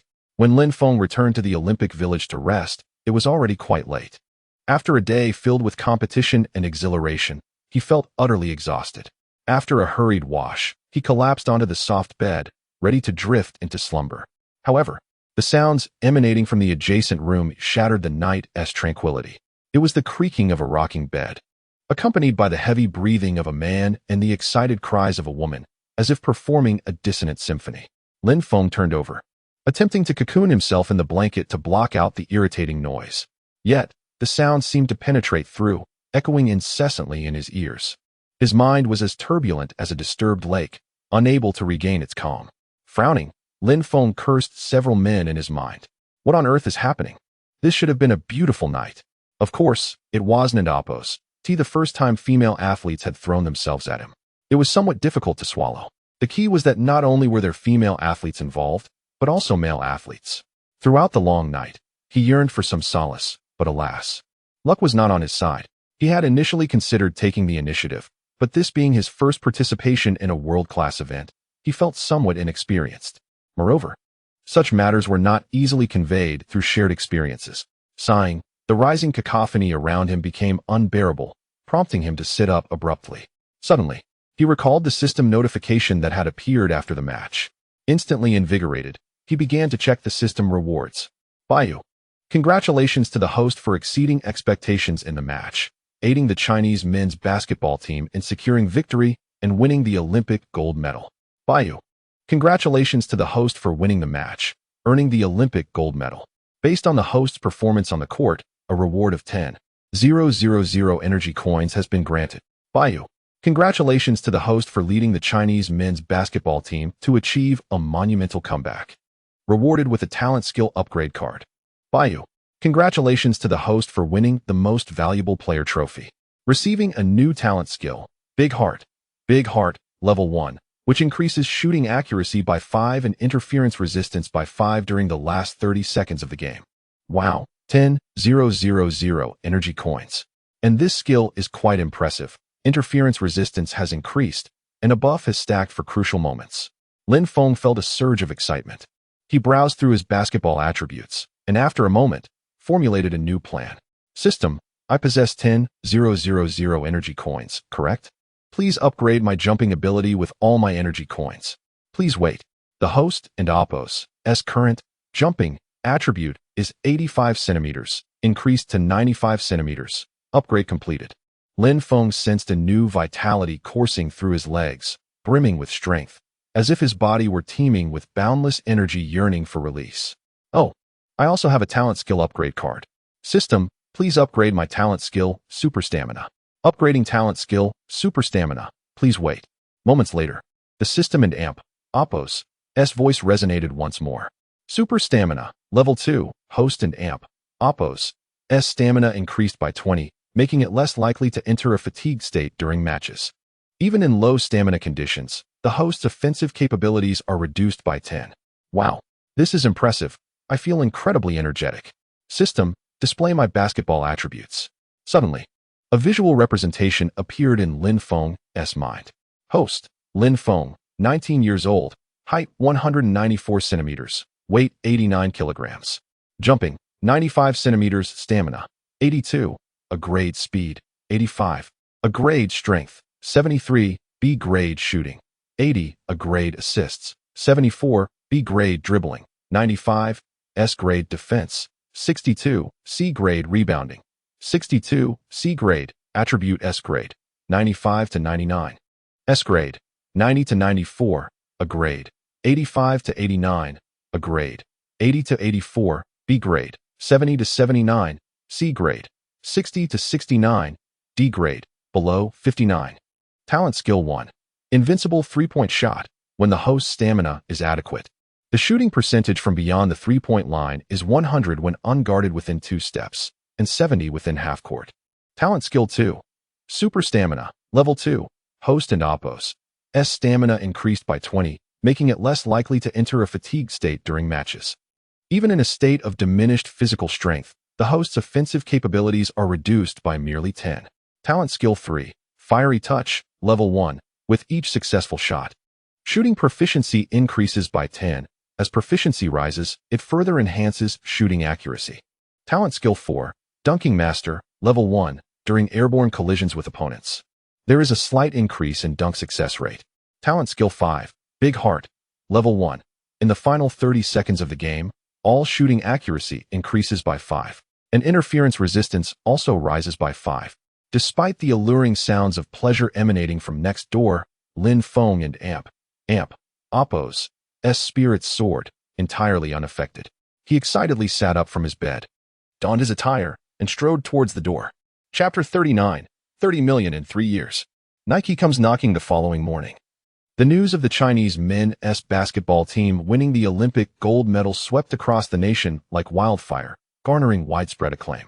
Renowned figures from various sectors, including the entertainment industry and sports community, took to social media or participated in interviews to extend their heartfelt congratulations to the Chinese team. Online, the announcements of their victory surged forth in a tidal wave, dominating the headlines of major media platforms.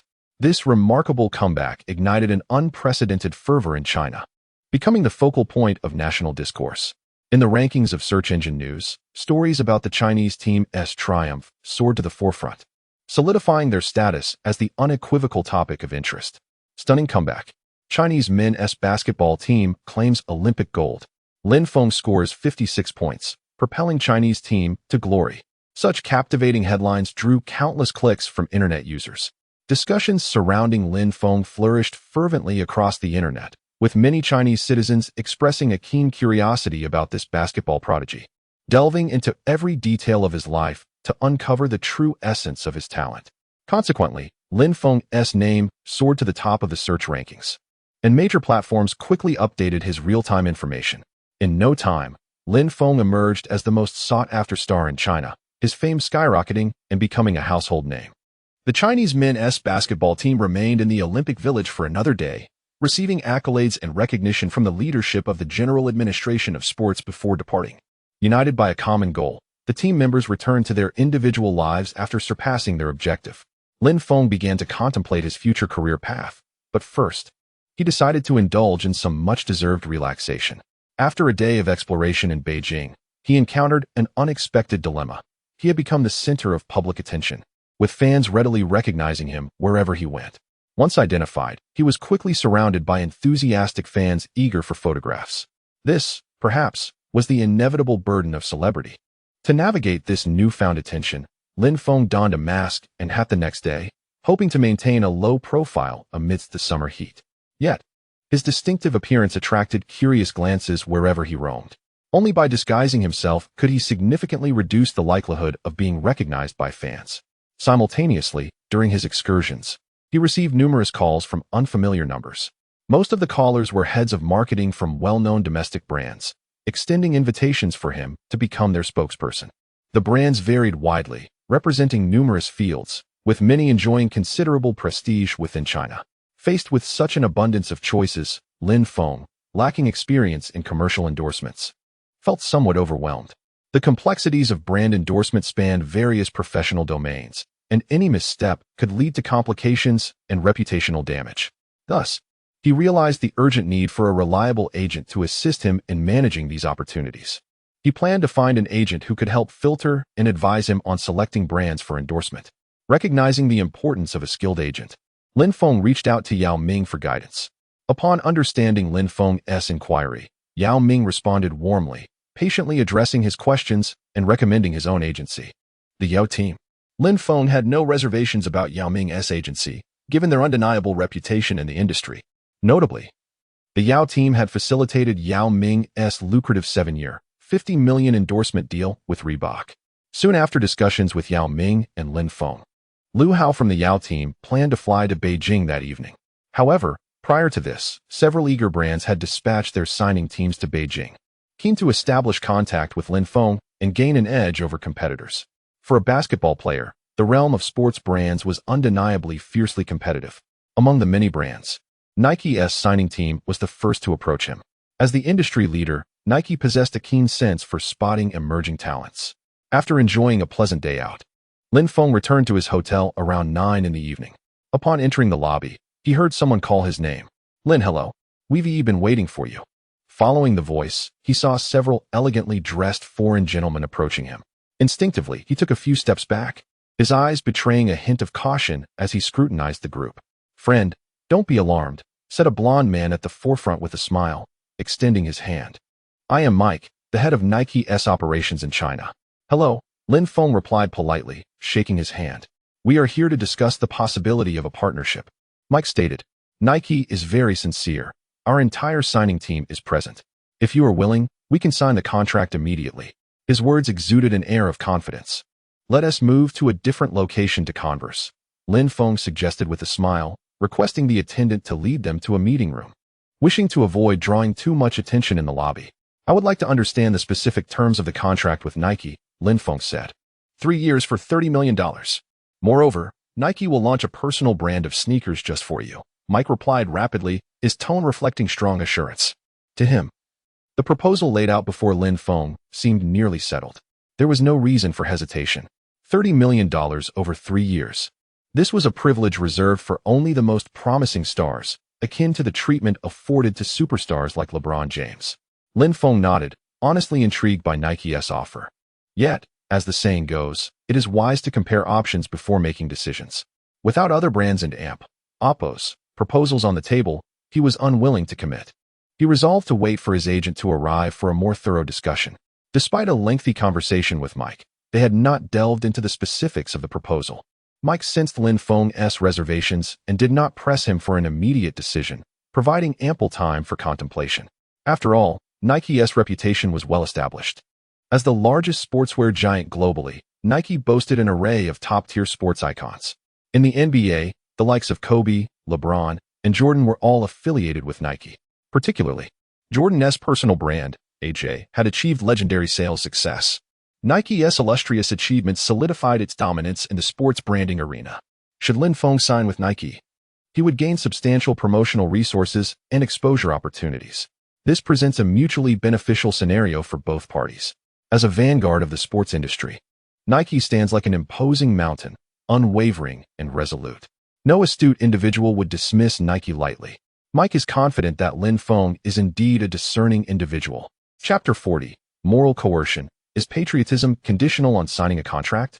Mike holds a firm belief that Lin Feng is an astute individual. Thus, he decides to wait a few days for Lin Feng's response. After nearly an hour of discussion, Nike's signing team, under Mike's guidance, departed from the hotel. Lin Feng returned to his room, the echo of Jack's words, 3 years, $30 million, reverberating in his mind. 3 years, $30 million. Lin Feng felt a surge of excitement. When converted to Chinese yuan, this amounts to over 200 million. What a substantial fortune. Liu Hao, from the Yao team, arrived in Beijing around midnight. To avoid disturbing Lin Feng's rest, both parties agreed to reconvene the following morning for an in-depth discussion. For agent Liu Hao, Lin Feng had already become his golden goose, as he was currently one of the hottest players in the league. Liu possessed a keen instinct, recognizing the immense revenue Lin Feng could generate for him. At 9 a.m., agent Liu Hao arrived punctually at Lin Feng's hotel. Following the signing of the agent contract, Liu devoted himself entirely to managing Lin Feng's affairs. Lin Feng, starting this afternoon, I will engage in discussions with several sports brands regarding your endorsement opportunities. Liu remarked with a smile. For basketball players, aside from the salaries paid by your team, the most significant income usually comes from shoe contracts. As for other endorsements, we should be selective and commence with collaborations that suit your identity. This strategy will showcase your influence to major sneaker brands, potentially leading to higher offers in the future.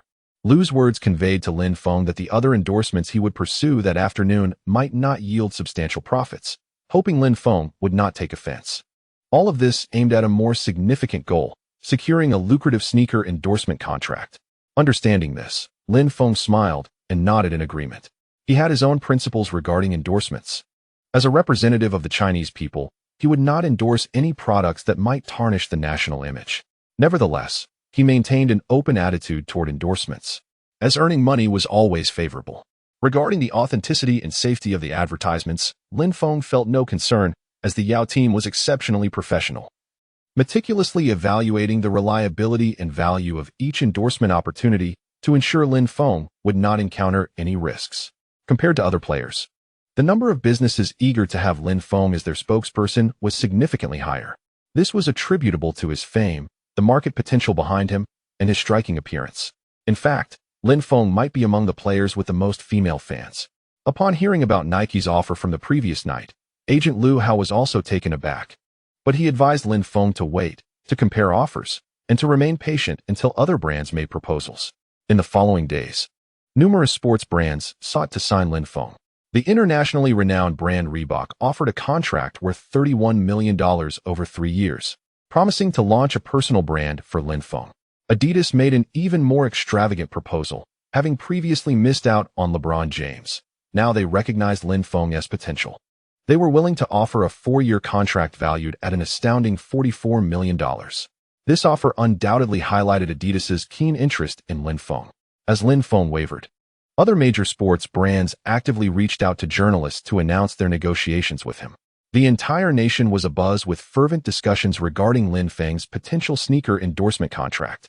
Upon learning the offers from the world's major sports brands, domestic brands also began to express interest. Naturally, many domestic brands were self-aware enough to refrain from bidding. After all, There were only a handful of top-tier brands in the region capable of offering substantial contracts, with ANTA, Ning, and T-Step among the frontrunners. Ning was the first to extend an olive branch to Lin Feng, arranging a meeting with him and agent Liu Hao. Initially, the conversation did not directly address contract matters, but revolved around patriotism and the rise of Chinese brands, attempting to sway Lin Feng with nationalistic sentiments. To this, Lin Feng merely smiled, thinking, "Am I unpatriotic for not signing with you, Ning? What utter nonsense. 3 years, 18 million. Faced with Ning's moral coercion, Lin Feng decisively rejected their proposal to become their spokesperson. Observing the lackluster performance of domestic brands, Lin Feng had already made up his mind. He was inclined to sign with Adidas, given their offer of a 4-year contract worth $44 million. Meanwhile, Nike, upon learning of Adidas and Appos' proposal, took no action, evidently opting not to match the offer. Perhaps after internal evaluation, they concluded that Lin Feng was not worth such a hefty investment. 3 days passed, and it seemed the world had tacitly accepted that Lin Feng would sign with Adidas, as no other brand could present more enticing conditions. Even the head of Adidas Group's China division shared this belief. Just as Lin Feng prepared to contact the Adidas signing team, a domestic sports brand, ANTA, suddenly reached out to his agent, seeking to meet him. Lin Feng had always held a favorable view of ANTA. "Mr. Lin, we are willing to offer you a 4-year contract totaling $48 million, declared Lithuanian, the representative from ANTA's marketing department. As a recently listed company, ANTA recognized Lin Feng's talent and potential, eager to collaborate with him. After extensive internal discussions, we believe in your latent commercial value and hope you will accept our offer. Our group will spare no effort in creating world-class sneakers for you." Lithuanian and Appos' tone grew increasingly confident, his eyes sparkling with anticipation. For years, $48 million. As a recently listed Chinese brand, this was the utmost sincerity ANTA could exhibit. Should Lin Feng and Appos' commercial value fail to materialize as hoped, it would represent a significant loss for ANTA. "I am extremely satisfied with your company's sincerity," Lin Feng replied with a smile, having already altered his stance. Rather than choosing a company that had reached its pinnacle, he preferred to partner with one that was still ascending, as the latter held greater potential and room for growth. Following their first meeting, Lin Feng and his agent deliberated and reached a decision. "Mr. Lin is eager to become ANTA and Appos' spokesperson, but on one condition: when Mr. Lin launches his personal brand of sneakers, we request 30% of the net profits from those shoes." Agent Liu Hao negotiated with ANTA's representative. Lithuanian was taken aback. A 30% profit share was indeed a bold demand. "Mr. Liu, there will certainly be profit sharing, but 30% is out of the question. Then what can you offer?" Agent Liu Hao asked directly. 20%. "It cannot be more," Lithuanian responded, his expression growing serious. After all, there was a significant gap between 20 and 30%. Following several days of internal discussions, 20% had become ANTA and Appos' bottom line. "Deal." Liu Hao agreed promptly. Lithuanian, the head of the marketing department at ANTA, was also taken by surprise. However, they recognized Lin Feng's potential value and believed that he could bring substantial returns to ANTA. They swiftly drafted a new contract. Once agent Liu Hao confirmed the accuracy of the contract's details, Lin Feng affixed his signature and seal at the end of the document. A pleasant collaboration ensued. Chapter 41. The NBA journey. The following day, news of Lin Feng's signing with ANTA swept across the entire Chinese internet, instantly trending and igniting fervent discussions among fans. ANTA had secured a contract with the promising star of Chinese basketball. Incredible. A 4-year deal worth $48 million. When did ANTA become so bold? Amazing. I simply wish to know how much $48 million translates to in soft sister currency. Envy abounds. This is the testament to Lin Feng's current prowess. Having clinched an Olympic gold medal, his market value soared in an instant. He has now become a supernova in the realm of Chinese sports. It is the athletes who bring glory to our nation that we aspire to follow. Not long after, Lin Feng's endorsement fee for the first year was received. He had now also joined the ranks of million-dollar earners with an annual salary exceeding $10 million. Upon witnessing Lin Feng's signing with ANTA, Adidas and Nike expressed a hint of regret, yet did not dwell on it. With the most significant endorsements already secured, Lin Feng contemplated for a long time and ultimately approached his agent about the possibility of terminating his CBA contract. he resolved to embark on his NBA journey. For the NBA represents the pinnacle of basketball on the blue planet. Competing in the NBA presents a formidable challenge, which in turn offers a broader horizon for the future. At the Beijing XX Club, upon learning of Lin Feng's agent's intentions, the management did not impede, recognizing Lin Feng's contributions to the nation's pride. They honored Lin Feng's personal choice and followed the standard breach of contract procedures. Naturally, this had to be reported to the Chinese Basketball Association. Unlike many other stars, the association did not obstruct Lin Feng, instead agreeing to and respecting his wishes. After all, Lin Feng had made indelible contributions to Chinese basketball. The association also extended its best wishes for Lin Feng to make a name for himself in the NBA, becoming a source of pride for the Chinese people. Thus, after completing all formalities, Lin Feng and his agent, Liu Hao, set forth on their quest to conquer the NBA. In America, Los Angeles. At a luxurious business hotel, Lin Feng sat across from Bill Duffy, the president of BDA Sports Management, renowned for representing Yao Ming in the United States. Today, Yao Ming introduced Bill Duffy to Lin Feng, who would become Lin Feng's agent in America. Meanwhile, Liu Hao would continue to manage Lin Feng's market and endorsements in China. The trio convened to discuss Lin Feng's aspirations for the upcoming NBA season. Given Lin Feng's extraordinary performance during the Olympics, it was anticipated that several teams would be eager to sign him. However, with the NBA free agency having been open for quite some time, many teams had already fortified and rebuilt their rosters, possibly leaving little room in their budgets for a lucrative contract with Lin Feng. A contract too substantial would be unaffordable for the teams, while a meager one would not do justice to Lin Feng's abilities, at the very least. He deserved a mid-level contract. After much deliberation, the number of teams willing to sign him seemed alarmingly few. This indeed posed a dilemma. Lin Feng instructed his agent Duffy to continue disseminating the news of his desire to join the NBA, as no team would wish to miss the opportunity to enhance their roster. The following evening, a fatigued Duffy called Lin Feng with news that several teams were interested in signing him. "Oh," Lin Feng responded, surprised. "Which teams?" "The New Jersey Nets are willing to offer you a 2-year, $22 million contract, pairing you with Carter in the backcourt to vie for a playoff spot." And Duffy coughed, his voice tired. "Bill, are you all right?" Lin Feng sensed Duffy's discomfort. Fortunately, the Washington Wizards are prepared to offer a 3-year, $45 million contract, with the intention of building the team around you if you choose to sign. Is there anything else? Additionally, the Lakers are in discussions with me, willing to offer a 3-year, $27 million contract, with the third year being a player option, pairing you alongside Kobe to chase the championship. They expressed a desire to meet and discuss further. The Lakers? Lin Feng was taken aback. Given the Lakers and Oppo's recent reinforcements, they indeed possess the potential to contend for the championship once more. Should they sign Lin Feng, they would incur significant luxury tax this summer. When? Lin Feng inquired. The sooner, the better. If you are available tomorrow, I will arrange the schedule and discussions, Duffy replied.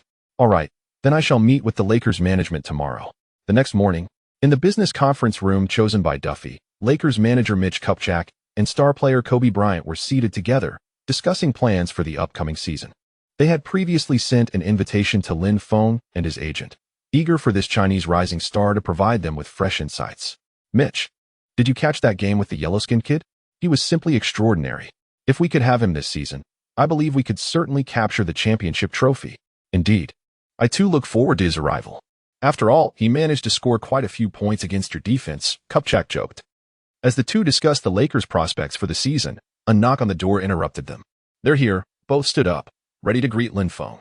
However, as the server opened the door, a plump man in an exquisite suit entered, causing Kupchak and Oppo's eyes to widen in surprise. "Daryl," Kupchak exclaimed, his expression wary.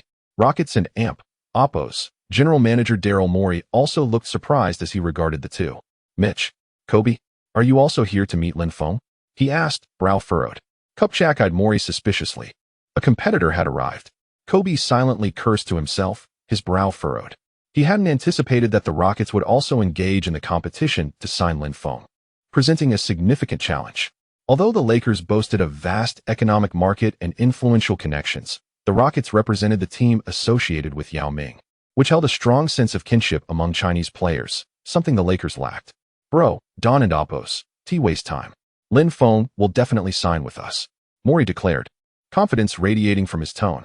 Prior to arriving in California, he had already spoken with Yao Ming, who pledged to assist in persuading Lin Feng. It's too early to make such claims. Kupchak retorted dismissively. He would not concede until a clear outcome was established. Lin Feng will undoubtedly prioritize signing with our Rockets, Mori asserted, brimming with self-assurance. Prioritize, perhaps, but whether he signs remains uncertain. Kupchak scoffed. Chapter 42. Declining the offer. The self-inflicted misery of Mori when Lin Feng and his agent Duffy stepped into the opulent reception room. They were taken aback. They had not anticipated the uninvited presence of Rockets and Oppos, manager Mori. The Lakers and Oppos, Mitch Kupchak and Rockets and Oppos.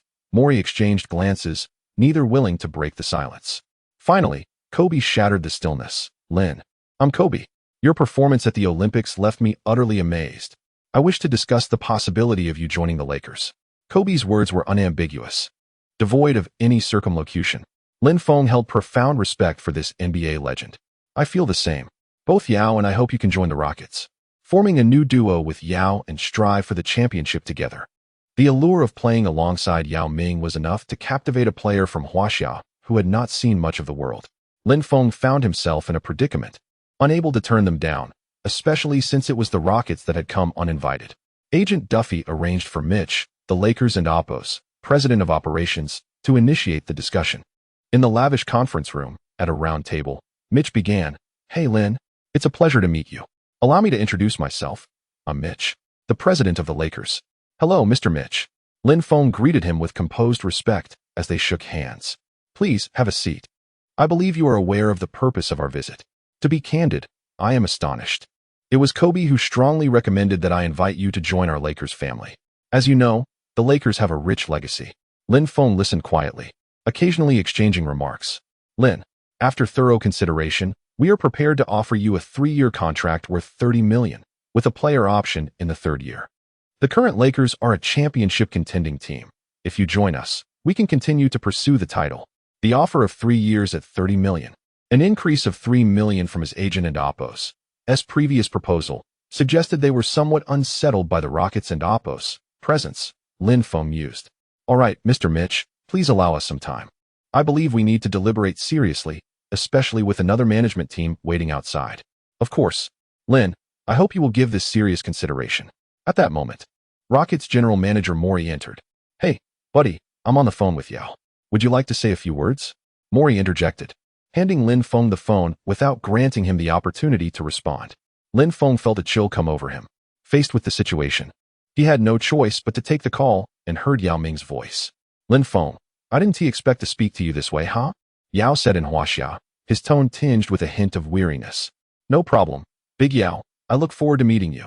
Lin Feng replied with a smile in Huaxia. Mori has clarified things with me. From the bottom of my heart, I hope you make the choice you believe is right. Wherever you choose to go, I will support you unconditionally, Yao said warmly, like a steadfast older brother. A surge of warmth enveloped Lin Feng as he heard this. Understood, Big Yao. He gently hung up the phone. Now, let me present the conditions the Rockets can offer you. 3 years for $21 million. The last year includes a player option, allowing you to opt out and become a free agent. I envision you as a vital asset alongside you and Tracy as we pursue the championship. Mori smiled as he spoke. Lin Feng's expression grew cold once more. If he initially harbored no goodwill towards the uninvited guest, he now felt outright disdain for Mori. Mori's strategy, beginning with an emotional appeal, aimed to use sentiment to sway Lin Feng. Furthermore, his proposed offer of merely $21 million over 3 years was undeniably a slight against Lin Feng. It was a blatant underestimation. If Mitch was a shrewd businessman, Mori was cunning and crafty. At a future juncture, this overweight individual would utter words that would enrage all of Huaxia, causing his reputation to plummet and facing unprecedented ostracism. I'm sorry. I will not consider the Rockets. Mori continued to elaborate on how the Rockets could contend for the championship with Lin Feng's help. His words filled with visions of future glory. Upon hearing Lin Feng's response, Mori stood frozen in disbelief. Doubting his own ears, he rubbed them in confusion and surprise. Lin, what did you just say? You want to consider the Rockets? Indeed. Lin Feng met Mori's gaze with unwavering clarity. Do you wish to disappoint Yao's expectations? He hopes for you to create a legacy in Houston. Mori pressed on, once again invoking Yao Ming to exert pressure on Lin Feng. This is my own decision. Moreover, We have already secured a gold medal for our nation. As for the championship ring, that will come through merit, Lin Feng replied coolly. The Rockets? With you there? It wouldn't be good. His aversion towards Mori surged like a torrent. Mori, regaining his composure, fixed Lin Feng with a dark gaze and coldly stated, Lin, I hope you won't regret this decision in the future. With that, he turned sharply and slammed the door behind him. As Mori departed, Mitch, seated in the reception hall, secretly rejoiced. Although the initial meeting didn't succeed, the absence of Mori's interference significantly enhanced their chances of signing. Shortly thereafter, Agent Duffy called to inquire about Lin Feng's interest in signing with the Lakers. Simultaneously, Lin Feng received an unexpected call from Kobe Bryant, who expressed his desire to invite Lin Feng to join him next season with the Lakers. Truth be told, Lin Feng felt tempted. Los Angeles boasted a vast market and greater media exposure, which would likely lead to more lucrative endorsement contracts. However, a $10 million annual salary felt like a middle-class contract, suggesting the Lakers had some doubts about his ability to perform better in the upcoming season. He believed he deserved a higher price. After some contemplation, Lin Feng decided to allow his agent to continue negotiations. Lin, Washington is eager to meet with you. Also, the Washington Wizards are willing to offer a 3-year contract worth $45 million and intend to build the team around you. Washington, the capital of the United States, presents a larger market and greater media exposure. Bill, please arrange the schedule and negotiations promptly. I eagerly anticipate meeting with the Wizards. Chapter 43, The Wizards Resolve. A maximum contract. When do you wish to commence negotiations? Lin Feng felt a flicker of excitement. Compared to the previous teams, although they possessed the capability to contend for the championship, the contracts offered were rather meager. The sooner, the better. If you are available tomorrow, I shall arrange the itinerary and discussions. Bill Duffy stated. Very well. Let us meet the Wizards management in Washington tomorrow. All right. I shall now arrange the meeting with the Wizards management. The following morning, Lin Feng and Bill Duffy boarded a flight to the capital of the United States, Washington, D.C. Upon exiting the airport, they were greeted by staff from the Washington Wizards. They then took a private vehicle to the MCI Center. To Lin Feng's astonishment, as soon as they alighted, he noticed a few individuals awaiting him at the center of the arena. Tommy Shepard, the Wizards executive, and the team's coach, Eddie Jordan, were present. Hello, Lin, welcome. Tommy Shepard greeted him with a warm smile and extended his hand. Lin Feng quickly reciprocated the gesture, saying, Hello, I did not expect such a reception at the entrance. I am quite flattered. Following this, he shook hands with Coach Eddie Jordan and several executives. Tommy Shepard conveyed his heartfelt welcome to both Lin Feng and Bill Duffy. The group then exchanged pleasantries as they proceeded inside. In the reception room, an elderly gentleman sat in a wheelchair, smiling at them. Tommy Shepard introduced him as the owner of the Wizards, Mr. Poland. Lin Feng was taken aback and somewhat moved. It is known that in the NBA, the behind-the-scenes owners are all immensely wealthy individuals, each worth billions. Even though many players are millionaires, these owners often look down upon them. In the eyes of most owners, players are merely tools for profit, pawns to help achieve their commercial ambitions. Therefore, it is rare for owners to personally greet new players joining the team, reserving such gestures for superstars like LeBron James or Kobe Bryant. Lin Feng was acutely aware that his current achievements had yet to reach such heights. Moreover, this was merely a negotiation. A contract had not been secured yet. Yet, he was surprised that the owner of the Wizards had come out to greet him.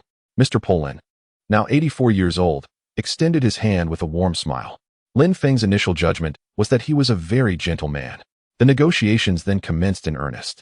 Tommy and the head coach discussed the Wizards' intentions for building the team over the next 2 to 3 years. We plan to build a championship contending team with you as the core player. You have such faith in me. Lin Feng was somewhat surprised. Of course, this is our sincerity. There is an ancient saying in your country, do not doubt those you employ, and employ without doubt. We believe in your capabilities. This series of gestures truly resonated with Lin Feng. He was quite taken by it. A faint smile graced the corners of his mouth. Where's the training facility? Lin Feng inquired. What? The executives across from him were momentarily taken aback. I mean, where's the basketball training facility? Lin Feng reiterated. What does this guy want in the training facility? Although puzzled, they continued conversing while guiding Lin Feng to the training center. Upon entering, Lin Feng instinctively picked up a basketball from the hoop and began shooting towards the basket. Initially, the onlookers were perplexed, but as Lin Feng continuously sank long-distance three-pointers, Coach Eddie Jordan's eyes lit up with excitement as he hurriedly passed Lin Feng the basketball. Swish. The 13th three-pointer swished through the net. Following swiftly were the 14th, 15th, 16th. Tommy's eyes gradually brightened, transforming into disbelief. As the saying goes, seeing is believing.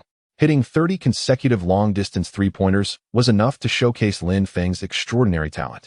As Lin Feng moved closer to the three-point line, he began to miss occasionally, but this did nothing to diminish Tommy's astonishment. On the contrary, they were profoundly impressed by Lin Feng and Oppo's remarkable shooting range. Next, Lin Feng swiftly gathered the basketball and drove towards the basket, executing a breathtaking 360-degree dunk. The basketball descended through the net with a resounding thud. The only sound echoing throughout the arena was the bounce of the ball. Everyone, including Tommy, was left in a state of awe. How does it feel? Lin Feng's voice broke the silence at the right moment. Coach Eddie Jordan was the first to react, breaking into applause, and soon the others joined in. Incredible. This was even more thrilling than the three-point contest. Oh my God, Lin. You are the most exceptional three-point shooter I have encountered in years, unparalleled. I truly hope you will remain in Washington. Executive Tommy Shepard exclaimed, visibly excited. Absolutely astonishing. Lin, to express our respect for you, our owner is willing to add an additional $9 million to the contract we are discussing. If you are willing to sign, we are prepared to offer you a maximum contract of 3 years, $54 million, with a player option in the third year. Lin Feng was momentarily stunned upon hearing Tommy Shepard's words. $54 million over 3 years. He had not anticipated the Wizards' owner would exhibit such boldness. Bill Duffy was elated, realizing that Lin Feng's prowess was so formidable that it prompted the owner to proactively increase the salary by a staggering $9 million. Lin Feng gazed at Tommy Shepard in astonishment. Tommy, with a beaming smile, nodded in confirmation. If you are agreeable, we can sign the contract shortly. Tommy Shepard emphasized once more. Lin Feng found it increasingly hard to believe. Surely, wasn't he being lured in a different way? Tommy Shepard shrugged. Lin, you need not doubt. The Wizards may currently lack strength, but the team cannot be devoid of competitiveness. Hence, I have resolutely decided this year to attract a superstar. However, to ensure a star's loyalty to the team, we must not shortchange them. It is truly a win-win situation. Haha, you are quite right. Lin Feng nodded, acknowledging the soundness of Tommy Shepard's reasoning. In the ensuing discussions, they delved deeply into the team's cultural heritage, team building, and future development plans. After much contemplation, Lin Feng ultimately decided to accept the contract with the Wizards. Approximately half an hour later, the staff presented the newly drafted contract proposal. Tommy Shepard handed the contract to Lin Feng, saying, Lin, Bill, please review it carefully. If there are no issues, we can formally sign it now. Lin Feng's gaze flickered as he examined the contract thoroughly. He then passed it to Bill Duffy, who reviewed the contents meticulously and confirmed that there were no problems. Feeling a rush of excitement, Lin Feng took a deep breath and solemnly signed his name. Lin, welcome aboard.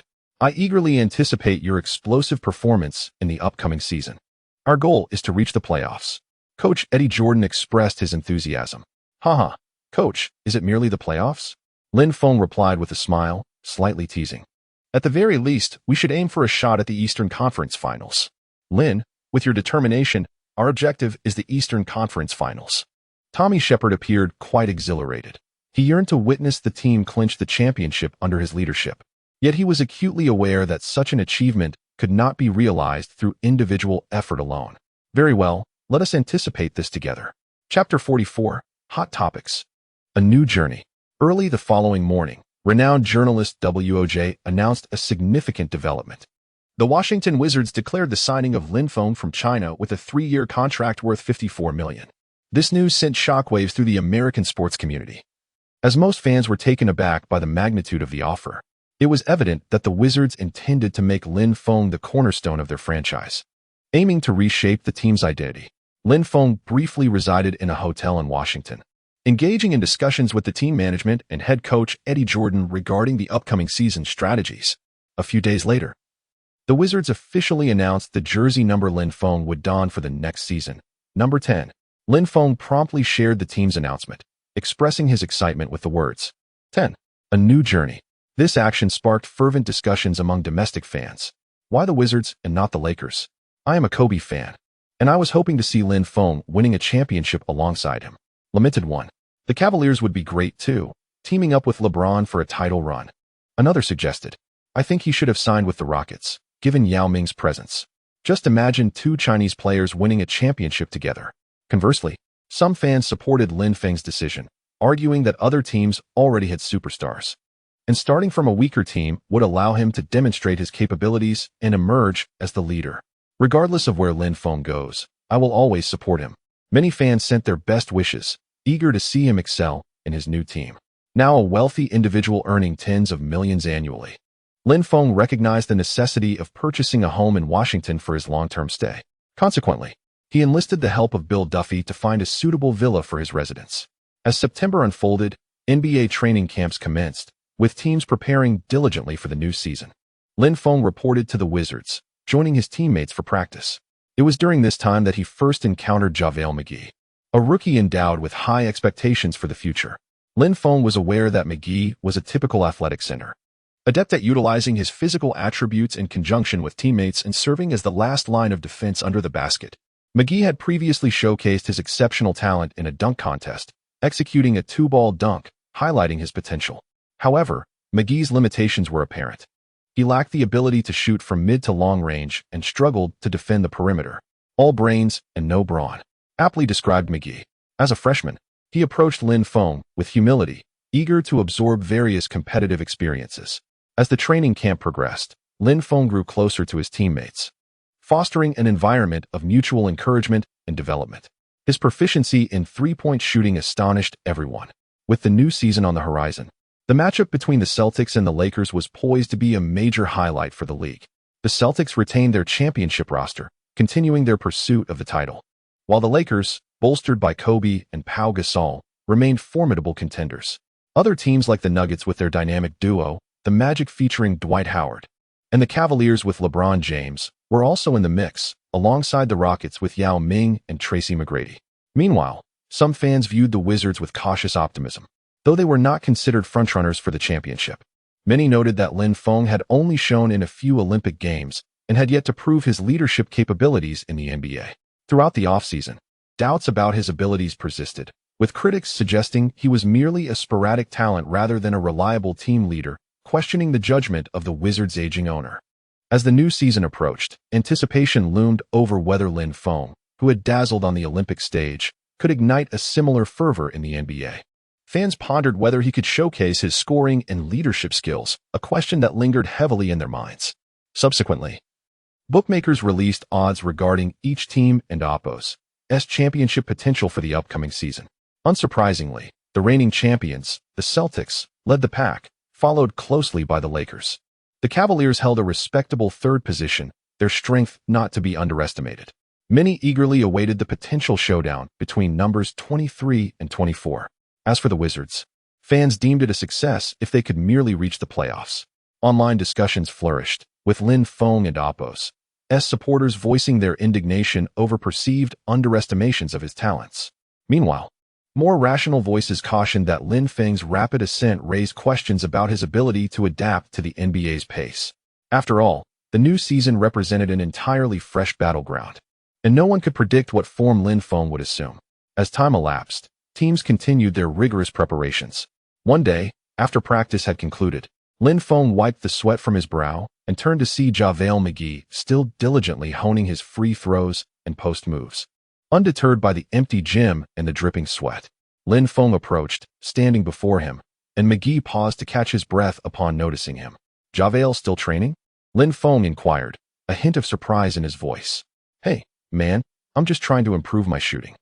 I want to make sure I can hit those free throws during games," McGee replied, wiping the sweat from his forehead.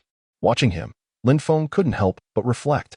While talent undoubtedly surpassed effort, the latter often illuminated one's brilliance further. He was willing to discuss strategies for the upcoming season with the rookie, who sensed Lin Feng's regard for him. Aware that he had yet to earn Lin Feng's respect fully, McGee resolved to double his efforts to meet those expectations.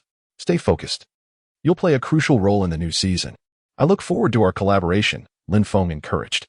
"Hey, man, to be honest, you're only a year older than me. But you seem so much more mature," McGee chuckled. He felt that Lin Feng exuded an aura of wisdom beyond his years. Unlike veterans from other teams, Lin Feng appeared to genuinely care for him, providing warmth and comfort. Perhaps it's just youthful wisdom, Lin Feng laughed. Although Lin Feng was gradually integrating into the team, it was evident that certain individuals harbored animosity, perceiving his arrival as a threat to their leadership status, leading to an undercurrent of discontent. Chapter 45. Focus on the new season. I aim for the MVP. A week later, the preparations for the new NBA season reached their final stage, with teams completing their official photo shoots. Each team began to unveil themselves at their inaugural media day, to satisfy the curiosity and anticipation of the media. The Washington Wizards decided to showcase their highly anticipated newcomer, Lin Feng.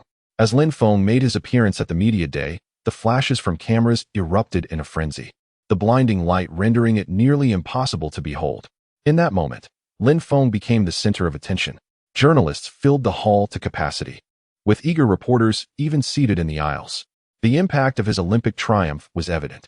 At the center of the stage stood a large table adorned with numerous topic cards, each indicating a different subject of discussion.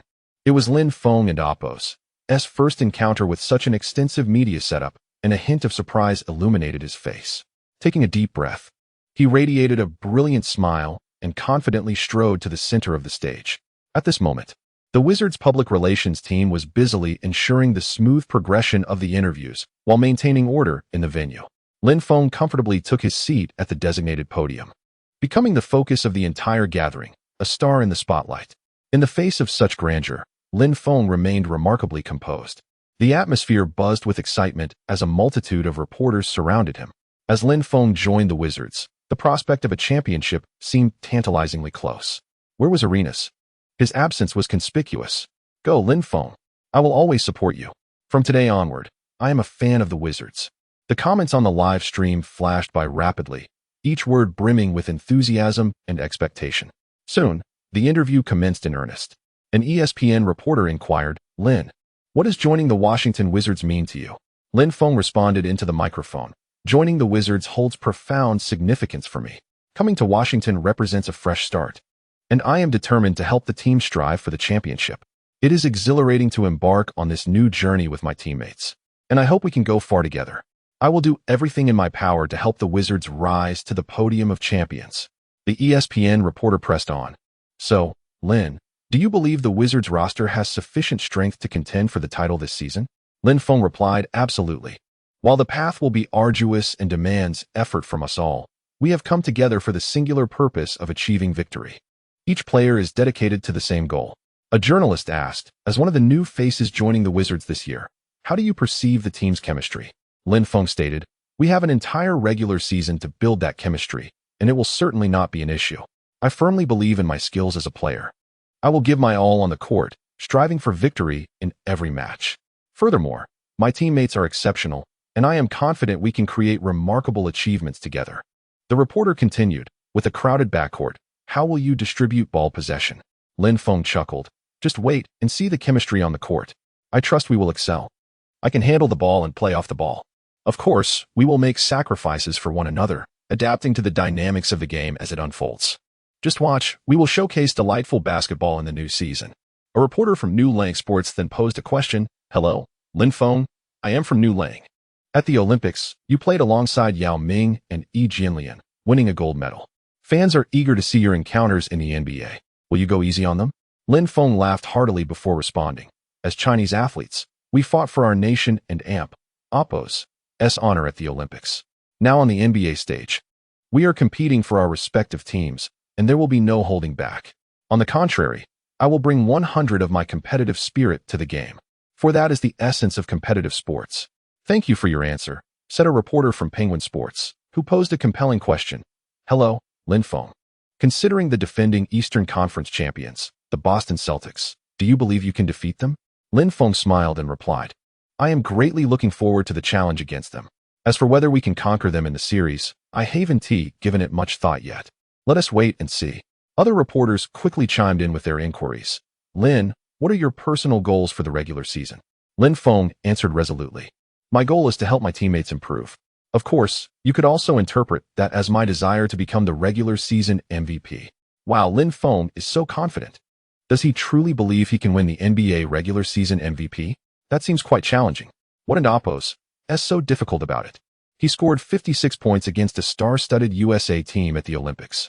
That's no small feat, 56 points. Who can argue with that? Lin Feng's prowess at the Olympics is undeniable. But this is the NBA. Will he maintain that scorching touch?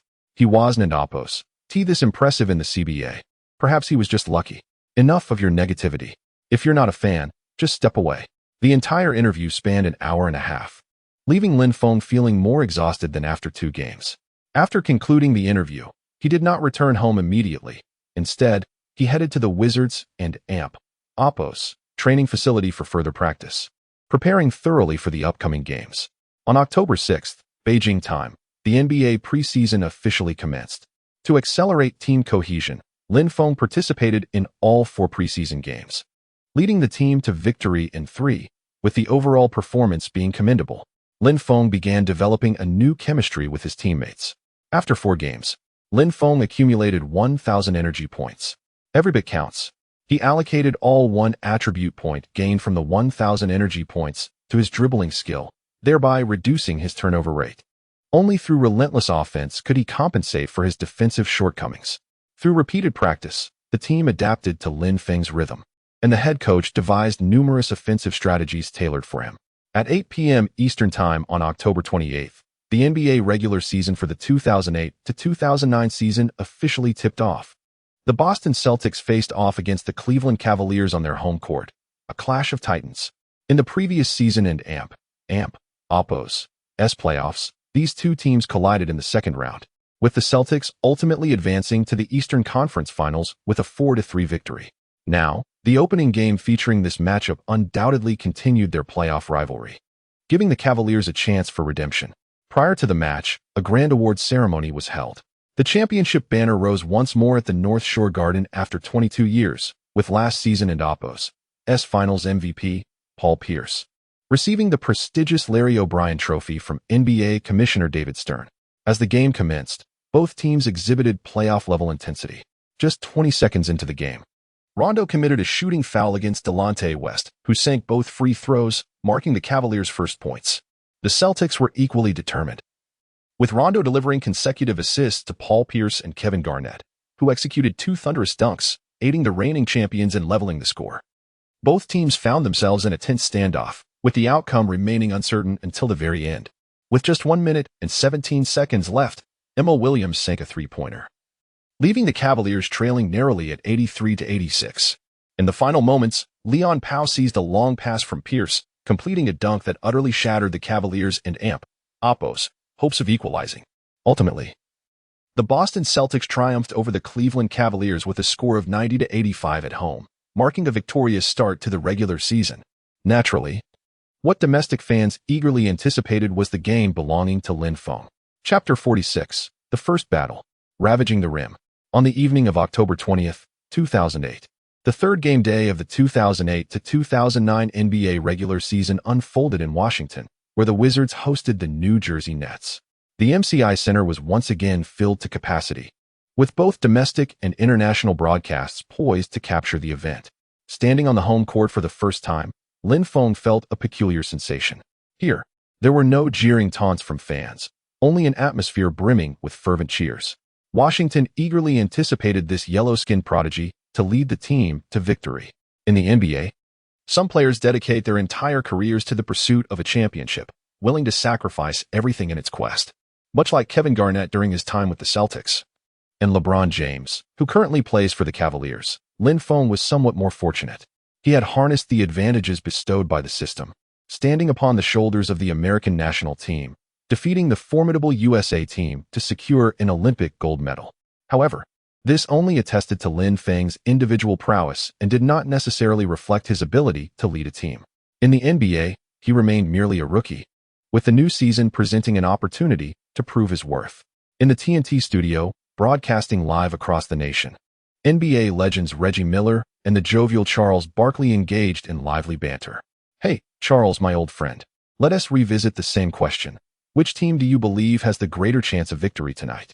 Barkley, having learned to be shrewd, replied, "Well, from a talent standpoint, the Wizards may have the edge, but they are a new lineup, and it remains to be seen how well they have gelled. As for home court advantage, let us just wait and see who emerges victorious." Huh, look at you all flustered. So, how many three-pointers do you think Lin will make tonight? Barkley mused. I reckon he'll sink 5 or more. He added after careful consideration. As the pre-game ceremonies concluded, the starting lineups took to the court. The Wizards' starting 5 included Arenas, Lin Feng, Butler, Jamison, and Thomas. This marked Lin Feng's official debut in the NBA. Due to this being the season opener, Thomas was elevated to the starting position, although he was primarily slated to come off the bench for the majority of the season. On the Nets side, their starting lineup consisted of Carter, Harris, Simmons, Lin, and Lopez.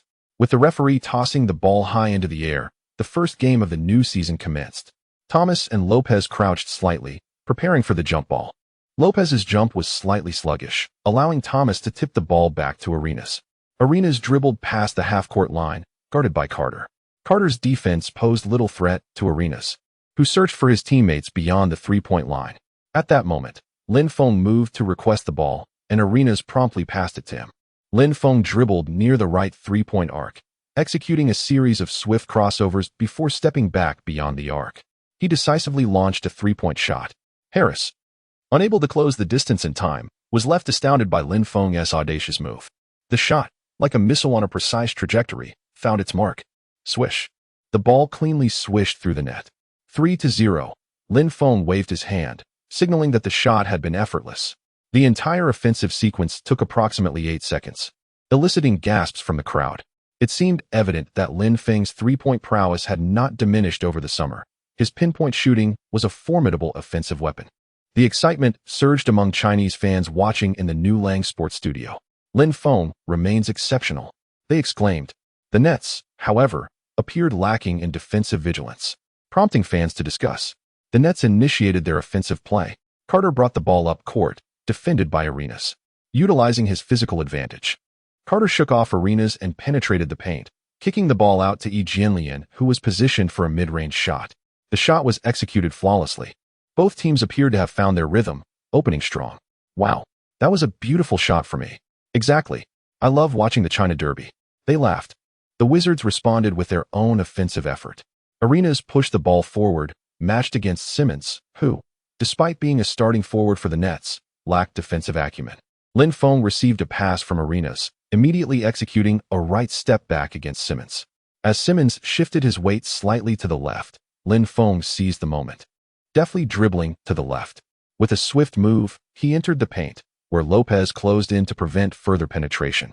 Jamison, meanwhile, was stationed outside, ready to support his teammates. As Arenas circled past Carter's defense to receive the ball beyond the three-point line, Lin Feng made a bounce pass to Arenas. Simultaneously, Thomas slipped in from the right side, creating an opening. Upon noticing Thomas's positioning, Arenas opted for an alley-oop. Thomas caught the ball midair and delivered a powerful dunk. The dunk was electrifying. 5-2 OMG. What a stylish dunk, the studio guests remarked. On the court, the Nets commenced a new offensive drive.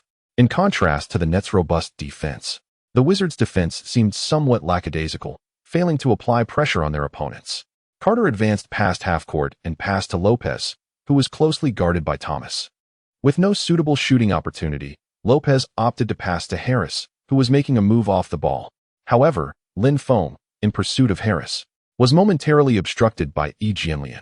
Harris received the ball in the middle and executed a drifting shot. The ball traced a beautiful arc swish. 5-5. Just 2 minutes into the game, the teams were tied. Hey, why are you blocking your own teammate? Don't obstruct Lin Feng. Haha, brother.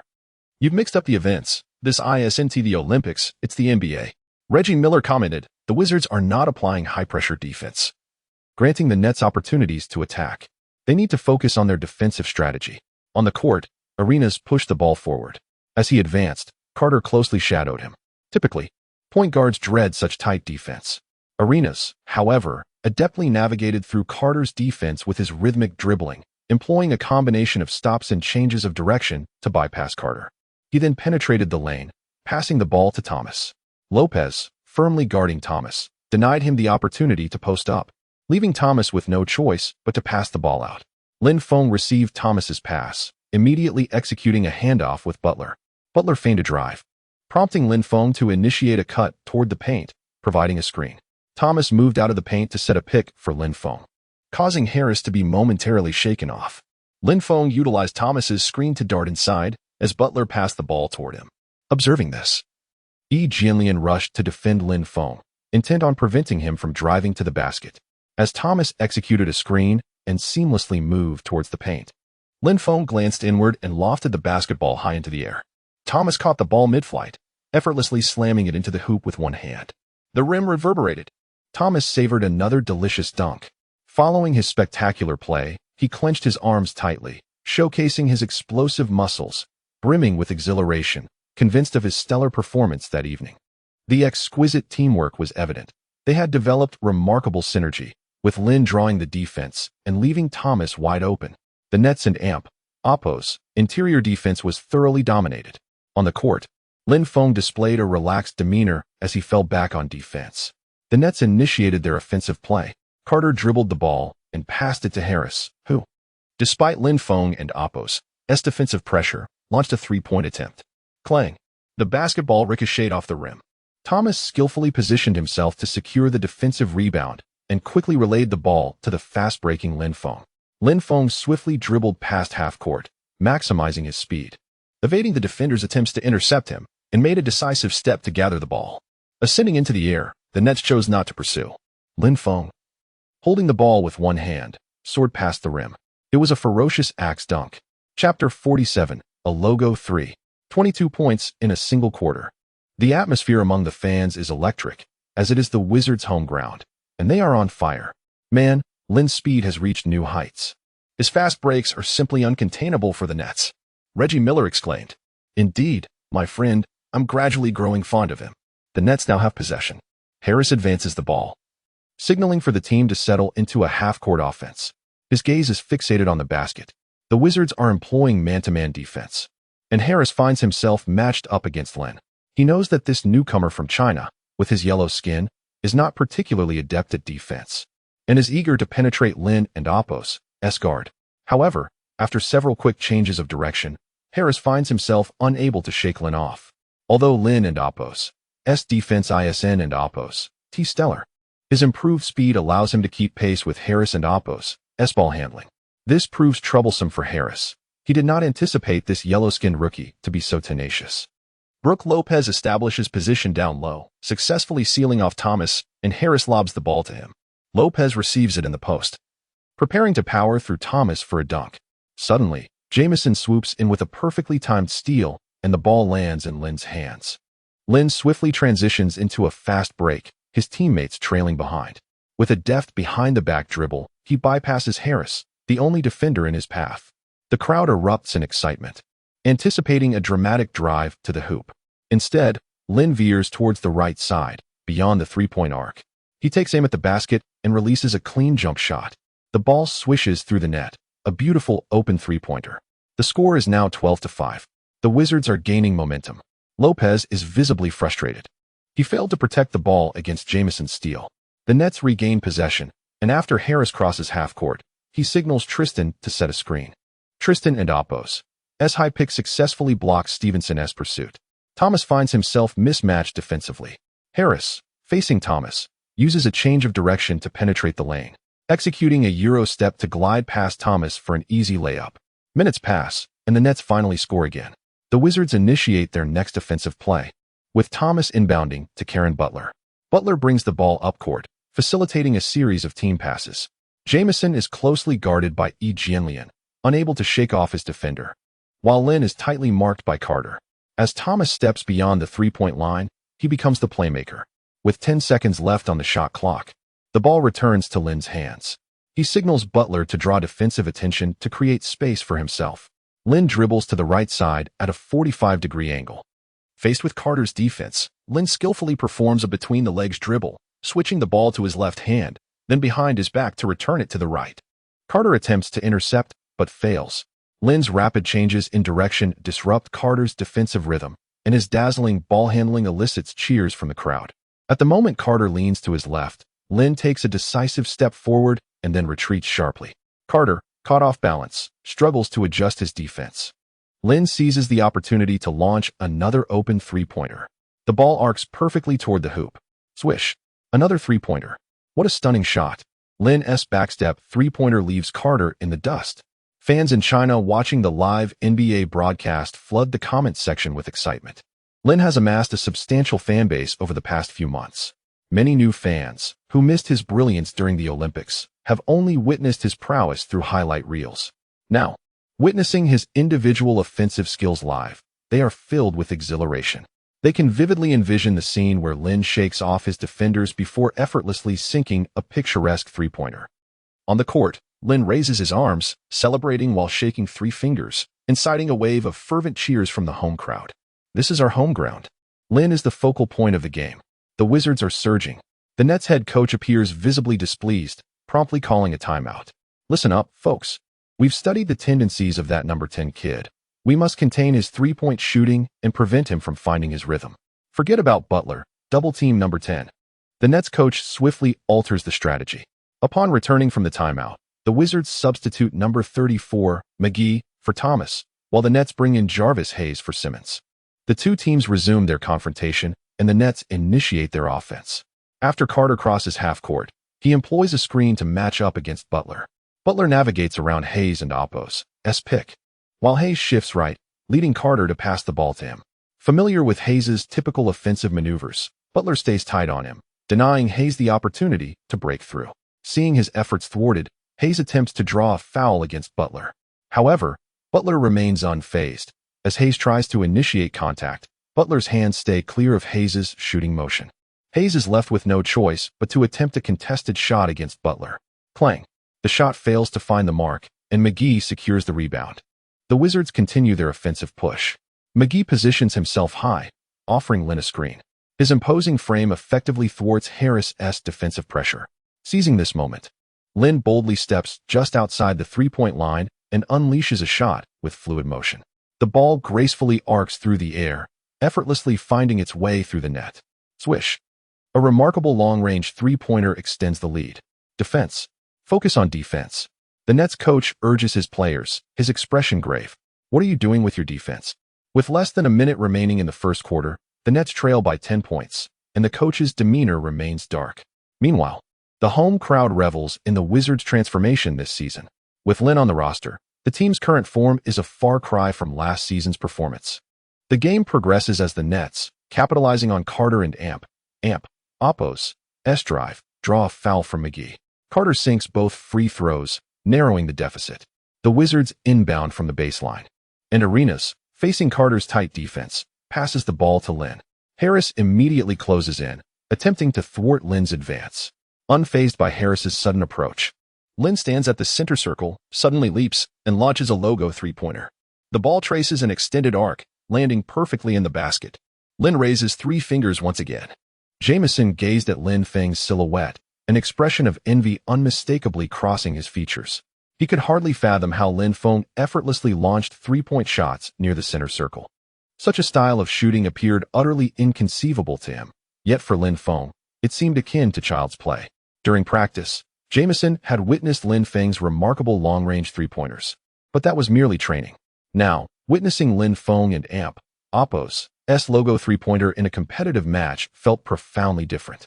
This particular shot, devoid of any logical rationale, found its mark with uncanny precision. Lin's logo three-pointer. Such an unreasonable shot, yet it found its way in. This was the same Lin who had clinched a gold medal at the Olympics. Reggie Miller, taken aback, excitedly provided commentary. Based on the previous games, he was far superior to me. On the court, Lin Feng seemed to have pressed the offensive button, scoring with remarkable frequency. The Nets were utterly incapable of containing him. Even double-teaming could not thwart Lin Feng and Oppo's prowess. As the first quarter concluded, the Wizards led by 12 points, 33-21. Lin Feng played for 9 minutes, achieving an impressive 22 points, 1 rebound, and 2 assists on 7 of 10 shooting, including 6 of 7 from beyond the arc. Chapter 48. The top 10 plays of the day. While many anticipated that Lin Feng would make numerous three-pointers during the game, his remarkable 22 points in a single quarter was something no one had foreseen prior to the match. Overall, the Wizards performed commendably in the first quarter. After a brief intermission, the second quarter commenced, featuring both teams' bench players. However, under the guidance of guard Nick Young, the Wizards initiated a new offensive surge. For minutes into the second quarter, the game entered a regular timeout with the score standing at 44-30, the Wizards leading by 14 points. Upon resuming, the main players gradually returned to the court. Lin Feng entered the game, eager to unleash his full prowess and secure a significant lead before halftime. Dribbling past the front court, Lin Feng faced Harris and signaled his teammates to spread out, indicating his intent to take him on one-on-one. Harris elevated his center of gravity to match Lin Feng's rhythm, attempting to avoid being outmaneuvered by Lin Feng's agile changes in pace. All NBA teams analyzed Lin Feng's strategies through video footage, although he seldom penetrated the paint for scoring. The threat posed by his deft crossovers and open three-point shots was formidable. Lin Feng dribbled, performing a few exploratory steps before executing a series of between-the-legs dribbles. Harris remained fixated on the spinning basketball in Lin Feng and Oppo's hands, attempting to decipher from which direction he would break through. After 3 between-the-legs dribbles, Lin Feng opted to drive to the left with his left hand, then swiftly switched the ball behind his back to his right side. As Lin Feng moved left, Harris instinctively followed, pushing off with his right foot and shifting his weight to the right to stay with Lin Feng. Seizing the opportunity, Lin Feng deftly passed the ball through Harris's legs. He then accelerated past Harris, retrieving the ball behind him as he charged toward the paint. A collective gasp arose from fans witnessing this jaw-dropping maneuver, their eyes fixed on Lin Feng as he barreled toward the basket. Noticing Lin Feng's advance into the paint, Brook Lopez quickly moved to double-team him. Lin Feng casually tossed the ball into the air. Timing was everything. In a moment of sheer athleticism, JaVale McGee leapt from the restricted area, smashing the airborne ball into the hoop. An incredible alley-oop. The rim reverberated with a thunderous clang. McGee was ecstatic, having capitalized on the perfect pass, turning to high-five Lin Feng. "You were wide open. That was an excellent scoring opportunity," Lin Feng remarked. The rookie McGee, still honing his skills, exhibited remarkable leaping ability. The Nets initiated their offense, with Harris passing to Jianlian in the post. He signaled for Lopez to clear out, employing his back-to-basket technique to overpower the Wizards' Dominique McGuire, successfully depositing the ball into the net. The game continued with Lin Feng receiving a quick pass from McGee as he sprinted across half-court. Utilizing a screen, he crossed the three-point line, immediately attracting a double team from the Nets. Trapped, Lin Feng was forced to halt, spotting Jamison at the right elbow, ready to receive the ball. Without hesitation, he launched a long pass to Jamison. With ample space, Jamison caught the ball and shot without stopping. Swish! A flawless two-pointer. The Wizards continued to extend their lead. Lin Feng's passing was exquisite. Having just assisted McGee on a magnificent alley-oop, he now set up Jamison for a smooth two-pointer.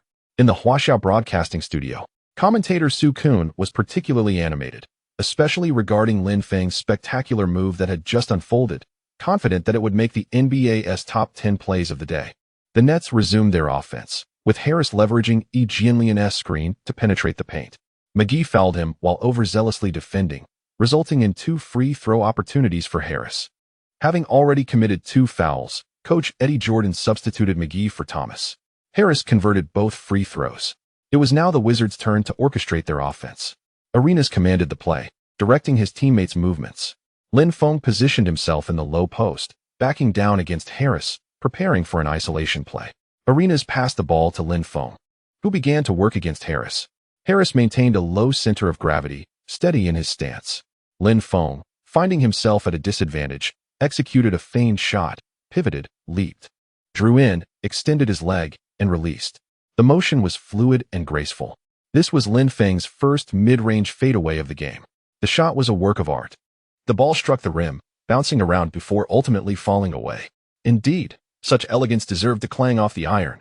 It resonated with the notion that perfection is unattainable. This fadeaway reminded many of Kobe Bryant's artistry. "So beautiful, yet ultimately unsuccessful," Reginald Miller mused. "Isn't this reminiscent of Tracy's finesse? Yet, I believe this is Lin's unique style," Charles Barkley remarked thoughtfully. On the court, the Nets' Lopez secured the rebound and passed to Carter, initiating a fast break. Carter dashed down the court, exploiting a defensive lapse from the Wizards to complete a layup. The teams exchanged possessions, each player contributing to the rhythm of the game.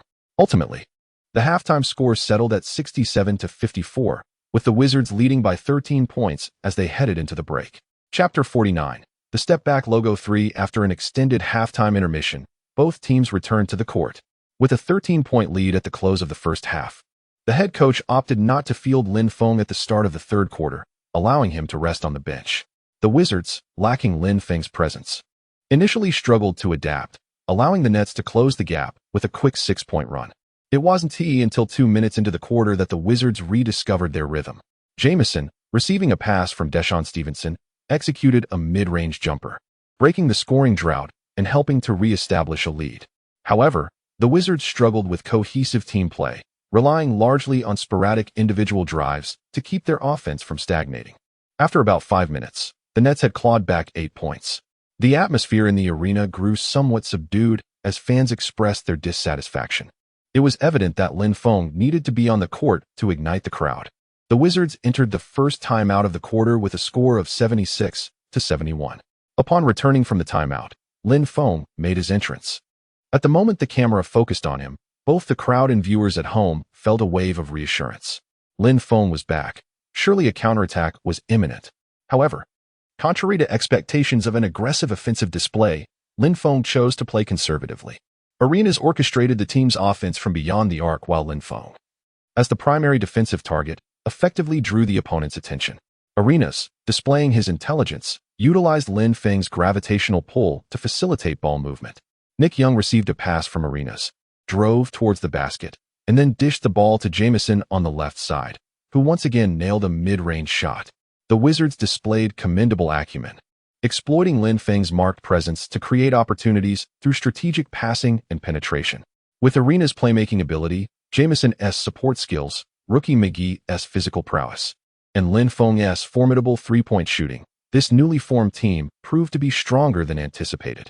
Upon Lin Feng's south arrival on the court, he did not dominate as he had in the first half, yet Harris remained ever vigilant on defense. Lin Feng was content to maintain a low profile.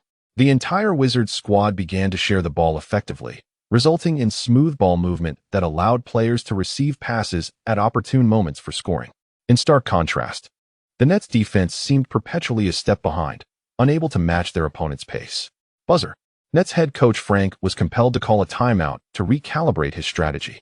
Fans watching from the Huaxia studio were exhilarated. Wow, the Wizards are playing with the chemistry of a seasoned team. Is that rookie McGee wearing number 34? He's devouring opportunities like he's starving. 8 points already. For rebounds. Is this his NBA debut? He's performing splendidly. Lin Feng had yet to score following his entry, but the Wizards had found their rhythm. I have great confidence in this year's Wizards. Haha. Tong Lin has an eye for talent. He signed my brother Feng. During the timeout, the live commentary section was abuzz with fervent discussions. Upon resuming play, the Nets showed no signs of faltering. At the conclusion of the third quarter, the Wizards led the Nets by 14 points with a score of 94-80 as they entered the final frame. As the fourth quarter commenced, considering their 14-point advantage, the Wizards head coach chose to rest Lin Feng and continue integrating the new lineup. With a 14-point lead, it was reasonable for Lin Feng to take a break. However, the Nets launched a fierce counterattack, with Carter exploiting his physicality to score an and one against Stevenson. They executed a series of coordinated plays, achieving a quick 12-5 run in under 4 minutes, narrowing the gap to single digits. Put Lin Feng in. Why is he still on the bench? The fans in the live stream grew restless. Why was the coach hiding Lin Feng? After just a few minutes, the comfortable lead had evaporated. As commentator Yangi noted, Wizards head coach Eddie Jordan is being overly conservative. If he is looking to integrate the team, he should grant Lin Feng more playing time. Moreover, Lin Feng barely played in the third quarter, so he should be full of energy. He needs to get in there quickly, or Eddie Jordan will surely regret it. Like many fans in the live stream, the audience at the arena anticipated Lin Feng's explosive performance, but to their dismay, he had not exerted himself in the third quarter and remained sidelined in the fourth. Consequently, the Nets had clawed back into contention, leaving everyone anxious. The score stood at 99-92, and the Wizards' lead felt precarious. The game continued, with the Nets capitalizing on the Wizards' defensive lapses to score again. 99-94. The score was tightening. The outstanding performances of other Wizards players in the third quarter led Eddie Jordan to misjudge the situation, resulting in the Nets' relentless scoring run. As Yangi remarked, Eddie Jordan felt a twinge of regret for not having played Lin Feng at the start of the fourth quarter. Had he done so earlier, they might have secured the game decisively. Reluctantly, Eddie Jordan called a timeout to reinsert Lin Feng. Upon resuming play, Arenas, fatigued, committed a turnover while attempting to pass to Lin Feng, sending the ball out of bounds. Seizing the opportunity during the sideline throw-in, Eddie Jordan substituted Arenas for Nick Young. The Nets prepared to inbound the ball. Carter was invigorated, riding the momentum of the Nets' resurgence. Lin Feng shadowed Harris while Nick Young tracked Carter. Carter executed a series of deft moves, successfully breaking past Young and finishing at the rim against the Wizards' center, Thomas, drawing a foul. Carter converted the N1 opportunity, bringing the score to 99-96. Should he convert the free throw, the deficit would shrink to just 2 points. Watching Carter celebrate on the floor, Lin Feng sensed the encroaching danger. It was time for him to step up. He needed to lead the team in scoring to stabilize the situation. Carter missed the free throw. A 3-point gap remained. Lin Feng needed to get in there. This coach should be dismissed. The Nets were surging, and the anxious fans felt the tension rising. As the Wizards initiated their offense, the camera zoomed in on Lin Feng, providing a collective sigh of relief for many viewers at home. Receiving a pass from Nick Young, Lin Feng swiftly crossed half-court. The coach's strategy emphasized stability, urging Lin Feng to take control of the situation. The Wizards faced an urgent need for a basket to halt the bleeding. However, for Lin Feng, a three-pointer was the most reliable option. After crossing half-court, Lin Feng didn't rush to drive, but instead held the ball near the logo, surveying the unfolding action. Wizards players continuously interwove and set screens, with Jamison establishing a deep position in the paint, waiting for his moment. Harris guarded Lin Feng, instinctively lowering his body to prevent a quick drive. He presumed Lin Feng would engage in conventional play and wouldn't shoot from such a distance. Noticing Harris's lack of tight defense, Lin Feng decisively executed a step-back move, gathering the ball and launching a jumper right from the logo. Harris's eyes widened. Another long-range three? This guy never tires. Harris lunged to contest, but it was too late. The basketball soared over his head. Once again, the game unfolded in such a manner. In that moment, the atmosphere within the arena seemed to freeze. Countless fans' mouths gaped in astonishment, as if they were rendered speechless by Lin Feng's remarkable shot. The basketball traced a flawless arc, striking the hoop with precision. Lin Feng held his hand aloft, unwavering, until he witnessed the ball secure its destined entry. This three-pointer pierced through the opponent's defense like a chilling arrow. The score stood at 102-96. Chapter 50, a triumphant trendsetter. The first victory in the NBA. Oh my God, this is incredible. The on-site fans were left in awe, their mouths agape in astonishment, some still processing the moment. A shot from the logo? And it went in. Unbelievable. Fans were glued to the replay. As Lin Feng held the ball at the logo during a tactical play, his teammates were agilely weaving through, seeking optimal positions for offense. One teammate found himself open, eagerly eyeing Lin Feng, anticipating a pass. However, Lin Feng disregarded it all. He took a step back, gathered the ball, and launched a three-pointer. The expressions of Harris and Hayes from the Nets were utterly bewildered. Lin Feng's long-range three-pointer had made multiple appearances in his debut game, surely setting a trend for the season. No one could replicate that. If I dared to shoot like that, my teammates would certainly berate me. You don't understand. This is a new wave. Fans in China were fervently discussing in the comments. We must close in. Prevent his open shot. The Nets coach shouted from the sidelines. As the Nets initiated their offense, Carter confidently brought the ball up, signaling to create space for a one-on-one play. After scoring consecutively, Carter regained his rhythm and confidence. Faced with Nick Young, he executed a series of dribble moves before opting for a simple step-back jumper. Young's defense was tight, but this time luck was not on Carter's side. The ball ricocheted off the backboard and out. Thomas secured the rebound and quickly passed it to Lin Feng. Lin Feng swiftly raced up the court, prompting the Nets to heighten their defensive alertness. He charged towards the paint, and as Hayes attempted to defend, Lin Feng evaded with a deft change of direction, executing a Eurostep layup. The score was now 104-96, with the Wizards extending their lead to 8 points. The Nets adjusted their offensive strategy, with Harris moving to an open position on the side while Yi Jianlian slipped out from the baseline, receiving Carter's pass and launching a wide-open three-pointer. It went in. The Nets were closing the gap. On the court, Lin Feng held the ball, signaling his teammates to slow down the tempo. The Nets switched to man-to-man defense. Lin Feng, with the ball in one hand, positioned himself sideways, feigning a drive. Harris lowered his center of gravity, one hand on Lin Feng's body and the other raised to obstruct the drive. The moment Lin Feng dropped the ball with his right hand, he executed a subtle feint, prompting Harris to shift right. In an instant, Lin Feng pulled the ball back from behind his back to his left, leaving Harris off balance. He then executed another left side feint, pulling the ball back again. The basketball danced between his hands like a controlled sprite. The continuous fakes left Harris unable to keep pace with Lin Feng, who accelerated past him on the right and charged into the lane. "Help defense," Harris shouted from behind. At that moment, Lin Feng had already penetrated the free throw area, where Jianlian quickly moved to thwart Lin Feng's advance. In the restricted area, Lin Feng collided with Jianlian, smoothly releasing the ball towards the hoop. The basketball banked off the backboard and fell into the net, while Lin Feng and Jianlian tumbled to the floor. The referee's whistle pierced the air, signaling a defensive foul. The Nets players protested vehemently, claiming it was an offensive foul and requested a challenge. Jianlian sat on the floor, hands on his knees, eager to view the replay on the big screen. The Wizards were likewise fixated on the screen. The referee meticulously reviewed the footage, noting that after Lin Feng entered the restricted area, Jianlian's left leg was still in motion. The referee removed his headset, signaling to uphold the original call. "Alien, you committed a defensive foul," Lin Feng remarked with a grin, assisting Jianlian to his feet and playfully patting his backside. This moment was captured on camera. Fans present and those watching the live broadcast were treated to the sight. "Oh wow. Folks, can anyone relate? I can finally discern the lip movements of NBA players when they speak. Isn't that obvious? Who doesn't understand the phonetic shapes in Huaxia? What I mean is, it's simply astonishing and wonderful to see multiple Huaxia athletes on an NBA court." Lin Feng approached the free throw line, taking a deep breath. He confidently sank the additional free throw. Timeout. The Nets head coach had no choice but to call for a pause, seeking new strategies for both offense and defense.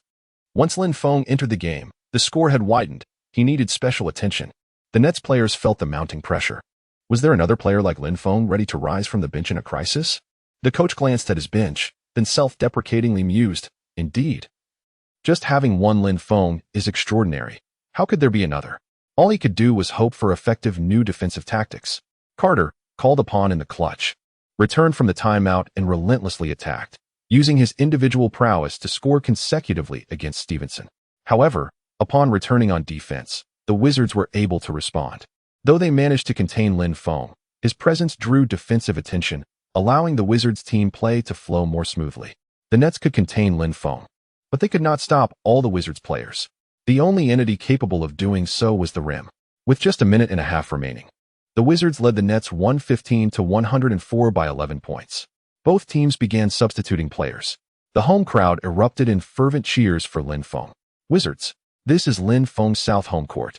In response, Lin Feng acknowledged the fans with a salute, with the sound of the buzzer signaling the end of the game. The final score settled at 119-107. The Wizards claimed victory, marking a triumphant start to the new season. Lin Feng played for 32 minutes, shooting 16 of 21 from the field, including 10 of 12 from three-point range and 2 of 3 from the free throw line, amassing 44 points, 2 rebounds, and 4 assists. A remarkable debut. Lin Feng shattered the record for points scored by a player in their first game with a new team. Yet many Huaxia fans regarded this as merely a routine performance for Lin Feng. Just basic skills, nothing extraordinary. Besides Lin Feng, other Wizards players also shone brightly. Jamison with 15 points, 5 rebounds, and 4 assists. Karen Butler with 12 points. Arenas with 8 points and 7 assists. And rookie McGee scoring 8 points, 6 rebounds, and 1 block in his debut. The Wizards successfully triumphed in this match. Congratulations to the host for winning the game. Based on your comprehensive performance, you have been awarded 800 energy coins. Please check your account. It was merely an ordinary regular season game, so the rewards were not substantial. After the match, Lin Feng approached the Nets bench, greeting each player. He shared a few words with Jianlian before fulfilling the request for a photo with the front-row Hollywood actresses. Subsequently, Lin Feng prepared to face the on-site reporters for interviews. The fans fervently chanted Lin Feng's name. Clearly, he had won them over with his prowess. Chapter 51. Let him be strong. I am Nick Young. Following a night of fervent discussion, news of Lin Feng's sensational debut, marked by a staggering 40 points, swept across the globe. Both domestic and international fans were effusive in their praise, drawing comparisons between Lin Feng and other legendary players. It's evident that Lin Feng's objective this season is to vie for the regular season MVP award. Indeed, Lin Feng has already ascended to the status of a superstar. capable of leading his team to championship contention. Lin Feng seems to have unlocked his full potential in the NBA, playing with newfound freedom. Such performances are poised to become increasingly common. With a single game, Lin Feng has captivated fans who have witnessed his prowess on the court. The number of Lin Feng's admirers is rapidly expanding, particularly in the Washington area. In due course, he is projected to become the undisputed cornerstone of the Wizards. Coupled with the team's victories, Lin Feng's stellar performances have translated into burgeoning commercial prospects. On the evening of November 1st, U.S. time, the Wizards traveled to Detroit to face the Pistons. The Pistons boast a formidable roster, including an all-star player from the previous season. In response, Wizards head coach Eddie Jordan made strategic adjustments to the lineup, with JaVale McGee replacing Thomas in the starting five. The Wizards' starting lineup consisted of Deshaun Stevenson, Lin Feng, Karen Butler, Anton Jamison, and JaVale McGee, signaling the coach's growing confidence in emerging talents. Conversely, the Pistons' starting lineup featured Chauncey Billups, Richard Hamilton, Tayshaun Prince, Amir Johnson, and Rasheed Wallace. However, the Wizards encountered a frigid shooting night against the Pistons, with Lin Feng facing relentless double teams.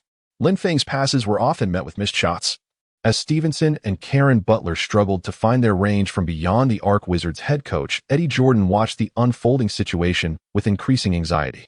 He made successive substitutions in an attempt to disrupt the Pistons' cohesive defense, but to little avail. The Pistons showcased their defensive prowess as a unit. By the end of the first quarter, the Pistons held a 30-21 lead over the Wizards. Lin Feng tallied 10 points, 3 assists, and 1 rebound in 8 minutes of play. Apart from Lin Feng, the team's offensive output was scattered and inefficient. On the Pistons side, Hamilton and Billups spearheaded continuous attacks on the interior. During the quarter break, Coach Jordan implemented lineup adjustments, featuring Lin Feng, Nick Young, Antonio Daniels, Jamison, and McGee as the second unit. The coach outlined the game plan. Lin, if you secure the rebound, initiate the transition as quickly as possible. In half-court sets, call for screens frequently and seize opportunities for isolation plays. If double-teamed, try to pass the ball towards the basket. Our shooting touch is off tonight. With the role players struggling to find their rhythm, it was time for the team's cornerstone to step up. The coach aimed to empower Lin Feng to dictate the tempo and aggressively attack the basket. The Pistons also made personnel changes, with Hamilton leading the second unit, supported by Stuckey, Walter Hermann, Kwame Brown, and other reserves. As the second quarter commenced, Lin Feng dribbled the ball across the half-court line. Stuckey attempted to pressure Lin Feng, but to no avail. Lin Feng executed a crossover, accelerating past Stuckey. McGee promptly set a screen for Lin Feng beyond the arc. Lin Feng sidestepped the defender impeded by the screen and unleashed a pull-up three-pointer. He possessed unwavering confidence in his ability to knock down open three-pointers, considering it a more reliable option than driving to the basket. It's common knowledge that his open three-point shooting is unaffected by his current form, as effortless as drinking water. Swish. The three-pointer found its mark. 24-30. The Pistons responded with an offensive play. Stuckey, a sophomore drafted by the Pistons in 2007, possessed decent athleticism at 6 feet 5 inches, but lacked a distinct defensive advantage against Lin Feng. He advanced the ball, intending to penetrate Lin Feng's defense. However, his initial burst of speed was unremarkable, failing to shake off Lin Feng. Lin Feng remained glued to Stuckey, denying him any space to maneuver. Stuckey signaled for Kwame Brown to set a screen, but Kwame Brown's screen was ineffective, allowing Lin Feng to evade it and maintain tight defense on Stuckey. Stuckey struggled to find a passing lane, his vision obscured by Lin Feng's tenacious defense. Forced into a tough situation, he leaned into Lin Feng before executing a fadeaway jumper. However, Lin Feng managed to contest the shot, causing the ball to clank off the front of the rim and bounce towards Lin Feng's direction. Wizards fast break. On the opposite side, Nick Young was already streaking down the court. The Pistons' second unit defense lacked the cohesion of the first unit. Lin Feng effortlessly lobbed the ball towards the front court, soaring over the heads of the defenders and landing perfectly into the hands of Nick Young. Nick Young capitalized on the opportunity, taking 3 strides and finishing with a layup, securing his position against the defender. Lin Feng delivered yet another exquisite assist. The Pistons launched a counterattack. Stuckey, wary of being entangled with Lin Feng, promptly passed the ball to Hamilton upon seeing Lin Feng approaching. Hamilton, facing Antonio Daniels of the Wizards, swiftly blew past him and charged into the paint. McGee attempted to block Hamilton's shot. The tenacious Hamilton, undeterred, challenged McGee in midair, engaging in physical contact. Alas, luck was not on his side, as the ball rimmed out just as the whistle blew. Defensive foul, 2 free throws. Hamilton stepped up to the free throw line and calmly sank both shots. Wizards possession. McGee passed the ball to Lin Feng. Lin Feng surveyed the Pistons' defense, opting against a rapid penetration. Instead, he gestured for his teammates to initiate their movements, settling into a more deliberate approach. Executing a fast break necessitates evaluating the prevailing circumstances. Despite the Pistons boasting 2 imposing figures in the paint, their agility was noteworthy, leaving few opportunities for easy scores. Walter Hermann of the Pistons suddenly darted into Lin Feng's offensive path like a blade. Lin Feng swiftly dribbled towards the arc, signaling for McGee to set a screen. Hermann attempted to navigate around the screen, but McGee's screen was not easily circumvented, as he employed subtle maneuvers to impede Hermann. Lin Feng seized the opportunity to shake off Hermann's defense, lowered his center of gravity, and surged past Kwame Brown with astonishing speed. At that moment, Rasheed Wallace of the Pistons was occupied by Jamison, creating a wide-open lane to the basket. Lin Feng, akin to a cheetah, burst into the paint, then forcefully propelled himself off the ground, soaring towards the rim. He extended his arms, firmly grasped the ball, and traced an elegant arc in midair. A thunderous slam dunk. 28-32, a morale-boosting dunk. Lin Feng's dunk was executed with immense force, as he swayed from the rim to dissipate the energy before landing smoothly. A smattering of fans cheered. Despite being at the Pistons' home arena, it was evident that a few Lin Feng supporters were in attendance. "OMG!" exclaimed the TNT commentator. "Lin Feng's penetration is simply unbelievable. His speed appears even greater than during the Olympics. Furthermore, his dunking ability has improved considerably. His movements are fluid and unrestrained, a display of violent artistry." The Pistons launched another attack. Hamilton dribbled the ball across the half-court line and, utilizing a screen, shifted to the left mid-range area, opting for a step-back jumper. Alas, the shot missed its mark. McGee secured the rebound and promptly passed it to Lin Feng. Upon crossing the half-court line, Hamilton chose to actively engage Lin Feng. Lin Feng used his back to shield Hamilton, steadily advancing while maintaining physical contact. Hamilton sought to maneuver around Lin Feng's back to seize the ball, yet found no opportune moment, fearing that any attempt to push would result in a foul. Lin Feng, with his back to Hamilton, surveyed the court, keenly observing the movements of his teammates. Nick Young, understanding the unspoken cue, quietly edged closer to Lin Feng, intending to set a screen for him. However, Hamilton anticipated this move, opting instead to retreat in a wide arc to guard against Lin Feng. In that fleeting moment as Hamilton circled to defend, Lin Feng swiftly initiated a step to the right, suddenly retreating with a shooting motion. Observing this, Hamilton leaned forward, preparing to leap for a block. In that split second, Lin Feng deftly passed the basketball to Nick Young at the arc's top. Young released the ball with precision. It soared through the air, tracing an exceptionally high trajectory. The three-pointer swished through the net. The Wizards trailed by a mere point, 31-32. Let them be strong. I, Nick Young, shall prevail. Chapter 52, The Iconic Three-Pointer. A revolutionary sharpshooter. Only 1 point away. The Pistons head coach, Michael Curry, wore a grim expression as he called a timeout. "Good shot. Nick, your three-pointer is remarkably steady." Lin Feng congratulated Nick Young with a celebratory high-five. "Come on, you're joking. No one is steadier than you." With the score tied, the Wizards regained their composure. After the timeout, Chauncey Billups, Tayshaun Prince, and Amir Johnson returned to the court. Billups looked displeased. He never anticipated that a brief respite would lead to such a close score. The Pistons launched a fast break. Billups dribbled past half-court, patiently executing one-handed dribbles beyond the arc. Stevenson, bold, left Billups unguarded just a meter away. Billups' form had begun to wane in the new season. As long as they contained his drive, they would be fine. Billups faked Stevenson and drove towards the lane. Stevenson stayed close, denying him the opportunity to penetrate further. Rasheed Wallace approached for the ball, and seeing he couldn't shake Stevenson, Billups immediately passed to Wallace. Wallace, a tall player with shooting capabilities, showcased his versatility by driving forcefully against JaVale McGee, drawing a shooting foul. After the foul, Wallace let out a shout, his body slightly contorting, and lofted the ball towards the hoop. The ball bounced and rolled into the net, exhibiting Wallace's natural athleticism and soft shooting touch. He completed the additional free throw, effectively scoring a three-pointer. The score was now 30-34. With the talented and physically gifted big man, McGee, being outmatched, the coach substituted him for Thomas. If they couldn't contain him, they would unleash a fervent offense. Coach Eddie Jordan signaled Lin Feng to initiate the offensive play, indicating a fast break was imminent. The Wizards had possession. Lin Feng and Stevenson executed a pick and roll.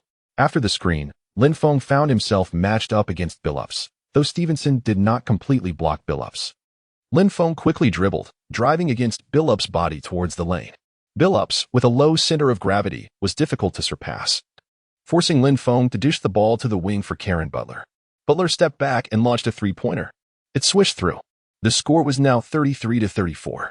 Upon returning from the timeout, Butler and Oppo's shooting touch was still intact. The Pistons attacked. Hamilton exploited his physical advantage, mismatched against Jamison, a promising opportunity. Hamilton executed a series of dribble moves, evading Jamison's defensive rhythm, then took a step right before launching a jump shot. The ball found its mark with precision. After an out-of-bounds play, Lin Feng awaited outside the three-point line. Butler set a screen for Stevenson, while Thomas maneuvered inside to provide Lin Feng with positional support.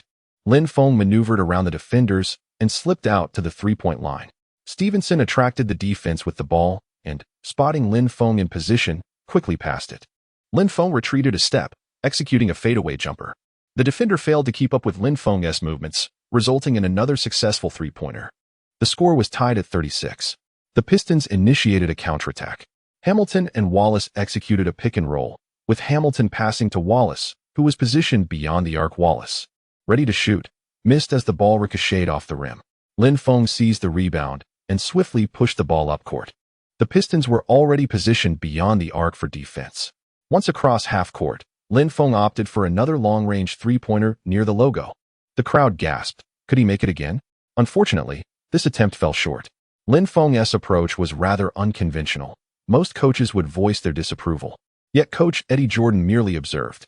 He understood that this was Lin Feng's offensive rhythm, believing that such long-range attempts were part of his standard strategy, with occasional misses being normal. After all, Lin Feng boasted an exceptionally high three-point shooting percentage. Commentators in the TNT studio expressed their excitement. Lin Feng's three-point shooting is truly eye-opening. I never imagined someone would employ such long-range shots as a regular weapon. Another commentator chimed in with a grin. Indeed, once Lin Feng finds his rhythm, he becomes virtually unstoppable. This is one reason his scoring ability surpasses many prolific scorers. His typical shooting range exceeds that of Ray Allen, and he even scores more three-pointers than two-pointers. While NBA legends like Ray Allen and Reggie Miller maintained a standard three-point shooting distance, their occasional long-range shots astonished audiences without the frequency exhibited by Lin Feng. When Lin Feng first emerged on the Olympic stage, many deemed his long-range shooting unreasonable, even reckless. His shooting distance surpassed all others, seeming impractical.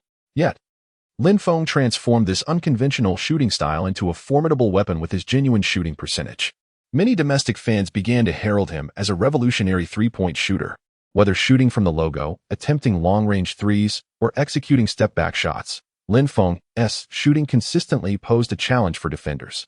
As the Pistons launched their offense, Wallace positioned himself inside, calling for the ball. Lin Feng immediately rushed to double-team Wallace, attempting to thwart his attack. Sensing the tight defense, Wallace swiftly passed to Prince on the opposite side. Prince, receiving the ball, charged towards the basket against Jamison's defense, drawing a foul but failing to convert the shot. At the free throw line, he made both attempts. On the court, the Wizards commenced their offense. Thomas stood at the arc, preparing for a pick and roll. Hamilton pressed forward against Lin Feng, leveraging his body against Thomas while attempting to disrupt Lin Feng. Though Lin Feng had just missed a shot, the Pistons dared not leave him open. With even the slightest opportunity, he would not hesitate to shoot. After all, his attempts carried a significant chance of success. Hamilton overcommit, allowing Lin Feng to smoothly break through on the right. He drove towards the basket, closely approaching Wallace, seeking to exploit a mismatch. This movement drew defensive attention, leaving Thomas completely unguarded in the corner. Thomas slipped out from the corner, cutting towards the basket as the ball arrived. Lin Feng lofted the ball high. Thomas caught it and executed a two-handed slam dunk. The score was tied at 38. The Pistons launched their offense. Billups, utilizing Hamilton and Oppo's screen, penetrated toward the foul line, controlling the tempo against Thomas. He then sent the ball skyward, allowing Rasheed Wallace to soar for an alley-oop dunk. The Wizards were caught off guard. The score was now 38-40. Subsequently, the Pistons intensified their defense against Lin Feng. Whenever Lin Feng possesses the ball, there is invariably an opponent shadowing him. And at times, he faces a dual assault. Lin Feng does not engage in solitary combat. Each time he is double-teamed, his passes are incisive, consistently exploiting the fissures in the adversary's defense. When Jamison, Nick Young, and Karen Butler receive the ball, they often find themselves in unguarded positions. They seize the opportunities to shoot from these open spaces. Although the Pistons hold an advantage in the paint, the Wizards, through their collaborative efforts, successfully suppress their rivals. By halftime, the Wizards lead by 2 points, 53-51. Lin Feng has amassed 19 points in the first half, alongside 10 assists, for rebounds, and a steal. His double-double performance undoubtedly serves as a pivotal factor in the team's lead. Chapter 53, a double-double performance, narrow victory over the Pistons.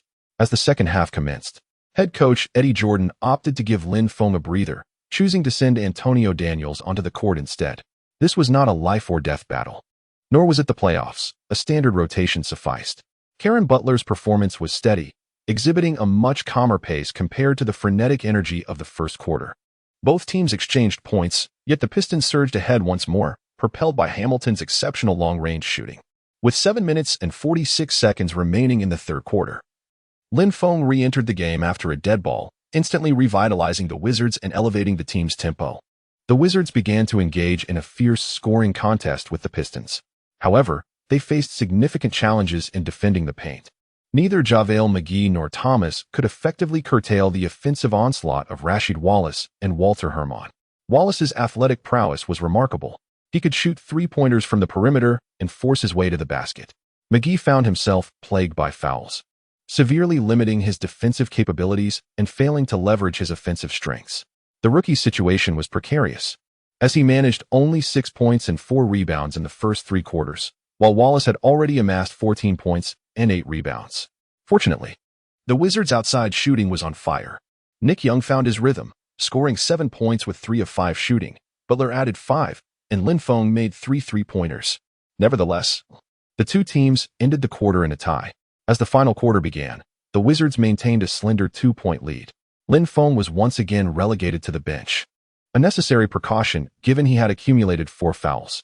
Hamilton was relentless, often engaging in physical confrontations with Lin Feng, whose athleticism could not match Hamilton's. Consequently, Lin Feng found himself repeatedly outmatched. Whether this constituted excessive defense remained to be seen, subject to the home referee's discretion. His absence from the court significantly impacted the Wizards' offensive scheme. Lin Feng was, after all, the driving force behind their attacks. In the TNT studio, commentators expressed concerns regarding the Wizards' and Oppo's offense. Indeed, as noted, while Lin Feng and Oppo's absence could be managed for a brief period, a prolonged absence would severely hinder the team and Oppo's scoring capabilities. Following the start of the final quarter, the Pistons launched a counterattack. Led by Hamilton, they unleashed a 14-4 run, flipping the score in their favor. Second-year player Dominique McGuire faced a harsh lesson at Hamilton's hands, who targeted him relentlessly. Despite McGuire's best defensive efforts, he was unable to thwart Hamilton's aggressive assault. Hamilton achieved a perfect 4-for-4 shooting performance, including a free throw. His stellar play not only boosted his team's morale, but also deflated that of the Wizards. Reluctantly, Coach Eddie Jordan called a timeout, casting a hopeful glance toward Lin Feng seated on the bench. As Lin Feng prepared to return to the game, Jordan patted his shoulder, advising him to avoid unnecessary fouls. Even if opponents penetrated, offense remained the Wizards' most potent weapon. Upon his return, the dynamics shifted dramatically. The Pistons' defensive focus shifted, allowing the Wizards and Oppo's ball movement to flow more smoothly. Lin Feng first advanced past half-court, utilizing a double screen to break through the right side, and launched a three-pointer from a 45-degree angle. He then facilitated scoring opportunities for Jamison and McGee, leading the Wizards on an 8-0 run to tie the game once more. Sensing the urgency, the Pistons coach called for a timeout. Following the break, Brown opted to continue the strategy of double-teaming Lin Feng, while the Wizards responded with a 1-in-4-out tactic, positioning 4 three-point shooters to stretch the floor. When the Pistons committed to double-teaming Lin Feng, the Wizards' perimeter players found themselves with open shooting opportunities. Conversely, if the Pistons chose not to double-team, Lin Feng would decisively take matters into his own hands. This tactical arrangement rendered the Pistons' defense increasingly ineffective. Hamilton's offensive efficiency also waned under the dual pressure from Butler. As the intense contest unfolded, Lin Feng maneuvered the ball towards the frontcourt and executed a pick-and-roll with McGee, isolating Wallace. His teammates adeptly created space, allowing Lin Feng to engage in a one-on-one scenario. He began to dribble under his legs to mislead Wallace, pulling the ball back with his left hand before taking a probing step to gauge Wallace's reaction, then swiftly changing direction. Wallace, retreating to prevent Lin Feng's right-side drive, found himself outpaced as Lin Feng made a decisive left-side move. With Wallace's balance compromised, Lin Feng executed a step back, creating the necessary space for a shot. He released a three-pointer with confidence. Wallace, a moment too late in his defense, could only watch as Lin Feng completed this masterful step-back three. The ball traced a beautiful arc through the air. Swish. A magnificent score. Lin Feng had scored on Wallace twice, once with a three-pointer and once with a powerful drive to the basket. Under Lin Feng's rhythmic changes, the Wizards surged once more, igniting a scoring frenzy. Despite Coach Brown's repeated timeouts, he could not quell Lin Feng and the Wizards' fervent offensive onslaught. With just 1 minute and 28 seconds remaining, Lin Feng, facing Amir Johnson's defense, executed a series of crossovers, advancing one step before retreating and then launching a three-point jumper. The open shot found its mark with unwavering precision. Lin Feng unleashed a deluge of three-pointers in the Pistons and Oppos' home arena. In the realm of the NBA, every superstar possesses their signature moves. Michael Jordan and Oppos' iconic free throw line dunk. LeBron James and Oppos' powerful tomahawk slam. Kobe Bryant and Oppos' beautifully arched fadeaway jumper. Dirk Nowitzki and Oppos' legendary one-legged fadeaway. Tracy McGrady and Oppos' aesthetic pull-up jumper. Allen Iverson and Oppos' unparalleled crossover. And now, Lin Feng's hallmark is his step-back three-pointer and logo three-pointer. Many fans believe what makes Lin Feng particularly fearsome is not merely his range, but his exquisite step-back three-pointer. Executed with finesse, Lin Feng frequently employs rapid directional changes and sudden bursts of speed to evade defenders, utilizing fakes and hesitations to unbalance his opponents. Once he identifies his shooting opportunity, he quickly retreats, adjusts his rhythm, and releases the ball with unwavering accuracy, rendering defenders helpless. To contain Lin Feng, one must remain vigilant at all times. In the final minute of the game, the Pistons refused to relinquish hope. Wallace demonstrated formidable dominance in the paint, drawing fouls to close the gap. Ultimately, the score settled at 110-107, with the Wizards narrowly triumphing over the Pistons, securing their second consecutive victory to start the season. Lin Feng's performance was undoubtedly the most dazzling. He played for 35 minutes throughout the match, achieving an impressive 13 out of 20 shooting, including 8 out of 11 from beyond the arc and converting 4 out of 5 free throws, amassing a remarkable total of 38 points, the highest in the game. Additionally, he secured 4 rebounds, delivered 13 assists, and recorded 5 turnovers. Notably, his 13 assists set a new personal record for a single game. This also marked Lin Feng and Oppos' first double-double performance of the season. Following the conclusion of the match, Lin Feng celebrated by high-fiving all his teammates. He is determined to lead the team to a continuous string of victories and triumphs. Chapter 54. Who on earth can consistently shoot long-range three-pointers? In the past 2 games, Lin Feng has averaged an impressive 41 points, once again becoming the subject of fervent discussion among fans.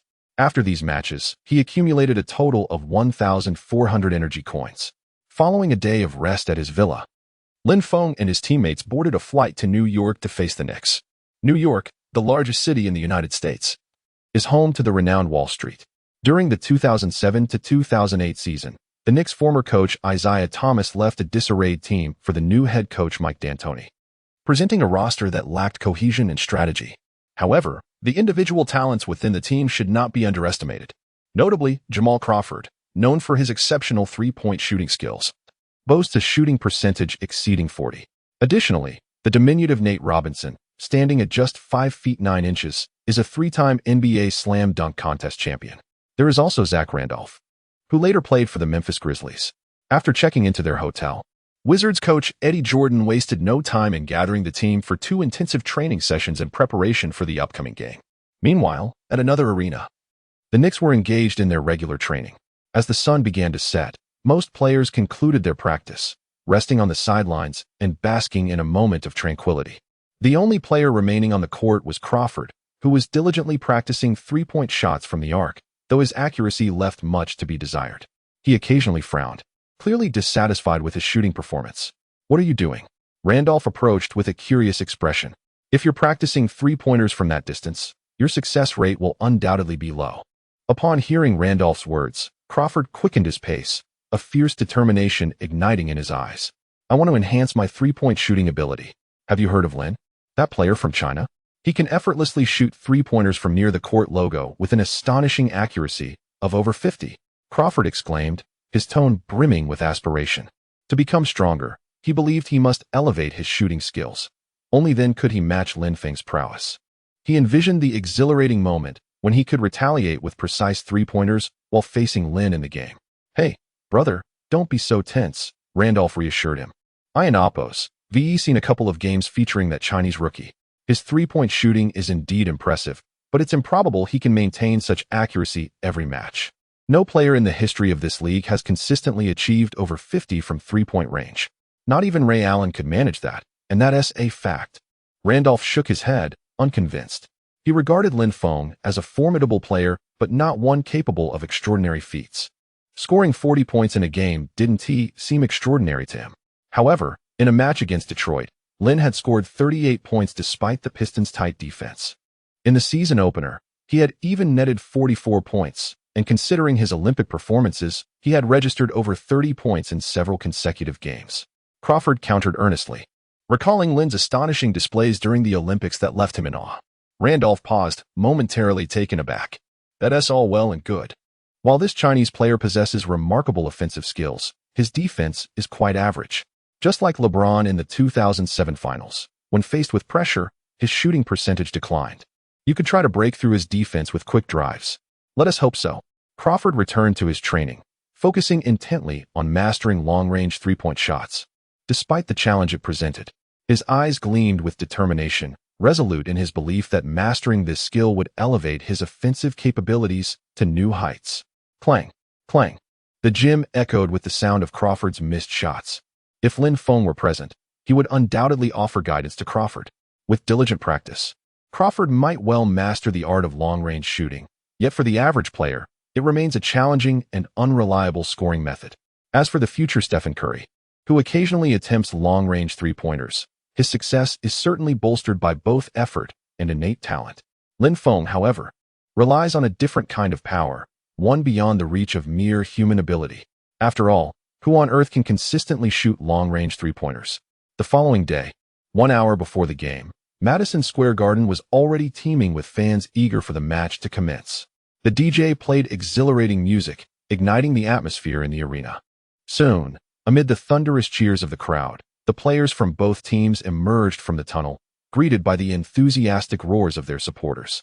The game was about to begin. Both coaches were making their final motivational speeches. With a sharp whistle from the referee, the starting players prepared to take the court. The Wizards' starting lineup remained unchanged from the previous game. Deshaun Stevenson, Lin Feng, Karen Butler, Anton Jamison, and JaVale McGee. The Knicks' starting five consisted of Chris Duhon, Crawford, Quentin Richardson, Wilson Chandler, and Randolph. The game was finally about to commence. I could hardly contain my excitement to witness Lin Feng and Oppos' performance. In the midst of the arena and Oppos' cacophony, the renowned basketball commentator Charles Barkley's voice resonated with palpable enthusiasm, brimming with anticipation for the impending contest.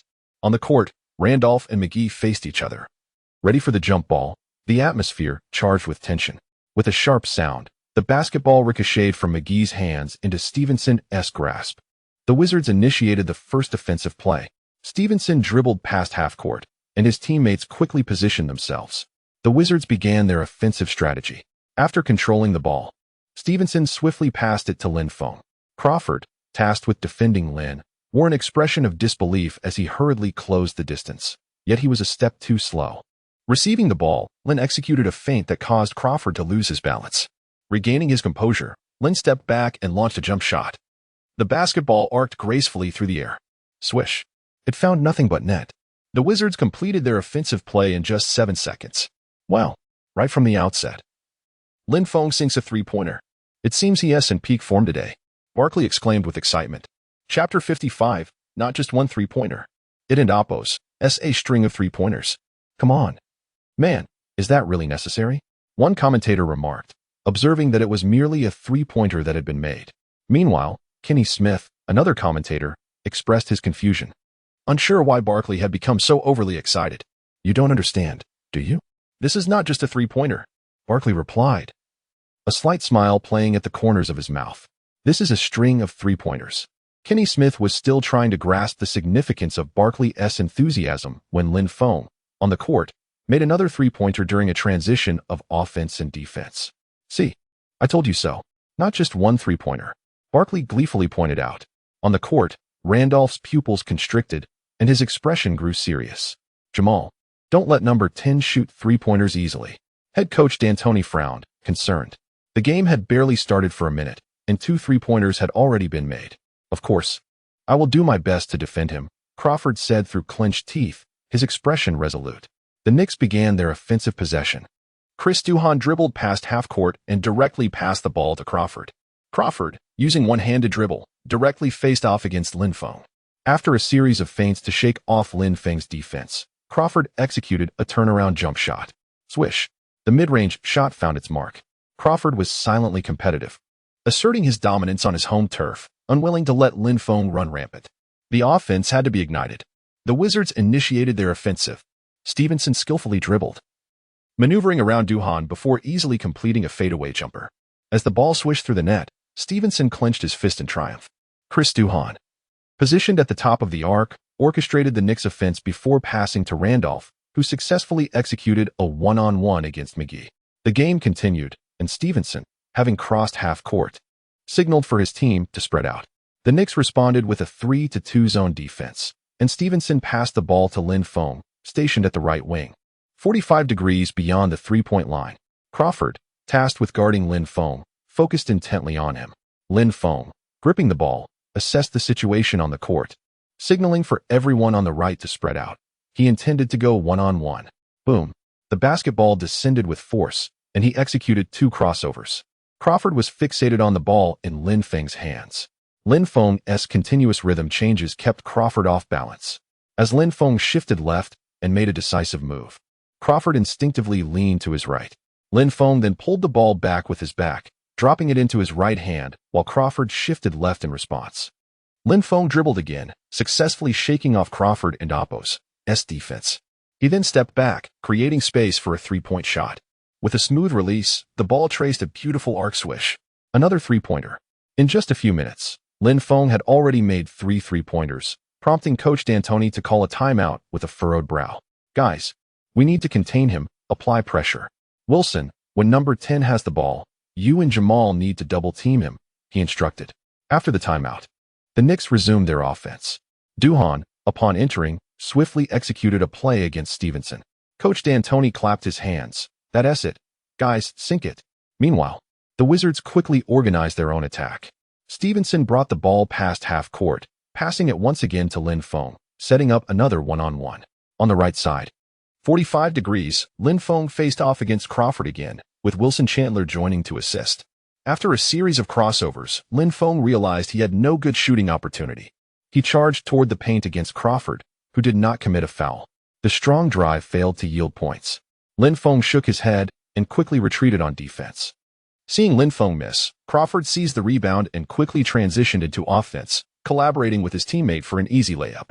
The teams engaged in a fierce offensive exchange in the first quarter, and thanks to Lin Feng's three-point advantage, the Wizards led 26-23 as they entered a break. After the timeout, the Knicks bench players thrived, surging with an 18-7 run within a short span. Although Lin Feng improved slightly upon his return, the Knicks' double-teaming strategy made his offensive efforts quite challenging. At halftime, the Knicks had overtaken the Wizards with a score of 59-56. During the intermission, domestic fans criticized the other players on the Wizards, lamenting that even the open shots Lin Feng passed out after being double-teamed failed to find the bottom of the net. "I could do that too," they exclaimed. "This is ridiculous. They can't hit these wide-open shots, yet they're earning millions." Lin Feng felt frustrated with his performance in the first half and recognized the need for a different strategy. In the locker room, sitting before his locker, he continuously drank energy drinks. The relentless double-teaming in the second quarter had drained him significantly, and he knew he could not sustain such exertion into the third and fourth quarters. His physical and mental stamina were waning. Furthermore, the Knicks would undoubtedly intensify their defensive focus on him in the upcoming third quarter, leading to increased physical confrontations. Maintaining his shooting touch would be increasingly difficult. The head coach, seeing the current deficit, had no intention of resting Lin Feng. He planned to send Lin Feng back onto the court at the start of the second half to regain lost ground. As the third quarter commenced, the connection between Randolph and Crawford reemerged, while small forward Quentin Richardson repeatedly excelled with his three-point shooting. Richardson, having won the three-point contest at the 2005 All-Star Game, demonstrated his prowess. Many Knicks players were on fire that night. In contrast, the other Wizards players struggled significantly, with Lin Feng facing limited opportunities after being double-teamed. The Knicks swiftly extended their lead. Just then, Karen Butler stepped up, utilizing his foul-drawing skills to stabilize the Wizards' position. Lin Feng's offensive advantages lay in his three-point shooting and mismatched one-on-ones. Without absolute opportunities, his greatest contribution was to create distractions, but his teammates' poor shooting performance was a significant hindrance. As the game transitioned to the second unit showdown in the third quarter, Lin Feng found himself liberated once more. The second unit did not apply excessive double-teaming against him. On the court, Nick Young brought the ball past half court and again passed it to Lin Feng, setting up another one-on-one. On the left side, 45 degrees, Lin Feng faced David Lee. This was a favorable matchup. Although Lee was slightly taller, his speed lagged. For Lin Feng at this moment, controlling the game was effortless. Boom. After dribbling, Lin Feng suddenly accelerated, holding the ball in his right hand and skillfully altering his rhythm, causing David Lee to nearly collapse under the pressure. Lin Feng continually shifted his attack direction, leaving Lee's center of gravity unstable, making it impossible for him to find a solid defensive stance.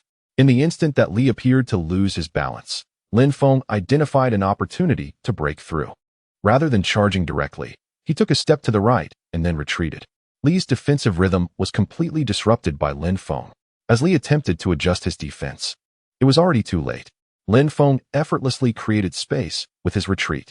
He leaped and shot. Chapter 56. The block. The basketball soared through the air, tracing a graceful arc before swooshing through the net. Another three-pointer hits. 2 consecutive possessions. Lin Feng found opportunities beyond the arc, swiftly erasing the deficit for the Wizards. Wow. I adore Lin and Oppo's three-pointers. They are utterly exhilarating. His shooting is a spectacle to behold. Barkley exclaimed passionately, dramatically narrating the events. Folks, today, we shall not discuss Lin's dribbling prowess. We will focus solely on his three-point shots, that signature step-back three. And this logo three, such occurrences are seldom seen in the top 10 plays. It and Oppo's hard to fathom. Just recently entered into the NBA. Lin's three-point shooting percentage now ranks first in the league, leaving everyone else trailing behind. In the first 2 games, he had already made over 10 three-pointers. And with today's performance, the total exceeds 20. His three-point shooting accuracy on the court approaches an astonishing 80%. Although the games have just commenced, we understand he cannot sustain this indefinitely, yet this percentage is simply terrifying. Observe the expressions of Jamison and the other Wizards and Oppo's bench players. The moment Lin Feng takes a shot, they know it is destined to go in. Barkley animatedly narrated the scene, as if he were Lin Feng's teammate. Perhaps within him resides a robot designed for three-point shooting. No, it and Oppo's. That's not perhaps. It certainly is. He is a three-point shooting machine. Kenny Smith shrugged, suggesting that such an explanation was the only logical one.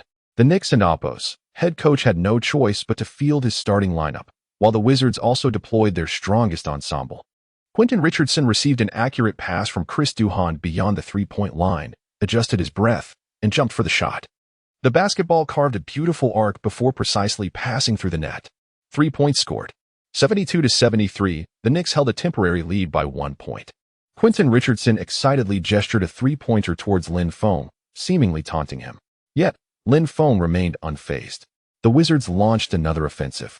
Lin Feng swiftly penetrated the paint, receiving the ball in the low post on the right. He backed down against Crawford, successfully drawing Wilson Chandler's attention. Chandler closely monitored Lin Feng's movements. ready to double-team him at any moment.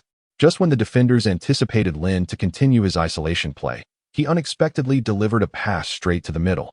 Oh no! The pass. Wilson Chandler immediately pivoted to intercept, but it was too late. McGee surged down the center, receiving Lin Feng and Apos' pass with both hands. And before Chandler could leap to defend, McGee was already airborne. Boom. Dunk. A two-handed slam over Chandler. 74-73. Lin Feng adds another assist. After completing the dunk and pulling on the rim, McGee let out a loud roar. This was a satisfying play. The Knicks, relying on the agile Randolph, passed the ball to Crawford, who executed a cut to score a layup inside. A change of possession. McGee directly handed the basketball to Lin Feng, who quickly dribbled past half-court. Seizing the moment while the Knicks' defense was still settling, he bent low and sprinted past Crawford's defense, utilizing his speed advantage. He swiftly drove to the basket, ready to receive the ball. Randolph positioned himself firmly under the rim. As Lin Feng collected the ball, he instantly soared into the air, showcasing astonishing vertical leap. Randolph hurriedly reached out in an attempt to thwart the dunk, but time seemed to freeze in that instant. It was far too late. Bam! The dunk. Lin Feng emphatically slammed the ball into the hoop. The whistle blew. Randolph became Lin Feng's backdrop, not only getting dunked on, but also committing a foul. McGee on the court howled, "Whoa! This is even more astonishing than his dunk." Lin Feng electrified the entire arena. After these few games, fans mistakenly believed Lin Feng was merely a shooter, yet this play demonstrated his capabilities akin to a dunking specialist. Lin Feng himself was filled with exhilaration. His heart raced. He steadied his breath and made the free throw. 77-75. A timeout was called. The Knicks fans in the arena continuously looked up at the replay. They had completely lost count of how many points Lin Feng had scored solely based on his individual brilliance. And this dunk, his dazzling performance overshadowed the momentum of the home team. Upon returning from the timeout, the Knicks adjusted their strategy to a lineup of 1 big and 4 small players, beginning to double-team Lin Feng. However, the Wizards and Apos' other teammates were not performing well tonight, with shooting percentages not particularly high. The game devolved into a tug-of-war.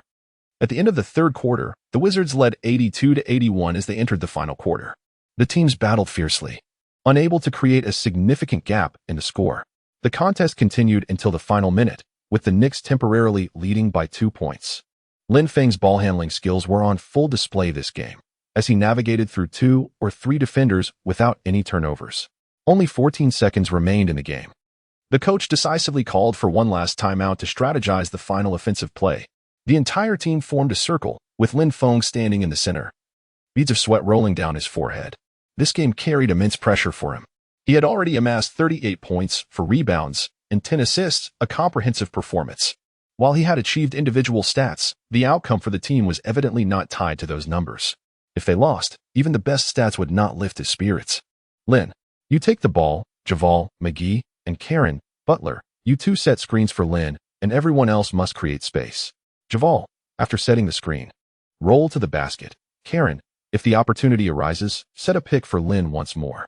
Head coach Eddie Jordan entrusted the final possession to Lin Feng, hoping that the extraordinary Lin would lead the Wizards to victory. The Wizards players nodded in agreement. Success or failure hinged on this moment. On the Knicks side, the head coach was uncertain how to arrange the defensive strategy. Undoubtedly, the final possession would go to Lin Feng. Who would guard him? Crawford or a double team? If it were a single defense, Crawford had already conceded 38 points to Lin today and lacked confidence. However, if they double-teamed, this player had already delivered 10 assists with merely 2 turnovers. They had to prevent him from taking a 3-pointer, denying him any opportunity if they opted for 2-point defense. They could contest physically, but they must avoid giving him the chance to convert an and one. Focus on defending his 3-point shot. Coach D and Apos, Antony repeatedly emphasized. If Lin Feng hits a 3-pointer, they would face a buzzer beater. Coach D'Antoni did not wish to be on the receiving end of a buzzer beater. Haha, beer, drinks, mineral water, sunflower seeds, peanuts, 8 treasure porridge. Come, let the front row make way. Selling spicy strips for 50 cents. Watch Lin Feng hit the game winner. Fans in the Huaxia Sports Live commentary window were discussing the game during the timeout. It was the decisive moment. Lin Feng must hit the game winner. Beep. The home referee blew the whistle, signaling the end of the timeout. The players returned to the field once more, as the final showdown is about to commence. Chapter 57, The Ultimate Strike. The number one play of the day? On the court, Wizards number 34, JaVale McGee, stands at the sideline, poised to inbound the ball. Screen. Wrap around. Execute the play. Jamal, stay close to number 10. The coaches on both sides are shouting tactical commands from the sidelines, appearing more anxious than the players themselves. The Knicks players are applying intense one-on-one pressure, denying the Wizards any chance for an easy catch. The referee tosses the basketball to McGee, who must pass it within 5 seconds.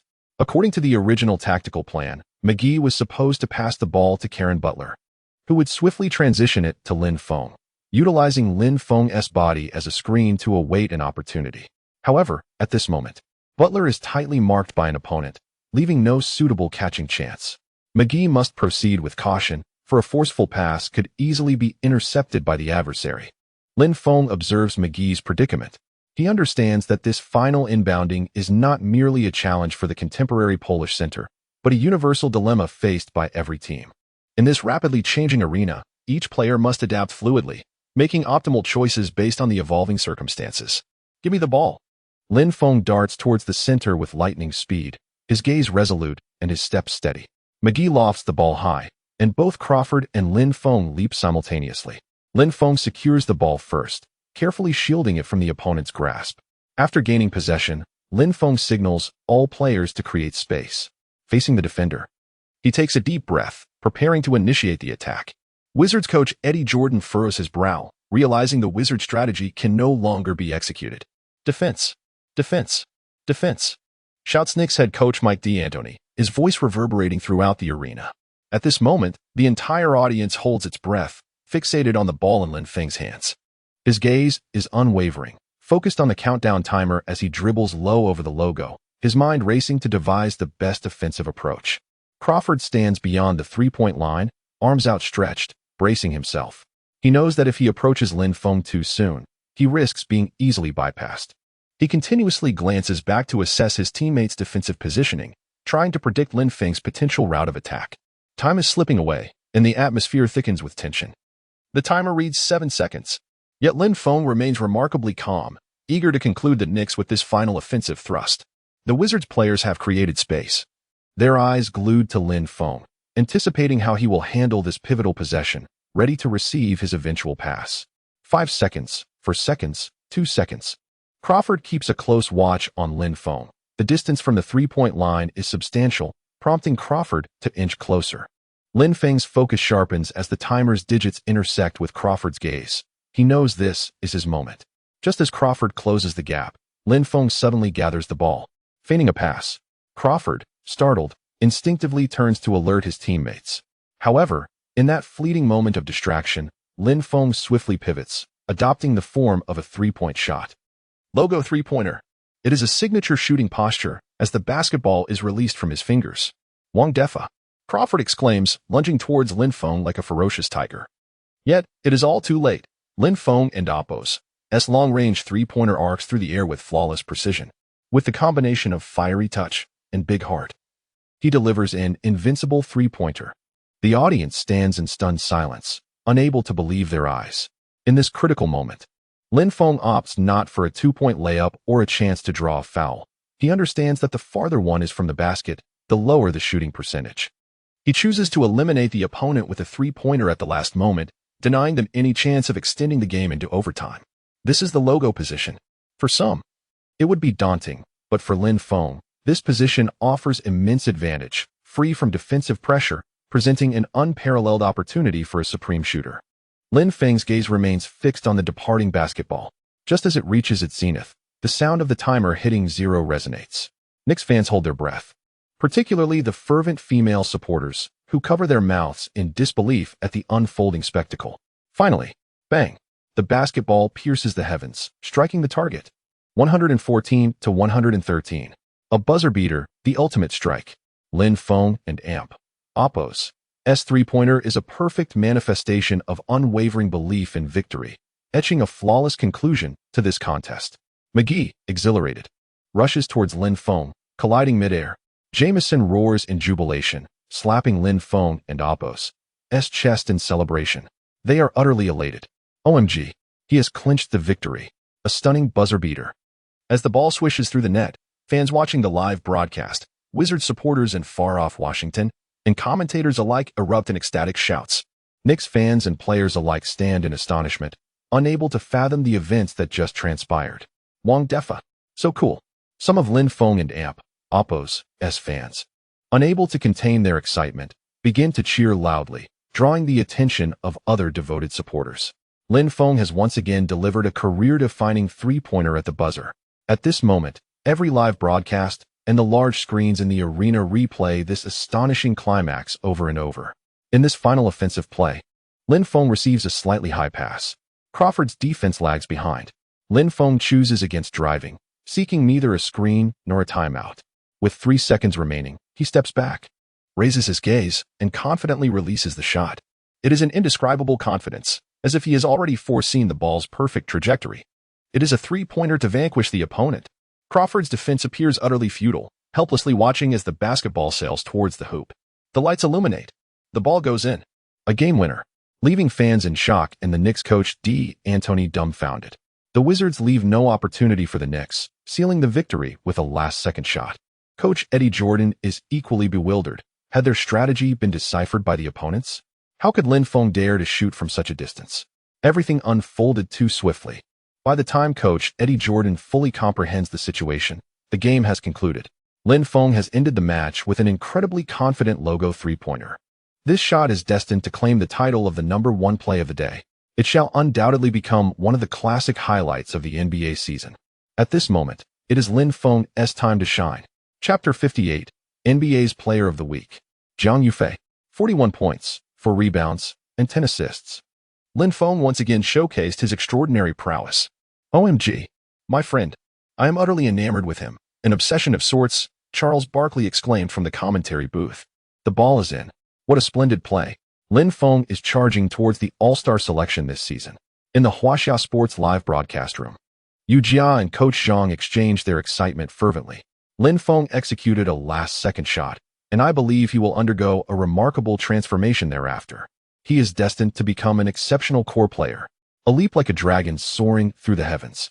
We eagerly anticipate Lin Feng's magnificent performances in the NBA. This evening, Lin Feng exhibited the abilities befitting a superstar on the court. His performance was nothing short of astonishing. Whether through his drives or shots, he demonstrated an exceptionally high level of skill. A triumphant start with 3 consecutive victories. It has been years since the Wizards have had such a commendable beginning. Fans back home are ecstatic, flooding the comments with their enthusiasm. Wow! Congratulations from Hainan. Congratulations from Hunan. Congratulations from Shandong. Cheers from every province. Lin Feng. Incredible. Lin Feng is truly magnificent. I believe he is a contender for the regular season MVP. After all, few can average over 40 points. Tonight, I have envisioned countless scenarios of Lin Feng's game-winning shots, yet this logo three-pointer was beyond my imagination. It is far more exhilarating than an ordinary three-point buzzer beater. This is a logo three-pointer. Lin Feng declared, I only want 3 points. The logo three-pointer was a stunning climax to the game. There has been no match more exhilarating than this one. Lin Feng's skin tone and language deeply reflect his national heritage. Each time he excels, fans at home feel an overwhelming sense of pride. His every remarkable performance magnetically attracts an ever-growing fan base. The domestic market is vast. Fans have long awaited an outstanding guard to emerge. Yao and Yi are both formidable inside players, yet they lack the captivating charm of Lin Feng. Most fans prefer the roles of small forwards or guards. The domestic audience has yearned for an NBA-level Huaxia guard. Now, with Lin Feng's emergence, they have found the superstar they have been fervently pursuing. Back in the locker room, teammates continued to celebrate Lin Feng and Oppo's game-winning three-pointer. A 3-game winning streak. This success has propelled the Wizards to the top of the Eastern Conference standings in the new season. The following day, the NBA officially announced the Player of the Week for the season and Oppo's opening week. In the 3 games of the new season, Lin Feng scored 44 points, 38 points, and 41 points, averaging an impressive 41 points, undoubtedly making him the league's scoring leader. With an extraordinary average of 41 points, alongside 3 rebounds and 9 assists. He decisively became the Eastern Conference Player of the Week. His performance was so explosive that upon joining the Wizards, he shattered a series of scoring records in the NBA. Under his leadership, the Wizards surged forward, achieving 3 consecutive victories, maintaining an undefeated streak. Fans eagerly await to see if Lin Feng can sustain this form and remain at the top of the leaderboard until the season's end.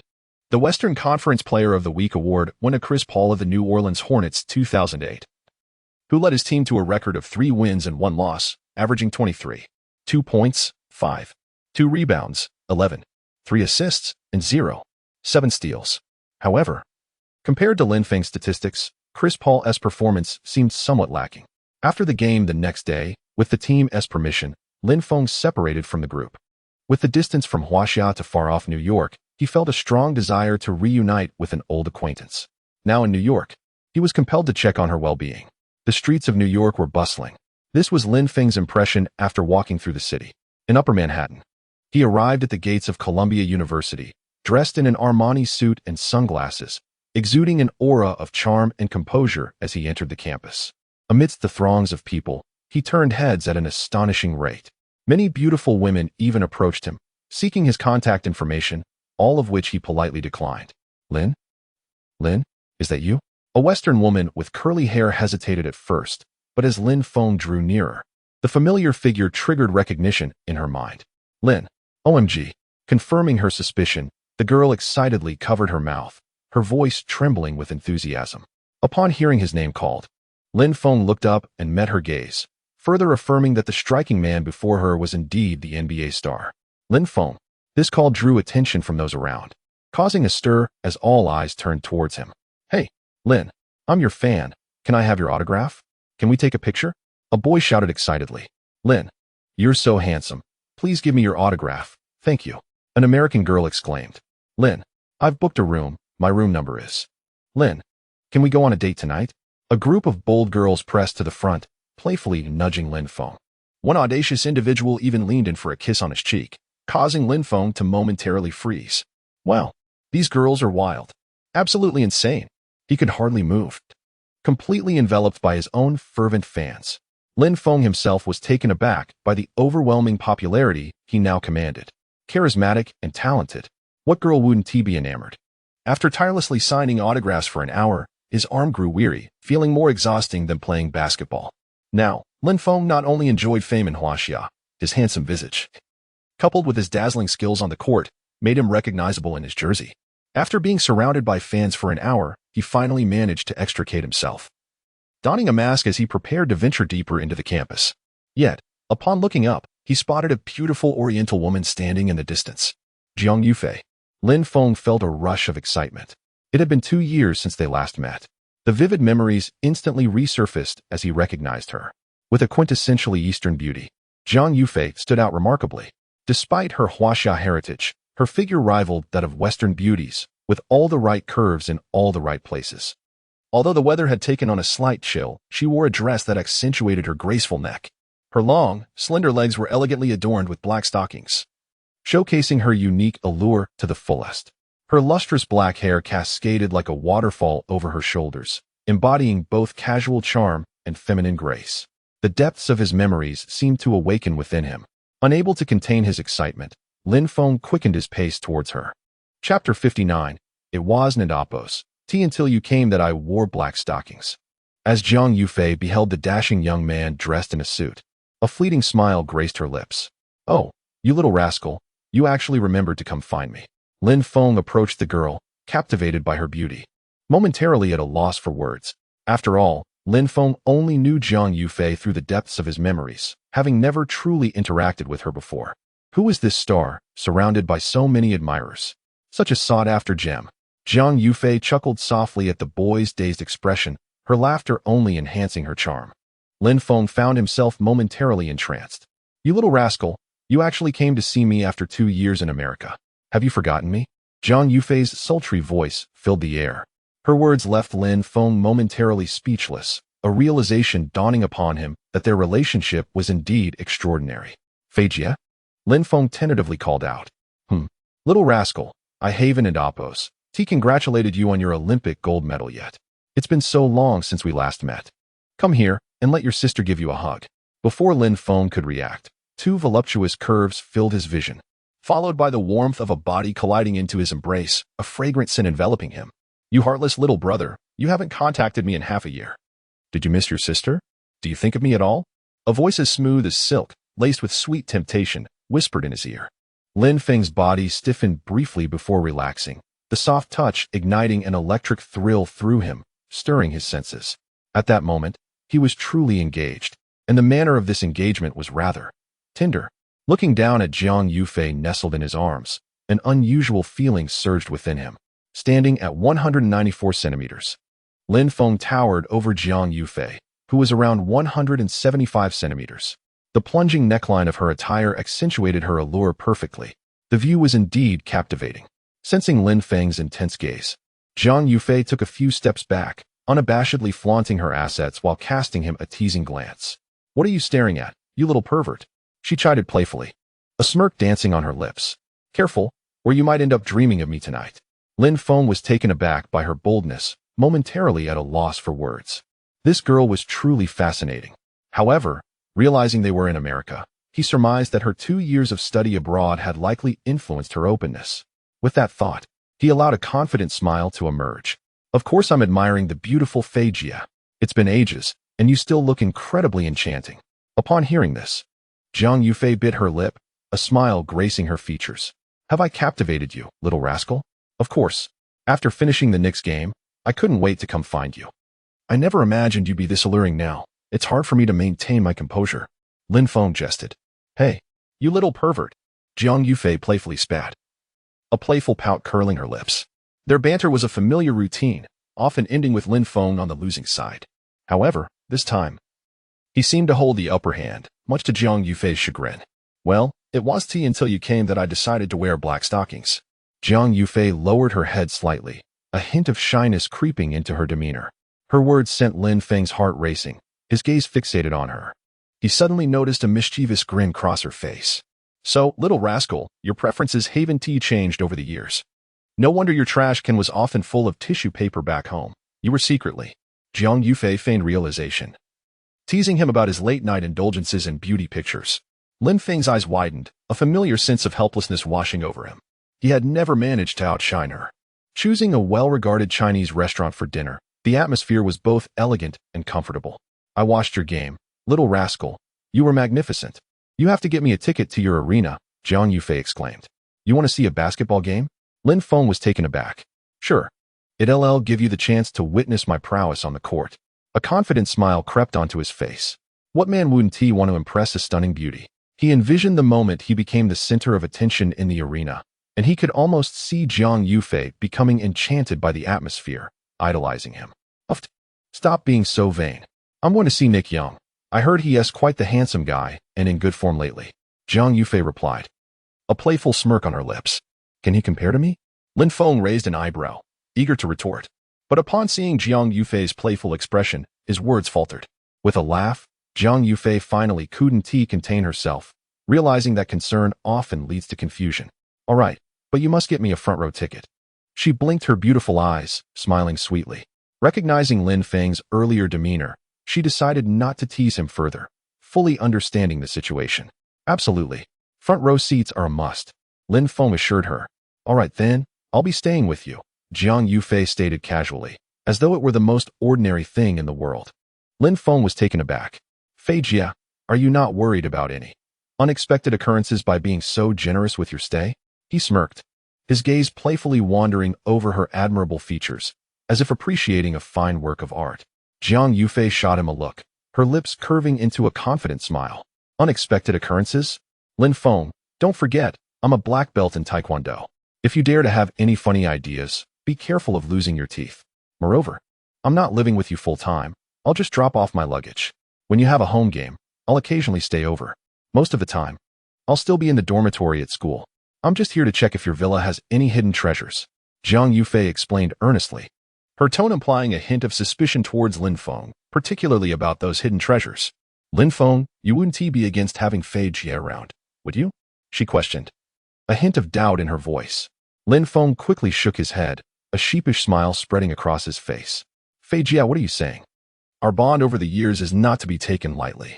Indeed, as your sister, I must keep an eye on you. If you let your success go to your head and indulge too much, it would be a shame. I must personally oversee you." As you are a potential star in basketball for our country, excessive indulgence is absolutely unacceptable.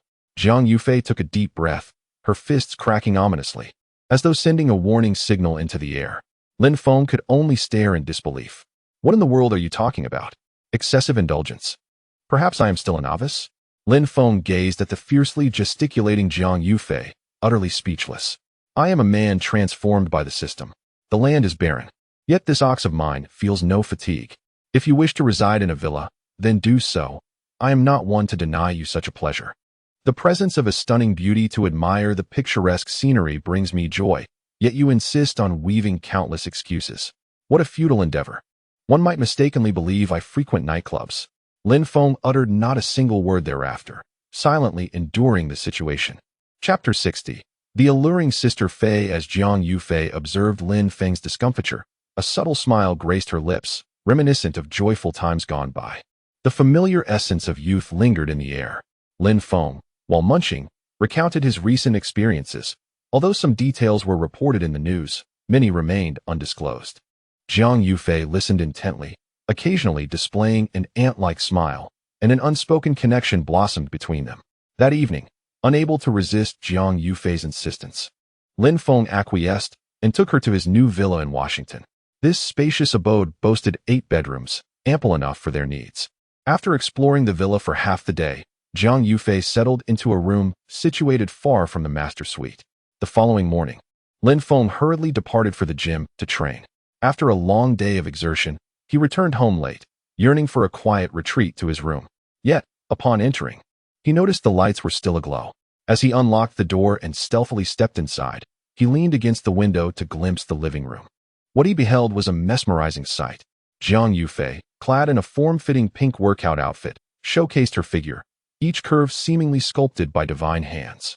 She moved gracefully to a dance tutorial on television, a captivating blend of primal allure and elegance that imbued her with an irresistible charm. Most strikingly, her impressive assets swayed rhythmically with the dance, causing the entire room to resonate with their movement. Under the lights, her porcelain skin radiated, and beads of sweat trickled down her forehead, falling onto her pristine complexion. Lin Feng found himself almost breathless, frozen in place. Should she participate in a modeling contest? Even the most seasoned models would pale in comparison. Do not look, do not look, he muttered to himself, attempting to break free from this intoxicating temptation. Yet his body seemed unwilling to relinquish this rare feast for the eyes, still firmly fixed on her enchanting silhouette. After what felt like an eternity, Lin Feng reluctantly averted his gaze, cleared his throat to collect his thoughts, and approached the door to knock. Who is it? Came a cautious voice from within. It's me, Sister Fei, Lin Feng, he replied, striving to keep his tone casual. Oh, you and Appos, back from basketball. A tone of surprise echoed from inside. The sounds of rustling followed, and soon the door swung open.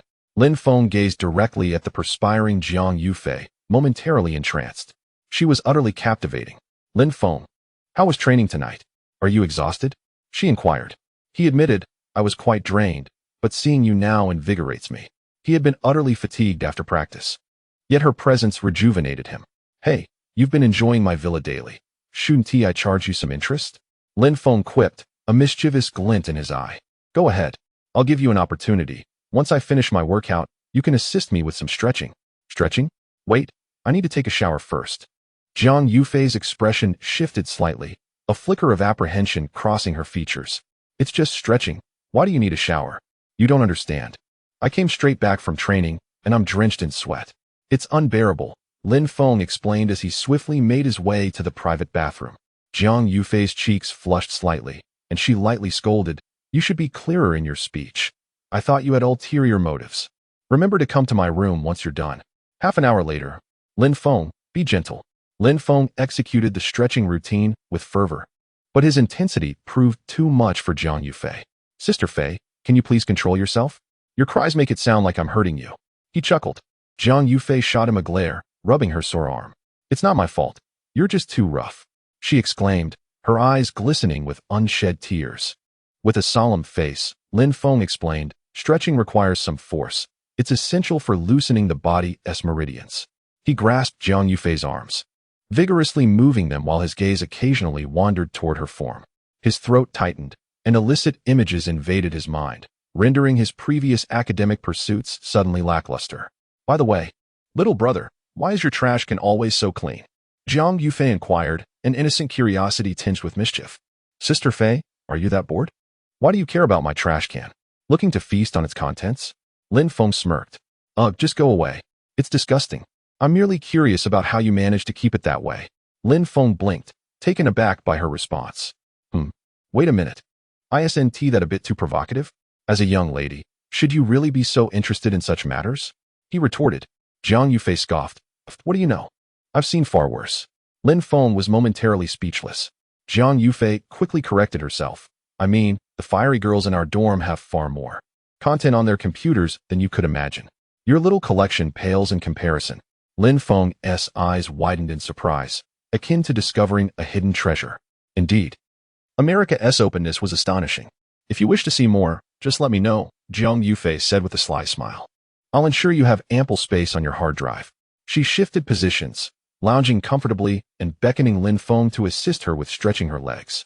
With no hesitation, Lin Feng knelt down, gently manipulating her legs to facilitate her stretching. Inadvertently, he glanced upward, only to find her face obscured by some object. This is surprisingly perky, he mused, lost in thought, completely absorbed in his imagination, oblivious to Jiang Yufei's words. The expansive room fell into silence, save for the occasional sounds of Jiang Yufei's murmurs. After half an hour, they finally finished stretching. Lin Feng sighed. This feels more exhausting than a match. He trudged back to his bedroom, collapsing onto the bed, eager for a restful reprieve. Tomorrow promised a match, and he needed to recuperate fully. Yet, as he lay there, eyes closed, the vivid images from their stretching session played in his mind, leaving his thoughts racing. Lin Feng took several deep breaths, attempting to calm the tumult within his heart, resolutely refusing to grant himself another opportunity for self-aggrandizement. Nevertheless, the enchanting figure of Jiang Yufei lingered in his mind, stirring an insatiable yearning. A night passed in silence. Chapter 61. The home game against the Jazz. Sealed and delivered. The following day, the Wizards were set to host the Utah Jazz at their home arena. The excitement among the fans had reached a fever pitch. 2 hours before the game, the MCI Center, which can accommodate 20,000 people, was already filled to capacity. Among the crowd were numerous fans of Asian descent, who had come specifically to cheer for Lin Feng. The legendary retired star of the Wizards, Elvin Hayes, made an appearance at the home game and was met with enthusiastic cheers from the fans. Many Hollywood celebrities were also present, occupying front row seats. The Wizards' home court had transformed into a dazzling spectacle of stardom. Jiang Yufei was also in attendance, dressed in a V-neck white t-shirt paired with denim shorts, her slender figure and long legs on full display. Her subtle makeup perfectly complemented her fresh visage, and in this setting filled with Western charm, she drew attention with her uniquely graceful Eastern beauty. With her bright, expressive eyes and delicate hand resting on her chin, her lovely face exuded an air of allure. Many gazes were directed her way. She furrowed her brow slightly, impatiently waiting for the game to begin. Where was Lin Feng? Just as she pondered this, a wave of excitement swept through the arena, prompting Jiang Yufei to glance around. The large screen began to play highlights of the Wizards' games from the season. Looking up, she spotted Lin Feng's graceful figure, and a smile crept onto her face. He looked rather handsome. She found herself eagerly anticipating the start of the match. Meanwhile, the players from both teams were in the locker room, discussing the outcome of the game. The Wizards players were even wagering on how many points Lin Feng would score that night. Hey, Nick, Young, I bet Lin Feng will score 40 points, 600. I'll raise you 500, count me in. Nick Young, overhearing their bets on Lin Feng's 40-point performance, rolled his eyes. Who doesn't know Lin Feng can score? Although it's a small amount, I can't afford to make a losing deal. Sealed and delivered. I bet he'll score over 50. If I win, I get 1,000. If I lose, I owe 1,200. You in, buddy? Sure, I'm in. Lin, what do you think? Lin Feng, wearing a frown, thought to himself, what do I think? I don't even know how many points I'll score tonight. At the same time, numerous fans in Huaxia were discussing how many points Lin Feng would score, given his phenomenal performance since the season began. Everyone was speculating how long such a dominant display would continue. Not long after the highlights concluded, the players from both teams emerged from the lengthy player tunnel to prepare for warm-up exercises. The moment the home team players appeared, the crowd erupted in cheers. As Lin Feng passed by Jiang Yufei, he greeted her, gesturing towards the large screen and giving her a thumbs up, as if to ask, "What do you think?" Zhang Yufei smiled back and returned the gesture. After a few minutes of warm-up, the game was about to commence.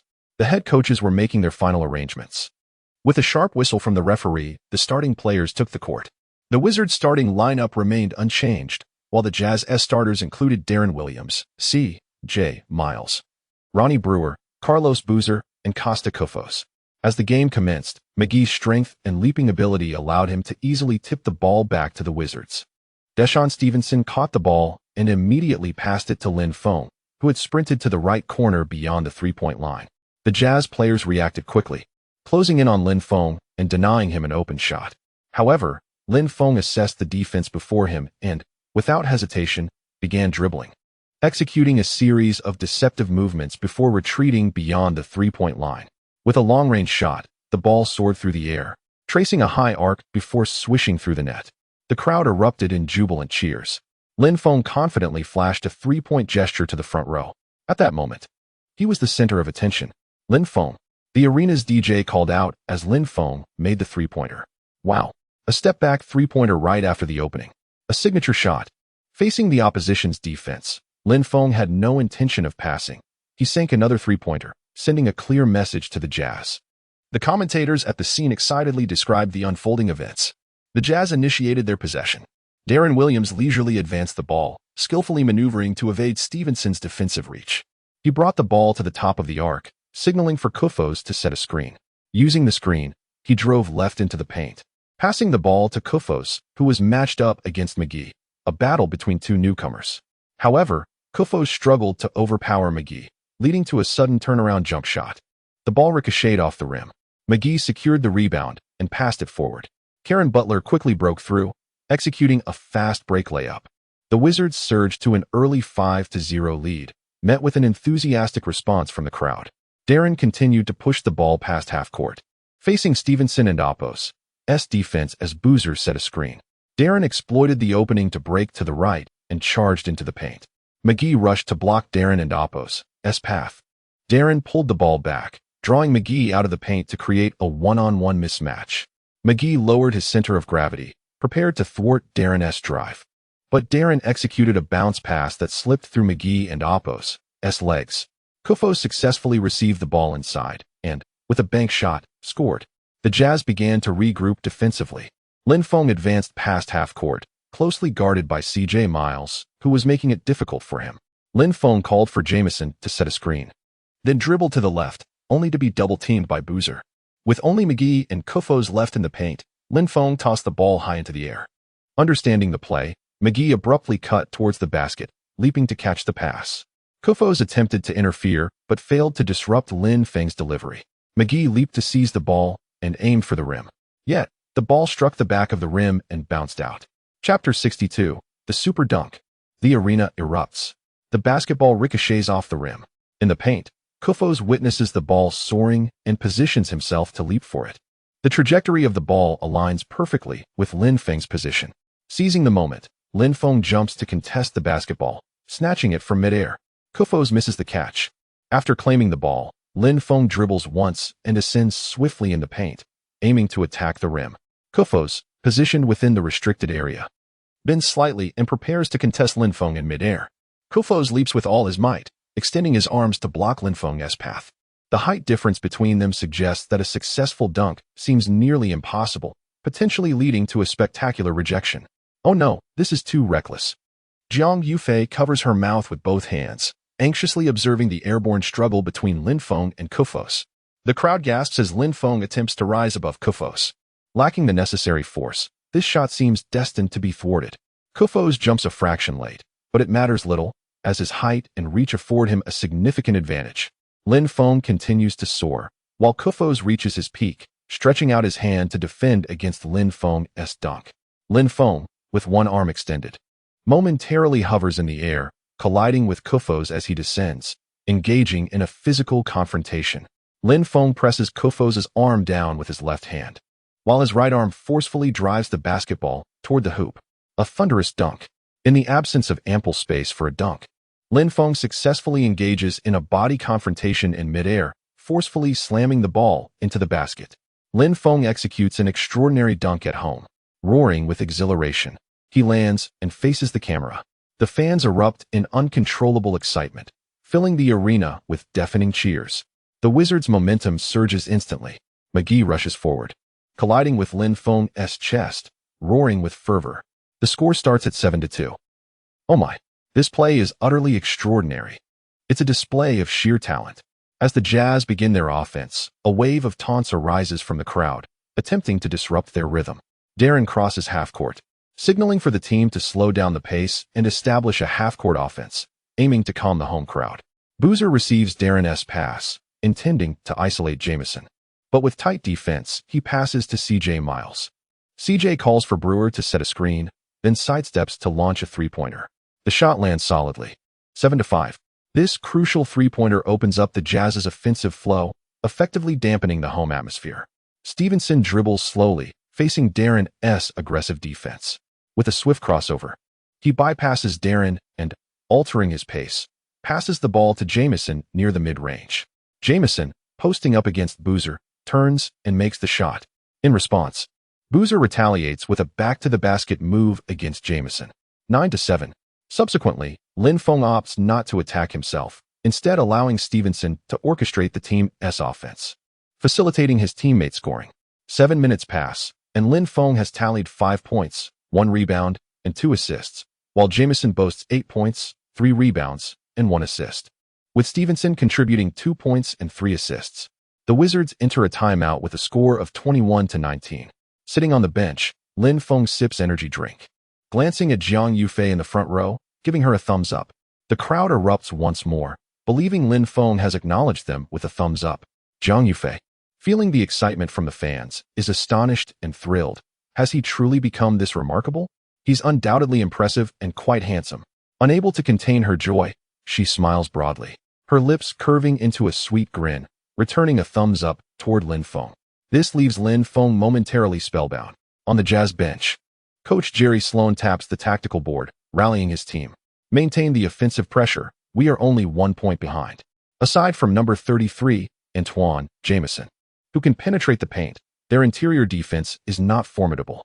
We can double-team the lone outside shooter, number 10, Darren. Control the tempo and lead your teammates in the offense. Meanwhile, the Wizards briefly discuss strategy, letting Lin Feng rest while Nick Young enters, allowing Jamison to lead the second unit in their efforts. Facing Boozer's Jazz, the Wizards struggle to retain their lead in the final 4 minutes. Darren plays the entire first quarter, and with a final drive into the paint, he scores, placing the Wizards 1 point behind the Jazz at 28-29 as the quarter concludes. Lin Feng only played 7 minutes, while Darren played the entire period. The Wizards trail by just 1 point, showcasing Coach Eddie Jordan's effective strategy. Maintaining a calm demeanor, Eddie continues to devise tactics for Lin Feng, aiming for the second unit to extend their lead. All right, Lin, take charge of the second unit in the second quarter. Let us aim for a double-digit lead. Go for it. Lin Feng acknowledges the call. Within the Wizards system, although Jamison was an all-star last season, Lin Feng's arrival has transformed him into the team's cornerstone. Lin Feng significantly influences the Wizards and Oppo's potential. Observing the 2,000 energy coins from previous game settlements, Lin Feng decisively allocates 2 points to enhance his jump attribute. This elevates his jump attribute to 97 centimeters, and he senses a surge in his calf strength. As the second quarter commences, Lin Feng re-enters the game. The Jazz possess the ball, but without Darren's guidance, their offense falters.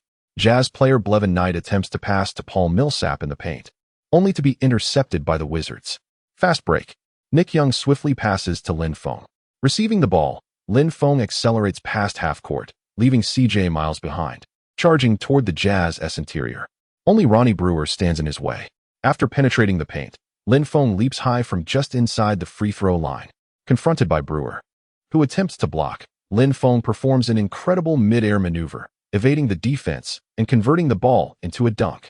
The ball descends, striking Brewer as Lin Feng executes a breathtaking switch-hand dunk, leaving Brewer stunned. Transitioning from fast break to dunk takes less than 5 seconds, and Lin Feng's incredible speed and explosiveness leave the crowd in awe. His athletic prowess is fully on display at home. Chapter 63. Personal Showcase. Shining at home. What an exhilarating pace. How formidable! Lin Feng has commenced, and we eagerly anticipate his remarkable display. The fans in attendance have once again erupted in enthusiasm. As the regular season progresses, Lin Feng's individual talents are gradually becoming evident to all. Regular logo three-point showcases, explosive dunks, graceful step-back jumpers. Each offensive maneuver is an unparalleled exhibition of individual prowess. One thunderous dunk sent the crowd into a frenzy, shifting Ronnie Brewer's mindset. Brewer forcefully slammed the basketball down onto the floor in frustration before silently passing it out from the baseline. The Jazz initiated a fast break, but faced with the Wizards' momentum. The point guard grew anxious, dribbling to the arc to attempt a three-pointer to halt the bleeding. However, the shot missed, allowing Lin Feng to secure the rebound effortlessly. Lin Feng exploited a tactical mismatch to isolate Paul Millsap, rhythmically dribbling as he passed the ball to the interior, where Thomas received it and executed a bank shot. The Wizards continued to extend their lead. After 3 minutes, the Jazz were compelled to call a timeout, reintroducing Darren and C.J. Miles. Darren controlled the tempo while Brewer cleverly evaded Lin Feng's defense, slipping to the baseline. Darren instantaneously delivered the ball, resulting in a spectacular alley-oop dunk from Brewer. Nick Young of the Wizards dribbled past half-court, conserving Lin Feng's energy, yet Lin Feng possessed elite off-ball skills, as demonstrated in previous matches. He was equally adept at ball handling and executing open three-point shots through off-ball movement. Brewer doggedly pursued Lin Feng, who utilized screens to slip out from the baseline.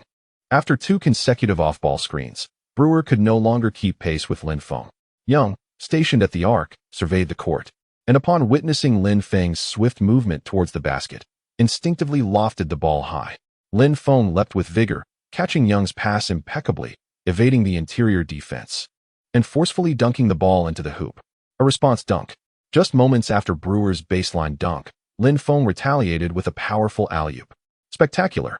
This match is truly exhilarating. In the stands, fans cheered wildly. Explosive dunks. As the second quarter reached the 7-minute mark, the Wizards led the Jazz by 6 points, 46-40. The Jazz's head coach, sensing the shift in momentum, immediately called a timeout. Guard number 10. Do not allow him to continue attacking the basket. Protect the rim. Brewer. Stay close to him. Meanwhile, Lin Feng sat on the bench, wiping the sweat from his brow. Lin, I came specifically to watch you play. Eagerly awaiting your three-point performance. Show me your long-range shooting. Defeat them. A boy around 10 years old, clad in a Wizards number 10 jersey, excitedly shouted at Lin Feng. Lin Feng glanced back at the boy. Hey kid, how many long-range threes do you want to see? Lin Feng smiled. 1, no 2. I want to see you make 2 long-range threes. The boy earnestly replied, extending his finger. As you wish. Showtime. Lin Feng extended his fist for a fist bump with the boy, a pact between 2 men. The game resumed, and Lin Feng stood and adjusted his jersey. Returning to the court, the Jazz struggled with their three-point shooting. Boozer received a pass from Darren but missed his open shot. The rebound was secured by Thomas, who quickly passed it forward to Lin Feng, who dribbled past half-court and halted at the logo for stationary dribbling. Brewer crouched low, retreating while remaining vigilant against Lin Feng and Oppo's S-drive. Lin Feng smiled slightly, passing the basketball to Nick Young on the left. Brewer, taken aback, turned to watch Young, who suddenly approached Brewer's position at the arc with the ball. Darren moved to defend, prompting Brewer to step back, ready to thwart Lin Feng's potential drive. Young took a step and directly passed the ball back to Lin Feng at the logo. Brewer was momentarily confused. Was Lin Feng returning for a drive? But before he could react, Lin Feng received the ball and shot. Wow! The crowd gasped. Lin Feng and Oppo's first logo three-pointer of the night. Would it go in? The ball soared through the air, tracing an enormous arc before swiftly descending into the net. OMG! The logo three-pointer has returned. It and Oppo's here. It approaches me with a visual spectacle. The MCI Center erupted in applause. Danger alert. Lin Feng has begun shooting threes. MVP. MVP. The fans rose to their feet, igniting a wave of fervor.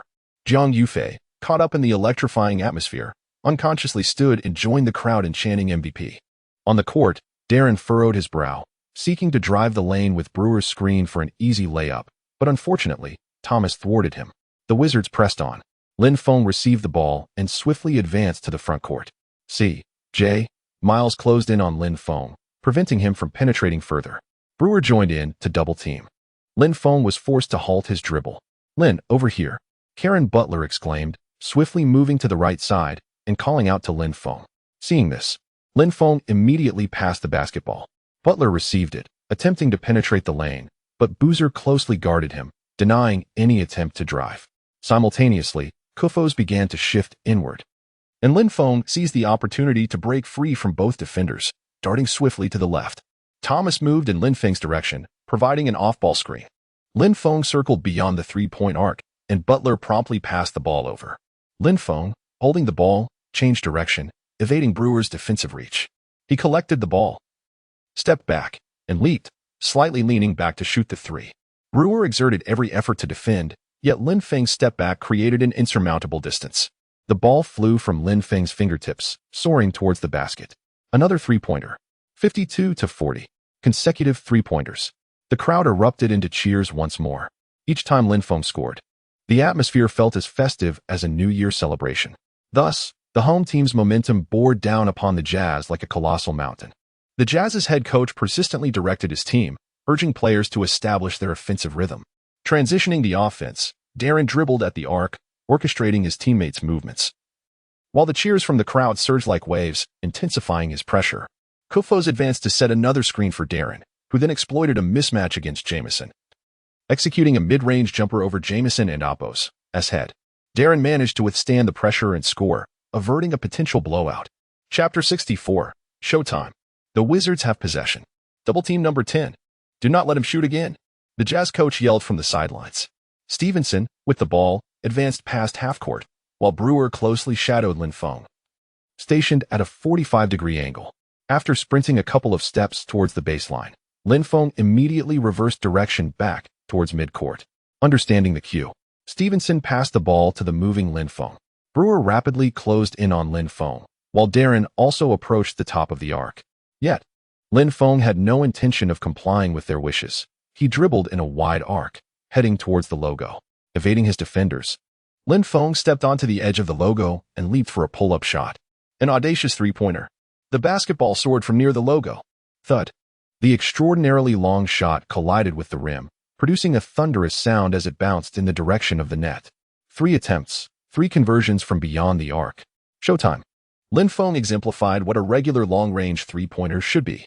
The entire MCI Center erupted. They had witnessed Lin Feng's explosive dunks earlier, and now they were treated to his consecutive logo three-pointers. This was undeniably Lin Feng's personal showcase at home. The fans were utterly ecstatic. Beep, beep. The referee, noticing the Jazz coach had called for a timeout, blew his whistle twice before successfully pausing the game. The large screen displayed replays of Lin Feng's 2 logo three-pointers, and the cheers from the fans surged wave after wave. MVP. Lin Feng pointed one hand skyward as he strolled towards the sidelines. 55-42. In under 2 minutes, Lin Feng had scored 3 three-pointers, turning the tide of the game. The Jazz were utterly overwhelmed by Lin Feng's performance. As Lin Feng took a seat on the bench, he glanced at a small boy behind him, who was jumping with excitement. "Hey kid, how is it going?" Lin Feng asked with bravado. "Lin, you're so cool. This is an unforgettable night," the boy exclaimed. "Kid, the unforgettable part is still to come. Come find me after the game." "There's a surprise," Lin Feng shrugged. Following the timeout, the Jazz altered their strategy, opting for a relentless focus on Lin Feng, but this did not hinder the offensive efforts of the Wizards' other players. With the home crowd rallying behind them, the Wizards surged forward, entering halftime with a score of 65-50. My goodness, Lin Feng's three-point shooting is terrifying. He is even better than Ray Allen. Though Lin Feng's tenure in the NBA has been brief, his remarkable shooting skills and dunking ability have been evident since the Olympics. In the Huaxiao Live broadcast room, Yang Yi excitedly discussed the recent three-pointers, and he has already proven himself at the Olympics. If it weren't for injuries, Lin Feng could be contending for a championship in the NBA. He is still young. Director Zhang, Lin Feng's three-point shooting has decimated the Jazz. What strategies do you think the Jazz should adopt next to close the gap? During the timeout, Yang Yi and Director Zhang deliberated. I have long maintained that the Jazz should exploit the Wizards' weaknesses. If they apply pressure on Lin Feng, there remains hope to narrow the score. After all, Lin Feng's defense is slightly lacking. Consistently attacking him could significantly deplete his stamina. It all depends on how the head coach arranges the strategy. Meanwhile, the comments section of the live broadcast was flooded with excitement. Lin Feng is incredible. truly the pride of Huaxia. With halftime stats of 20 points, 5 rebounds, and 5 assists, it was indeed impressive. In the respective locker rooms, the atmosphere was starkly different. The Wizards' locker room buzzed with energy, discussing Lin Feng's extraordinary three-pointers. Jameson draped an arm around Lin Feng's neck. "Hey, buddy, keep your performance going in the second half, and that $1,000 will be yours. Make that guy pay." Conversely, the Jazz locker room bore a heavy ambience. The head coach continued to emphasize the tactics for the second half. Maintain our offensive pressure, focus on attacking number 10. If he finds himself in foul trouble, we have a chance to reverse this game. As for defense, stick to our original strategy. We must make physical contact and continue double-teaming. He will tire eventually. They could only hope Lin Feng would tire out in the second half and experience a drop in form.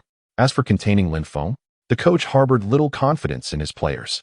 In truth, Lin Feng was indeed feeling fatigued. The second quarter had offered him little respite, each possession draining his energy. Even his exceptional stamina rated at level 2 was insufficient to sustain every offensive attempt. Energy is finite. As the long break concluded, both teams returned to the court. The Wizards initiated their first offensive play of the second half. Stevenson advanced swiftly, passing to Lin Feng, who took command of the situation. Facing Brewer's defense, Lin Feng executed a deceptive dribble, evading him, but then encountered Paul Millsap, who had stepped up for help defense. Lin Feng had no option but to lob the ball down low. McGee caught the pass and attempted a forceful layup, drawing a foul from Millsap. McGee missed both free throws. Following the coach's directive, the Jazz focused on attacking the paint. Darren tossed the ball to Brewer, who opted for a one-on-one against Lin Feng. Brewer used his body to press against Lin Feng, inching his way closer to the basket. Lin Feng struggled to hold his ground against Brewer. Then, Brewer executed a fake, using Lin Feng's arm to create space for his shot. Beep. The referee indicated that Lin Feng had reached in. Shooting foul. Meanwhile, the ball grazed the backboard and fell into the hoop. Brewer completed the play with an and-one against Lin Feng. Lin Feng could only shake his head in resignation. His defense truly was a vulnerability. Although one could mitigate their shortcomings through offensive prowess, facing an experienced player would magnify those defensive flaws. Brewer converted the free throw. The Jazz opened the second half markedly different from the first, increasing the intensity of physical confrontations.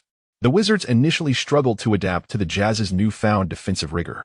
Butler's consecutive drives ended in failure. Meanwhile, after being closely guarded, Lin Feng attempted just one more drive, resulting in a missed mid-range shot before abandoning that approach. Driving while being heavily defended was exhausting. Darren, relentless, repeatedly penetrated the lane. Facing McGee's defense, he executed a fake, leaving McGee off balance, and then made a smooth jumper inside. The Jazz opened the half with a 11-4 scoring streak. The score narrowed to 69-61, a single-digit deficit. The Wizards' head coach appeared anxious on the sidelines, fervently directing his players to execute the strategy. The Wizards continued their offensive efforts, with Lin Feng stationed at the arc. Faced with Brewer's tight defense, he utilized screens to reposition, then charged into the paint. Brewer fought through the screen, hastily pursuing him. Lin Feng circled behind the baseline, receiving a pass from Stevenson, drawing Millsap's defensive attention. With a right footstep, Lin Feng made Millsap follow. Then, as Lin Feng prepared to shoot, Millsap's timely help defense nearly obscured his line of sight. The ball left Lin Feng's hands, soaring toward the basket. Clang! The shot clanked off the rim. Millsap pivoted, ready to contest the rebound. However, McGee had already leaped at the moment the ball ricocheted off the rim, emphatically slamming it back into the basket. An emphatic putback. 71-62. Chapter 65. Deceptive crossover. Thunderous dunk. McGee soared from the heavens, slamming the ball through the net. Change of possession. The Jazz initiate their offense. Darren Williams passes to Paul Millsap, who establishes position in the paint. Millsap, facing McGee, attempts to back him down. 1-2 shoves, but McGee holds his ground admirably, his lower body exhibiting remarkable stability. Consequently, Millsap resorts to a series of pump fakes, employing his exquisite footwork to bewilder McGee. McGee is faked out of his shoes. A collective gasp sweeps through the arena. An opportune moment. Capitalizing on McGee's defensive lapse, Millsap releases his shot, sinking the easy deuce. Millsap, standing at 6 feet 7 inches, was a draftee from the 06 class. While his natural gifts may pale in comparison to McGee's, his offensive repertoire is undeniably more polished. The contest resumes. With Stevenson of the Wizards advancing the ball past the half-court line, McGee sets a screen at the high post, enabling Stevenson to penetrate, exploiting the defensive mismatch. McGee seizes the opportunity to cut towards the basket. A pinpoint pass. Stevenson lobs the ball high towards the interior, timing his leap to perfection. McGee snares the pass in midair, slamming it home with both hands. An exquisite backdoor cut. Change of possession. Darren, partnered with C.J. Miles in a two-guard set, orchestrates a screen, leaving Lin once again out of position. Darren veers to the right, while Miles drifts to the left. Following the screen, Darren dishes to Miles, who is streaking towards the left flank. Miles, finding himself with an open look, confidently launches a three-pointer. Swish. The deficit is narrowed to a mere 6 points, with the score now standing at 73-67. As the game progresses, the Wizards gradually acclimate to the Jazz's physicality, resulting in a fierce exchange of blows. With Lin drawing the lion's share of defensive attention, Karen Butler is afforded more latitude, stepping up to shoulder the offensive burden. The two teams trade baskets, each possession fiercely contested. On the court, Lin, now fully unleashed, serves primarily as a decoy, drawing defenders like Moss to a flame. However, this strategy exacts a heavy toll on his stamina. Sensing fatigue, Lin signals for a timeout during a dead ball situation, requesting a substitution. Both teams proceed to rotate their lineups, introducing fresh legs into the fray. However, the Jazz elect to keep Darren on the floor, spearheading their attack. With Lin off the court, Darren finds scoring opportunities far more readily, employing a multitude of methods to exploit Stevenson's defense. Jamison, leading the second unit, valiantly resists, despite struggling with his shooting touch. The interior players, however, relentlessly pursue offensive rebounds, providing crucial second-chance opportunities. Stevenson and Oppo's step-back jumper clangs off the rim, but Thomas muscles his way to the offensive board, flicking the ball out to Nick Young, who promptly buries a mid-range jumper. Nevertheless, the Jazz maintain the upper hand, steadily eroding the Wizards' advantage. With just 2 minutes remaining in the third quarter, the Jazz whittle the deficit down to a mere 3 points, the score now reading 79-76. Lin. The chants reverberate throughout the MCI Center, the fans' voices swelling like a tidal wave, united in their fervent cries for Lin. Heeding the impassioned pleas of the home crowd, the head coach wastes no time in reinserting Lin into the game. Lin's return is immediately met with heightened defensive intensity from the Jazz, who are now laser-focused on containing his impact. The Wizards regain possession. Juan Dixon dribbles past the half-court line, passing the ball to Lin. Lin, positioned at the top of the arc, initiates a pick-and-roll with Jamison. Utilizing the screen, Lin dribbles laterally towards the left corner, prompting Korver to step up and contest his shot. Lin executes a bounce pass to Jamison, who is cutting towards the basket. Jamison receives the pass, backing down his defender before laying the ball in. 81-77. Lin's assist tally continues to climb. Darren is visibly unnerved, Lin's presence on the court creating a sense of unease, as if an invisible force is exerting its influence. It seems that whenever Lin is on the court, Darren's performance is invariably stifled. The Jazz launch their attack. Darren receives the ball and swiftly advances it past the half-court line. Following a screen, Darren finds himself matched up against Lin, presenting him with a tantalizing one-on-one opportunity.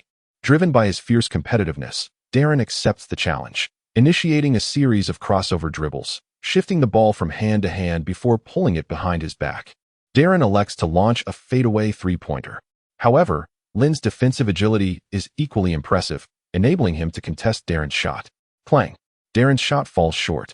Thomas secures the rebound, firing an outlet pass down court. Lin snares the pass and accelerates towards the basket, with Darren in pursuit. A one-on-one showdown in the open court. As Lin crosses the half-court line, he unleashes a burst of speed, driving directly at Darren. Darren anticipates Lin's attack, bracing himself for a retreat and a defensive stand. However, Lin's maneuver catches him completely off guard. With lightning-quick reflexes, Lin executes a dramatic change of direction, leaving Darren momentarily disoriented. Lin then swiftly shifts his momentum once more, darting from left to right, leaving Darren unable to keep pace. In his desperate attempt to recover, Darren loses his footing, his legs betraying him as he tumbles to the ground. A collective gasp erupts from the crowd, their eyes wide with disbelief. Darren has been crossed over. With a clear path to the basket, Lin seizes the moment, launching himself into the air, his athleticism on full display. A one-leg takeoff, his body fully extended. Lin unleashes a thunderous tomahawk dunk, crashing the ball through the hoop with earth-shattering force. A play for the ages. crossing up Darren before punctuating the sequence with a ferocious dunk. This is undoubtedly a highlight reel moment. From his vantage point on the floor, Darren can only watch as Lin soars through the air, his face a mask of chagrin. The arena erupts in pandemonium, Lin's awe-inspiring performance captivating the audience, immersing them in a spectacle of athletic brilliance. A feast for the eyes. Lin's crossover of Darren, followed by a rim-rattling dunk, is simply electrifying. Tonight, Lin's A-game dunk display is reminiscent of a slam dunk contest. Does his talent warrant an invitation to the real thing? The commentator's voice trembles with excitement. Unbelievable. His athleticism is simply otherworldly. MVP, MVP, MVP. The arena reverberates with chants of MVP, the deafening roar a testament to Lin's impact. The DJ orchestrates the atmosphere, conducting a symphony of exhilaration. Back in the Chinese broadcast booth, Yang Yi shakes his head in disbelief. Too explosive, too savage. Oh my goodness. Simply incredible. Darren, his pride wounded, retaliates on the ensuing possession, driving aggressively to the basket, executing a forceful layup to salvage some semblance of dignity. As the third quarter draws to a close, the Wizards carry an 86-79 lead into the final frame. Having endured the Jazz and Oppo's relentless defensive pressure, Lin begins the fourth quarter on the bench, resting and recuperating. Lin glances towards the front row, where Zhang Yufei is seated, her gaze fixed on him.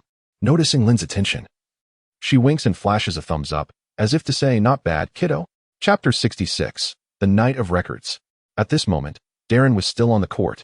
The Jazz were trailing, yet the head coach did not allow Darren to rest, insisting that he lead the offense. Thus, the Jazz maintained their starting lineup against a Wizards team that was a blend of starters and substitutes. Darren relentlessly attacked the Wizards' basket, combining drives and shots. The Wizards, relying on the synergy between Jamison and Nick Young, struggled to keep pace with the Jazz. However, after 5 minutes, the Jazz had closed the gap to just 1 point. Lin, the opposing starters are utterly exhausted. Do you believe we can win the game? The head coach patted Lin Feng on the shoulder. Rest assured, coach. I will deliver as you wish. The Jazz's primary players, Darren and Boozer, had barely rested throughout the game, and their stamina had certainly diminished after such an extended duration of play, leading to a significant drop in their efficiency on both ends of the court. In this crucial moment, substituting in Lin Feng, who was conserving his energy, was a strategic move that promised to reap rewards. As Lin Feng took to the court, the previously disheartened fans erupted into a thunderous cheer, welcoming their new king. The Wizards launched their offense, with Stevenson dribbling the ball on the right side, observing his teammates' movements. The Jazz defense had lost its earlier intensity and appeared somewhat lax. Lin Feng utilized McGee's screen to shake off his defender. Stevenson promptly passed the ball to Lin Feng. Upon receiving the ball, Lin Feng immediately halted his movement, feigning a shot to deceive CJ Miles, before driving towards the paint. Kufos, providing help defense, was met with Lin Feng as he leaned into him and executed a 180-degree turn to complete a smooth layup. The fans at the MCI Center erupted in excitement, having not seen Lin Feng score in quite some time. They cherished every basket he made. After sinking that shot, the Wizards hastily retreated to defend against the Jazz's next offensive play, while offense came easily to Lin Feng. Executing a flawless defense proved more challenging. During the Jazz's offensive play, Stevenson pressured Darren, while Lin Feng guarded Korver, and Jamison defended Boozer. Darren, pressed tightly, was forced to relinquish the ball to Korver. With a swift motion, Lin Feng exploited his speed, intercepting the ball along its passing trajectory. Fast break. Lin Feng dashed forward like a gust of wind, dribbling single-handedly. Glancing around to find no defenders in sight, he approached the free-throw line and leaped. His body soared higher, and astonishingly, he performed a mid-air spin. After a 360-degree turn, Lin Feng cradled the ball with both hands, extending his arms as he slammed it into the hoop. The rim emitted a painful groan, and as the net swayed beneath him, Lin Feng landed with exuberance, gazing at the ecstatic fans in the stands. He pounded his chest with his right hand, roaring with triumph. 96-91. Magnificent. The Wizards' head coach exclaimed, visibly thrilled. Many of Lin Feng's baskets tonight could easily be nominated for the top plays of the day. The Wizards' home crowd was invigorated once more. The Jazz quickly called a timeout, allowing their main players a brief respite.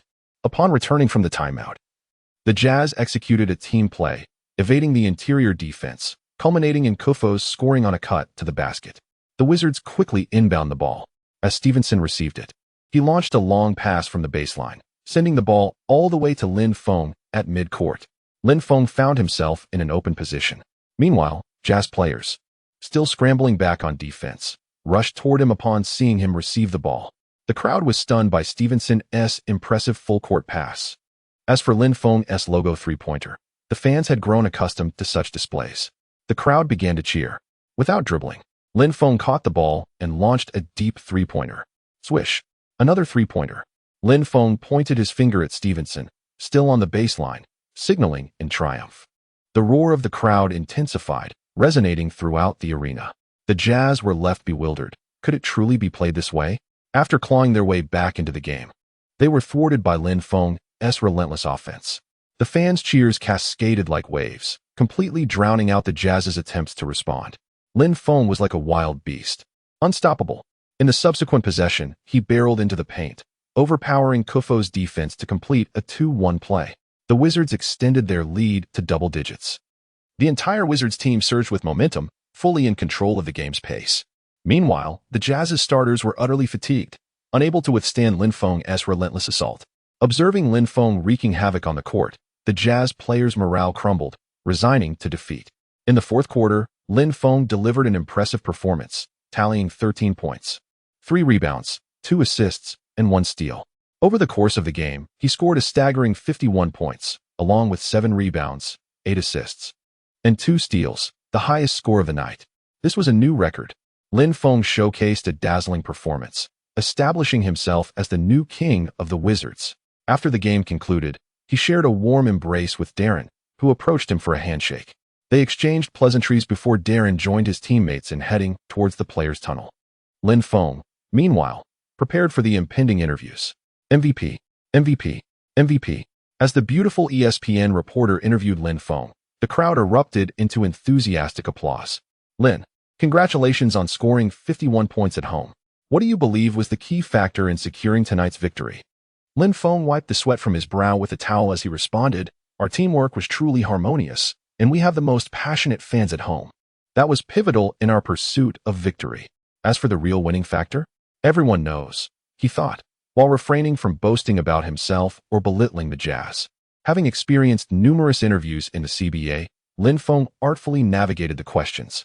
Now that the Wizards had achieved a 4-game winning streak, the reporter inquired, "How many consecutive victories do you believe you can maintain?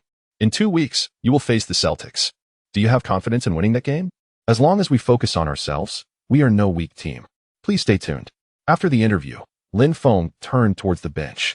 "Hey kid, come here," he called to a young boy eagerly awaiting his attention in the front row. The boy excitedly raced down. Lin Feng ruffled the boy's hair, then knelt down to remove his game shoes, handing them to the young fan. The boy screamed with joy. "Do you have a pen?" Lin Feng turned to the staff. After receiving a signature pen, he solemnly signed the boy's shoes. "Lin, thank you. You played so well tonight. Lead the Wizards to the championship," the boy exclaimed, beaming with excitement. Lin Feng laughed heartily, patting the boy's head. "Just wait. You'll see." Turning, he noticed Jiang Yufei still seated in the stands, their eyes locked. And Lin Feng placed his finger at the corner of his eye, gesturing playfully, smiling as he signaled to the staff. He instructed them to escort Jiang Yufei to the exclusive waiting area. Lin Feng quickly strode into the players' tunnel, chatting casually with the staff before entering the locker room. "Wow, our hero has returned. Tonight was truly magnificent. Lin, you achieved an impressive 15-year triple-double, a feat that few can accomplish. Congratulations." "Thank you. Everyone performed remarkably well tonight. Hey, shall we take a stroll to a splendid place this evening?" Nick Young said, draping his arm over Lin Feng's shoulder. "Haha. Nick, take care of yourself. I have matters to attend to tonight." With that, Lin Feng took out his phone and gestured towards the screen. Nick responded with an understanding expression. Chapter 67. Wind. "Be gentle. You know nothing." Lin Feng cast a sidelong glance at Nick Young. While applying ice to his injury, he conversed with Jiang Yufei on the phone, asking her to wait a moment for him. After hanging up, Lin Feng hurriedly continued his icing. Nick Young leaned closer with a mischievous grin, inquiring, "Lin, who was that beautiful lady you were just on the phone with? You looked quite smitten. Your voice was rather alluring, though I couldn't grasp what you were saying." "Well, there's a stunning female fan who expressed a desire to meet you. She's waiting for you outside the arena," Lin Feng replied. "Really? Why didn't you say so earlier?" Nick Young hastily donned his clothes and dashed out of the arena. Lin Feng shook his head in disbelief. 5 minutes later, Nick Young called, "What the heck, Lin? Where's the beautiful fan?" "Haha, be careful not to fall at the feet of women," Lin Feng teased him. After finishing his icing, Lin Feng quickly took a shower, bid farewell to everyone, and prepared to head to the waiting area to find Zhang Yufei. The two then chose a pleasant Chinese restaurant for dinner. Zhang Yufei observed Lin Feng across the table, a peculiar feeling stirring within her. "What are you staring at? Do I have something on my face?" Lin Feng asked, noticing her distraction. "Nothing in particular. I was just pondering how such a slender frame could unleash such immense energy." "What do you usually eat?" Zhang Yufei chuckled, covering her mouth. "Don't underestimate me. Despite my lean appearance, I am quite muscular," Lin Feng declared, striking a pose to showcase his muscles. All right, let's eat." "I'm famished from watching your game tonight without dinner," Zhang Yufei replied, having come directly to the game without a meal. Though hungry, she maintained her elegance, taking small bites and occasionally tucking strands of hair behind her ear. Lin Feng gazed at Zhang Yufei, captivated by her beauty. "What are you looking at? Never seen a beautiful woman eat before?" Zhang Yufei shot him a playful glare as she tucked her hair behind her right ear. "Hey, Yufei, with your looks, how is it that you don and oppose? Do you have a boyfriend?" Lin Feng inquired. "Mind your own business and eat your food," Zhang Yufei retorted, rolling her eyes at him. After their meal, they purchased some daily necessities and a bottle of red wine, then returned to the villa. Lin Feng's villa boasted a billiard room, an outdoor pool, a gym, and various entertainment facilities, along with a collection room and other spaces. In the living room, Lin Feng poured a glass of red wine for Zhang Yufei and himself. Meanwhile, Zhang Yufei retreated to her room to change into a comfortable outfit of short denim shorts and a loose-fitting shirt. The oversized shirt draped over her shorts, creating an illusion that she wasn't wearing any pants at all, exuding both casualness and allure. Trusting Lin Feng, she lifted her glass of wine and said, "Lin Feng, your performance tonight was magnificent. Let us toast to your victory and record-breaking achievement." "Thank you. Your support from the sidelines inspires me to work harder on the court," Lin Feng replied with a smile. They clinked glasses and drank heartily. As the wine coursed through her, Zhang Yufei's cheeks flushed slightly. "Lin Feng, sometimes I find you truly remarkable. It and amp, oppose. It's not just your effort, it and amp, oppose. It's that unique charm you possess on the court." She gazed at him, feeling a stirring in her heart, sensing something different. Lin Feng's eyes were bright and clear, devoid of the aggressive demeanor often seen in other men. Having just witnessed his valiant performance on the court, Zhang Yufei found him even more appealing. The sight of a man basking in the adulation of a crowd was undeniably captivating. Having known each other since childhood, it was impossible for Zhang Yufei to claim she felt nothing for Lin Feng. They simply had not acknowledged the unspoken feelings that lay beneath the surface. "I feel the same way," Lin Feng admitted. Though Zhang Yufei and Oppo's attire was simple, it accentuated her alluring figure, paired with her exquisite features and large eyes. Any man would be tempted to engage with her on a deeper level. "How do you feel about me?" Zhang Yufei asked playfully. Her cheeks slightly flushed as she shot him a flirtatious glance. "Do you ever feel an urge to date me or take things further?" Her words caught Lin Feng off guard, prompting a burst of laughter. "Yufei, why on earth is that on your mind? Why not? Don't you think my figure rivals that of the women you see in your computer?" she teased, leaning closer. Lin Feng was taken aback by her candidness, as she broached such a topic after a few drinks. "Yufei, with a figure like yours, any man would be interested. No need to tease me." Zhang Yufei chose not to pursue that line of conversation further, instead moving to sit beside Lin Feng to clink their glasses again. They continued sipping their wine. "Do you know what I enjoy doing in my free time?" Zhang Yufei asked. "What do you like to do?" Lin Feng inquired. "I enjoy reading and taking walks," she replied. "I thought you might say watching movies or hitting the gym," Lin Feng remarked. "Those aren't really my favorites." Lin Feng was a great listener, and his presence made Zhang Yufei feel a sense of unprecedented comfort. Fueled by the wine, she began to share her experiences, feelings, and even some hidden secrets from the past 2 years without reservation. Lin Feng reciprocated by sharing his own growth journey. Zhang Yufei listened intently, particularly intrigued by his tales of overcoming failures, viewing them as a narrative of resilience. As time slipped away unnoticed, night descended, and both had consumed enough wine. Amidst the clinking of glasses, their emotions quietly intensified. Zhang Yufei's eyes, clouded by the effects of the alcohol, held a hint of dazed allure. Her body seemed to melt against Lin Feng's, absorbing the warmth radiating from him. Jiang Yufei's heart raced, sensing that the distance between them had surpassed the bounds of childhood friendship. Lin Feng's breathing quickened, his gaze firmly locked onto hers, as if wishing to envelop her entirely within his sight. The rhythm of their heartbeats echoed in the tranquil space, weaving an unspoken melody. Lin Feng gradually leaned closer, whispering softly in Jiang Yufei's ear, "Yufei, would you walk this path with me?" Without a word, she closed her eyes, lightly nodded, and nestled her head against his shoulder. At that moment, Lin Feng felt an intense heat coursing through him, transcending mere words. He swiftly lifted Jiang Yufei into his arms, her surprised gasp resonating throughout the room. Despite weighing over 100 pounds, she felt weightless in his embrace. Upon reaching the bedroom, Lin Feng gently placed her on the bed, leaning over to kiss her lips. Under the influence of alcohol, desire surged easily. Jiang Yufei responded in kind, yet suddenly she provocatively challenged Lin Feng. "After 2 hours of basketball, are you still up for it? What? How dare you doubt me? A man should never admit defeat." With that, Lin Feng swiftly turned the tables, pinning her beneath him. "Ah, wind." Jiang Yufei gazed at him with a glint of affection. Lin Feng responded, slightly puzzled. "Gently now. It is my very first time." Lin Feng. Chapter 68. He seemed to have a particular fondness for this position. The following morning, sunlight bathed the entire villa in a warm glow. In the room, garments were strewn carelessly across the floor, remnants of a tender encounter shared between him and Jiang Yufei. It was a celebration solely for them. "A Feng, you're on my hair," Jiang Yufei's sweet voice whispered into Lin Feng's ear. Her tone tinged with shyness, yet brimming with affection. Slowly, Lin Feng opened his eyes and turned to his left, where he found Jiang Yufei gazing at him with a smile, her eyes sparkling with endless tenderness. It had been an unforgettable night.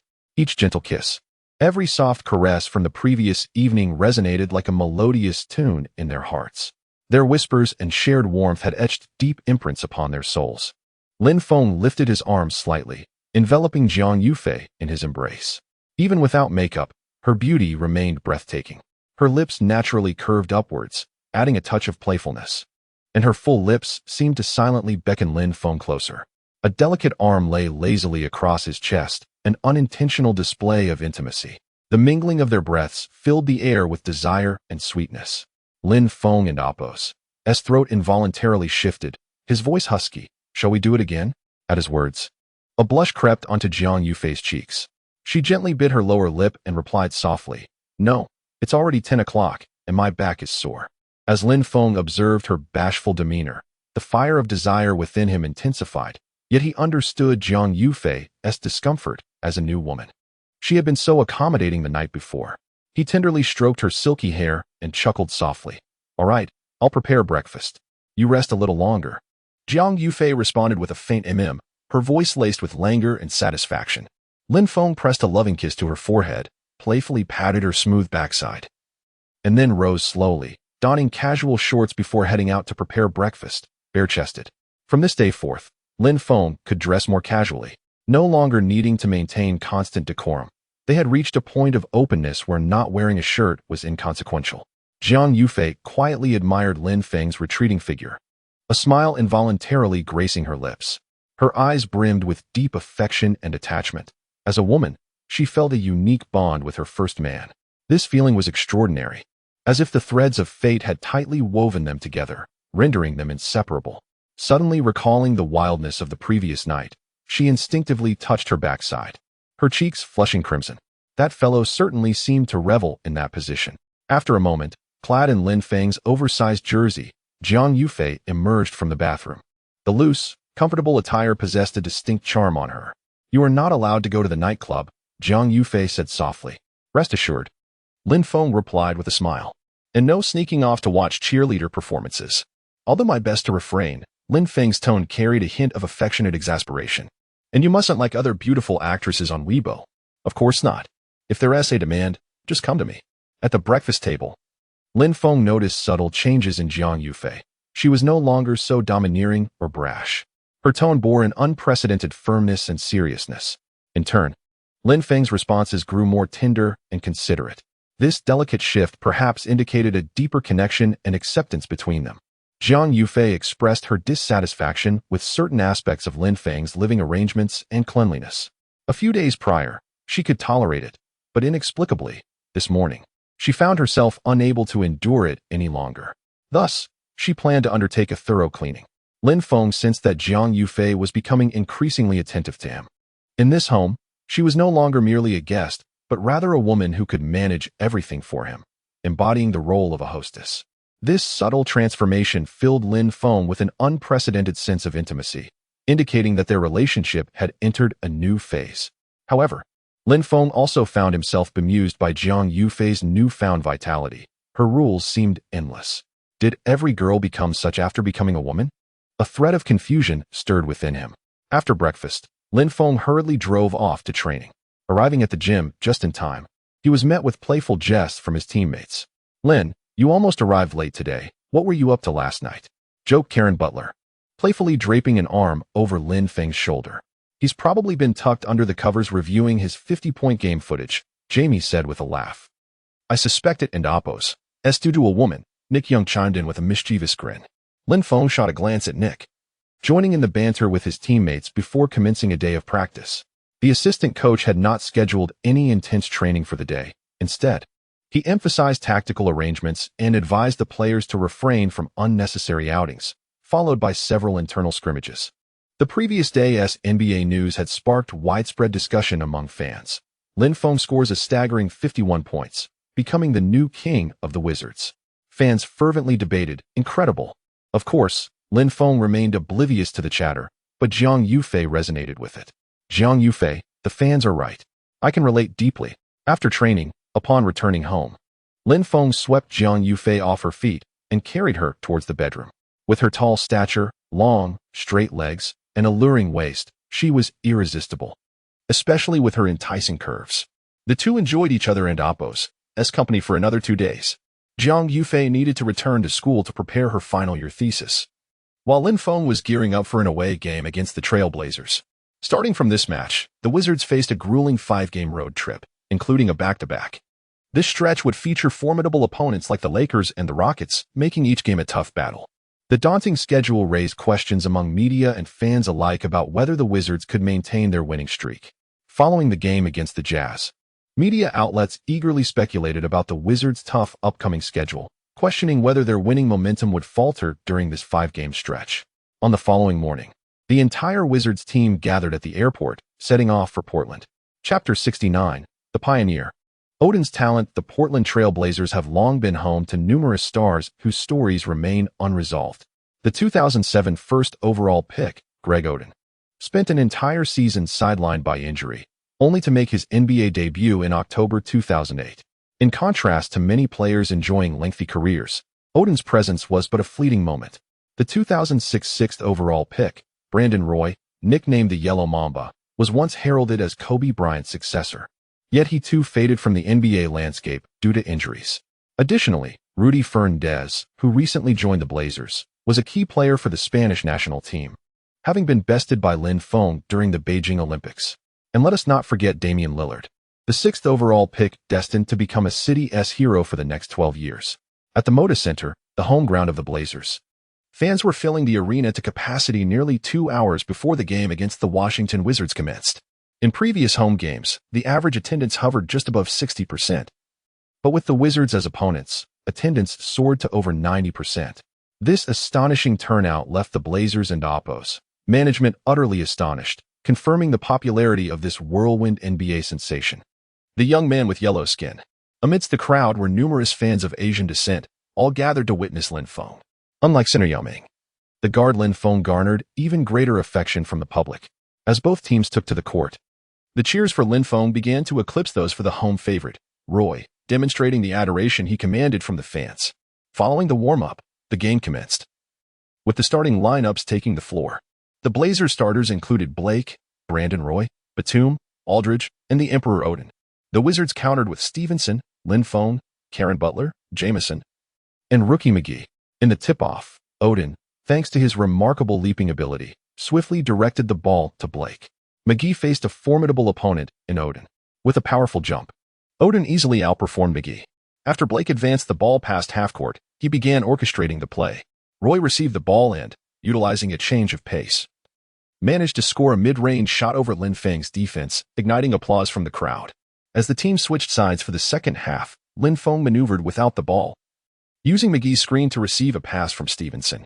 Upon catching the ball, Lin Feng immediately made a shooting motion, but Roy was not fooled. Noticing Roy's steadfast defense, Lin Feng remained patient, signaling for his teammates to create space for a one-on-one play. The Wizards coach had devised numerous strategies for Lin Feng right from the start. Stevenson and McGee spread out on the opposite side. Facing Roy's tenacious defense, Lin Feng deftly employed his dribbling skills, leaving his opponent guessing. As Roy's weight shifted in anticipation of stopping Lin Feng's step-back shot, a move he had seen the latter execute before, he inadvertently exposed a gap.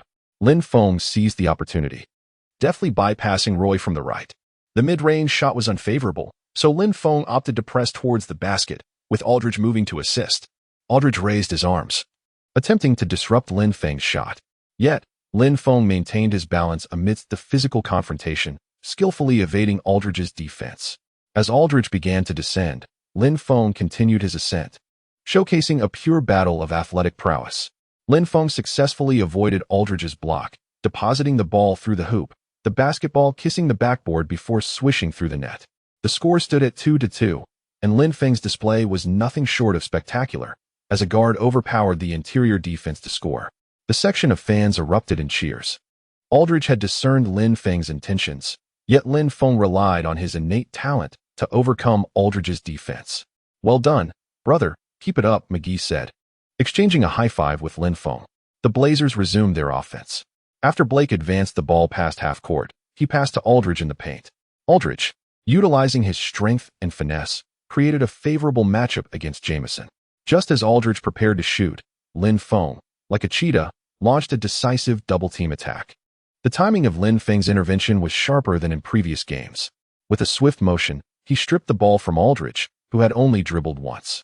Immediately transitioning to offense, Lin Feng surged forward with remarkable speed, akin to a lightning bolt streaking across the court. He passed to the swiftly cutting Karen Butler, who easily overcame Batum's defense for a layup. This rapid exchange of offense and defense unfolded within mere seconds, bringing the score to 4-2.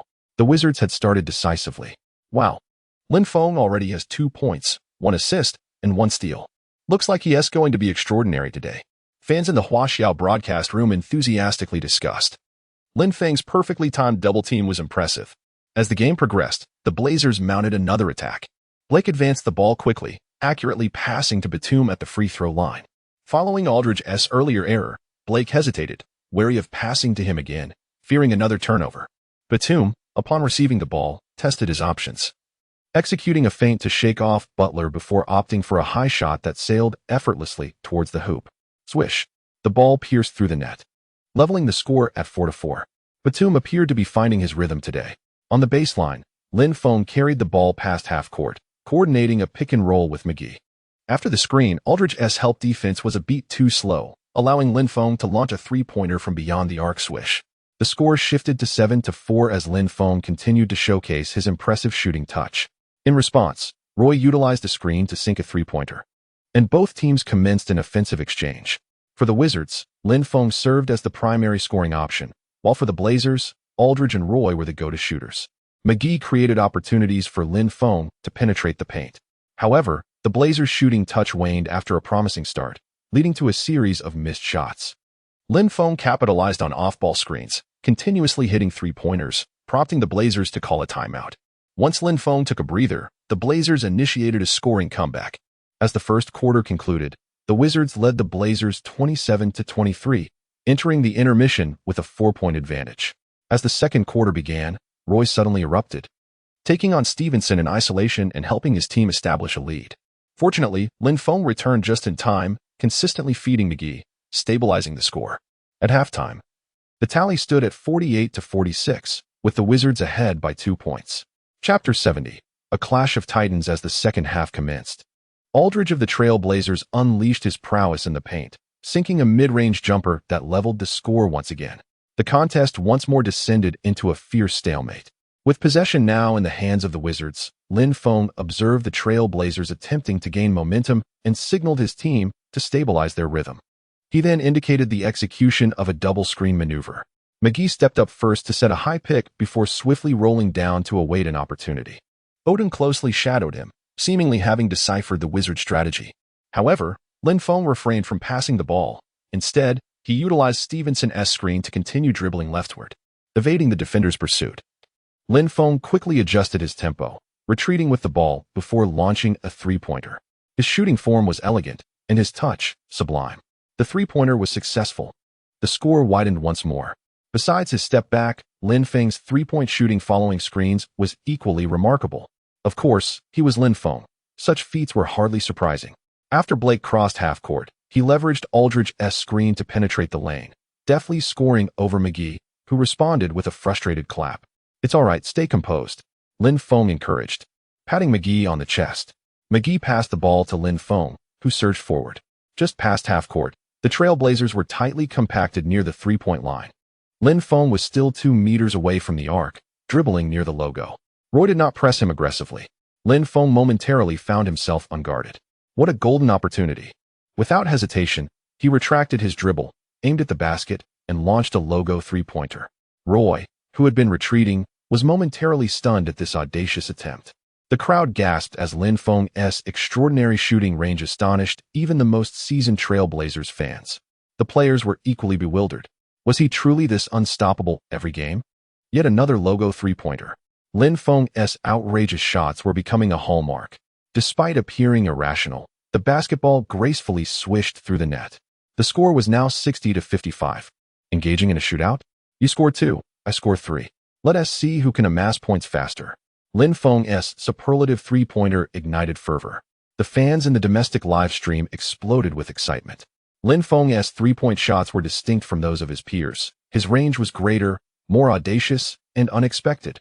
He consistently converted shots from improbable positions with a staggering accuracy. The exhilaration among the fans witnessing Lin Feng's audacity was palpable. As the home crowd booed him, Lin Feng merely shrugged. What can I say? Just basic skills. Defense. Defense. The Trailblazers coach roared in a frenzy. They could not allow Lin Feng to find his shooting rhythm. Pressure must be applied. On the court, Roy appeared increasingly anxious. It seemed Lin Feng and Apos' three-point shooting had ignited, and he was unable to contain it. In previous encounters, the Wizards had adhered strictly to conventional tactics against the Trailblazers, and the latter thrived in such a rhythm. However, Lin Feng's unpredictability was now imposing significant pressure on the Trailblazers.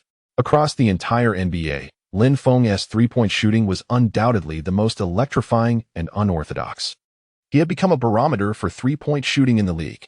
Lin Feng possessed a plethora of shooting options, step-back threes, 2 steps beyond the arc, and near the logo. Typically, players would refrain from shooting from these positions during regular play, yet Lin Feng did just that. Whenever he prepared to shoot from those spots, the audience would collectively gasp in astonishment. And when he successfully sank a logo three-pointer, all opponents would succumb to panic. Nevertheless, the game persisted. The Trailblazers regained possession. After Blake crossed half-court, he passed the ball to Roy, who found himself mismatched against Karen Butler. Although Butler lacked Roy and Apos' speed, he effectively contained Roy's advances. Roy attempted to back down Butler, who pressed against his waist, refusing to yield. Unable to overpower Butler, Roy pivoted and opted for a jump shot. Suddenly, he felt a darkening before his eyes. The ball was swatted away. In the moment Roy turned, Butler leapt, delivering a resounding block that sent the basketball soaring towards midcourt. After landing, Butler surged forward, executing a steal and swiftly regaining control of the ball as he dashed towards the front court. Lin Feng mirrored his speed. "Oh, a counterattack is underway," the commentators exclaimed. In a 2-on-1 situation, Butler passed the ball ahead to Lin Feng. The Trailblazers players hurriedly scrambled back on defense. Should they falter on offense and succumb to a counterattack, it would spell disaster. Lin Feng would not squander this fast break opportunity. When all presumed he would penetrate the defense and attack the rim, he unexpectedly halted at the arc's top and opted for a trailing three-pointer. In the realm of fan perception, during a fast break with no defenders, a 2-point attempt was deemed preferable to a three-pointer. Yet Lin Feng, the Maverick player, defied convention. Even without complete openness, Lin Feng effortlessly executed a fast break three-pointer. The basketball traced a perfect arc swish. Another three-pointer. A magnificent trifecta. The Wizards players erupted in cheers while the Trailblazers wore expressions of despair. What a disheartening play. Magnificent execution. The Wizards' transition offense was exemplary.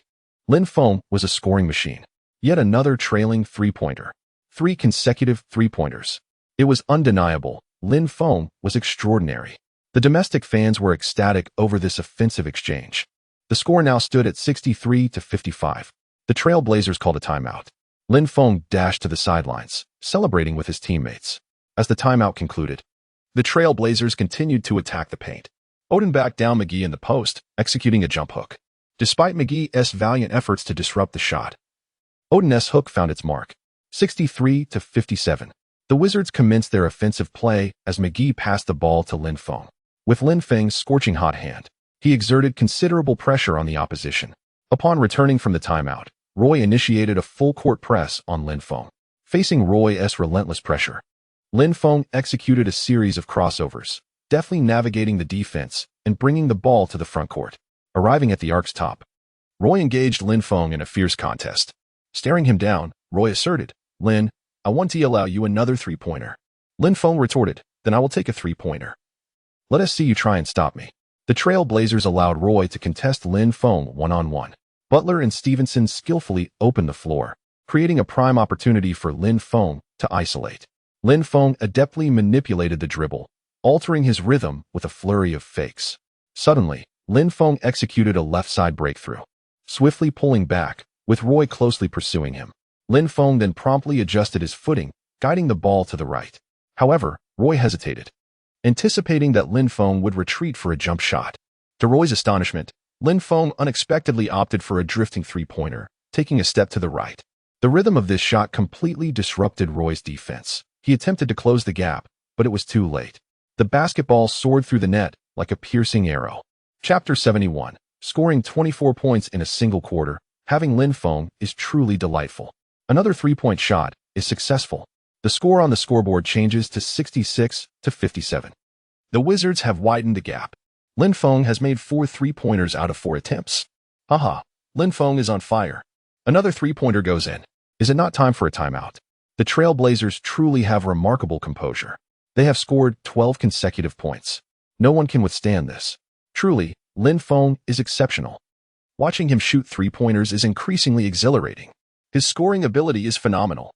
It feels as though he can score whenever he desires. On the court, the Wizards' Jamison cannot help but high-five Lin Feng in celebration. It is simply magnificent. He has never witnessed such a formidable three-point shooter. He is an absolute scoring machine. Initially, Jamison felt some discontent over his core player status being challenged by Lin Feng's arrival, but with Lin Feng leading the Wizards to a series of victories, the lingering grievances in Jamison's heart have finally dissipated. Having such an outstanding player by his side is truly a blessing. The opposing Trailblazers are in distress. They had prepared defensively. However, this is Lin Feng's unreasonable superstar moment, and their defense has been rendered ineffective. The Trailblazers believed their defense would lower Lin Feng's shooting percentage, yet he single-handedly delivered a breathtaking performance for the audience. Under the direction of Roy, the Trailblazers' executed team plays once again, with Aldridge taking the final shot for the team. The score moves to 66-59. The players of the Trailblazers are striving to catch up. The game continues, and the Wizards have possession. Lin Feng actively calls for the ball in the backcourt, advancing past half-court, utilizing Butler's screen at the high post, effortlessly shaking off a defender, and launching another three-point shot. An unreasonable three-pointer. And it goes in again. Lin Feng's relentless three-pointers have nearly decided the game. One wave stronger than the last. You score a 2. I respond with a 3. No matter how hard the Trailblazers players try, the score is being pushed further away by Lin Feng-led Wizards. Throughout the third quarter, Lin Feng achieved an astounding 8 out of 11 from three-point range, amassing 24 points in the quarter. The fans in attendance have gone wild, witnessing a true three-point feast. With Lin Feng's leadership, the score has escalated to 86-69. The Wizards lead the Trailblazers by an impressive 17 points. A massacre in a single quarter. Only one more quarter stands between them and victory.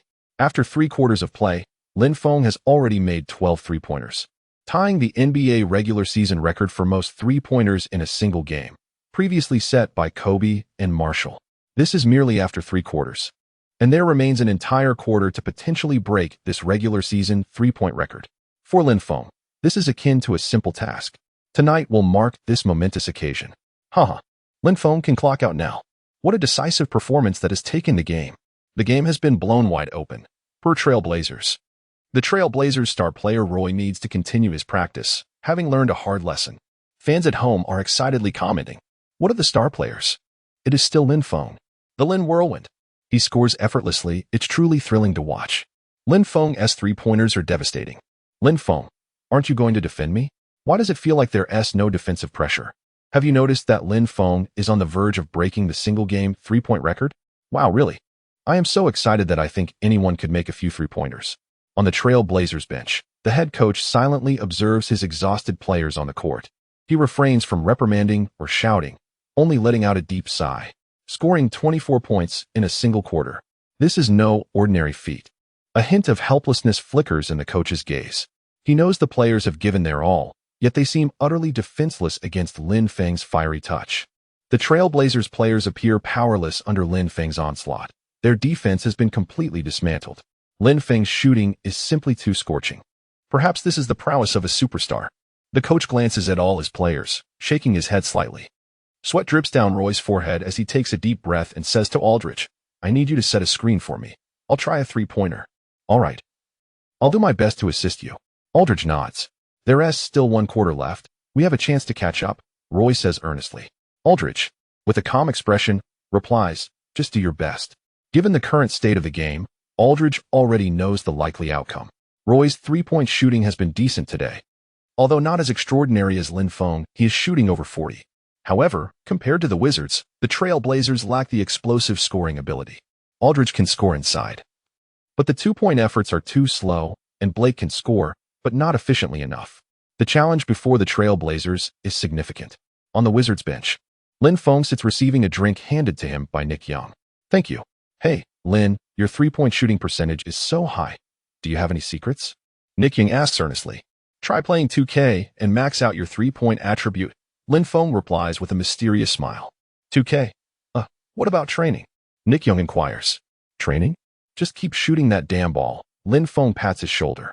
Nick Young. Chapter 72. A new NBA three-point record. During the intermission, the atmosphere among the Wizards was notably relaxed, with Lin Feng and Jamison engaged in lighthearted conversation. Jamison had set aside his previous grievances and was now entirely optimistic, eagerly anticipating Lin Feng leading the Wizards to greater heights. As their conversation flowed, the fourth quarter commenced, and Lin Feng remained on the bench, resting under the watchful eye of coach Eddie Jordan.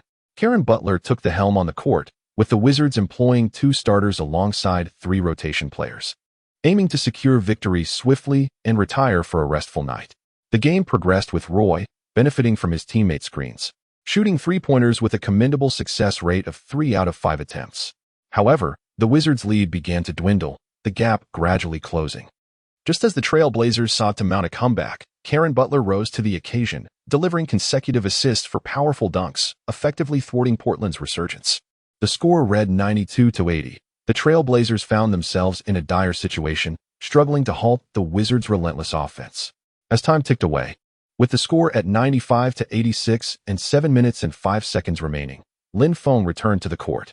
The Wizards' lineup included Nick Young, Lin Feng, Mike James, Jamison, and McGee, with the coach hoping for a productive partnership between Jamison and Lin Feng to seal the game.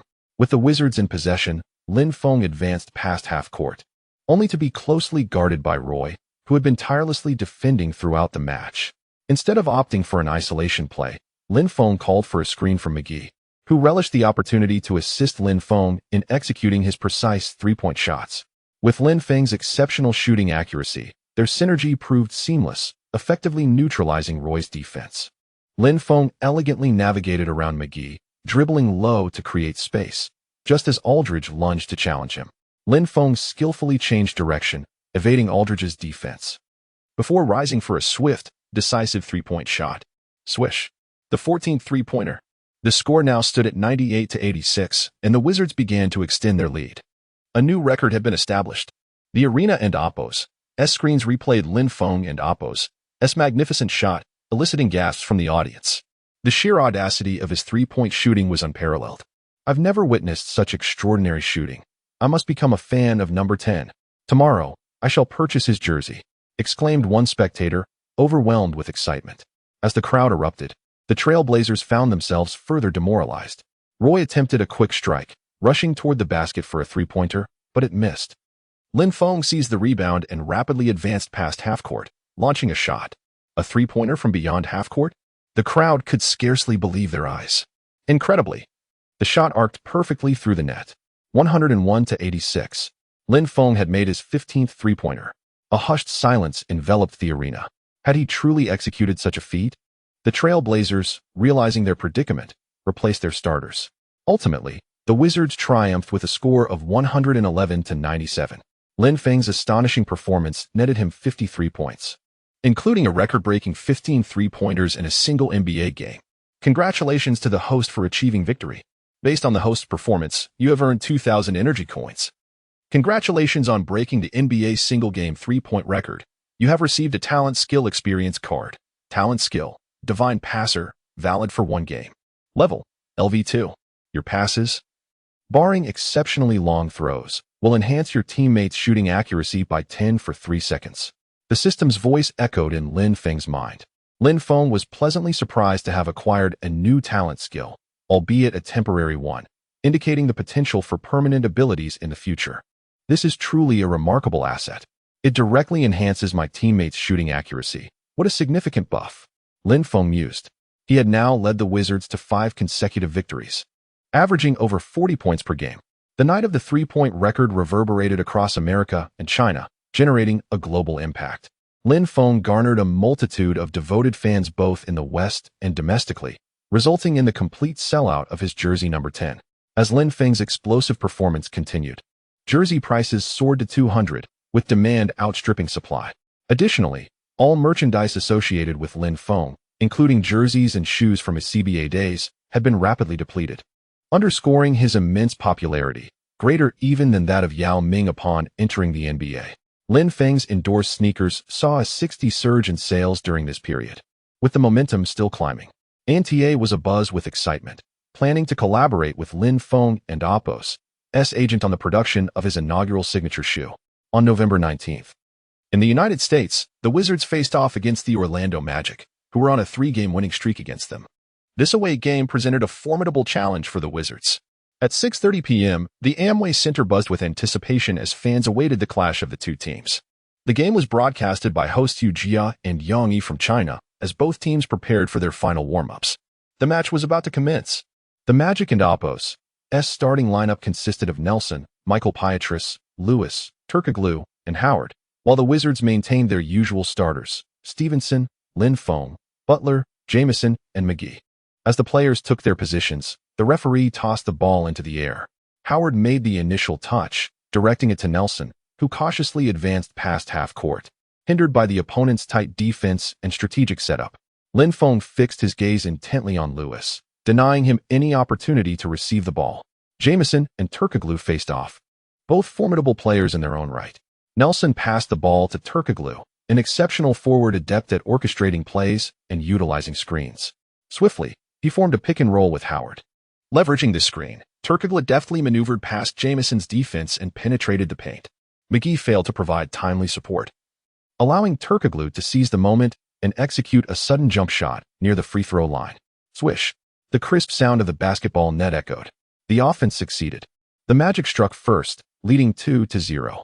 After the basket, Turkoglu nodded at Howard, indicating that if McGee positioned himself correctly, Howard would be poised for an alley-oop.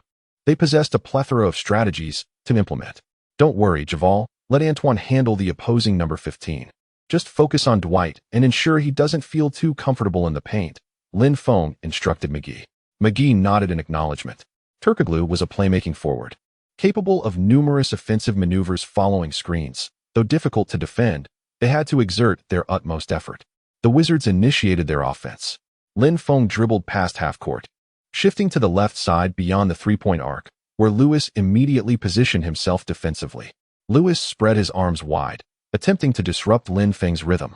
Unwilling to allow him to continue scoring over 40 points in their home arena, a grave insult to their defense. While Lin Feng faced pressure, his teammates did not cease their movement, constantly searching for openings. Yet, the Magic's defense was remarkably effective, making it challenging for the Wizards to find opportunities. The Magic harbored a deep apprehension regarding Lin Feng's three-point shooting, causing Lewis to lean slightly forward.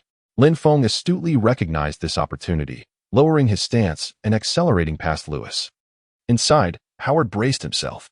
Lin Feng charged towards the basket, intent on finishing with a layup. Howard shadowed Lin Feng's every step as he entered the restricted area, his movements perfectly synchronized. Oh no, Lin Feng thought, realizing the precariousness of his situation. With no choice but to act, he braced himself and opted for a reverse layup. Smack! A colossal block descended upon him. The shot was denied. Lin Feng's attempt at a reverse layup had not eluded Howard's defensive reach. The basketball was ruthlessly swatted out of bounds. Incredible. This was Lin Feng's immediate thought as he faced the rejection. The Wizards retained possession. Jamison prepared to inbound from the baseline. Lin Feng weaved through the defensive player's entanglements, receiving the pass. He promptly launched a three-pointer. It was a steady hit. Three-pointers truly have their merits, saving energy while still scoring. This was Lin Feng's reflection upon his successful shot. Chapter 73. A single interior player with 4 outward shooters? Lin Feng successfully executed the first three-pointer of the match. On the court, the Magic team was preparing to inbound the ball. Lewis passed the basketball to Nelson at the baseline. Upon receiving the ball, Nelson swiftly crossed the half-court line. Turkoglu orchestrated the offense from the top of the arc, with Howard coming in to set a screen. After utilizing the pick, Turkoglu penetrated the lane, drawing the Wizards' defensive attention, and then lofted the ball high. The ball and Howard soared together. Howard took flight, delivering a thunderous dunk into the net. The crowd erupted with ecstatic cheers. This exemplifies the Magic style of play, exploiting Howard's dominance to wreak havoc at the rim. Meanwhile, Turkoglu and Lewis could roam outside, leveraging Howard's interior advantage. A classic 1-in-4-out strategy. The score stood at 4-3 in favor of the Wizards. Stevenson, after dribbling past half-court, promptly passed the ball to Karen Butler. Butler, physically stronger than Lewis, aggressively attacked him. Lewis spread his arms, attempting to apply defensive pressure, but was unable to withstand Butler's offensive onslaught. Even when Butler went solo, the Magic ensured that Lin Feng had no open looks. Butler overpowered Lewis, turned, and easily sank a mid-range jumper. The Magic initiated another offensive defense. Coach Eddie Jordan commanded from the sidelines. Nelson, after crossing half-court, was immediately engaged by Stevenson. With tight defense applied, Nelson had no choice but to pass the ball to Turkoglu. Turkoglu, holding the ball at the high post, spotted Howard establishing position in the paint and directly passed it to him. Howard faced consecutive challenges from McGee, who exerted all his strength against him, but to no avail. Howard leaped from under the basket, delivering a spectacular dunk over McGee. Following the dunk, Howard was visibly elated, exuberantly waving his arms. The atmosphere ignited. McGee felt somewhat embarrassed, finally grasping the prowess of a top-tier interior player. He simply could not hold his ground. They were not in the same league. In consecutive plays, Howard dominated the Wizards' paint, scoring at will. Conversely, Lin Feng found himself tightly marked by his opponents, managing only a single mid-range shooting opportunity. After playing for over a quarter, Howard had ruthlessly asserted his dominance, shooting 5 for 5 and converting 2 of 4 free throws for a total of 12 points. Moreover, McGee bore the burden of 2 fouls. It was evident that the Magic had utterly overwhelmed the Wizards in the paint. The Magic were formidable. A strategy needed to be devised, or defeat was imminent. Double team. Antoine, you and JaVale need to collapse on Dwight. On offense, set screens for Lin Feng. We must capitalize on our three-point opportunities. Upon returning from the timeout, the Wizards regained possession. After receiving a pass, Lin Feng faced continuous harassment from Lewis, who defended commendably. Lin Feng cautiously dribbled past half-court, only to be met with an immediate double team. Lin, pass me the ball, said Jamison, who had positioned himself to receive. Lin Feng hastily passed to Jamison, then maneuvered away from his defender to continue his movement. Ignoring the paint, McGee stepped out to set a screen for Lin Feng. Once they cleared the space, Jamison instantly returned the ball to Lin Feng. However, Lin Feng was now closely guarded. He quickly passed back to Jamison, who, now open, unleashed a swift mid-range jumper. Lin Feng delivered an assist and exchanged a high-five with Jamison. Create space. Take the shot when the opportunity arises. They shall not catch me off guard. Lin Feng smiled at Jamison, who nodded in understanding. The Magic and Oppo's offense continued. The Wizards and Oppo's defensive strategy had shifted, fully concentrating on protecting the paint. This tactic proved effective, as the technically limited Howard found no opportunities to assert himself inside. However, it liberated the Magic's perimeter players. Turkoglu and Lewis's three-point shooting extended the lead. By the end of the first quarter, the Magic led the Wizards by 7 points, 27-20, as they entered the second quarter. As the second quarter commenced, the Wizards' weak interior defense struggled to contain this scoring threat. In the Huaxia live broadcast room, commentator Yu Jia remarked, "Indeed, he is one of the league's formidable centers. Only a center with solid interior skills like Yao Ming could contend with Howard. McGee is still too young." This highlighted the Wizards' interior frailty. If this were the playoffs, such a weakness would be glaringly exposed. Leveraging Howard's strength, the Magic flourished on the perimeter. It remained to be seen how the Wizards would respond. Yang Yi also commented, with Lin Feng and Appo's exceptional performance. The Wizards maintained their winning streak, but their interior is concerning. Observing today's match, if they can showcase their unique style, victory is still within reach. On the court, neither double teaming nor other strategies could thwart the Magic's 1-4-out approach. Jamison also broke through, utilizing his offensive prowess. Although Lin Feng was tightly guarded, he managed to execute a series of penetrating drives, causing damage. Yet, the score continued to widen. At halftime, the Magic led the Wizards by 11 points, 62-51, as they entered the break. In the Wizards' locker room during halftime, the atmosphere felt somewhat oppressive. This was the first time this season the Wizards found themselves trailing by such a margin at halftime. "I apologize, brothers. It was my failure to contain their interior." McGee stepped forward, taking responsibility with a hint of frustration. The recent victories had made him somewhat complacent, believing NBA interiors to be nothing extraordinary. However, facing one of the league and Appo's top 3 centers made him realize his vulnerability. This ignited a newfound determination in McGee. "Hey, it and Appo's. It's not solely your fault. After we double-teamed, their perimeter shooters found their rhythm. That's their strength. Now, we must restrict their scoring or step up our own. Ideally, everyone should set screens for Lin Feng. I believe in Lin Feng's three-point ability," Coach Eddie Jordan said, looking at Lin Feng. Lin Feng, wiping sweat from his brow, suddenly caught wind of the strategy and looked up into the coach's resolute gaze. "Against such a formidable Magic team, we must prove our mettle. We can compete not only against weaker teams, but also against the strong. Someone must shoulder the scoring burden. Lin, from here on out, it relies on you. All strategies will revolve around you." Upon hearing the coach's words, all teammates turned their attention to Lin Feng. He felt overwhelmed. "Come on, this isn't the finals. Why so serious?" But seeing the eager faces of his teammates, Lin Feng found it hard to refuse. "Coach, in the second half, I want to initiate the offense," he declared, implying, "Coach, I desire the freedom to shoot at will." Chapter 74, The Divine Pass, Stevenson. "What? Dude, what are you doing? I haven't provoked you, have I?" Lin Feng observed Stevenson's perplexed expression. He then patted Stevenson on the shoulder and said, "Trust me, brother, we can win." Lin Feng's demeanor turned serious. Facing the formidable Magic team, one cannot rely solely on individual prowess. Whether it be pick-and-roll strategies or ball-handling attacks, victory must be achieved through the strength of the team. It is time to utilize it. System, enhance all my energy points to this strength attribute, Lin Feng silently commanded. "Understood, please hold on." The host's strength attribute has been elevated to 81, reaching A grade.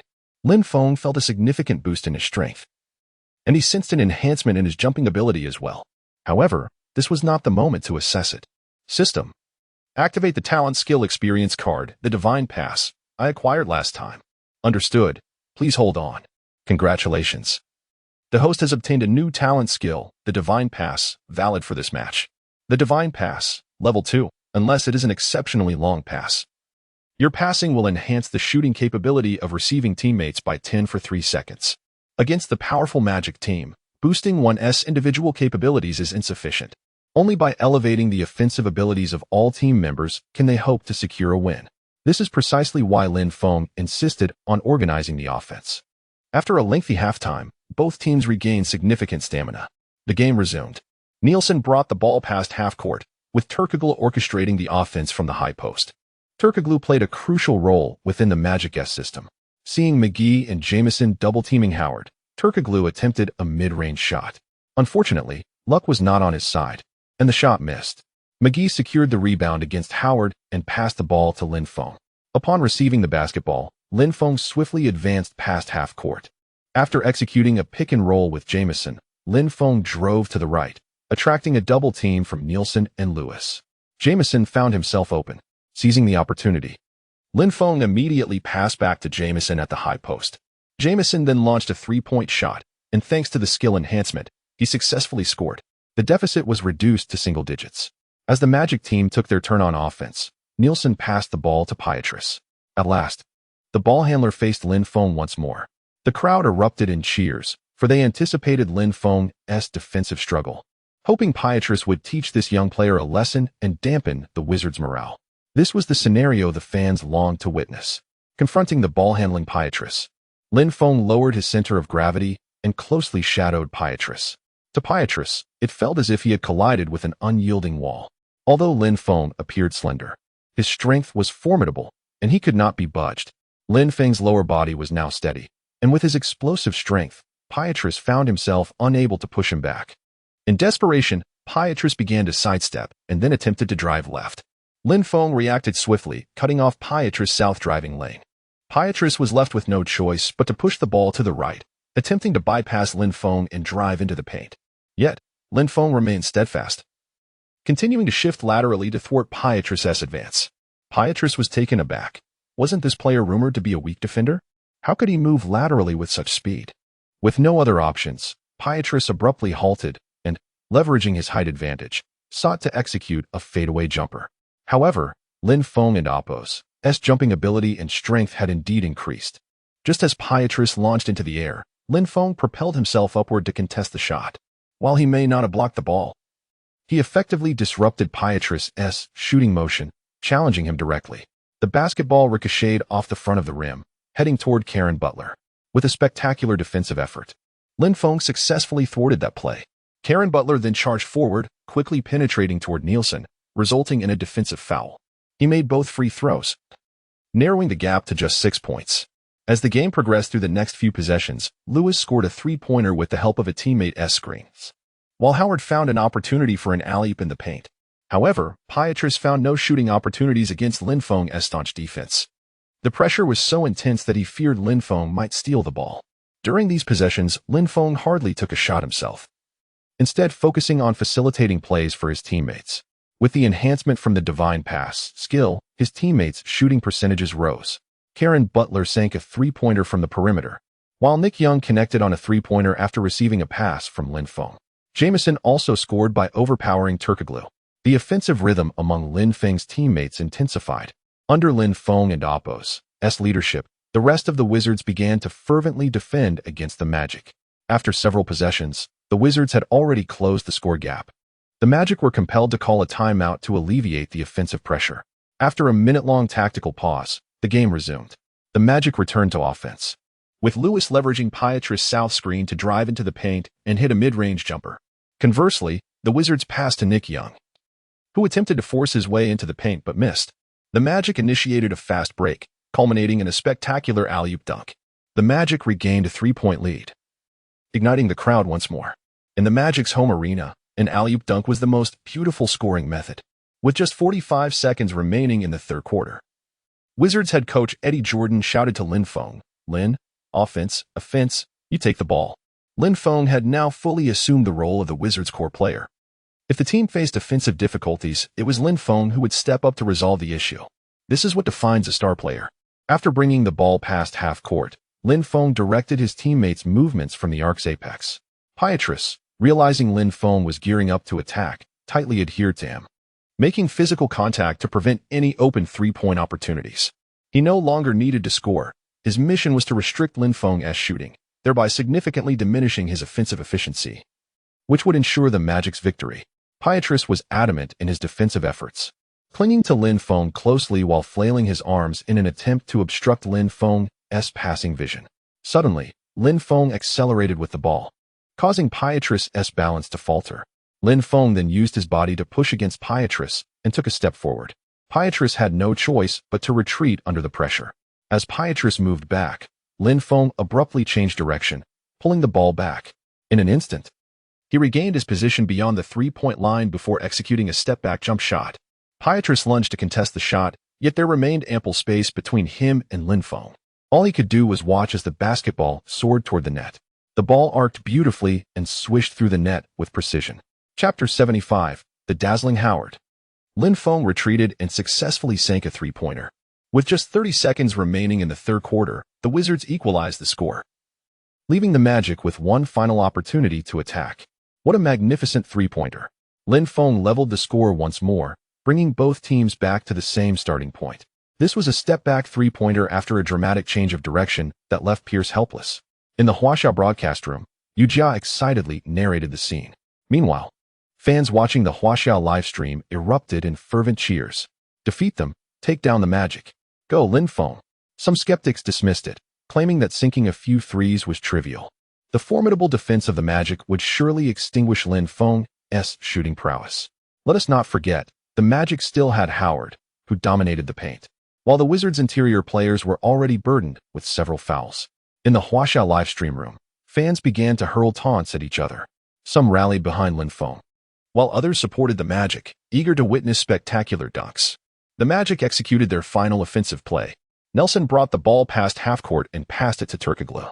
Turkoglu positioned himself to back down Jamison, who lowered his center of gravity to resist the pressure. Hey, buddy, your strength is lacking. Jamison taunted while defending. Turkoglu, struggling to find a breakthrough against Jamison and Oppo's defense, called for Howard to set a screen. Howard moved to the high post on the right side to provide the screen, allowing Turkoglu to drive right, aiming for a layup along the baseline. As the players exchanged defensive assignments, Jamison held his ground against Howard, preventing him from cutting into the paint. McGee stepped up to defend Turkoglu. Turkoglu, facing McGee's defense, hesitated before driving inside. However, as he attempted a layup, McGee delivered a resounding block. McGee's lateral quickness and defensive range proved formidable. What a block! The deflected ball was caught by McGee. With a swift motion, McGee hurled the ball forward, leading Lin Feng, who accelerated to retrieve the bouncing ball and dashed down the court. The Magic scrambled to recover, with Pierce quickly trailing to impede Lin Feng's fast break. Suddenly, Lin Feng executed a quick pullback. The ball changed direction as he sprinted to the left at a 45-degree angle. What a move! He unexpectedly shifted his dribble, leaving Pierce behind. Lin Feng launched a three-pointer from the left side, and it found its mark. Another three-pointer. Observers noted that Pierce's hurried defense had faltered. Had Lin Feng opted for a layup against Pierce's rhythm, 2 points would have been assured. Yet, he chose to retreat to the perimeter for the three, exhibiting immense confidence and an astonishing shooting percentage. This was Lin Feng's offensive philosophy, a primary focus on the three-pointer. The crowd was momentarily stunned. This was astonishing. This young man from Huaxia, with his yellow skin, had sunk so many threes. Some fans in attendance wore expressions of disbelief. Was there truly no one capable of containing his scoring? The Wizards surged ahead by 3 points. Pierce's morale shattered completely. Lin Feng had amassed a considerable score against him. Only 15 seconds remained for the Magic to mount their attack, ample time for a well-coordinated play. Ultimately, thanks to Turkoglu's deft pass, Lewis nailed a mid-range jumper. As the third quarter concluded, the Wizards led the Magic 82-81, entering the final quarter with a narrow advantage. After a brief intermission, the crowd roared with enthusiasm. Defeat them. The Magic will prevail. Fans were fervently passionate, wishing they could step onto the court to double-team Lin Feng. Defense. Stay vigilant. With the score closely contested, both teams deployed their starting lineups, eager to seize control. The Wizards gained possession. Lin Feng took the initiative to advance the ball past half-court, while his teammates positioned themselves on either side to create space. McGee approached to set a high screen. Lin Feng, with the ball, found himself mismatched against Howard. He prepared for an isolation play. Lin Feng signaled for his teammates to clear out, knowing that a successful shot would significantly boost morale. His teammates shifted to the left, granting Lin Feng a one-on-one opportunity. Lin Feng scanned the open area in front of the hoop, smiling as he faced Howard, who cautiously lowered his body and extended his arms in defense. Lin Feng, sensing the moment, took a tentative step forward with his left foot. A probing step. Howard remained unfazed, intently tracking the ball in Lin Feng's hands. Lin Feng then pulled the ball back. He probed again, then pulled it back once more. His S-class dribbling skills were on full display. Howard fell for the feint, his center of gravity slightly tilting. In that instant, Lin Feng stepped forward with his left foot, then swiftly dribbled the ball behind his back to his right hand, leaning to the right and driving past Howard. As Howard, initially moving right, was momentarily deceived by Lin Feng's behind-the-back dribble. He struggled to react and began shifting left, attempting to disrupt Lin Feng with his arms. Lin Feng, who could have easily soared past Howard for a layup, instead pulled the ball behind his back to the left and executed a step-back beyond the three-point line. With 2 consecutive behind-the-back dribbles, he left Howard in his wake. Oh my goodness! Howard was completely faked out. Is this the same Howard who was once named to the All-NBA first team? How could he be so easily outmaneuvered? This was a nationally televised event. No. Huaxia was also broadcasting this game. The yellow-skinned guard from Huaxia had just outsmarted an All-NBA player. How incredible! Lin Feng had truly outfoxed Howard. In the Huaxia broadcast room, Yu Jia excitedly exclaimed, "This is remarkable. Amazing. Lin Feng is phenomenal." Fans watching the live stream felt as though they were present at the game, brimming with excitement.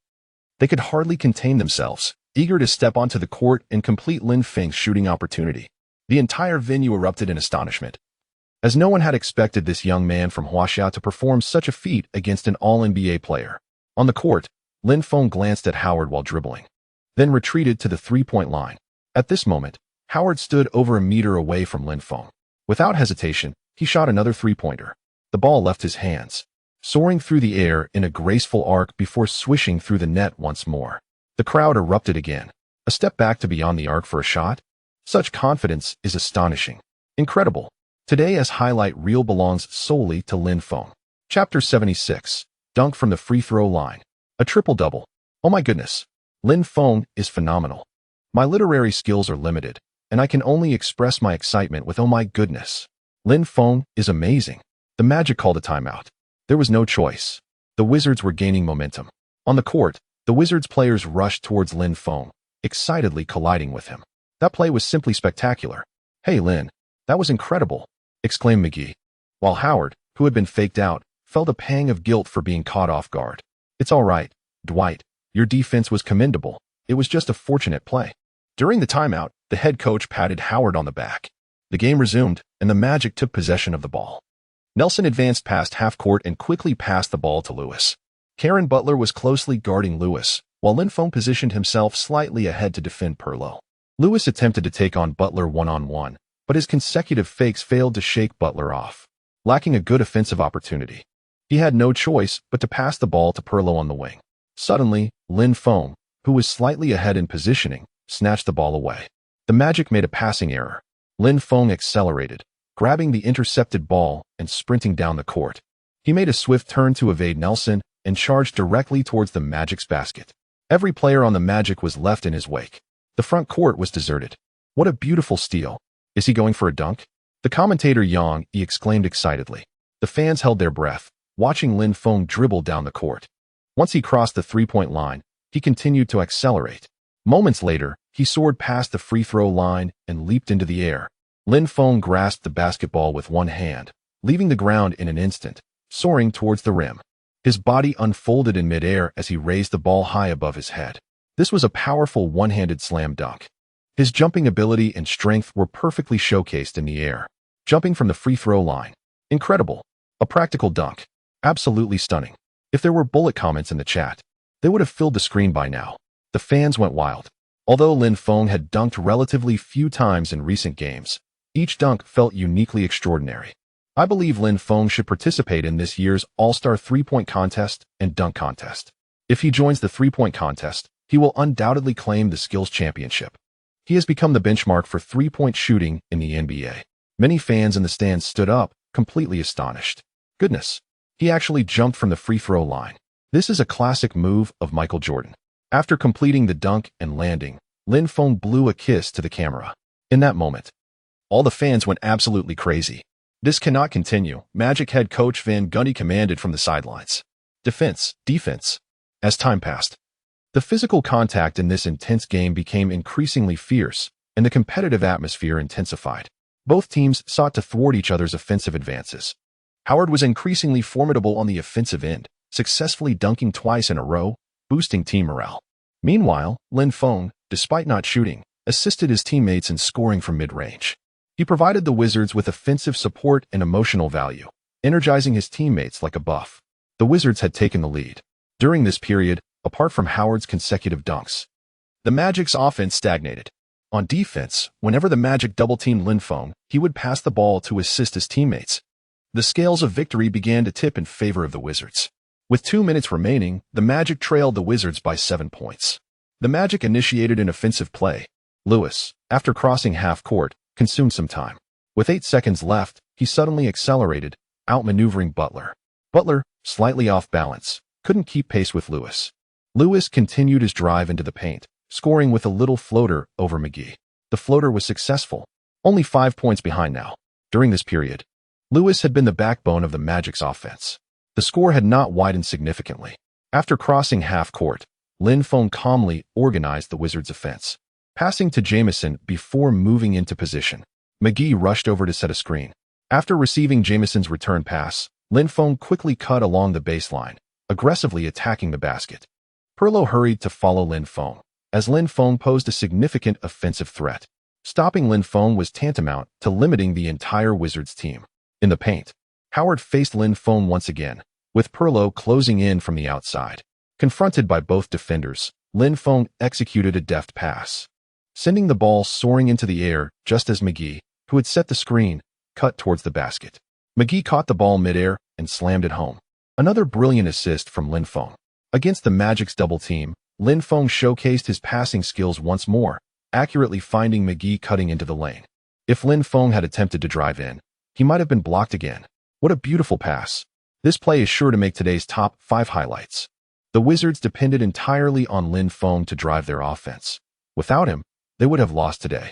It was the simplest of tactics that unraveled the Magic's defense. Give the ball to Lin Feng and let him decide whether to score or assist. Thanks to the divine passer's assists, the shooting percentage of all Wizards players increased significantly. Lin Feng tore through the Magic and Oppo's defense, yet his dribbling remained composed. Adept at finding the optimal offensive strategy to help the team score rapidly. With just 45 seconds left, the Wizards led the Magic 116-110. There was no chance for a comeback. In the final 30 seconds, Lin Feng hit another three-pointer, effectively sealing the game. Thanks to Lin Feng's explosive offense and brilliant passes, the Wizards secured the ultimate victory. Lin Feng achieved a remarkable 36 points, 13 assists, and 10 rebounds, setting a new record. This marked Lin Feng's first triple-double in the NBA, a rare feat in the 2008 season. The game itself was intense, with a thrilling series of dunks that left the audience exhilarated. The highly anticipated matchup against the formidable Magic concluded with a victory for the Wizards. Once again, Lin Feng, who achieved a triple-double, became a hot topic of discussion among fans. Lin Feng is truly exceptional. Whether scoring, passing, or fast-breaking, he consistently leads the Wizards to victory. As a fan of Lin Feng, I eagerly anticipate his performances on the court.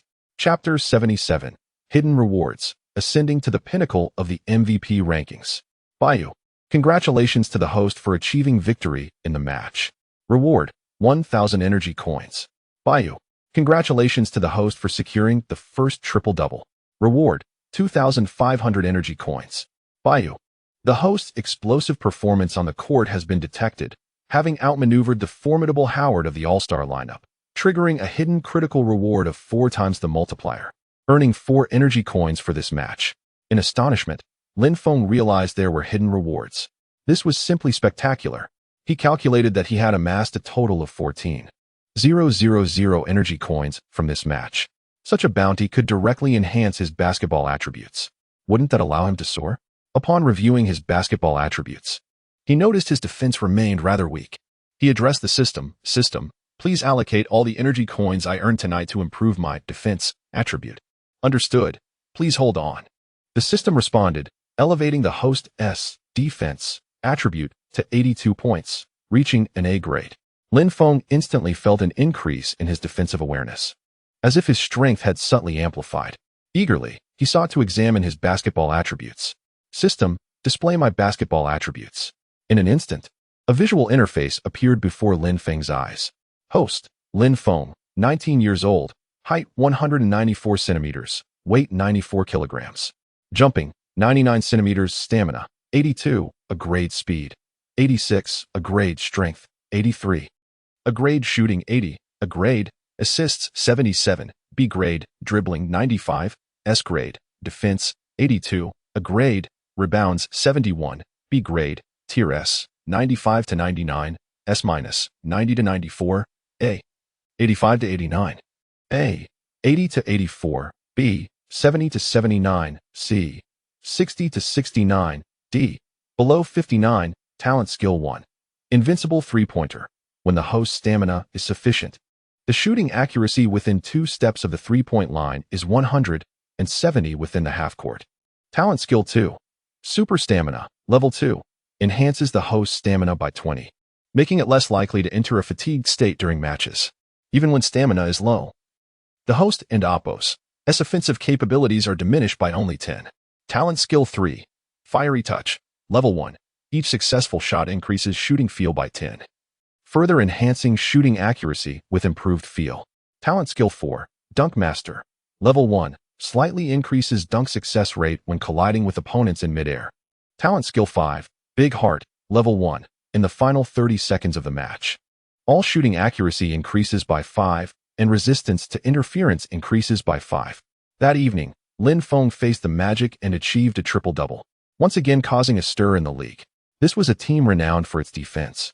Yet Lin Feng not only secured a triple-double against them, but also managed to outfox the esteemed Howard. He undoubtedly made the highlight reel. With the triumph over the Magic, the Wizards celebrated their 6th consecutive victory. The following day, media reports announced that Lin Feng had once again been awarded the Player of the Week. Against the formidable Magic, Lin Feng and Oppos's statistics remained dominantly impressive. By defeating the Magic, he demonstrated his leadership capabilities, silencing media critiques. His individual performance and leadership were evidently superior to those of other stars.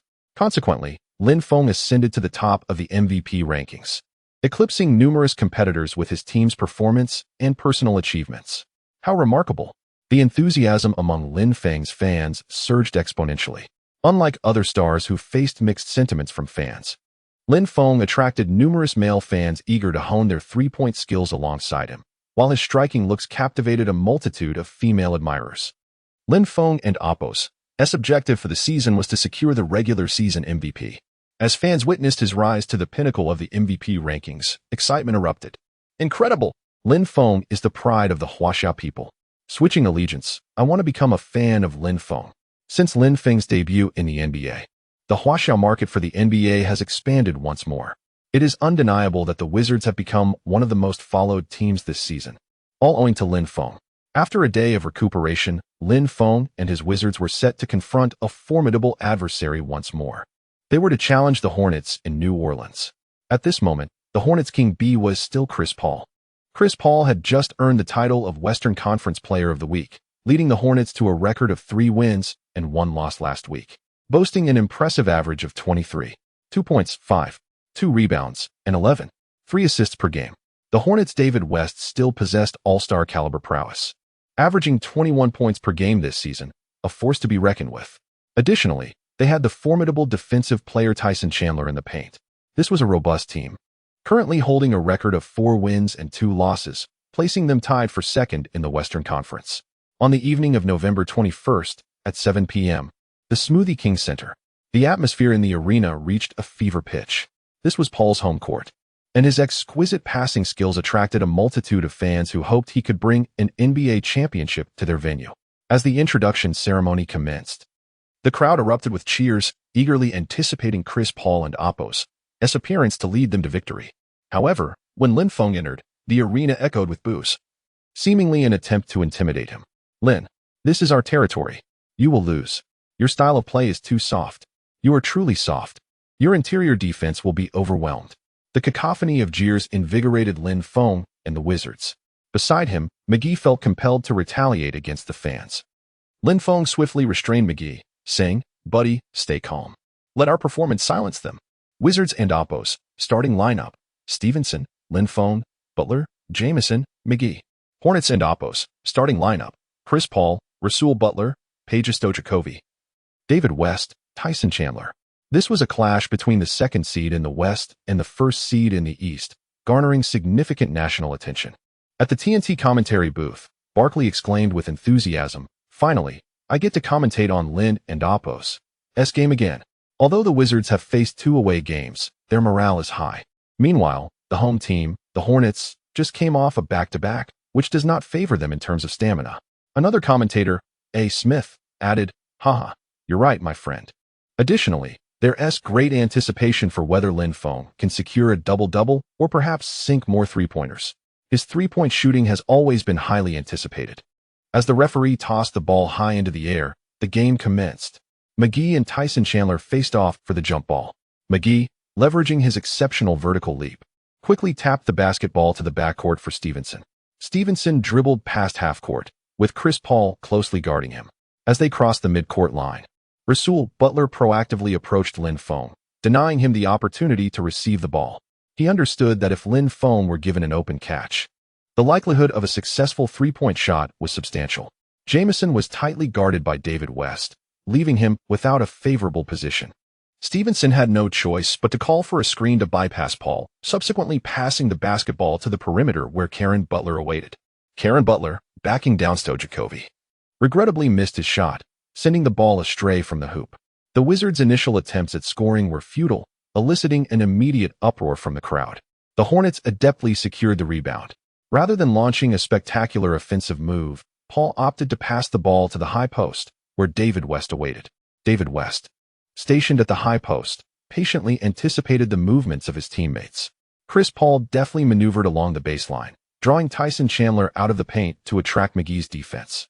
Subsequently, Chandler set a screen for David West. With a dual post screen in play, David West advanced a step, effortlessly sinking a mid-range shot. The Hornets recorded their first points of the contest. Chapter 78, a daring dunk. Ejection. The Wizards are on the offensive.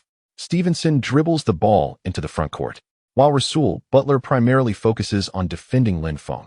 Caron Butler clears one side, persistently attempting to maneuver towards the right corner in the diagonal 45-degree position.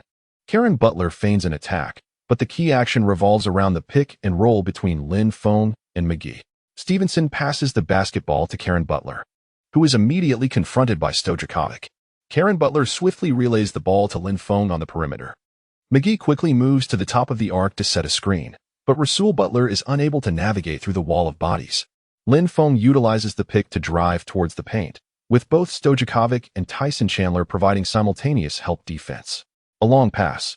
Lin Feng dishes the ball to Caron Butler.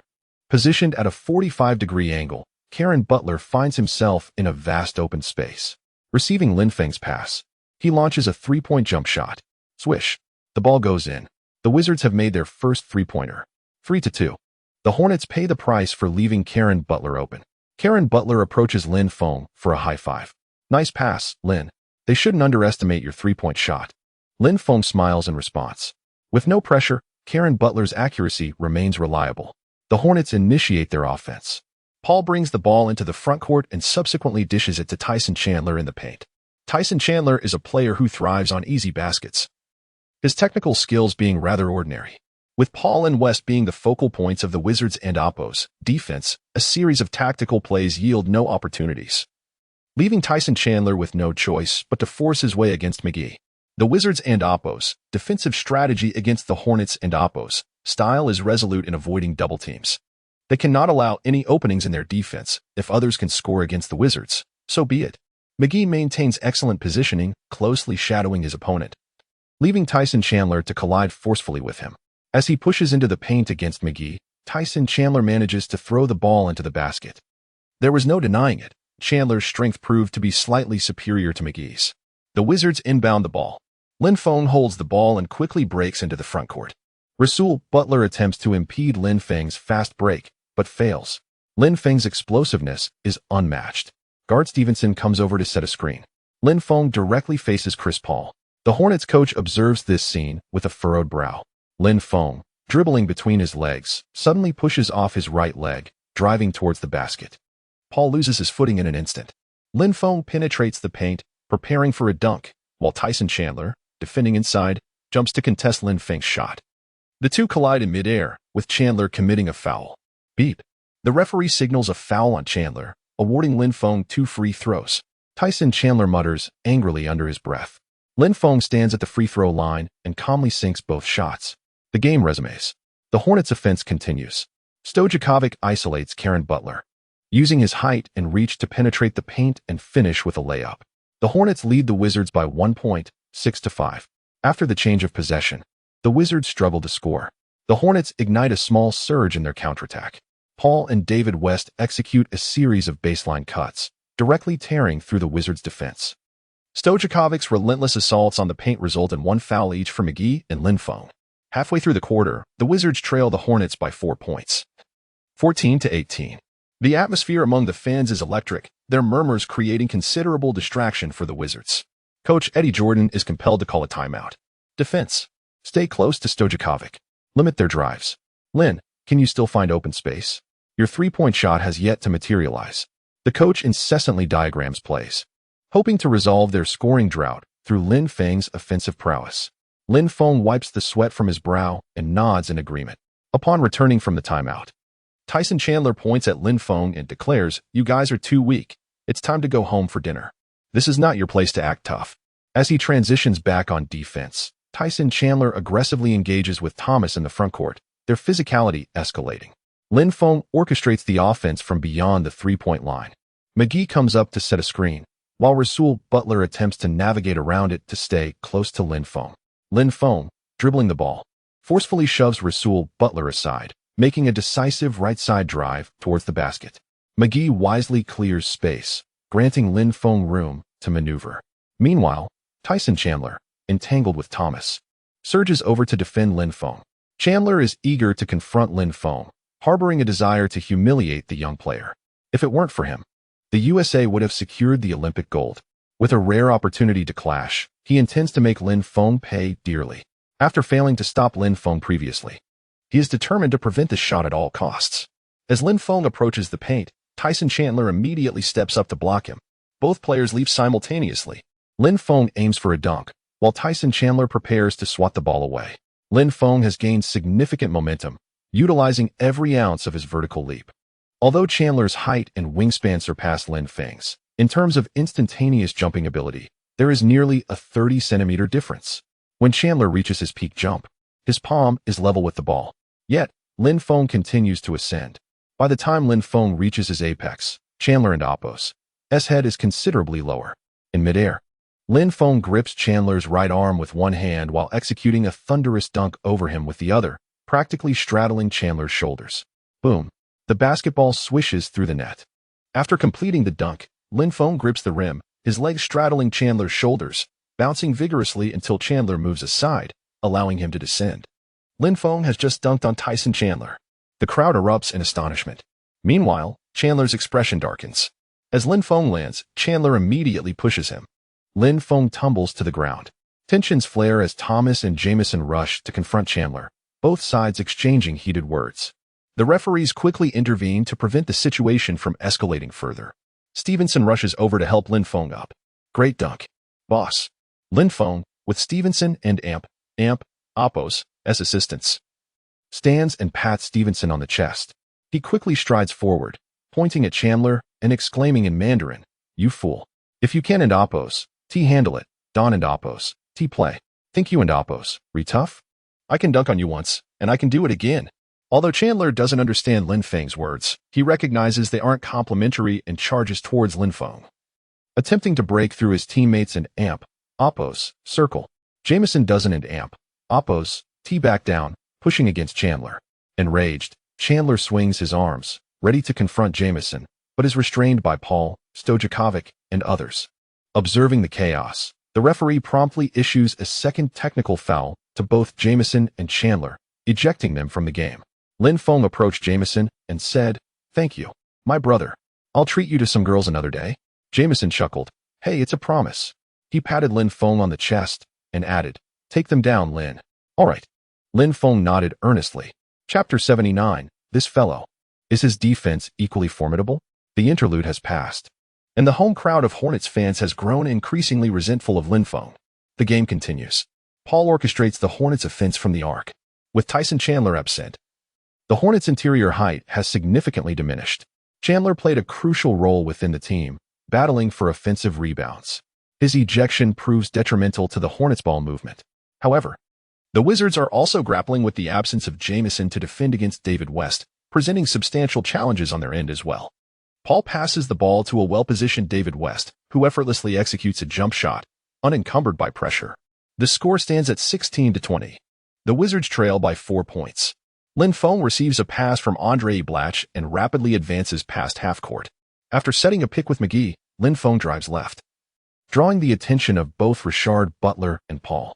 In a fleeting moment of openness, Karen Butler becomes available, prompting Lin Feng to promptly deliver the ball to him. Karen Butler confidently sinks a jumper from beyond the arc.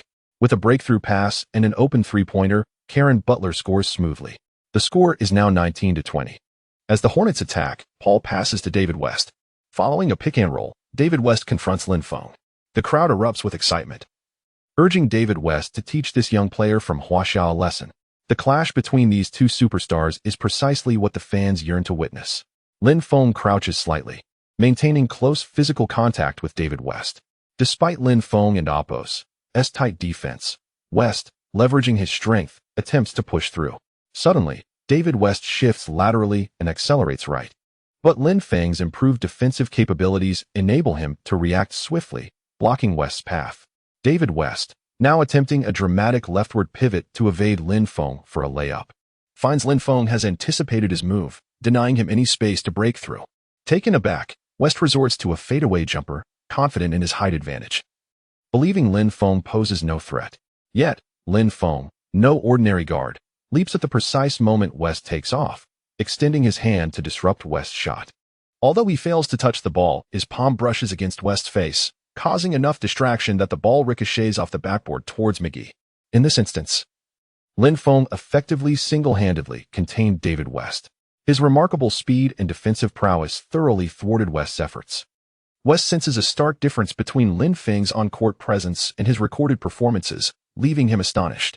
This fellow, his defense is astonishingly formidable. What a nuisance. Stevenson crosses half-court and aggressively drives towards Paul, drawing a defensive foul. He sinks both free throws. The score shifts to 21-20, with the Wizards now in the lead. In the ensuing plays, Paul, utilizing a screen, finds space beyond the arc and lands a three-pointer. David West capitalizes on his skills to score over Andre Blatch. However, Peja Stojakovic finds no opportunity to shoot under Lin Feng's intense defensive pressure. At 32 years old, Stojakovic's speed has diminished, and under such tight defense, he hesitates to dribble and attempt a breakthrough. Given his current dribbling ability, he risks a turnover against Lin Feng's relentless defense. Following a timeout, Lin Feng refrains from shooting, instead opting to create scoring opportunities for his teammates. McGee receives a pass in the paint, and Karen Butler nails a mid-range jumper. As the Hornets return to offense, Paul, using a screen, dribbles to the left corner and launches a long three-pointer, which swishes through the net. The score now stands at 25-28. The crowd erupts in fervor. At the Smoothie King Center, Paul reigns supreme. With 17 seconds remaining in the first quarter, the head coach shouts to Lin Feng, "Lin, offense. Execute the new strategy." If Paul embodies the spirit of the Hornets, then Lin Feng undoubtedly represents the soul of the Wizards. In adverse situations, Lin Feng is the one who rises to resolve the issues. He traverses half-court at a measured pace, directing his teammates' movements. As the final possession approaches, Richard Butler realizes Lin Feng is poised for a fierce offensive push, and he clings tightly to Lin Feng, ensuring physical contact. According to the coach's strategy, Butler's primary task is to contain Lin Feng. He must conserve his energy, focusing not on scoring but on limiting Lin Feng's shooting opportunities, thereby diminishing his offensive efficiency and ensuring a Hornets victory. Butler clings to Lin Feng like a stubborn gum, waving his arms to obstruct Lin Feng's passing vision. However, Lin Feng suddenly accelerates, forcing Butler to lose his balance. Utilizing his body, Lin Feng steps forward, compelling Butler to retreat. As Butler's weight shifts backward, Lin Feng changes direction sharply, retreating to the three-point line before executing a step-back jumper. The move is astonishingly graceful. Iguodala leaps in an attempt to block, but remains far from Lin Feng's release point. The trajectory of the ball is perfect, finding its way through the net. What a shot! A decisive strike. A splendid play. Lin Feng's unexpected maneuver leaves Butler at a disadvantage. A beautiful three-pointer. Barkley excitedly comments from the sidelines. The first quarter concludes with the Wizards and Hornets tied at 28. Remarkable. I never anticipated Lin Feng's defense to be so formidable, successfully containing several of the opponent's shots. Let's take them down. Defeat the Hornets. Is it merely a matter of stopping a few shots? You may hold them off for a moment, but can you sustain that against them for an entire game? Do not forget, you are but one Lin Feng, while the Hornets have Paul and David West. Yet, what does it matter? Lin Feng stands strong on his own. Chapter 80. Revitalizing the team. The brief intermission has concluded, and the second quarter commences. Defeat them. New Orleans shall triumph. Defense. Focus on defense. As the game begins, both teams dispatch their second units. However, the fans are exuberant, and the Wizards' second unit struggles to find their offensive rhythm. After 3 minutes of play, the Hornets have surged ahead by several points. Head coach Eddie Jordan is compelled to reintroduce Lin Feng into the game. Do not give up, play well, and concentrate on defense. Upon taking the court, Lin Feng invigorates his somewhat despondent teammates. The Wizards regain possession. Lin Feng initiates the attack, with teammates positioning themselves on either side. He passes the basketball to Thomas, who is stationed in the paint. The Hornets and Oppo's interior defense is poised, but without Chandler. Thomas finds himself with ample opportunities. The Hornets anticipate that Thomas will go for a one-on-one play, but Lin Feng swiftly pivots and darts towards the corner, evading the defense of Rasul.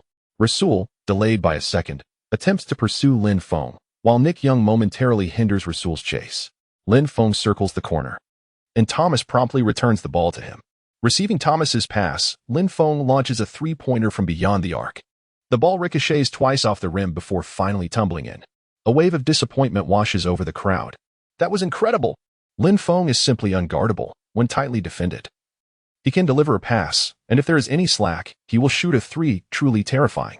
Chuckling, Barkley exclaims, I just love Lin and Oppo's three-point shooting.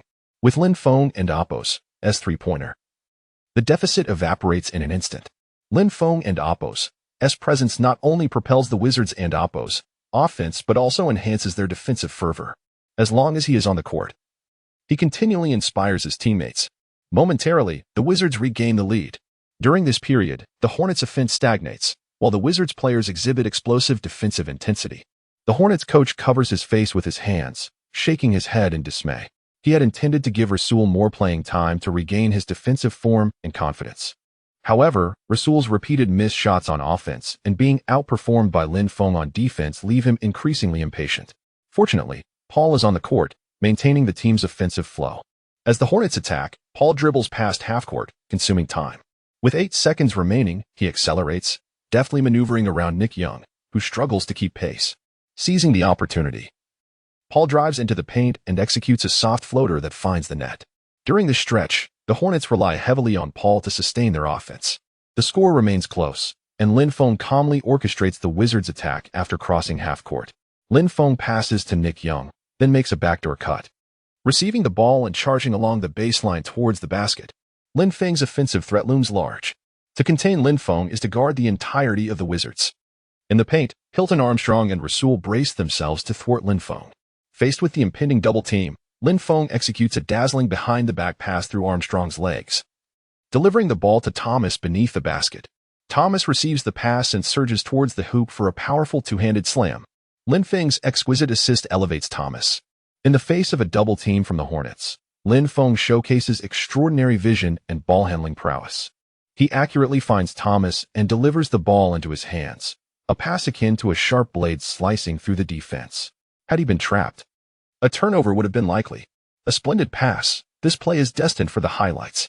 Indeed, the Wizards are entirely reliant on Lin Feng to drive their offense. We need a dunk. Let's throw one down. Fans watching the live broadcast erupt in excitement, discussing the sensational assist. The Hornets' style of play is straightforward, relying on a barrage of shots and assists. In contrast, the Wizards have distilled simplicity to its essence, entrusting Lin Feng with the ball, whether scoring or assisting. The decision rests solely with him. Lin Feng is like a razor-sharp sword, repeatedly slicing through the opponent's defense with his speed and skill, rendering defenders helpless. Whether beyond the arc or in the paint, Lin Feng seamlessly identifies the optimal offensive approach, enabling the Wizards to score swiftly. Don't worry, Rasul, your defense has been commendable. He hasn't scored much. During a timeout, the coach pats Rasul Butler on the shoulder, offering words of encouragement. Yet, it's evident to all that while Lin Feng may not be scoring explosively this game, he is galvanizing his teammates and invigorating the entire squad. Rasul Butler remains somewhat disheartened, questioning why his defense seems ineffective against Lin Feng. On the Wizards' and Oppo's bench, Lin Feng replenishes his energy with a sports drink while attentively listening to the coach and Oppo's strategic directives, nodding occasionally. Gentlemen, their interior defense is not particularly strong. We can continue to penetrate the paint and create difficulties for them. They've already committed 3 fouls. Let us draw more fouls and aim to send them to the bench. Lin Feng nods in agreement once more. As the timeout concludes, the game resumes. The current lineup for the Wizards consists of Nick Young, Lin Feng, Karen Butler, Andre Blatch, and JaVale McGee. The Hornets counter with Paul, Peja Stojakovic, Rasul Butler, David West, and Hilton Armstrong. Following the timeout, David West runs without the ball to receive a pass from Paul, sinking a three-pointer from beyond the arc. The Hornets take a 48-47 lead. Conversely, Lin Feng assists McGee, who completes a dunk over Armstrong. Both teams exchange banter, the physicality escalating as the referee intervenes to separate the two. Neither side wishes for this highly anticipated match to devolve into a brawl. As the game progresses, tensions mount, and both teams enter a fevered pitch. The collisions intensify, and conflicts are on the verge of erupting, creating an atmosphere charged with anticipation. Those superstars like David West do not intend to escalate matters. They channel their frustration into competitive spirit, showing increasing ferocity. Paul, poised beyond the arc, skillfully evades Wizards defenders and releases a precise three-pointer that swishes through the net. Meanwhile, Lin Feng drives into the paint, delivering a spectacular dunk for visual delight. With possession changing hands, David West exploits his outstanding athleticism to force his way into the paint, drawing a foul and heading to the free throw line. With West's successful free throw, the score reaches 53-57, with the Wizards trailing by 4 points.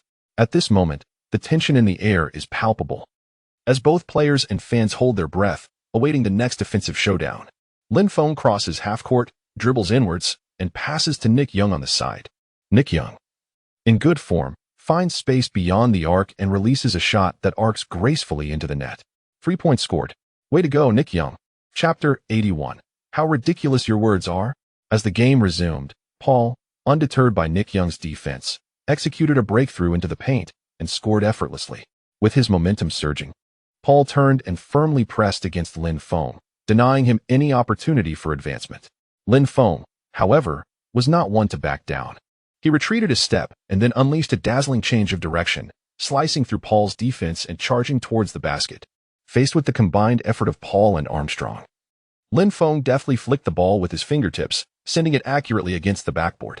As the crowd gasped in amazement, Lin Feng skillfully maneuvered through the narrow gap between the two defenders and soared high, grasping the rebounding ball with both hands to complete a magnificent dunk. An impressive self-alley-oop. How splendid.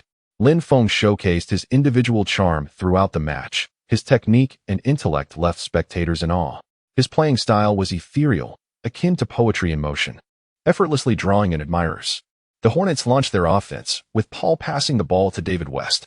West held the ball on the wing, surveying the court before swiftly backing down Darius Sangela, drawing the defensive attention of Thomas as he positioned himself under the basket. Drawing a double team, he passed the ball to Armstrong, who caught it and immediately dunked it, igniting the atmosphere. On defense, Paul took the initiative to guard Lin Feng. Leaning forward with his weight shifted and his arm pressed against Lin Feng, persistently attempting to disrupt his play. "Hey, buddy, I don't think you'll score," Paul taunted, as the crowd jeered at Lin Feng. Unfazed, Lin Feng smiled, recognizing the banner as part of the game. "I will demonstrate just how absurd your words are. I can obliterate you with just one style of offense: dunks." Instead of rushing to attack, Lin Feng engaged Paul in a verbal exchange. "You won't stand a chance. I'll snatch that basketball right from your hands. Be careful, I might dunk over you." This struck a nerve with Paul, igniting his anger. "Huh, you've lost your focus."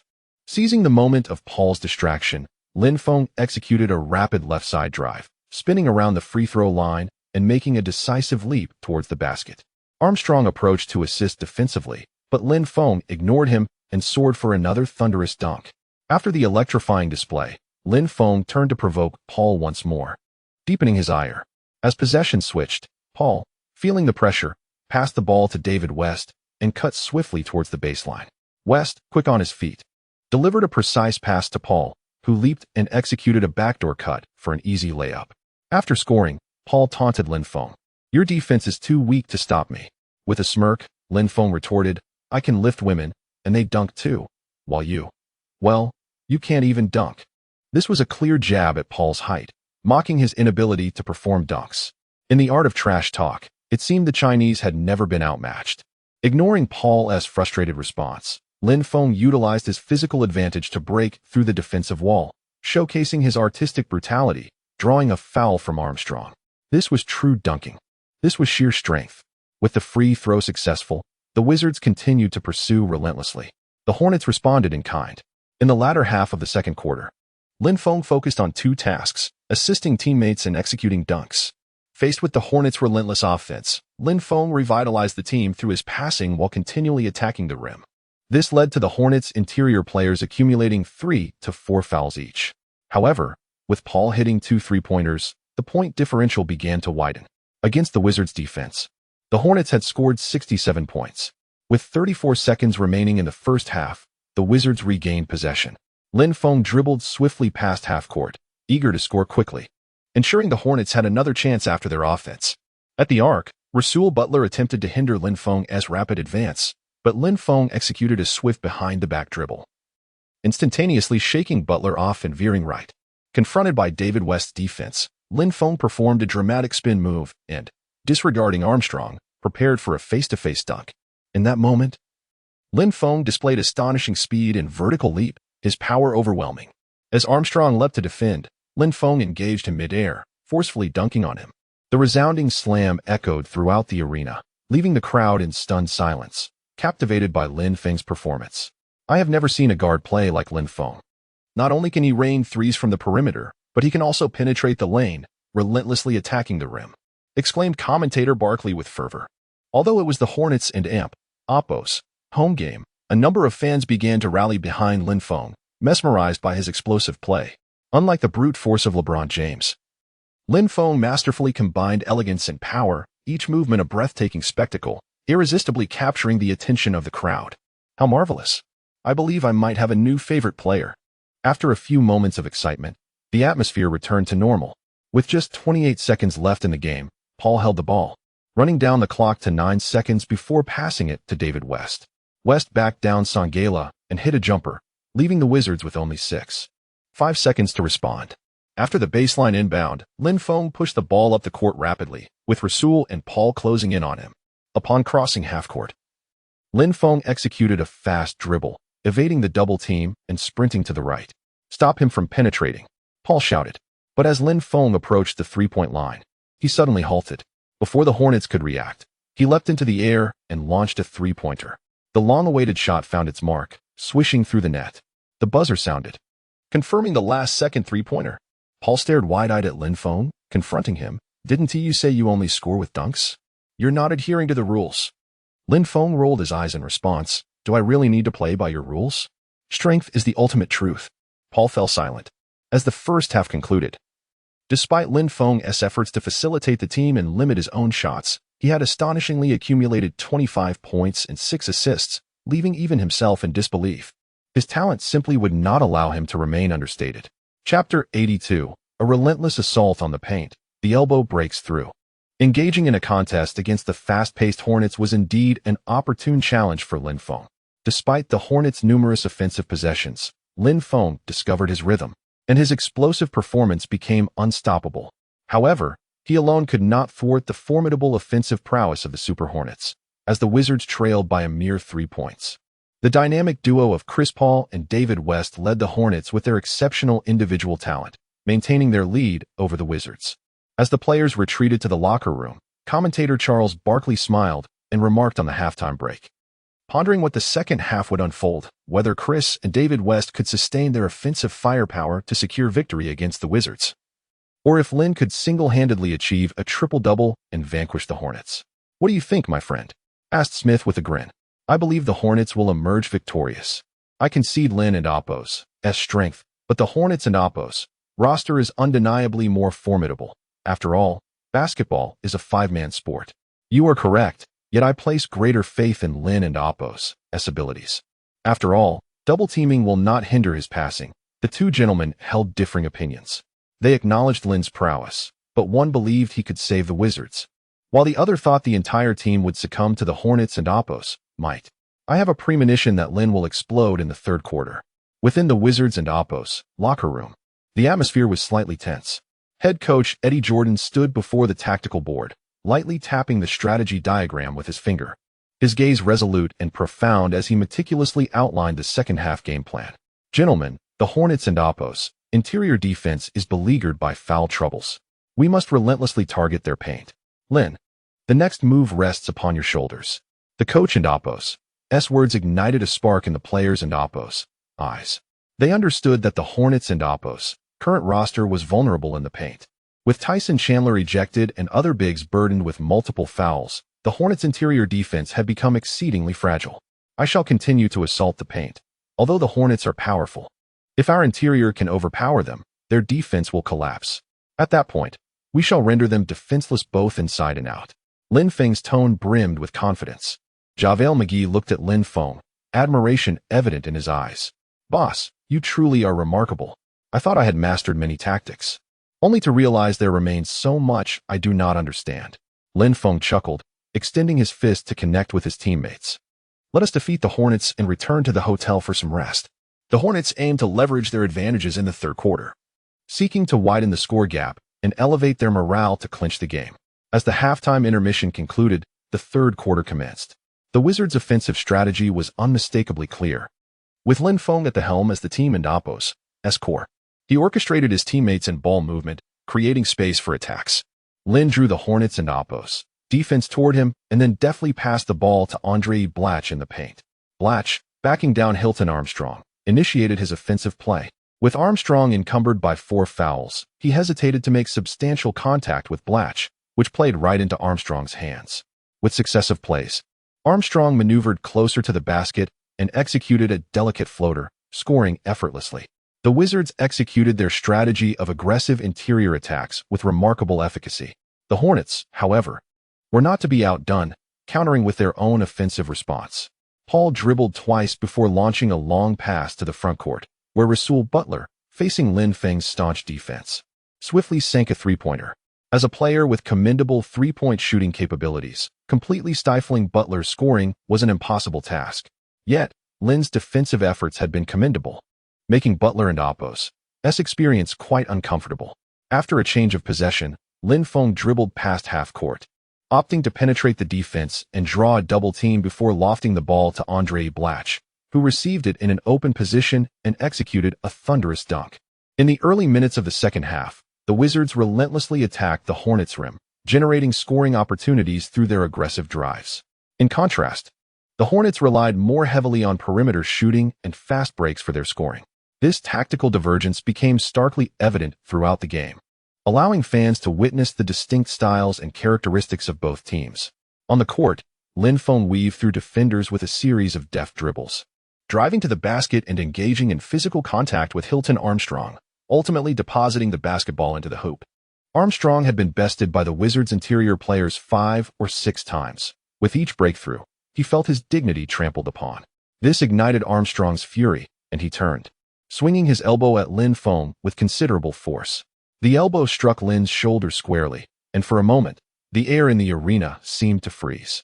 To be frank, the blow stung, yet Lin exhibited no fear, raising his arms in a gesture of restraint, signaling that he would not retaliate further. Such antics were commonplace for him. Provoking the opposing team's star player into a bout of senseless fighting posed risks of ejection for him and his teammates.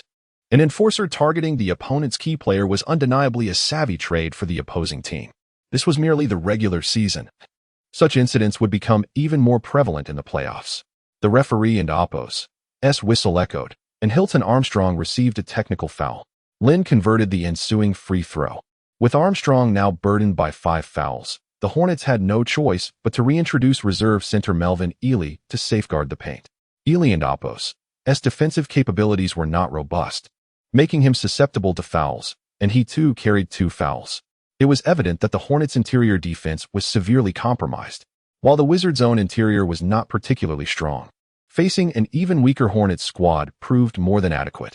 Lin Feng continued to drive and dish, generating offensive opportunities for the Wizards as his passes found their targets, leading to numerous easy scores in the paint. With half a quarter elapsed, Lin had attempted only 3 shots but had already recorded 4 assists. His presence was felt throughout the game. Despite the Hornets' relentless offensive onslaught, they consistently connected on mid-range shots, yet Lin discovered ample opportunities amidst the turmoil in the Hornets' interior. The Wizards fortified their perimeter defense, while Paul and Rasul's three-point attempts fell short, allowing Lin to penetrate the paint and score with remarkable ease. In a surge of 12-8, the Wizards seized the lead, and the atmosphere in the arena intensified dramatically. With no other recourse, the Hornets' head coach was compelled to call a timeout, strategizing to counter the Wizards' penetrative assaults and tighten their interior defense. Upon returning to the court, the Hornets directed their defensive focus entirely on Lin Feng. Chapter 83. Lin Feng dominates the court. The match continues. As the defensive focus shifts, Lin Feng's offensive momentum begins to wane. Yet, despite this decline, Lin Feng persistently leverages his ball-handling skills to facilitate passing, directly energizing the Wizards' offense. The interior players continue to capitalize, tearing apart the Hornets' defensive line. This vicious cycle compels the Hornets to once again contract their defense, allowing Lin Feng to exploit the openings for three-point shots. This situation leaves the Hornets' head coach, Byron Scott, in a state of distress. Lin Feng's three-point shooting accuracy is simply remarkable. If only their interior defense were stronger. Well done, Lin. That's it. You must control the game. If the Hornets continue to tighten their defensive line, you can shoot those threes. Coach Eddie Jordan passionately instructs from the sidelines. With a superstar presence in the team, coaching becomes a far more enjoyable endeavor. On the other hand, although the score remains close, the Hornets' interior foul troubles are a significant concern for Coach Byron Scott. While his coaching abilities are competent, they do not reach an elite level. With Chandler absent, the weakened interior struggles against such a formidable opponent as Lin Feng, making it quite difficult to cope. Today, Lin Feng not only excels in offense and defense, but also possesses an extraordinary ability to assess the game's dynamics and strategize effectively. Byron Scott is acutely aware of this. Lin Feng's influence on the court now surpasses that of Paul and David West. There was once a time when he was merely a shooter who could hit threes in the Olympics. Now he has evolved into a more comprehensive player. Such a talent. This young man truly holds great promise for the future. Byron Scott helplessly shakes his head. As a new offensive round commences, the Wizards, under Lin Feng's leadership, intensify their perimeter defense. The Hornets' interior offensive threat has diminished, allowing them to confidently extend their defense outward, focusing on perimeter coverage. Paul brings the ball across half-court, immediately facing tight pressure from Stevenson. Peja Stojakovic attempts to evade Lin Feng's close marking through off-ball movement, but Lin Feng stays right on his tail. As they reach the right three-point arc, Paul passes the ball to Peja Stojakovic according to their strategy. Upon receiving the ball, Peja steps sideways and leaps to shoot a three-pointer, but Lin Feng isn't fooled. He lunges directly towards Peja. With Lin Feng's defensive interference, the shot clangs off the rim. Like a cheetah, Lin Feng bursts into the paint, snatching the defensive rebound from above the Hornets' interior players. A fast break. Lin Feng darts down the court like a cannonball, and from just 2 steps beyond the three-point line, he unleashes a powerful shot that arcs across the night sky, hitting the target with precision. A counterattack three-pointer. The Hornets execute their strategy to collapse the interior defense, leaving vast gaps on the perimeter, akin to an open gateway, providing Lin Feng with ample opportunities. For him, even the slightest opening is sufficient to breach the opponent's defense. This player is exceedingly difficult to defend against. Rasul grits his teeth, his eyes ablaze with fury. However, as Rasul charges into the Wizards' paint, he is stripped by Karen Butler, resulting in a turnover. Stevenson swiftly retrieves the ball and launches a long pass towards the front court. Lin Feng and Stevenson have developed remarkable chemistry over the past 10 games, their synergy flowing effortlessly. In transition, Lin Feng catches Stevenson's pass, and faced with Paul in position, he perceives an open expanse before him, decisively executing a thunderous dunk from just inside the free throw line. Paul, already set to draw a charge on Lin Feng's impending assault, quickly reconsiders upon witnessing Lin Feng's imposing presence, skillfully sidestepping. As the team leader, Paul knows better than to challenge head-on. Lin Feng's leaping ability and strength are truly astonishing. As if he is a prodigy on the court. What a spectacular dunk! Some fans in the crowd rise to their feet, cheering for Lin Feng. Just as the Hornets had contracted their interior defense, Lin Feng descends like a fierce tiger, adding 5 points to the score. The Hornets now find themselves in a precarious position, besieged from all sides. With possession of the ball, Paul directs his teammates from the perimeter.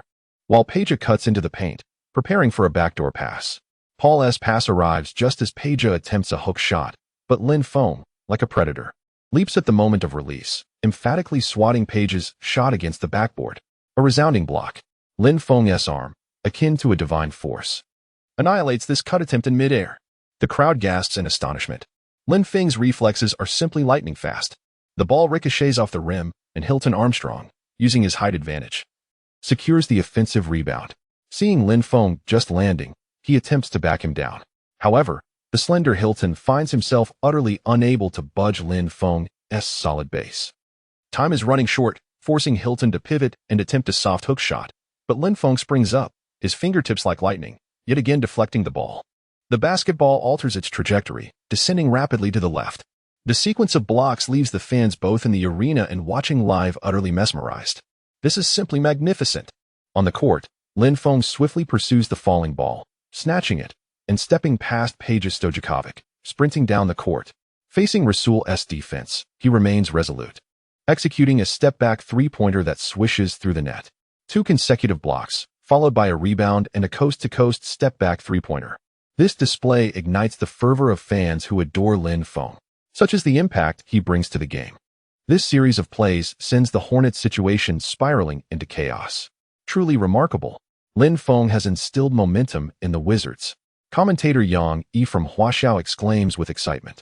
Lin Feng's offensive and defensive prowess has rendered the Hornets utterly helpless. The Hornets must devise a strategy to curtail Lin Feng's offensive onslaught.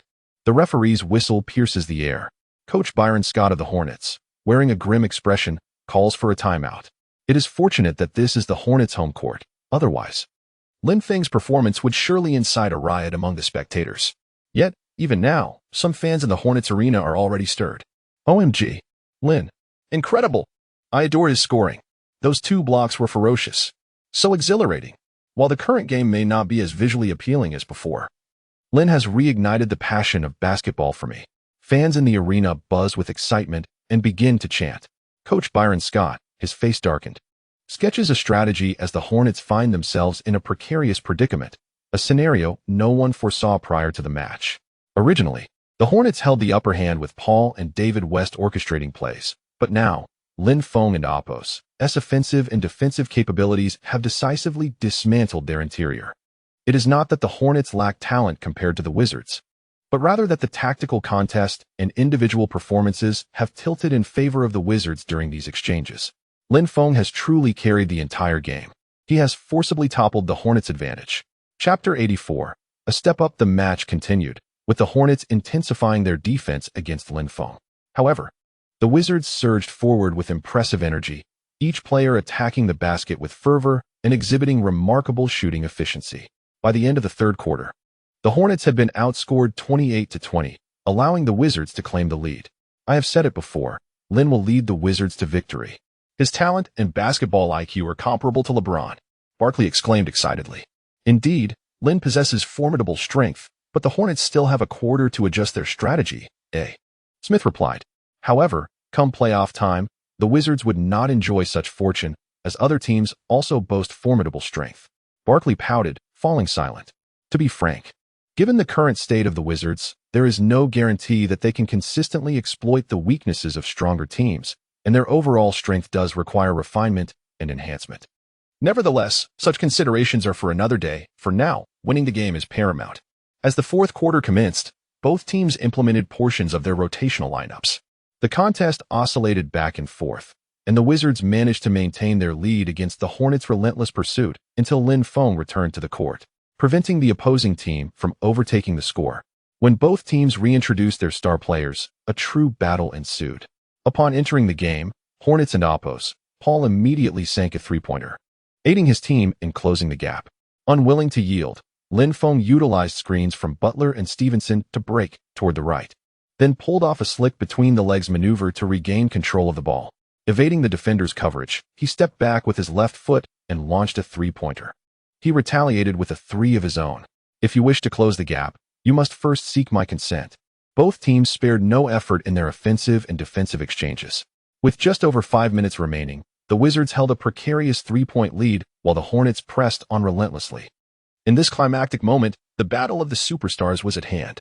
Faced with the Hornets' fierce counterattack, Lin Feng drove hard against Melvin Ely to complete a thunderous dunk. The margin was restored to 5 points.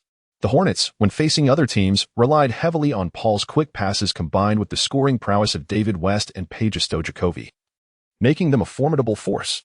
However, Lin Feng was different. He possessed an exceptional shooting ability and dribbling skills, able to pass to teammates for scoring even when double-teamed. Lin Feng was capable of stabilizing the game for the Wizards and guiding them to victory. As time slipped away in the final moments, Lin Feng dribbled past half-court, executing a series of between-the-legs moves to evade 2 defenders before charging into the paint. With the ferocity of a descending tiger, he made a precise bank shot. However, upon landing, Melvin Ely inadvertently extended his foot, inadvertently becoming Lin Feng's landing spot. A sudden crack echoed as Lin Feng lost his footing, collapsing to the ground in agony, clutching his ankle. Lin Feng had twisted his ankle. Although, compared to the future injury caused by Leonard's foul play, Lin Feng and Apos' landing had not resulted in any deformation, the pain was still unmistakable. Under such circumstances, other players might have opted to withdraw due to injury. At that moment, the atmosphere in the arena grew increasingly tense. Damn it, useless. What a dirty play. Ma Jian, Lin Feng and Apos' teammate, immediately rushed forward, pointing an accusing finger at Melvin Ely.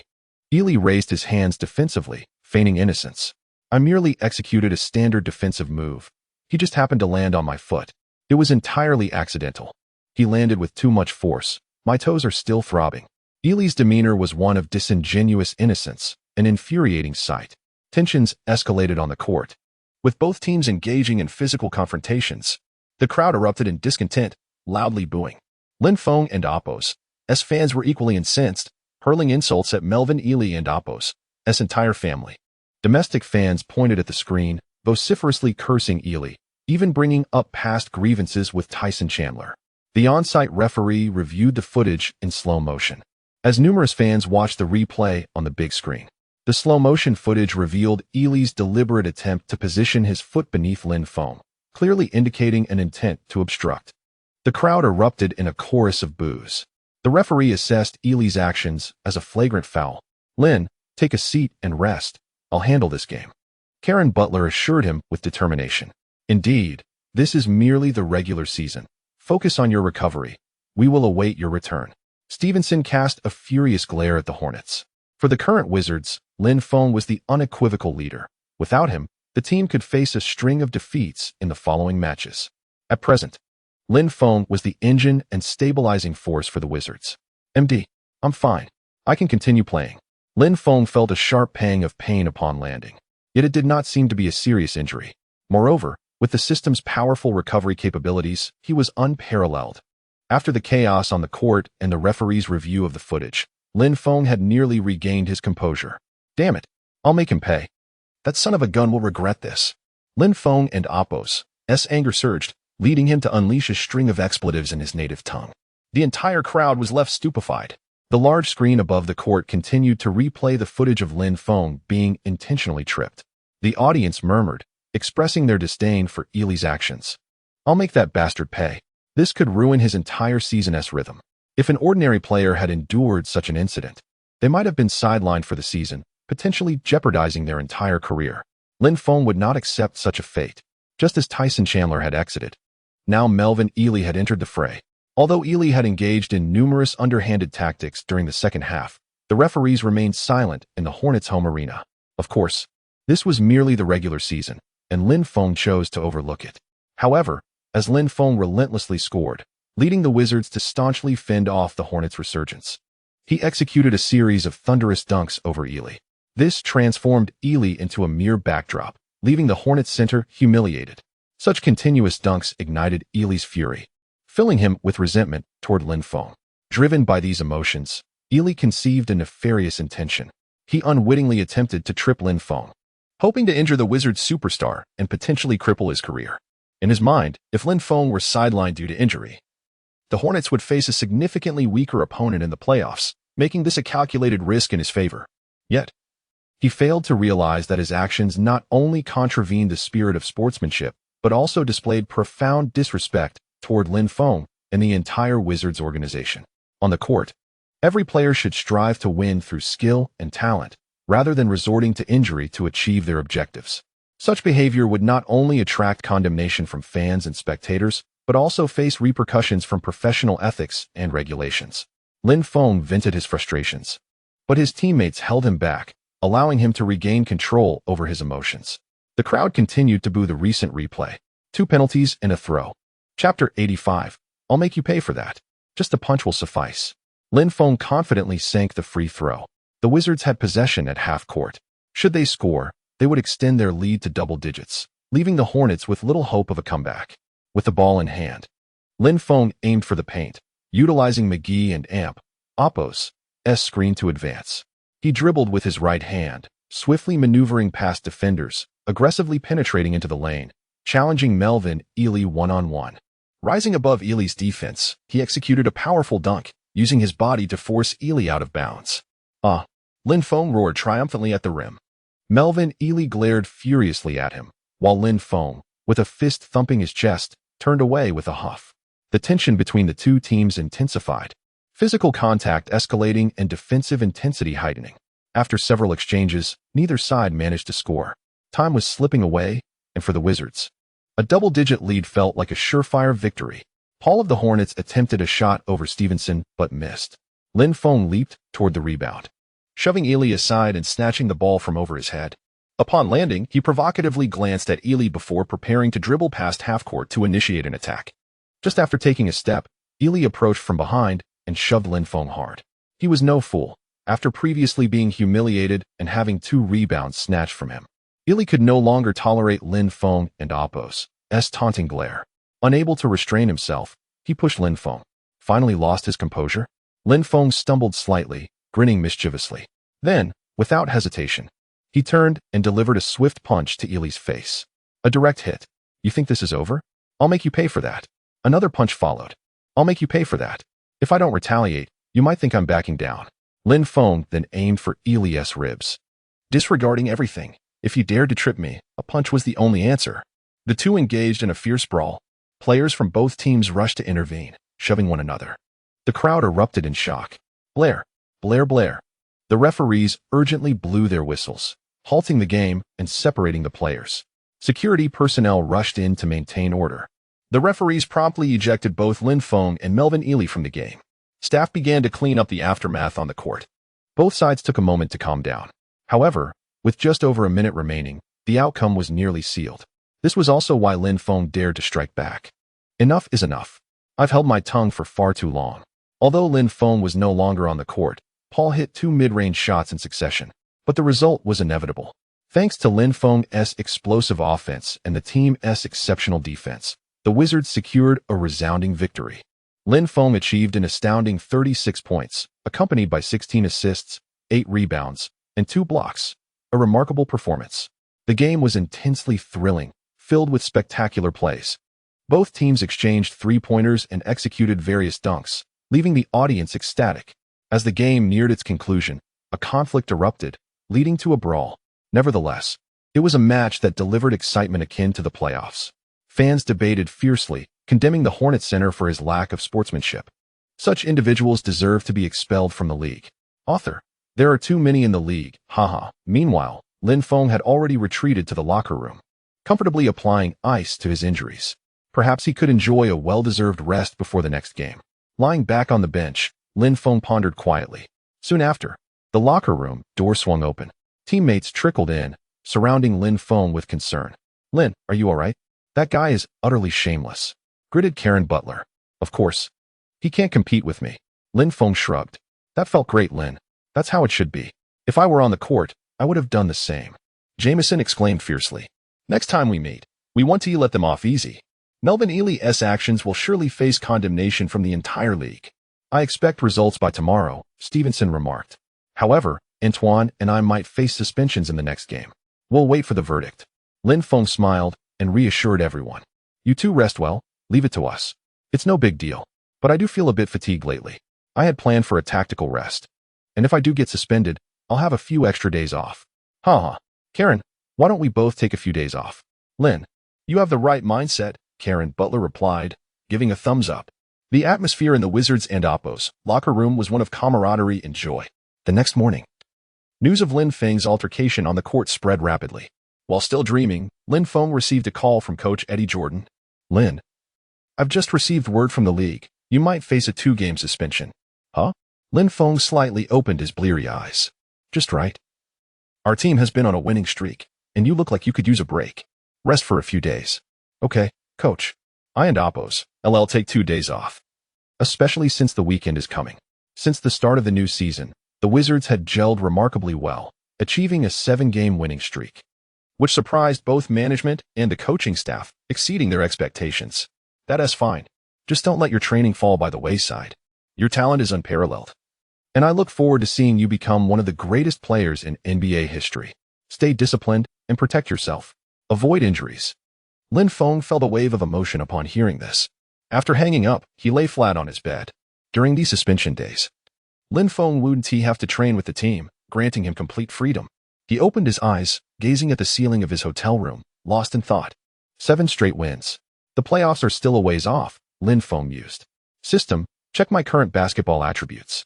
Lin Feng reviewed his basketball stats once more. Host, Lin Feng. 19 years old, 194 centimeters tall, weighing 95 kilograms. Jump, 99 centimeters, stamina. 82, grade A speed. 86, grade A strength. 84, grade A shooting. 80, grade A assists. 78, grade B dribbling. 95, grade S defense. 82, grade A rebounding.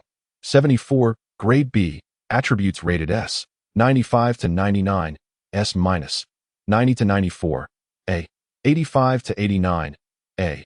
80 to 84, B. 70 to 79, C. 60 to 69, D. Below 59, talent skill 1. Invincible 3-point shot.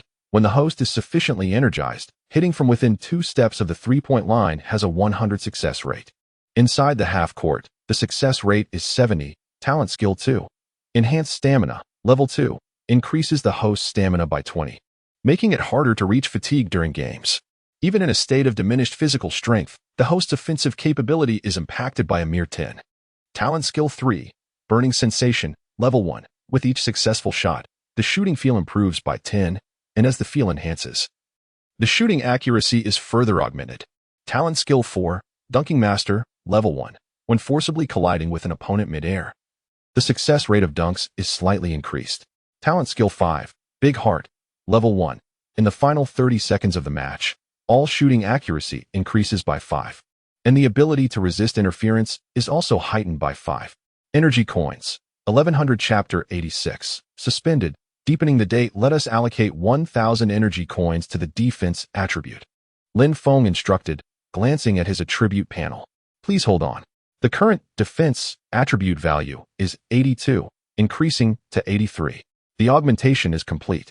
The foundation of his abilities was undeniably essential. Lin Feng's basketball prowess was gradually ascending. He was destined to become the most versatile hexagonal warrior in NBA history. After refreshing himself, Lin Feng placed a call to Jiang Yufei and parted ways with his team, setting off towards New York. Concurrently, the NBA League issued a new announcement, imposing a 2-game suspension on Lin Feng along with a 100,000 fine. Melvin Ely of the Hornets faced a 10-game suspension. Shortly thereafter, the Hornets officially announced that Melvin Ely had sustained an injury with an uncertain return date. Naturally, a role player struggling to secure a basic rotation spot found it challenging to be compared to the team's core. The announcement sparked a flurry of discussions among countless fans. Melvin Ely truly deserves this. Lacking sportsmanship, he should have exited the NBA long ago. He ought to be banned indefinitely. Get out of the NBA. How dare he tiptoe around without consequence? The internet was unanimously condemning his disgraceful actions. At that moment, Lin Feng arrived at the entrance of Columbia University. Dressed in an Armani suit and donning sunglasses, he strode confidently into the campus. Amidst the bustling crowd, he attracted attention, with several women approaching him for contact information, all of which he politely declined.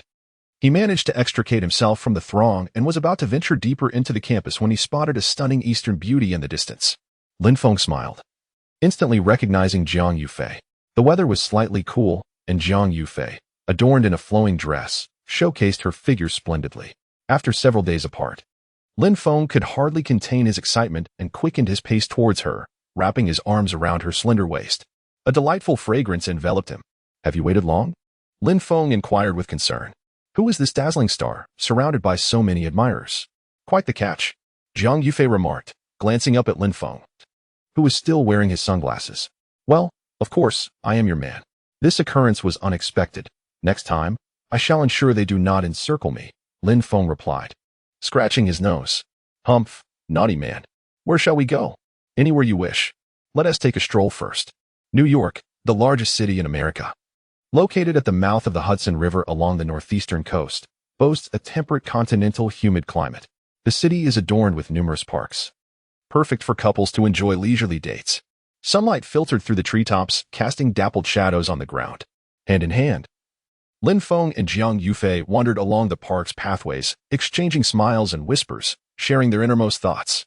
Lin Feng seized his phone to capture the beautiful moments of Jiang Yufei. Her long, graceful legs were exposed, occasionally distracting Lin Feng's attention. Noticing his wandering gaze, Jiang Yufei playfully waved her slender fingers before his eyes, giving him a teasing glare. "What are you so entranced by?" "Admiring you," Lin Feng replied earnestly. "Am I truly that captivating?" "Indeed, I can never seem to gaze upon you enough." With that, he pulled her close, disregarding her surprised exclamation, and leaned down to kiss her. Lin Feng's approach was bold as he entwined with Jiang Yufei, their lips meeting in a passionate embrace. After a prolonged moment, they finally parted. With so many onlookers, Jiang Yufei murmured, nestling against Lin Feng's shoulder, her face radiating happiness. "What of it? You are my girlfriend, after all. We can be open about it." They began discussing their recent lives and the happenings within the NBA. As the sun set, casting a warm glow over the earth, they basked in the beauty of the moment. The couple explored New York and Oppo's streets, indulging in shopping sprees for clothing, luxury items, and cosmetics. This rare gathering was an opportunity to delve deeply into discussions about life. During their 2-day respite, they unlocked many new experiences together. Following their profound exchanges, they grew even closer, spending leisurely hours in grand shopping malls and dining together. Lin Feng cherished this time, eagerly anticipating their future cohabitation. Meanwhile, the NBA continued its course.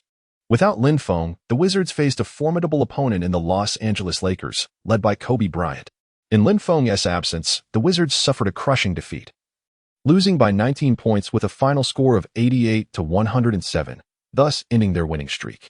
However, the players of the Wizards displayed no signs of sorrow following the loss. Instead, they seemed liberated from a heavy burden, experiencing an unprecedented sense of ease and release. This feeling of liberation allowed them to shed the pressures of the past, approaching their upcoming training with renewed vigor. From a certain perspective, this defeat ultimately proved beneficial, enabling them to focus on enhancing their skills. In the second game of Lin Feng's suspension, the Wizards triumphed over the Clippers, thanks to the stable performances of Karen Butler and Anton Jamison, securing a narrow victory of 93-91, solidifying their position atop the Eastern Conference. Before long, Lin Feng's suspension concluded, and he was reinstated on the roster. The Wizards would next face the Boston Celtics, led by Paul Pierce, the reigning champions and the first team to assemble a trio of superstars in the 21st century. With Paul Pierce and Oppo's offensive prowess, Kevin Garnett and Oppo's exceptional defense, and the league's finest sharpshooter at the time, Ray Allen, the Celtics had dominated the season with a remarkable record of 66 wins. As the game approached, media outlets began to hype the impending clash between the two teams, igniting fervent anticipation among fans. Chapter 87. Confrontation with the Celtics. The hostile reception at home. As the Wizards' chartered plane soared through the clear skies toward Boston, the Celtics' pre-game press conference was in full swing. Although the two teams had yet to clash on the court, the atmosphere was already charged with palpable tension. Celtics head coach Doc Rivers was notably gracious, lavishly praising Lin Feng's extraordinary performance, likening it to the brightest star in the night sky, radiant and impossible to overlook. However, not all Celtics players shared his magnanimity.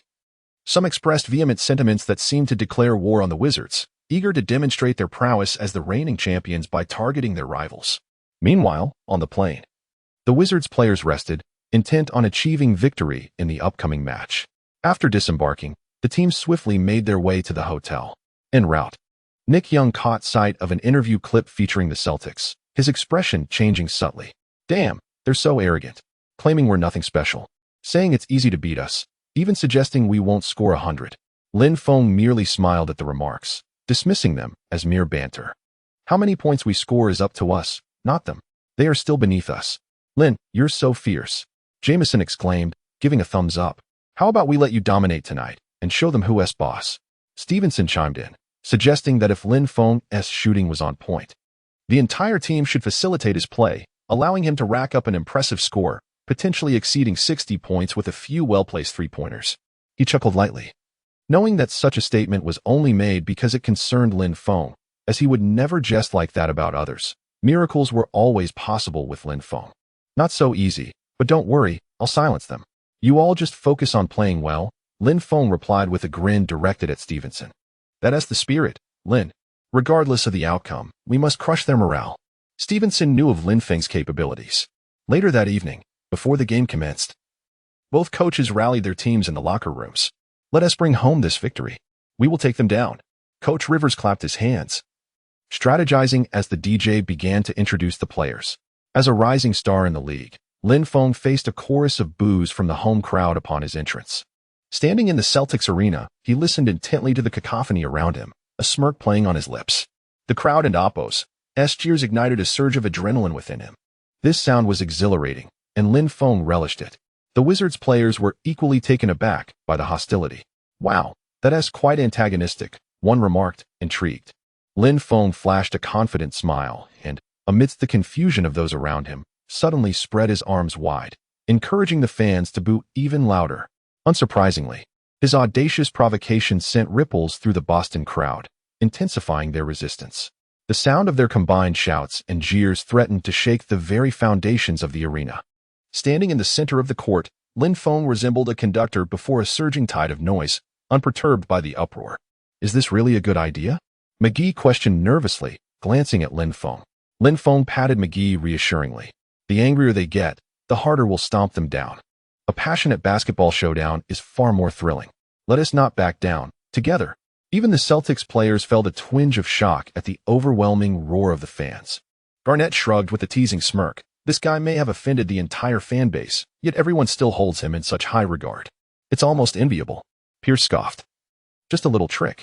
Let us see how he cries later. As both teams engaged in warm-up activities, the coaches made final tactical preparations before the game began. Let us go. On the court, the starting players were introduced. For the Celtics, Rajon Rondo, Ray Allen, Paul Pierce, Kevin Garnett, and Kendrick Perkins. For the Wizards, Stevenson, Lin Feng, Karen Butler, Anton Jameson, and McGee. In the Huaxia Sports Broadcasting Studio, commentators Yu Jia and Zhang guided the audience through the match. As we all know, the Celtics are a formidable defensive team. It remains to be seen whether Lin Feng can score high here. On the court, with the referee and Oppo's whistle, the game officially commenced. McGee and Perkins faced off for the tip-off. McGee's explosiveness gave him an edge, as he leapt instantly and tipped the ball to the backcourt. Stevenson seized the opportunity. Advancing the ball, the Celtics quickly organized their defense, demonstrating fierce determination and unwavering focus. Stevenson, tightly guarded by Rondo, found no opportunity for an offensive move and quickly passed the ball to Lin Feng. As Lin Feng received the ball, he was met with a torrent of boos from the crowd. Instead of attempting a direct drive, he utilized a pick-and-roll to pass to Butler on the wing. Butler opted for a mid-range shot, but unfortunately, the ball bounced off the rim. The crowd erupted in joyous celebration. Garnett collected the rebound and passed it to Rondo, who sought an opportunity on the offensive end. Seizing a moment when Stevenson was distracted, Rondo accelerated past him, driving toward the basket. Faced with Jameson's help defense, Rondo deftly pulled the ball behind his back, effortlessly maneuvering past him. As he approached McGee, Rondo executed a graceful reverse layup, sending the ball soaring into the hoop with elegant fluidity. The crowd erupted in cheers, and the Celtics coach clapped enthusiastically. What a morale-boosting first basket. Realizing his primary task was to ignite his teammates and Oppo's spirits, Lin Feng refrained from rushing into personal scoring. After crossing half-court, he spotted McGee near the basket and gently lobbed the ball to him. McGee, positioned against Perkins, attempted to score with a hook shot but was thwarted as the ball clanged off the rim. Perkins quickly reacted, securing the rebound and passing it to his sprinting Paul Pierce. In a fast break, Pierce bulldozed his way past Butler, successfully laying the ball into the basket. The Celtics led with a score of 4-0. Chapter 88. Predicament. The Wizards' start was dismal, yet it did not bear significant consequences. Lin Feng meticulously directed his teammates' movements. Karen Butler's lateral runs drew the defender's attention, while Jamison established his position against Garnett. Suddenly, McGee set a high screen, allowing Lin Feng to maneuver to the left, creating a mismatch against Kendrick Perkins as McGee surged towards the paint. Lin Feng lofted the basketball towards the interior, aiming for an alley-oop finish.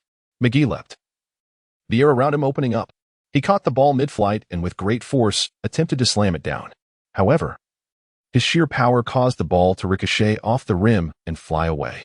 Garnett swiftly snatched the rebound and initiated a fast break, passing to the rapidly advancing Rondo.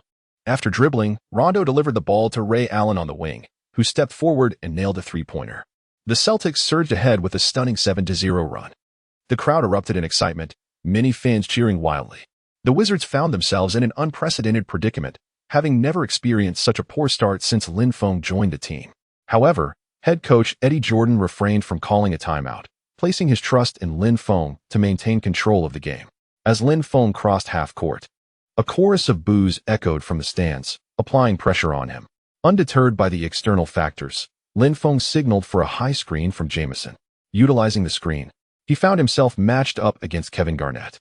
As Lin Feng moved right, his teammates shifted left, creating ample space for him to penetrate. Just as he accelerated to break through Garnett into the paint, Paul Pierce came over to double-team him. Lin Feng, drawing the double, promptly passed the ball to an open Karen Butler on the perimeter.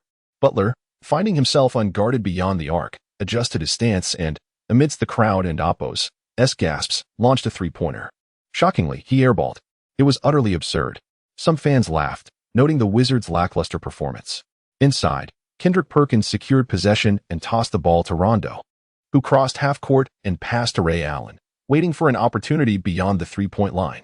With no defenders in sight, Allen aimed to take another shot from distance. However, Lin Feng, sprinting back from behind, swatted the ball out of bounds. It was a baseline ball.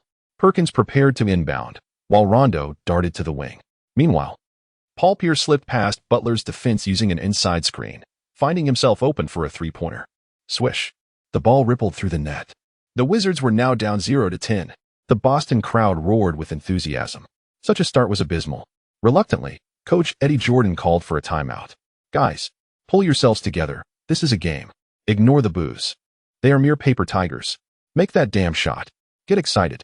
Eddie Jordan's expression darkened. He needed to awaken his lethargic players. Lin, you need to intensify your offensive efforts. He understood that if Lin Feng did not take initiative, they might be led by the nose, potentially losing the match. Let and Oppo's go. Following the timeout, the Wizards inbound from the baseline. Stevenson dribbled past half-court and immediately passed to Lin Feng on the right. Lin Feng, with the ball in hand, surveyed the court. His intentions for offense crystal clear. The crowd and Oppo's jeers surged like a tidal wave, attempting to exert pressure on him. Yet, Lin Feng remained unfazed. Positioned beyond the three-point line, he faced Allen and Oppo's defense, gently dribbling the ball through his legs before abruptly stepping right, his body swing, then coming to a sudden halt. Allen, caught off guard by Lin Feng's movement, lost his balance momentarily. Lin Feng quickly pivoted left. His movements were fluid and agile, while Allen scrambled to regain his positioning. Lin Feng leapt, his arm arching back, fingers delicately flicking the ball. The basketball traced a beautiful arc through the air. Allen and Oppo's late attempt at defense proved futile. The ball sailed through the net with a crisp swish. A three-pointer. The deficit was now in single digits. In that instant, the previously boisterous fans fell silent. After scoring, Lin Feng refrained from pointing to the sky as he usually did. Instead, he mimicked Allen Iverson, cupping his palm around his ear. This gesture was meant to invite the crowd's disdain. It was a direct rebuttal to them. Yet, the jeers had noticeably lessened. Ultimately, Lin Feng, amidst the overwhelming boos, successfully sank the three-pointer.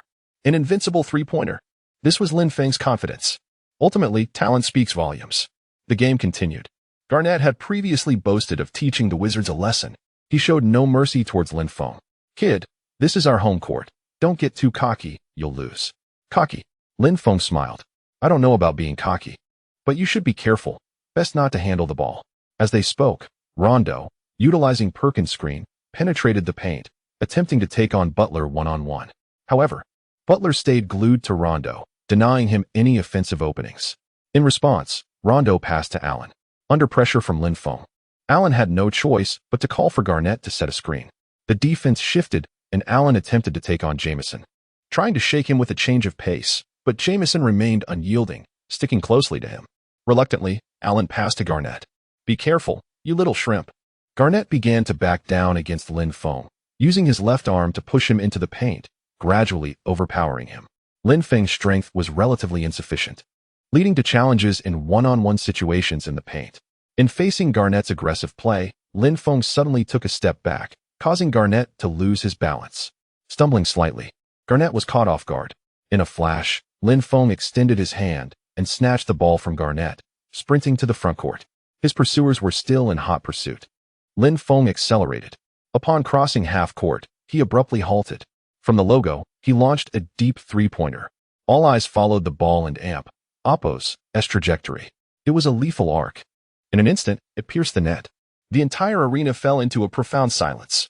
Chapter 89, The Windmill Dunk. Unmatched dominance. With 2 consecutive three-pointers, Lin Feng cupped his hands around his ears, listening to the diminishing cheers. Why have you stopped? He relished the sight of the crowd, their throats raw, yet ineffective. This was merely the beginning of the match. Lin Feng ignited his teammates and Oppo's spirits, setting the tone for their fervor. Garnett felt a flicker of frustration, having been both stripped of the ball and witnessing Lin Feng's successful three-pointer. The Celtics advanced their offense. Rondo crossed half-court, engaging in a one-on-one duel with Stevenson, easily bypassing the defense and charging into the paint. McGee attempted to step in for a block, but Rondo anticipated it perfectly, lofting the ball into the air. Perkins leaped to receive it, decisively slamming it through the hoop with ease. The Celtics led the Wizards 12-6. As the Wizards regained possession, Lin Feng received the ball beyond the arc, only to find the Celtics executing their coach and Oppo's strategy, double-teaming him. Lin Feng, under heavy scrutiny, found no avenue for a breakthrough. Yet, he remained composed, dribbling backward while assessing the situation. Suddenly, Rondo and Ray Allen converged upon him, attempting to force a turnover. Anticipating this, Lin Feng quickly passed the ball to Stevenson on the opposite side. Stevenson, unhesitating, launched a three-pointer that swished through the net. This shot revitalized Stevenson's game and made the Celtics pay for their defensive strategy. As they transitioned back on defense, Stevenson celebrated with Lin Feng, his eyes gleaming with determination. "Lin, how do you think that shot went?" Stevenson asked with a smile. "I doubt they dare to double-team you so recklessly again." Lin Feng nodded, a glimmer of admiration in his eyes. "Well done. Let us defeat them together." His competitive spirit ignited. Rondo passed to Paul Pierce, who, after failing to penetrate Butler and Oppo's defense, prepared to send a long pass to Garnett. Quick as a flash, Lin Feng intercepted the ball midway. He sprinted down the court, head down and accelerating. Receiving the ball, he glanced back at the pursuing Paul Pierce and charged toward the lane. Upon reaching the free throw line, he lofted the ball upward. In that fleeting moment, Lin Feng leapt, his left hand gracefully reaching for the ascending basketball, akin to a predatory eagle. He swiftly transferred it to his right hand. Still rising, and with a powerful motion, he slammed the ball into the hoop. The resounding thud echoed as the basketball rippled through the net.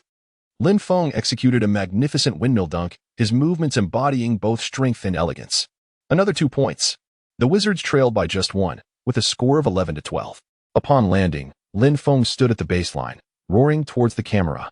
"Lin Feng, that dunk was phenomenal," exclaimed Coach Zhang in the live broadcast. The Celtics prepared to inbound. Rondo faced Lin Feng's intense defense, yet he skillfully maneuvered the ball to advance. After calling for a screen, he single-handedly held off Stevenson and drove towards the paint. Dribbling past the right side of the lane, he attempted a fadeaway jump shot over Stevenson, who leapt to block but failed to disrupt the shot. However, the ball did not find its mark. Garnett capitalized on an offensive rebound, tapping the ball into the basket, demonstrating sheer individual prowess. In the ensuing transition, Lin Feng faced another double team as he crossed half-court. He promptly passed to Stevenson, who skillfully orchestrated the offense, with a blend of playmaking and scoring ability. Stevenson's hot hand would draw defenders, providing Lin Feng with ample opportunities. In an instant, Stevenson accelerated, breaking through the defender with a stunning shot that found the net. Excellent execution. Stevenson seized the moment, and now the Celtics' defense would shift towards him, creating openings for Lin Feng. As the ball changed possession, Rondo utilized a pick-and-roll to penetrate the lane, passing to Perkins who, facing interior resistance, aimed to distribute the ball outside. Yet, Lin Feng anticipated this move perfectly, intercepting the pass before it reached Paul Pierce.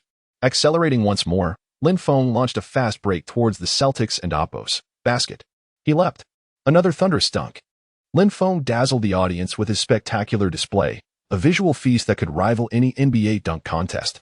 Oh, Lin Feng and Oppo's two fast break dunks are a sight to behold, exclaimed Yu Jia in the broadcast. Indeed, watching the replay, his body fully extended in midair, the fluidity of his movements is astonishing, Coach Zhang remarked. Clearly impressed by the prowess of a former MVP, the score shifted to 15-14, with the Wizards taking the lead. The crowd was now hushed. Lin Feng had accumulated 10 points, along with 2 rebounds, 2 steals, 1 assist, and 1 block, a testament to his all-around performance. Upon returning from the last timeout, Lin Feng and Oppo's tenacious defense and offense exerted tremendous pressure on the Celtics. On the court, Paul Pierce missed a mid-range jumper. Garnett grabbed the offensive rebound, attempting to power through for a layup. In that split second, Lin Feng darted from the side, swatting the ball from Garnett's grasp. Another steal. With the ball in hand, Lin Feng initiated a counterattack. On the left, Butler raced forward. Dribbling to the right with a defender in tow, Lin Feng passed to Butler, who had a prime opportunity to score. However, Butler opted for a deceptive pass, drawing the defense and returning the ball to Lin Feng. With a deft maneuver, Lin Feng evaded the defender, leaping for another emphatic dunk. From steal to fast break, a seamless execution. His dominance shone on both ends of the court, 12 points and 3 steals. The Wizards showcased their momentum. The TD Garden was enveloped in silence. Chapter 90. Unyielding Dominance. Terrifying stats for a single quarter. The referee and Oppo's whistle pierced the air. Celtics coach Rivers called for a timeout, his expression dark and brooding. Who could have anticipated such a drastic shift in momentum within mere minutes? It was utterly astonishing. Were my players truly so fragile? The errors were rampant. You must be more cautious, enhance your coordination, and minimize mistakes. Pay attention to number 10's position. Do not afford him any opportunities. Garnett nodded vigorously. He felt utterly humiliated tonight. His performance had been erratic, and it was imperative to contain him.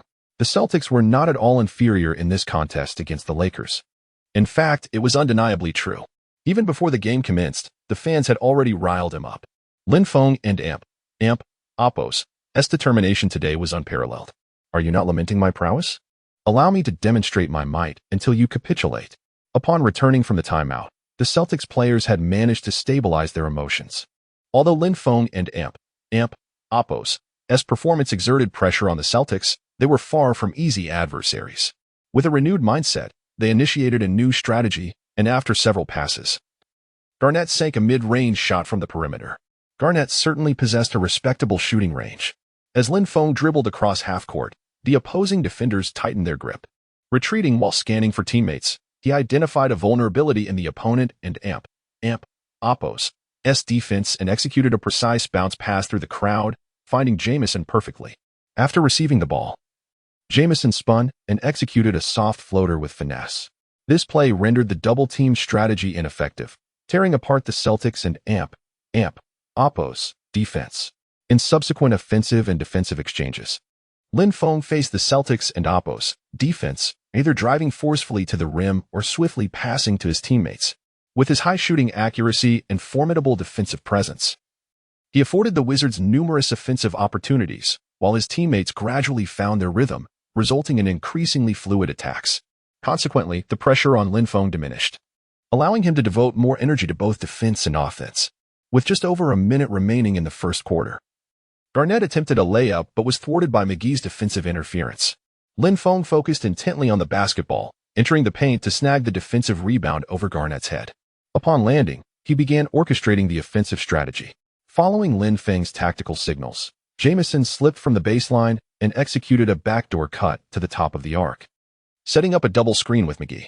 Simultaneously, Lin Feng drove leftward, while McGee rolled to the basket, receiving Lin Feng and Oppo's pass, feigning a layup to draw in the defense. Instead, he delivered a cross-court pass to Jamison, who leaped for a powerful dunk as Garnett, realizing Jamison was airborne, sidestepped to avoid being posterized. The Celtics retaliated on offense. Rondo evaded Stevenson and attempted a three-pointer that missed. Garnett snatched the offensive rebound and passed to Ray Allen, who sought to navigate past Lin Feng for a layup. However, Lin Feng remained steadfast, applying pressure on Allen and Oppo's shot. Reluctantly, Allen passed the ball back to Garnett, who aggressively challenged Jamison in the paint, drawing a shooting foul. He sank one of two free throws. Wizards' possession resumed. Lin Feng, dribbling past Allen, handed the ball off to Stevenson. After entering the paint, Lin Feng utilized a screen to slip out from the baseline, receiving Stevenson's pass and launching an open three-pointer. Without question, the shot found its mark. The Celtics managed to sink a mid-range jumper in their final offensive attempt. As the first quarter concluded, the Wizards led the Celtics 30-25, with Lin Feng amassing an astounding 15 points, 4 rebounds, 4 assists, 3 steals, and 1 block. It was evident that Lin Feng was single-handedly propelling the Wizards forward. Nevertheless, the team gradually exhibited a burgeoning synergy. Throughout the first quarter, Lin Feng's defensive prowess was nothing short of exceptional. Had it not been for the Celtics' initial surge, they might have found themselves trailing by double digits. It and Oppo's terrifying. This hardly resembles a rookie freshly entering the NBA, a Celtics fan remarked in awe. Indeed, at least for now, Paul Pierce seems somewhat overshadowed in his presence. We might have truly gone too far, provoking him relentlessly. Tonight, he may very well threaten a triple-double. This fellow is remarkably tenacious, another speculated. The fans at the North Shore Garden began to feel a sense of trepidation. They had initially perceived themselves as champions of justice, standing alongside their team against Lin Feng, a formidable opponent. However, they now realized that this adversary's strength exceeded their wildest expectations, rendering their home court advantage ineffective against Lin Feng's relentless onslaught. During the intermission, Coach Rivers' expression darkened further as he emphasized new tactical arrangements. Cooperate, enhance your teamwork, and be vigilant during defensive plays. Be wary of number 10 steals and reduce our errors. We are at home. We cannot afford to grant him further opportunities to counterattack. Execute the third strategy. Understood. The players responded in unison. On the Wizards' side, Coach Eddie Jordan sat on the bench, addressing his players. Gentlemen, we must exhibit teamwork. Do not rely solely on Lin for scoring, as that is too burdensome. You must shine as well. Javal, secure those rebounds and deny them second-chance opportunities. Meanwhile, fans watching the live broadcast expressed their excitement in the comments. The more I watch, the more exhilarating it becomes. Lin Feng's defense seems to have ascended to a new level. Previously, he set a single-game record for three-pointers, and now he is poised to challenge the highest scoring record for a triple-double. I am in awe of Lin Feng. Absolutely phenomenal. I am filled with fervor. It is difficult to fathom a player excelling so dominantly on offense, while simultaneously showcasing remarkable defensive skills. Today, such exceptional performance was concentrated in one individual. As the second quarter commenced, both teams rotated their lineups. Garnett, leading the Celtics and Oppo's second unit, initiated a counterattack, leveraging his height and skill to consistently score for his team. Meanwhile, Jamison spearheaded the Wizards and Oppo's offense. Initially, both teams struggled with their shooting, entering a phase of missed opportunities. Over 3 minutes, the score was a mere 4-5, with the Wizards leading 34-30. Subsequently, Celtics and Oppo's Eddie House, through effective ball movement, found space on the perimeter and sank a three-pointer, igniting a scoring spree. The score was now tied at 38. This prompted a timeout for the Wizards. Upon returning from the break, both teams and Oppo's starters re-entered the game for the final showdown of the quarter. According to the coach and Oppo's plan, Lin Feng would energize his teammates and invigorate the team's offense in the latter half of the second quarter, while he himself would focus on defense and playmaking. As the starters took the court, the Celtics unleashed a ferocious offensive attack. Garnett, possessing the ball, executed a strong drive against McGee for an interior layup. Conversely, Lin Feng and McGee demonstrated excellent synergy, tossing the ball high amidst the double team. The basketball sailed over the Celtics' defense, landing squarely in McGee's hands. He rose powerfully for a one-handed dunk. Chapter 91. A spectacular dunk. Rondo sent flying. What a magnificent play. McGee capitalizes once again. I must say, McGee and Oppo's His athleticism is impressive. Aside from that earlier unreliable dunk, he certainly knows how to seize opportunities. To be honest, he appears somewhat erratic, oscillating between clumsy blunders and brilliant highlights. Yet I find it amusing, haha. The game unfolds with both teams exchanging blows. Rondo of the Celtics speeds past half court, aiming for a fast break. Upon receiving Rondo's pass, Paul Pierce skillfully dribbles right, executing a swift change of direction that deceives Karen Butler's defense. He charges into the paint, confronting McGee's close defense, and forcefully drives towards the basket. Pierce is showcasing his prowess as the team's leader, as he must carry the offensive load. The DJ enthusiastically calls out Paul Pierce's name, inciting waves of cheers from the fans. This is the tenacity that the Celtics embody. A robust defense paired with aggressive offense. The North Shore Garden never lacks toughness. The game continues. The Wizards initiate an inbounds play.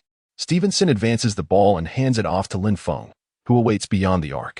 Lin Feng signals for Thomas to come set a high screen, then deftly drives left, passing to the rolling Thomas. Suddenly, Garnett of the Celtics steps up, showcasing defensive acumen. Thomas finds no opportunity to score and must pass back to Lin Feng. On the court, Lin Feng maneuvers around the wing, heading towards the baseline, exchanging a glance before tossing the ball into the air. In a split second, the turning McGee leaps, catching the pass midair and slamming the basketball down with both hands. A beautifully executed alley-oop by the Wizards. The Celtics overlooked McGee inside. He capitalizes again. He points skyward, as if to say, "Fear not, my friend, just toss it up, and I shall handle the rest." Lin Feng revitalizes the interior game. The Wizards are gaining momentum. The Celtics must respond. In the Wizards' frontcourt, Rondo orchestrates his teammates' movements, unexpectedly accelerating past Stevenson for a one-on-one. Stevenson, caught off guard, is easily deceived. Rondo penetrates the paint, finishing at the rim over Thomas while drawing a foul. An and one. He completes the free throw. Fall back. Quick retreat. Watch for the double team. Rondo instructs his teammates during the defensive transition. It is essential to prevent the Wizards from scoring to halt their momentum. Indeed, as two defenders converge on Lin Feng, he is forced to pass to Karen Butler. Pierce, with quick reflexes, intercepts the pass. Lin Feng's errant pass. The Celtics launch a fast break. With remarkable speed, Pierce accelerates past the defending Thomas and dishes to a cutting Ray Allen, who effortlessly finishes with a layup. The Celtics capitalize on the Wizards' and Oppo's mistake, executing a flawless transition from defense to offense. Lin Feng shakes his head. He was careless. Three defenders converged on him, leading to his turnover. The Celtics and Oppo's sudden double team exposed Lin Feng and Oppo's oversight. It seems he must refrain from holding the ball and instead focus on off-ball movement, allowing the point guard to orchestrate the offense. Coach Zhang, observing the Celtics and Oppo's swift counterattack, furrows his brow and critiques. One cannot fully blame him. Without Lin Feng linking the team in the first half, the Wizards would have trailed significantly. While his passing skills need refinement, he is well suited as the offensive initiator for the Wizards. After all, he possesses the ability to finish in one-on-one situations. Yujia, nearby, interjects with admiration for Lin Feng. The game progresses. Thomas receives a pass from Stevenson but misses a turnaround jumper. Garnett secures the defensive rebound and passes to Paul Pierce. After crossing half-court, Pierce drives directly at Karen Butler and Oppo's defense. Upon entering the paint, he momentarily hesitates, faking a shot to deceive Butler, intending to pass to Garnett, who has established position. However, at the last moment, Lin Feng, resembling a swift leopard, darts in, accurately predicting the ball's trajectory, intercepting it just before Garnett can catch it. That marks his fourth steal. Lin Feng has unraveled the Celtic strategy. As he successfully steals the ball, Lin Feng finds himself immediately surrounded by defenders. His impressive defensive play places immense pressure on the Celtics players, who rush forward in attempts to reclaim possession. Lin Feng, with quick thinking, tosses the ball to Stevenson near midcourt. Upon receiving the pass, Stevenson swiftly orchestrates an effective offense as the Celtics scramble back on defense. Lin Feng finds a moment of respite. Stevenson cuts towards the basket, drawing Celtics defenders, while Lin Feng boldly accelerates past Ray Allen into the paint. He accurately receives Stevenson and Oppo's pass. He leaps. Rondo, who was initially providing help defense, turns to guard Lin Feng. However, the airborne Lin Feng is unstoppable. Rising higher, he powers through Rondo, grasping the ball firmly as he slams it into the rim. Bang! A thunderous one-handed dunk. Rondo is sent sprawling out of bounds. The fans erupt, rising to their feet. In the Celtics' home arena, Lin Feng has just sent Rondo flying. The entire North Shore Garden is electrified. It is utterly terrifying. The crowd gasps in awe. Rondo has been dunked on. Lin Feng descends from the heavens, executing an unstoppable axe dunk. Absolutely, utterly magnificent. Incredible. Lin Feng. In a certain city in China, Wang Ming, a devoted fan of Lin Feng, takes advantage of his illness to stay home and watch the game live. The moment Lin Feng jumps, he knows it will go in. But when he witnesses Lin Feng dunk on Rondo, he is overwhelmed with excitement. Dropping to his knees and shouting, "Lin Feng is amazing." He lets loose, clenching his fist in triumph. "Wang, are you out of your mind? What are you shouting about?" Wang Ming's father, hearing the commotion, walks into the living room, momentarily stunned to see his son on the floor, ecstatic, and wondering if he's lost his mind. "Dad, quick, look, Lin Feng just dunked on Rondo. Incredible. What? Why didn't it Oppos? Do you tell me to watch the Wizards and Oppos game sooner?" Hearing his son and Oppos' words, Wang Ming and Oppos' father quickly turns to the television, only to see the replay of Lin Feng and Oppos' dunk over Rondo. "Wow, amazing!" Wang Ming and Oppos' father exclaims, unleashing a stream of exclamations. He promptly plops down on the sofa beside his son, joining him in watching the live broadcast. The atmosphere is chaotic. The referee calls a defensive foul on Rondo. Much to the Celtics' dismay, Garnett argues vehemently with the referee, insisting it was an offensive foul. The referee remains unyielding, issuing a technical foul. Chapter 92, The Defensive Bastion. Is he playing the fool? The referee issued a technical foul to Garnett. The Celtics fans were left in shock. Murmurs of disbelief erupted as it was evident Garnett merely approached to discuss. How could he receive a T for that? Is this not a blatant display of bias against the Celtics, who are without their fans? The referee clearly favored that yellow-skinned lad. The crowd was incensed, shouting and clamoring in an attempt to exert pressure on the officials. Yet, the outcome remained unchanged. The referee declared, "If you keep complaining, I will penalize the fans as well." Lin Feng wiped the sweat from his brow, took a deep breath, and stepped up to the free throw line. In an instant, the arena echoed with discontent. Shouts of anger and jeers filled the North Shore Garden. Fans directly across from the backboard waved towels, attempting to amplify Lin Feng's pressure. At that moment, the crowd's intensity provided Lin Feng with unprecedented stress. He adjusted his mouthguard with his tongue, inhaled deeply to regain composure. Lowering his body slightly, he aimed at the basket and released the ball. The additional free throw found its mark. Lin Feng pointed skyward. What he feared most was never the jeers. The ball went in. What could they possibly do to him now? The Celtics called for a timeout. Inside the Huaxia live broadcast room, the excitement was palpable. An explosive dunk from the heavens. A display of violent aesthetics. Each of Lin Feng's games brings us new surprises. Tonight, let us revel in his brilliant performance. Yu Jia extolled passionately, having become an ardent admirer of Lin Feng. Lin Feng was undeniably magnificent. Unbeknownst to many, he had already amassed 20 points, 5 rebounds, 7 assists, and 4 steals. Lin Feng's defensive pressure, particularly with that last dunk, had unsettled the Celtics players. Regaining his composure as the leader of the Celtics, Pierce seemed to have found his rhythm, eager to reclaim dominance on home ground. With consecutive offensive plays, he sank 2 three-pointers, helping the Celtics take the lead. The substitute, Nick Young, advanced the ball into the half-court, passing it to Lin Feng, who instantly drew the defenders and Oppos' attention. Karen Butler, receiving Lin Feng and Oppos' signal, darted towards the basket. Lin Feng dribbled along the side, attracting defensive attention, and executed a behind-the-back pass, accurately threading the ball through the crowd to Karen Butler and Oppos' hands. Karen Butler effortlessly scored with a layup.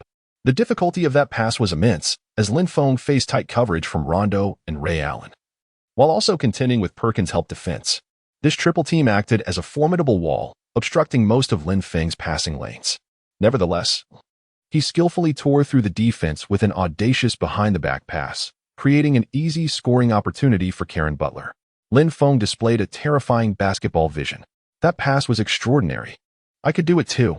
Lin Feng had become the engine of the Wizards, crafting optimal scoring opportunities for his teammates with every pass.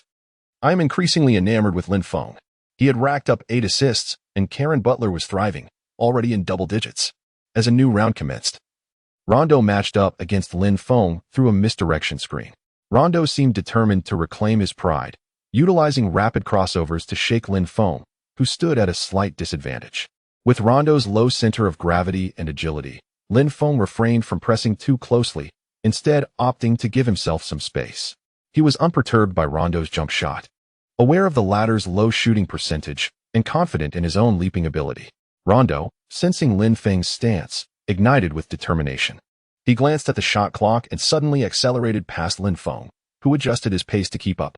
However, Rondo's first step was blindingly quick, and he maneuvered around Lin Feng, driving towards the interior. This guy and Appos, S defense ISN and Appos, T very impressive. Rondo internally rejoiced, continuing his drive into the lane, sidestepping the interior defense. And as he attempted a right-handed layup, a shadow loomed behind him, a phantom-like figure who precisely swatted the basketball away as it left his hands. Toot! The ball sailed out of bounds. It was Lin Feng, delivering a resounding block from behind.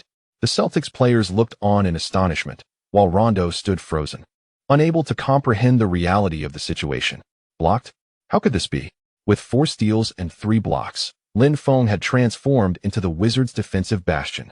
Had he always been this formidable? It felt as if he had been playing the fool in previous matches. Rising to the occasion, Lin Feng's explosive performance applied immense pressure on the Celtics. "Well done, boss," McGee exclaimed, high-fiving Lin Feng. McGee was increasingly impressed by Lin Feng, never anticipating he would chase down Rondo and deliver such a spectacular volleyball-style block from behind. The game continued. Paul Pierce received an inbounds pass, contested by Nick Young, and successfully sank a mid-range shot. Nick Young and Appos' height was insufficient to pose a threat to Pierce. The battle resumed. Utilizing a double screen, the Wizards created an open 3-point opportunity for Lin Feng. Given the chance, there was no room for hesitation. He aimed, leaped, released the 3. The ball swished through the net. An open 3-pointer, 100 accuracy, uncontested. After a couple of exchanges, the first half was drawing to a close. The Celtics had one last opportunity for offense. Rondo took possession of the ball for a crucial final play, one that would determine which team would lead into the second half. The Celtics moved in unison, positioning themselves for receiving passes or shots. Rondo, with a low dribble, scanned the court, and just as he prepared to infiltrate the paint, Lin Feng and Nick Young swiftly converged on him, forcing Rondo to pass to the interior, reluctantly delivering the ball to Garnett. Garnett faced off against Jamison, who exerted all his strength to hold Garnett and Appos' back, but Garnett could not push through, opting instead for a forced turnaround hook shot. Unfortunately, luck was not on his side. The shot missed. The basketball ricocheted, and Perkins managed to knock the offensive rebound outside the 3-point line. Ray Allen, seizing the ball, prepared to shoot, but before he could release, Lin Feng dashed in like a lightning bolt. Like a fierce thief, he snatched the basketball straight from Ray Allen and Appos' hands. This steal once again showcased Lin Feng's power and speed. In full stride, Lin Feng slammed the basketball down with such force that it seemed to morph in his grip. Seeing this, Ray Allen rushed forward, attempting to reclaim the ball. To be honest, Ray Allen's strength paled in comparison to Lin Feng's explosive thrust. Once the ball slipped from Ray Allen's grasp, he was utterly defenseless. Lin Feng surged forward, stopped abruptly at the logo, and without a moment's hesitation, chose to shoot a 3-pointer. The iconic logo 3 made a comeback. Lin Feng leapt to shoot, sending the basketball hurtling towards the hoop. The ball traced a perfect arc in the air, cleanly passing through the net. It was in. The lights illuminated.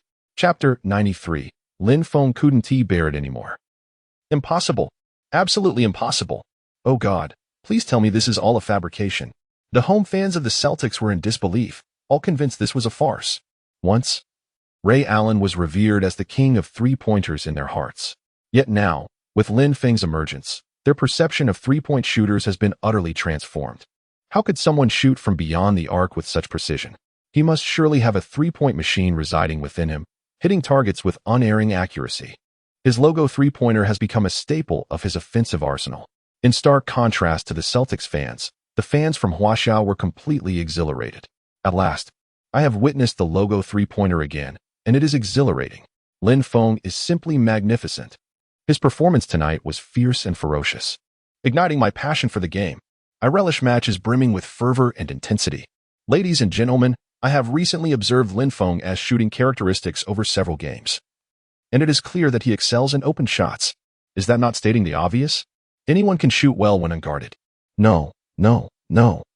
Lin Feng's overall shooting percentage from open looks approaches an astounding 90.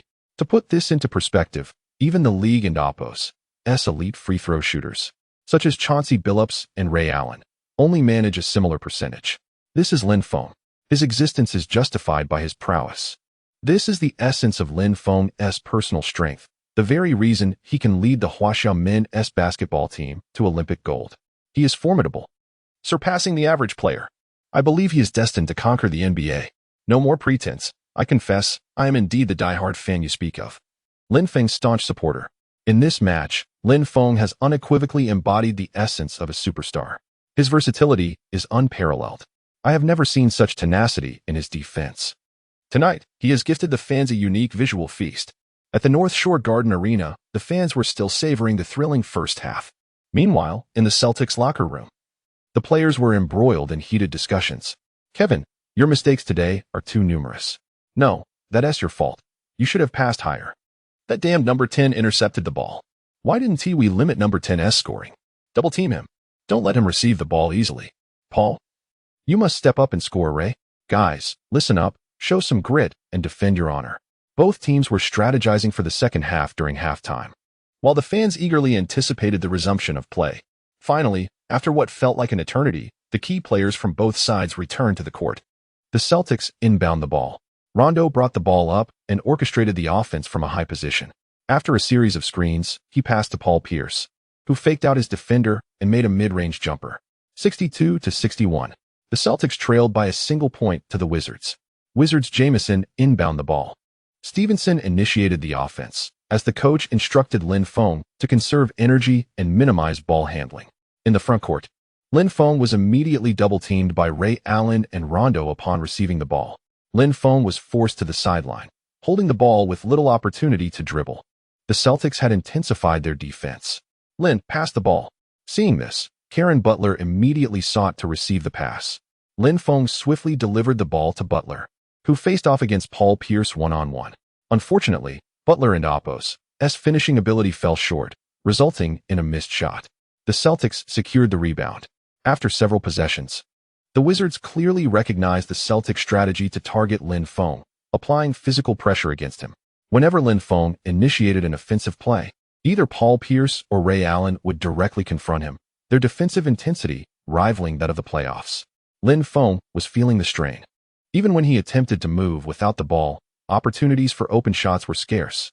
The Celtics seemed to disregard the other Wizards players, focusing solely on Lin Feng. After a few possessions, the Wizards found themselves trailing by 4 points. With the ball, Lin Feng received an interior pass and matched up against Paul Pierce. Pierce was aggressive in his defense, tugging at Lin Feng and Oppo's arms and waist, which incensed Lin Feng. Holding the ball, Lin Feng backed down against Pierce, using one hand to push against his waist, then swiftly pivoting toward the basket. With a powerful burst, he surged past Pierce's defense, charging towards the rim, and drew a foul from Garnett. Lin Feng stood at the free throw line, needing to break the Celtics and Oppo's defensive stranglehold. He sank both free throws. As the second half commenced, Rondo accelerated towards the basket but faced Jamison's help defense, limiting his offensive options. Perkins set a screen and rolled to the basket, but Rondo's pass to Perkins was thwarted by the tightly guarded McGee. Perkins attempted to back down McGee, but his hook shot failed to find the mark. McGee collected the defensive rebound. On the counterattack, Jamison received a pass from Lin Feng at the arc, observing the court with one hand on the ball. Lin Feng began to run without the ball, eventually positioning himself in the low post on the right side, with Ray Allen behind him. Jamison noticed Lin Feng's call for the ball and quickly delivered it. In this position, the Celtics struggled to double-team Lin Feng, who faced off against Ray Allen. Bang! Bang! Allen's strength was slightly inferior to Lin Feng's. Lin Feng lowered his center of gravity, taking 2 steps forward in his attack, while Allen retreated slightly in pursuit. On the court, just as Allen anticipated that Lin Feng would continue his drive inside, Lin Feng suddenly shifted direction, pulling the ball back swiftly. Then, with a graceful step back and fade away, it was a sight to behold. Allen lunged forward, but Lin Feng had already established his rhythm, successfully releasing the shot. Swish! The mid-range shot found its mark. Perhaps there was an element of luck involved, but the shot went in. Lin Feng had triumphed over Allen. Sometimes, luck is indeed a facet of skill. The game continued. Paul Pierce attempted to penetrate the lane, but Karen Butler staunchly denied him any opportunity. Butler defended tenaciously, forcing Pierce to pass the ball to Garnett in the low post. Garnett backed down against Jamison, and after a series of moves, he passed to Pierce, who had circled around with Perkins' help. Butler's defense was momentarily disrupted by Perkins, allowing Pierce to catch and shoot a mid-range jumper. Swish. With the benefit of the screen, Pierce's mid-range accuracy was remarkably consistent. Paul Pierce, the arena DJ, exuberantly announced. The Wizards initiated their offense. Stevenson brought the ball past half-court, organizing the Wizards' attack. On the court, Karen Butler and Lin Feng both maneuvered into position. Butler first swept past the perimeter, receiving the ball from Stevenson, who then cut towards the interior. Karen Butler, confronted by Paul Pierce's defense, opted for a one-on-one play but refrained from taking a shot. Instead, he deftly passed the basketball to the right side, where Lin Feng was making a move. Upon receiving the ball, Lin Feng executed a shooting feint that instantaneously drew the defender's attention. Meanwhile, Karen Butler skillfully utilized JaVale McGee's screen to dash towards the paint. With remarkable quickness, Lin Feng seamlessly delivered the ball back to Karen Butler, who then effortlessly scored with a layup. Chapter 94. A stunning dunk over two. A deathly glare. The Celtics launch their offense. Garnett steps out to the perimeter, while Rajon Rondo attempts a mid-range jump shot under the cover of a screen. Alas, his shooting touch appears to be lacking today, as he clangs the shot off the rim. The rebound is secured by Lin Feng. His points, assists, and rebounds continue to accumulate. The Wizards initiate their offensive play. After swiftly crossing half-court, Lin Feng, not finding a direct path to the basket, opts for a set play. He signals for JaVale McGee to come over for a high screen, which draws Perkins out of his defensive position. Lin Feng, utilizing McGee and Oppo's screen, finds himself matched up against Perkins. A classic mismatch. A gasp rises among the crowd, as everyone anticipates a one-on-one showdown between Lin Feng and Perkins. Meanwhile, McGee silently cuts towards the paint from the left side.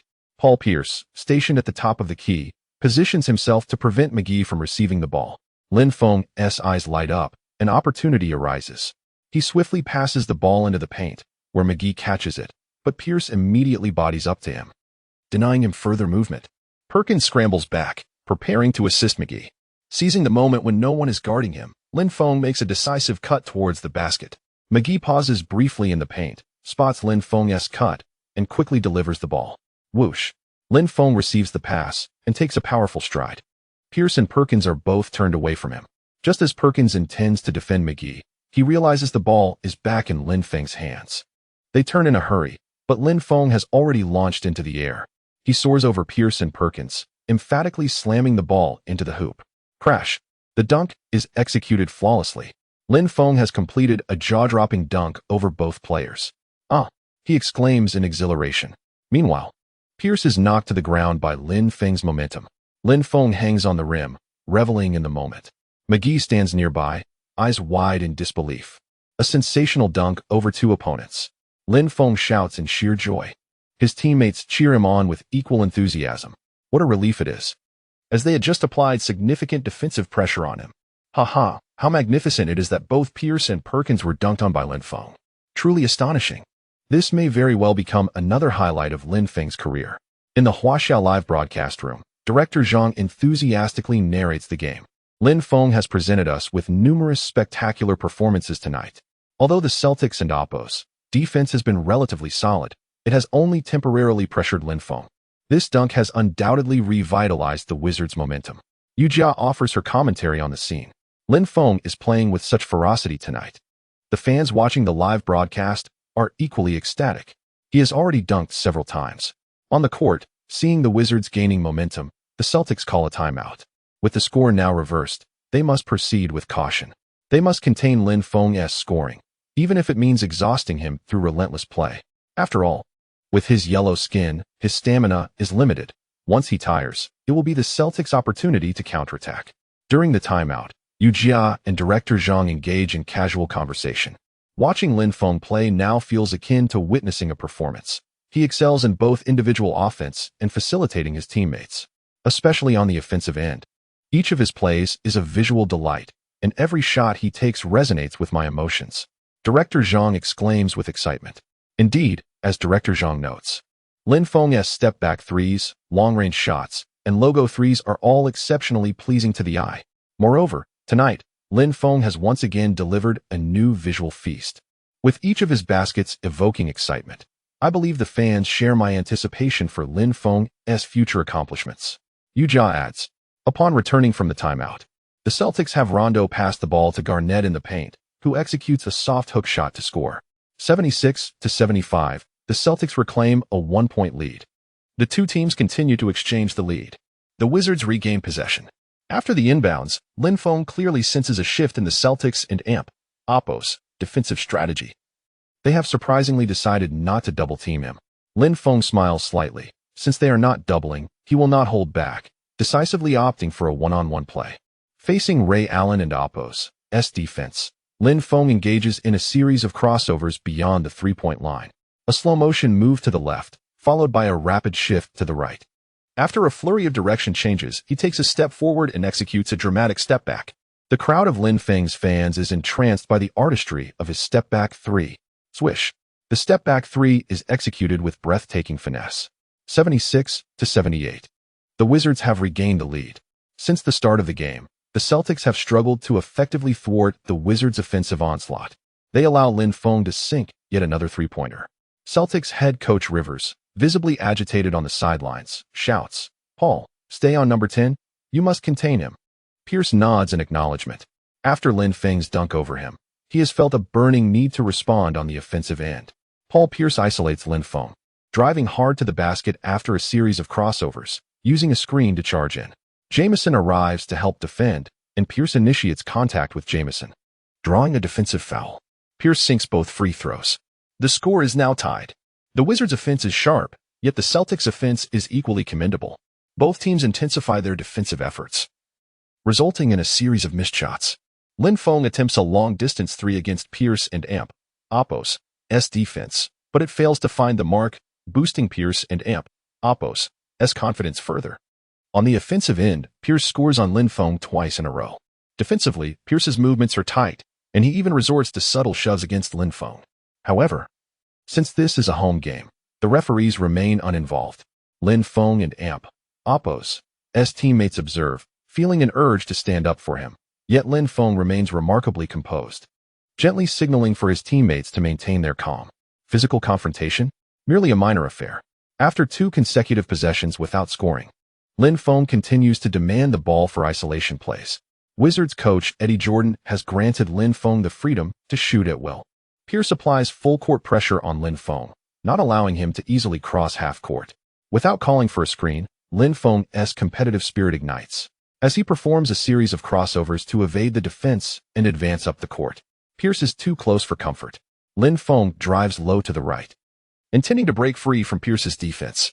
Pierce matches Lin Feng's pace closely, but Lin Feng executes a dribble and performs an extreme change of direction.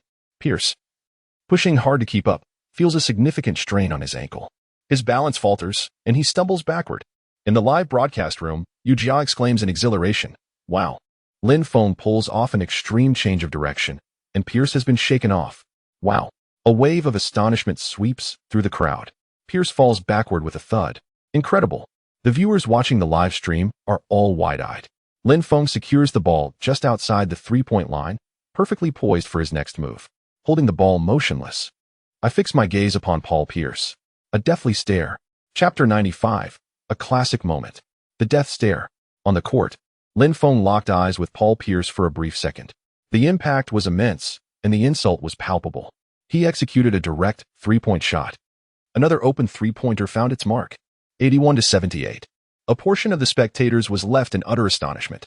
The large screen at the venue incessantly replayed the recent shot. Wow, he actually faked out Paul Pierce. Oh my God. This night will be etched in history. Meanwhile, fans watching the live broadcast back in Huaxia were in a frenzy. Everyone witnessed the tremendous effort Paul Pierce exerted on defense. Yet, Lin Feng, with the ball, toyed with him as if he were a mere child, sending Pierce sprawling to the ground. My goodness. I must ask, is there anyone else? Truly, it was spectacular. The ankle terminator. Lin Feng's play was simply magnificent. No one could impede Lin Feng's advance any longer. I sense Lin Feng is poised to dominate this game. On the court, Paul Pierce remained down, clutching his left ankle, seemingly having lost his balance and slipped just moments ago. Beep. The Celtics called for a timeout. Other players quickly gathered around, inquiring about Paul Pierce's condition. The Celtics team doctor entered to assess Pierce's left ankle. After a moment, with the assistance of his teammates, Paul Pierce finally managed to rise. It appeared to be a minor issue, though he likely could not continue in this match. Lin Feng refrained from approaching to offer his regards, as opponents. Competitive spirit is entirely acceptable. Yet, no one wishes for injury to befall one another. Paul Pierce was assisted by his teammates back to the bench, hobbling towards the locker room. May that poor fellow be blessed, Lin Feng silently wished. The interruption passed, and the game must continue. Glenn Davis substituted for Pierce. Garnett took the reins of the Celtics' offense, receiving a pass from Rondo. He continued to back down Jamison in the low post, executing a hook shot that sent the basketball into the hoop. 81-80. The score remained tightly contested. On the court, Nick Young brought the ball past half court and once again passed it to Lin Feng. Facing Ray Allen's tenacious defense, Lin Feng confidently dribbled between his legs, always ready to break through. Previously, Pierce had been too closely guarded, resulting in Lin Feng's swift change of direction that left Pierce on the ground. Ray Allen, being astute, created space for himself while still attempting to disrupt Lin Feng's shot. Lin Feng lowered his center of gravity, holding the ball in one hand while using the other to fend off Allen as he drove towards the paint. He then opted for a slight retreat, creating distance from Allen. Lin Feng felt his mid-range rhythm returning. As Ray Allen approached defensively, Lin Feng chose to leap, executing a fadeaway shot. When the rhythm strikes, there is nothing to hold back, just shoot. The basketball soared through the air with rapid rotation, finding the net. Tonight, Lin Feng felt increasingly in tune with the game. His form was exceptional. As the second half commenced, Garnett moved high to set a screen for Ray Allen before cutting inside, mismatched against Lin Feng. Watch how I score over you, kid. Garnett backed Lin Feng down aggressively. Lin Feng struggled to withstand Garnett's strength. Witnessing Garnett's imminent success in scoring, Lin Feng resorted to a tactical foul. You can only do this, or else you'd be in for a surprise. Lin Feng shrugged, ignoring Garnett's trash talk. After the inbound, Rondo attempted to penetrate the paint but failed to score. The Wizards secured the rebound and initiated a fast break. Following the final offensive play of the quarter, the Wizards entered the last period leading the Celtics 90-86. The final quarter began.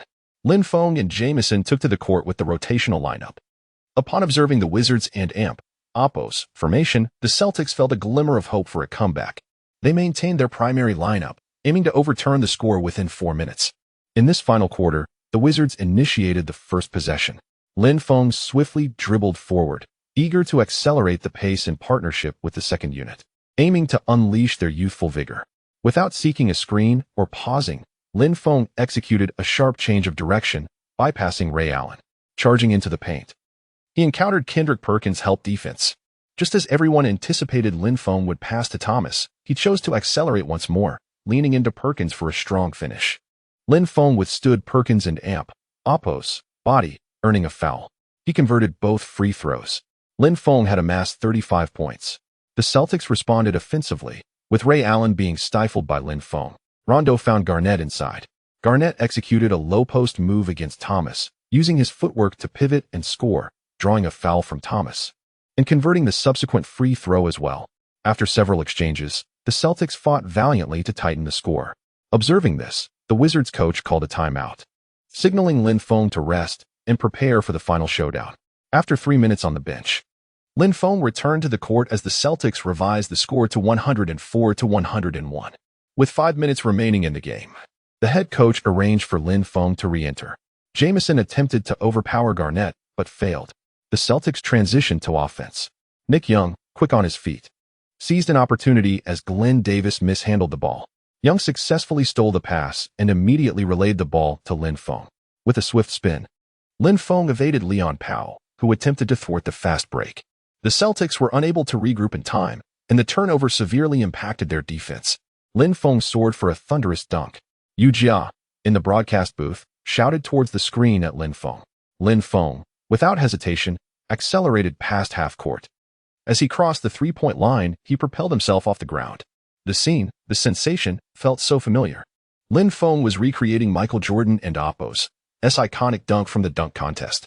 Grasping the ball in one hand, much like Jordan, he exuded confidence and dominance. He slightly retracted in midair before extending his arm, showcasing an extraordinary hang time.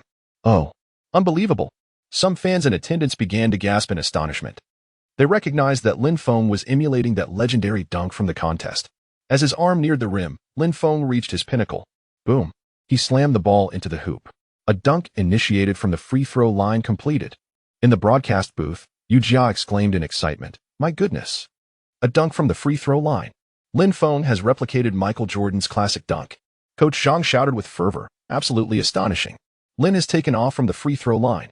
I believe Lin should participate in this year's dunk contest."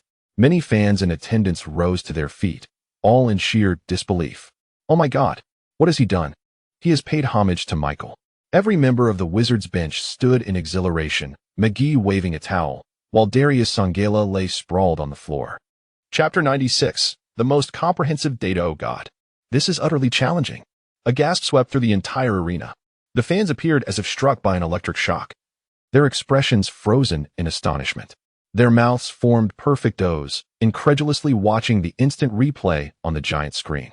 Indeed, they sought to confirm the authenticity of this spectacle. After completing a spectacular dunk, Lin Feng dashed towards the camera, his gaze icy as he blew a kiss to the lens. At that moment, Lin Feng and Oppo's fans erupted into a frenzy. My heavens! After such a lengthy game, he still managed to leap from the free throw line for a dunk. The excitement is overwhelming. Lin Feng is simply dazzling. I am ecstatic. This is truly comparable to a dunk contest in its splendor. This remarkable, practical dunk is enough to thrill basketball enthusiasts around the globe. Oh my God! He is merely a young man with yellow skin. His physical prowess is extraordinary. We have all been deceived by this fellow. Numerous scouts in attendance gasped in amazement, whether watching live or through video broadcasts. They were all enthralled by this commanding, astonishing dunk. Timeout. The morale of the Celtics was significantly shaken, prompting the head coach to call for a halt in the game once more. Lin Feng celebrated by chest-bumping Nick Young. Leaping from the free throw line, Lin Feng himself was taken aback by his dunk. He remained uncertain of his dunking limits. Perhaps he could even elevate further. Prior to his last dunk, Lin Feng had merely sensed an instinctive urge to attempt this move, which indeed proved successful. The television and the big screen endlessly replayed Lin Feng's free throw line dunk, showcasing various slow-motion angles. It felt as though Lin Feng had already secured a spot in the day's top 5 plays. Upon resuming play, the Celtics initiated their offense, trailing by 5 points. They needed to devise a strategy to close the gap. Rondo advanced the ball past half-court, passing it to Leon Powell. After failing to find a shooting opportunity, Powell passed to Ray Allen on the right. Allen, backing into Lin Feng, aimed to retaliate. With a feint, he evaded Lin Feng, stepping forward with his right foot to take a shot. The basketball hit the backboard and swished through the net. 106-103. Lin Feng shook his head, acknowledging that he had indeed been outmaneuvered. Clearly, he needed to enhance his defensive skills. However, in the realm of competition, players who fail to score do not belong in the NBA. The Wizards took possession. Stevenson dribbled past half-court, although Lin Feng did not have the ball. He was the focal point of the opponent and Oppo's defense. Yet they did not double-team him. Lin Feng found an opening and, utilizing a screen, smoothly received a handoff pass from Stevenson. As Stevenson set a pick, blocking the defender pursuing Lin Feng dribbled past the defense into the paint. Leon Powell attempted to provide help defense, but Lin Feng passed the ball to the open Karen Butler. Butler successfully made the jump shot. Lin Feng recorded his 13th assist of the game, 108-103. Clearly, double-teaming Lin Feng would come at the cost of other players' scorings. As the Celtics were not playing with only 6 men, someone would inevitably be left uncovered. Of course, the success of others depended on their shooting accuracy. Rondo dribbled past half-court, directly passing to Ray Allen. Garnett moved up to set a screen for Allen, while Jamison provided help defense. Allen, using a change of direction, drove past and soared for a layup. Allen also possessed the ability to attack the basket. The basketball found its way to the net once more, 108-105. Allen and Oppo's offense had ignited. On the court, Lin Feng brought the ball past half-court, controlling the tempo. Once again, the Celtics players converged on him. Rather than dribbling himself, Lin Feng passed to Stevenson on the right. Stevenson faced Rondo in a one-on-one matchup. Rondo's defense was tight, and Stevenson struggled to find a good opportunity. McGee stepped in to facilitate a change of possession. Meanwhile, Lin Feng frequently utilized screens to create movement. The Celtics' double-teaming strategy was not well coordinated. Lin Feng found himself with a one-on-one opportunity on the left against Ray Allen. Allen, not daring to underestimate him, immediately raised his hands to prevent Lin Feng and Oppo's shot. Bang! Lin Feng dribbled the ball between his legs, rapidly alternating his dribbles to shift the rhythm. He made a rightward move, then pulled back. Next, he feigned a leftward drive. Seeing Lin Feng's intent to penetrate, Allen swiftly shifted his weight to the right. But Lin Feng opted for a step-back jumper to create shooting space. He would not allow Allen to predict his next move. Upon realizing this, Allen lunged to contest. Yet, Lin Feng's step-back release was swift. The basketball was launched again. In the next moment, swish. The ball went in. The referee emphatically raised 3 fingers. 111 to 105. Lin Feng had scored 40 points. The Celtics could not keep pace. Stevenson and Lin Feng exchanged high fives in celebration. Hey, Lin, you're incredible. Stevenson admired Lin Feng greatly. Lin Feng's technical abilities displayed remarkable versatility, allowing him to handle offensive plays under various circumstances. Lin Feng and Oppo's consecutive three-pointers widened the gap further. Focus on defense, Rondo urged anxiously. After dribbling past half court, Rondo bounced the ball to Perkins, who, while being guarded by McGee, turned and executed a smooth hook shot. The basket was good, 111 to 107. The Celtics' offense had not sputtered. However, it seemed like merely a drop in the bucket. The Wizards advanced again. Lin Feng, attempting to break through a double team, passed the ball to Butler. Unfortunately, Butler and Oppo's shot did not find the mark. The Celtics launched a fast break. Rondo, with the ball, executed a swift drive, scoring with a layup. Returning to the Wizards and Oppo's side, Lin Feng, using McGee and Oppo's screen, evaded the defending players and accelerated toward the paint. He charged right, dodging the help defense in the interior. Lin Feng gathered the ball and leaped once more, executing another emphatic dunk. 113 to 107. 42 points, 13 assists, 8 rebounds, 4 steals, 3 blocks. Tonight, Lin Feng shone brilliantly. He continuously dismantled the Celtics' defensive players' spirits with a barrage of attacks. His all-around skills were on full display in this match. Unstoppable, Lin Feng recorded the most comprehensive statistics of the season. Yu Jia excitedly proclaimed in the broadcast room. Meanwhile, the Celtics emphasized their need to double-team Lin Feng, determined to prevent him from scoring further. The Celtics head coach did not wish for his frustrated expression to grace the covers of major magazines. Though Lin Feng had been formidable in previous games, he had never been this electrifying.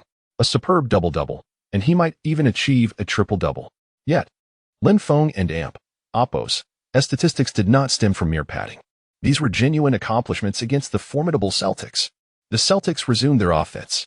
Ray Allen attempted a three-pointer in pursuit. But alas, his shot clanged off the rim. Lin Feng secured the defensive rebound, while Stevenson missed a mid-range shot from an open position. The teams exchanged attacks. With 2 minutes and 5 seconds remaining in the fourth quarter, Lin Feng drew 3 defenders, delivering the ball to the paint, where McGee completed an alley-oop dunk. Oh my goodness, Lin Feng and Oppo's 14th assist. Yu Jia exclaimed excitedly. Chapter 97. The night of dominance, the contest rages on. With merely 1 minute and 31 seconds left in the game, Lin Feng, utilizing JaVale McGee and Oppo's high screen, deftly passed the basketball to the approaching Stevenson, then maneuvered around to evade his defender. Stevenson promptly returned the pass, and Lin Feng seized the opportunity to launch a three-pointer. The ball swished through the net. 45 points. The Celtics countered, with Ray Allen swiftly stopping to sink a trailing three-pointer. The score stood at 118 to 112. 1 minute and 18 seconds remaining. After dribbling past half-court, Stevenson found Lin Feng in the post. Lin Feng aggressively attacked Allen, slicing through the interior for a layup, drawing a foul from Perkins. He converted the free throw. 48 points. In the final 47 seconds, Lin Feng assisted Butler, who executed a backdoor cut for a layup. This marked Lin Feng's 15th assist of the night. He orchestrated the rhythm for the entire Wizards team. The Celtics attempted to regain momentum with a fast break three-pointer, but Butler and Oppo's defense was impeccable. As the rebound soared in Lin Feng's direction, McGee fought valiantly for position against his adversary. Lin Feng successfully secured the last rebound. A triple-double achieved. In the Wizards' final possession, Lin Feng made a backdoor cut, received Butler's return pass, and executed a flawless interior finish. 50 points. Only 7 seconds remained on the clock. The Wizards ceased their defense, allowing the Celtics to conclude their final attack. The game ended with the Wizards triumphing over the Celtics, 125-116. Lin Feng finished the match with an astounding 50 points, 10 rebounds, 15 assists, 4 steals, 3 blocks, and 4 turnovers. My goodness. Lin Feng has amassed a staggering 50 points, along with 15 assists and 10 rebounds, plus 4 steals. This is extraordinary. This is unbelievable. An incredible night. A terrifying triple-double. Congratulations poured in from Xi'an. Congratulations from Nanjing. Lin Feng delivered a performance of historic proportions. It is worth noting that throughout NBA history, very few have achieved a 50-15. To accomplish a 50-15-10 triple-double is unparalleled. This is a night of dominance. The Celtics faced defeat on their home court. Upon concluding the game and reflecting on his statistics, Lin Feng felt an immense sense of satisfaction. Bio. Congratulations to the host for achieving victory, earning 900 energy coins. Bio. Congratulations to the host for attaining a historic triple-double record, earning 4,000 energy coins. The system's rewards further enhanced Lin Feng's elation. Following the game, the NBA League experienced a ripple effect. This was not the first instance, ever since Lin Feng stood out at the Olympics. His performances have frequently caused such tremors in both the Chinese and NBA markets. At the post-game press conference, Kevin Garnett wore a scowl. I do not wish to hear his name. I despise everything he has done to us. Garnett's demeanor was far from gracious tonight. A 50 triple-double, witnessing this player dominate his own team was deeply unsettling. Although he himself garnered a near triple-double with 22 points, 12 rebounds, and 7 assists, it paled in comparison to Lin Feng's 50.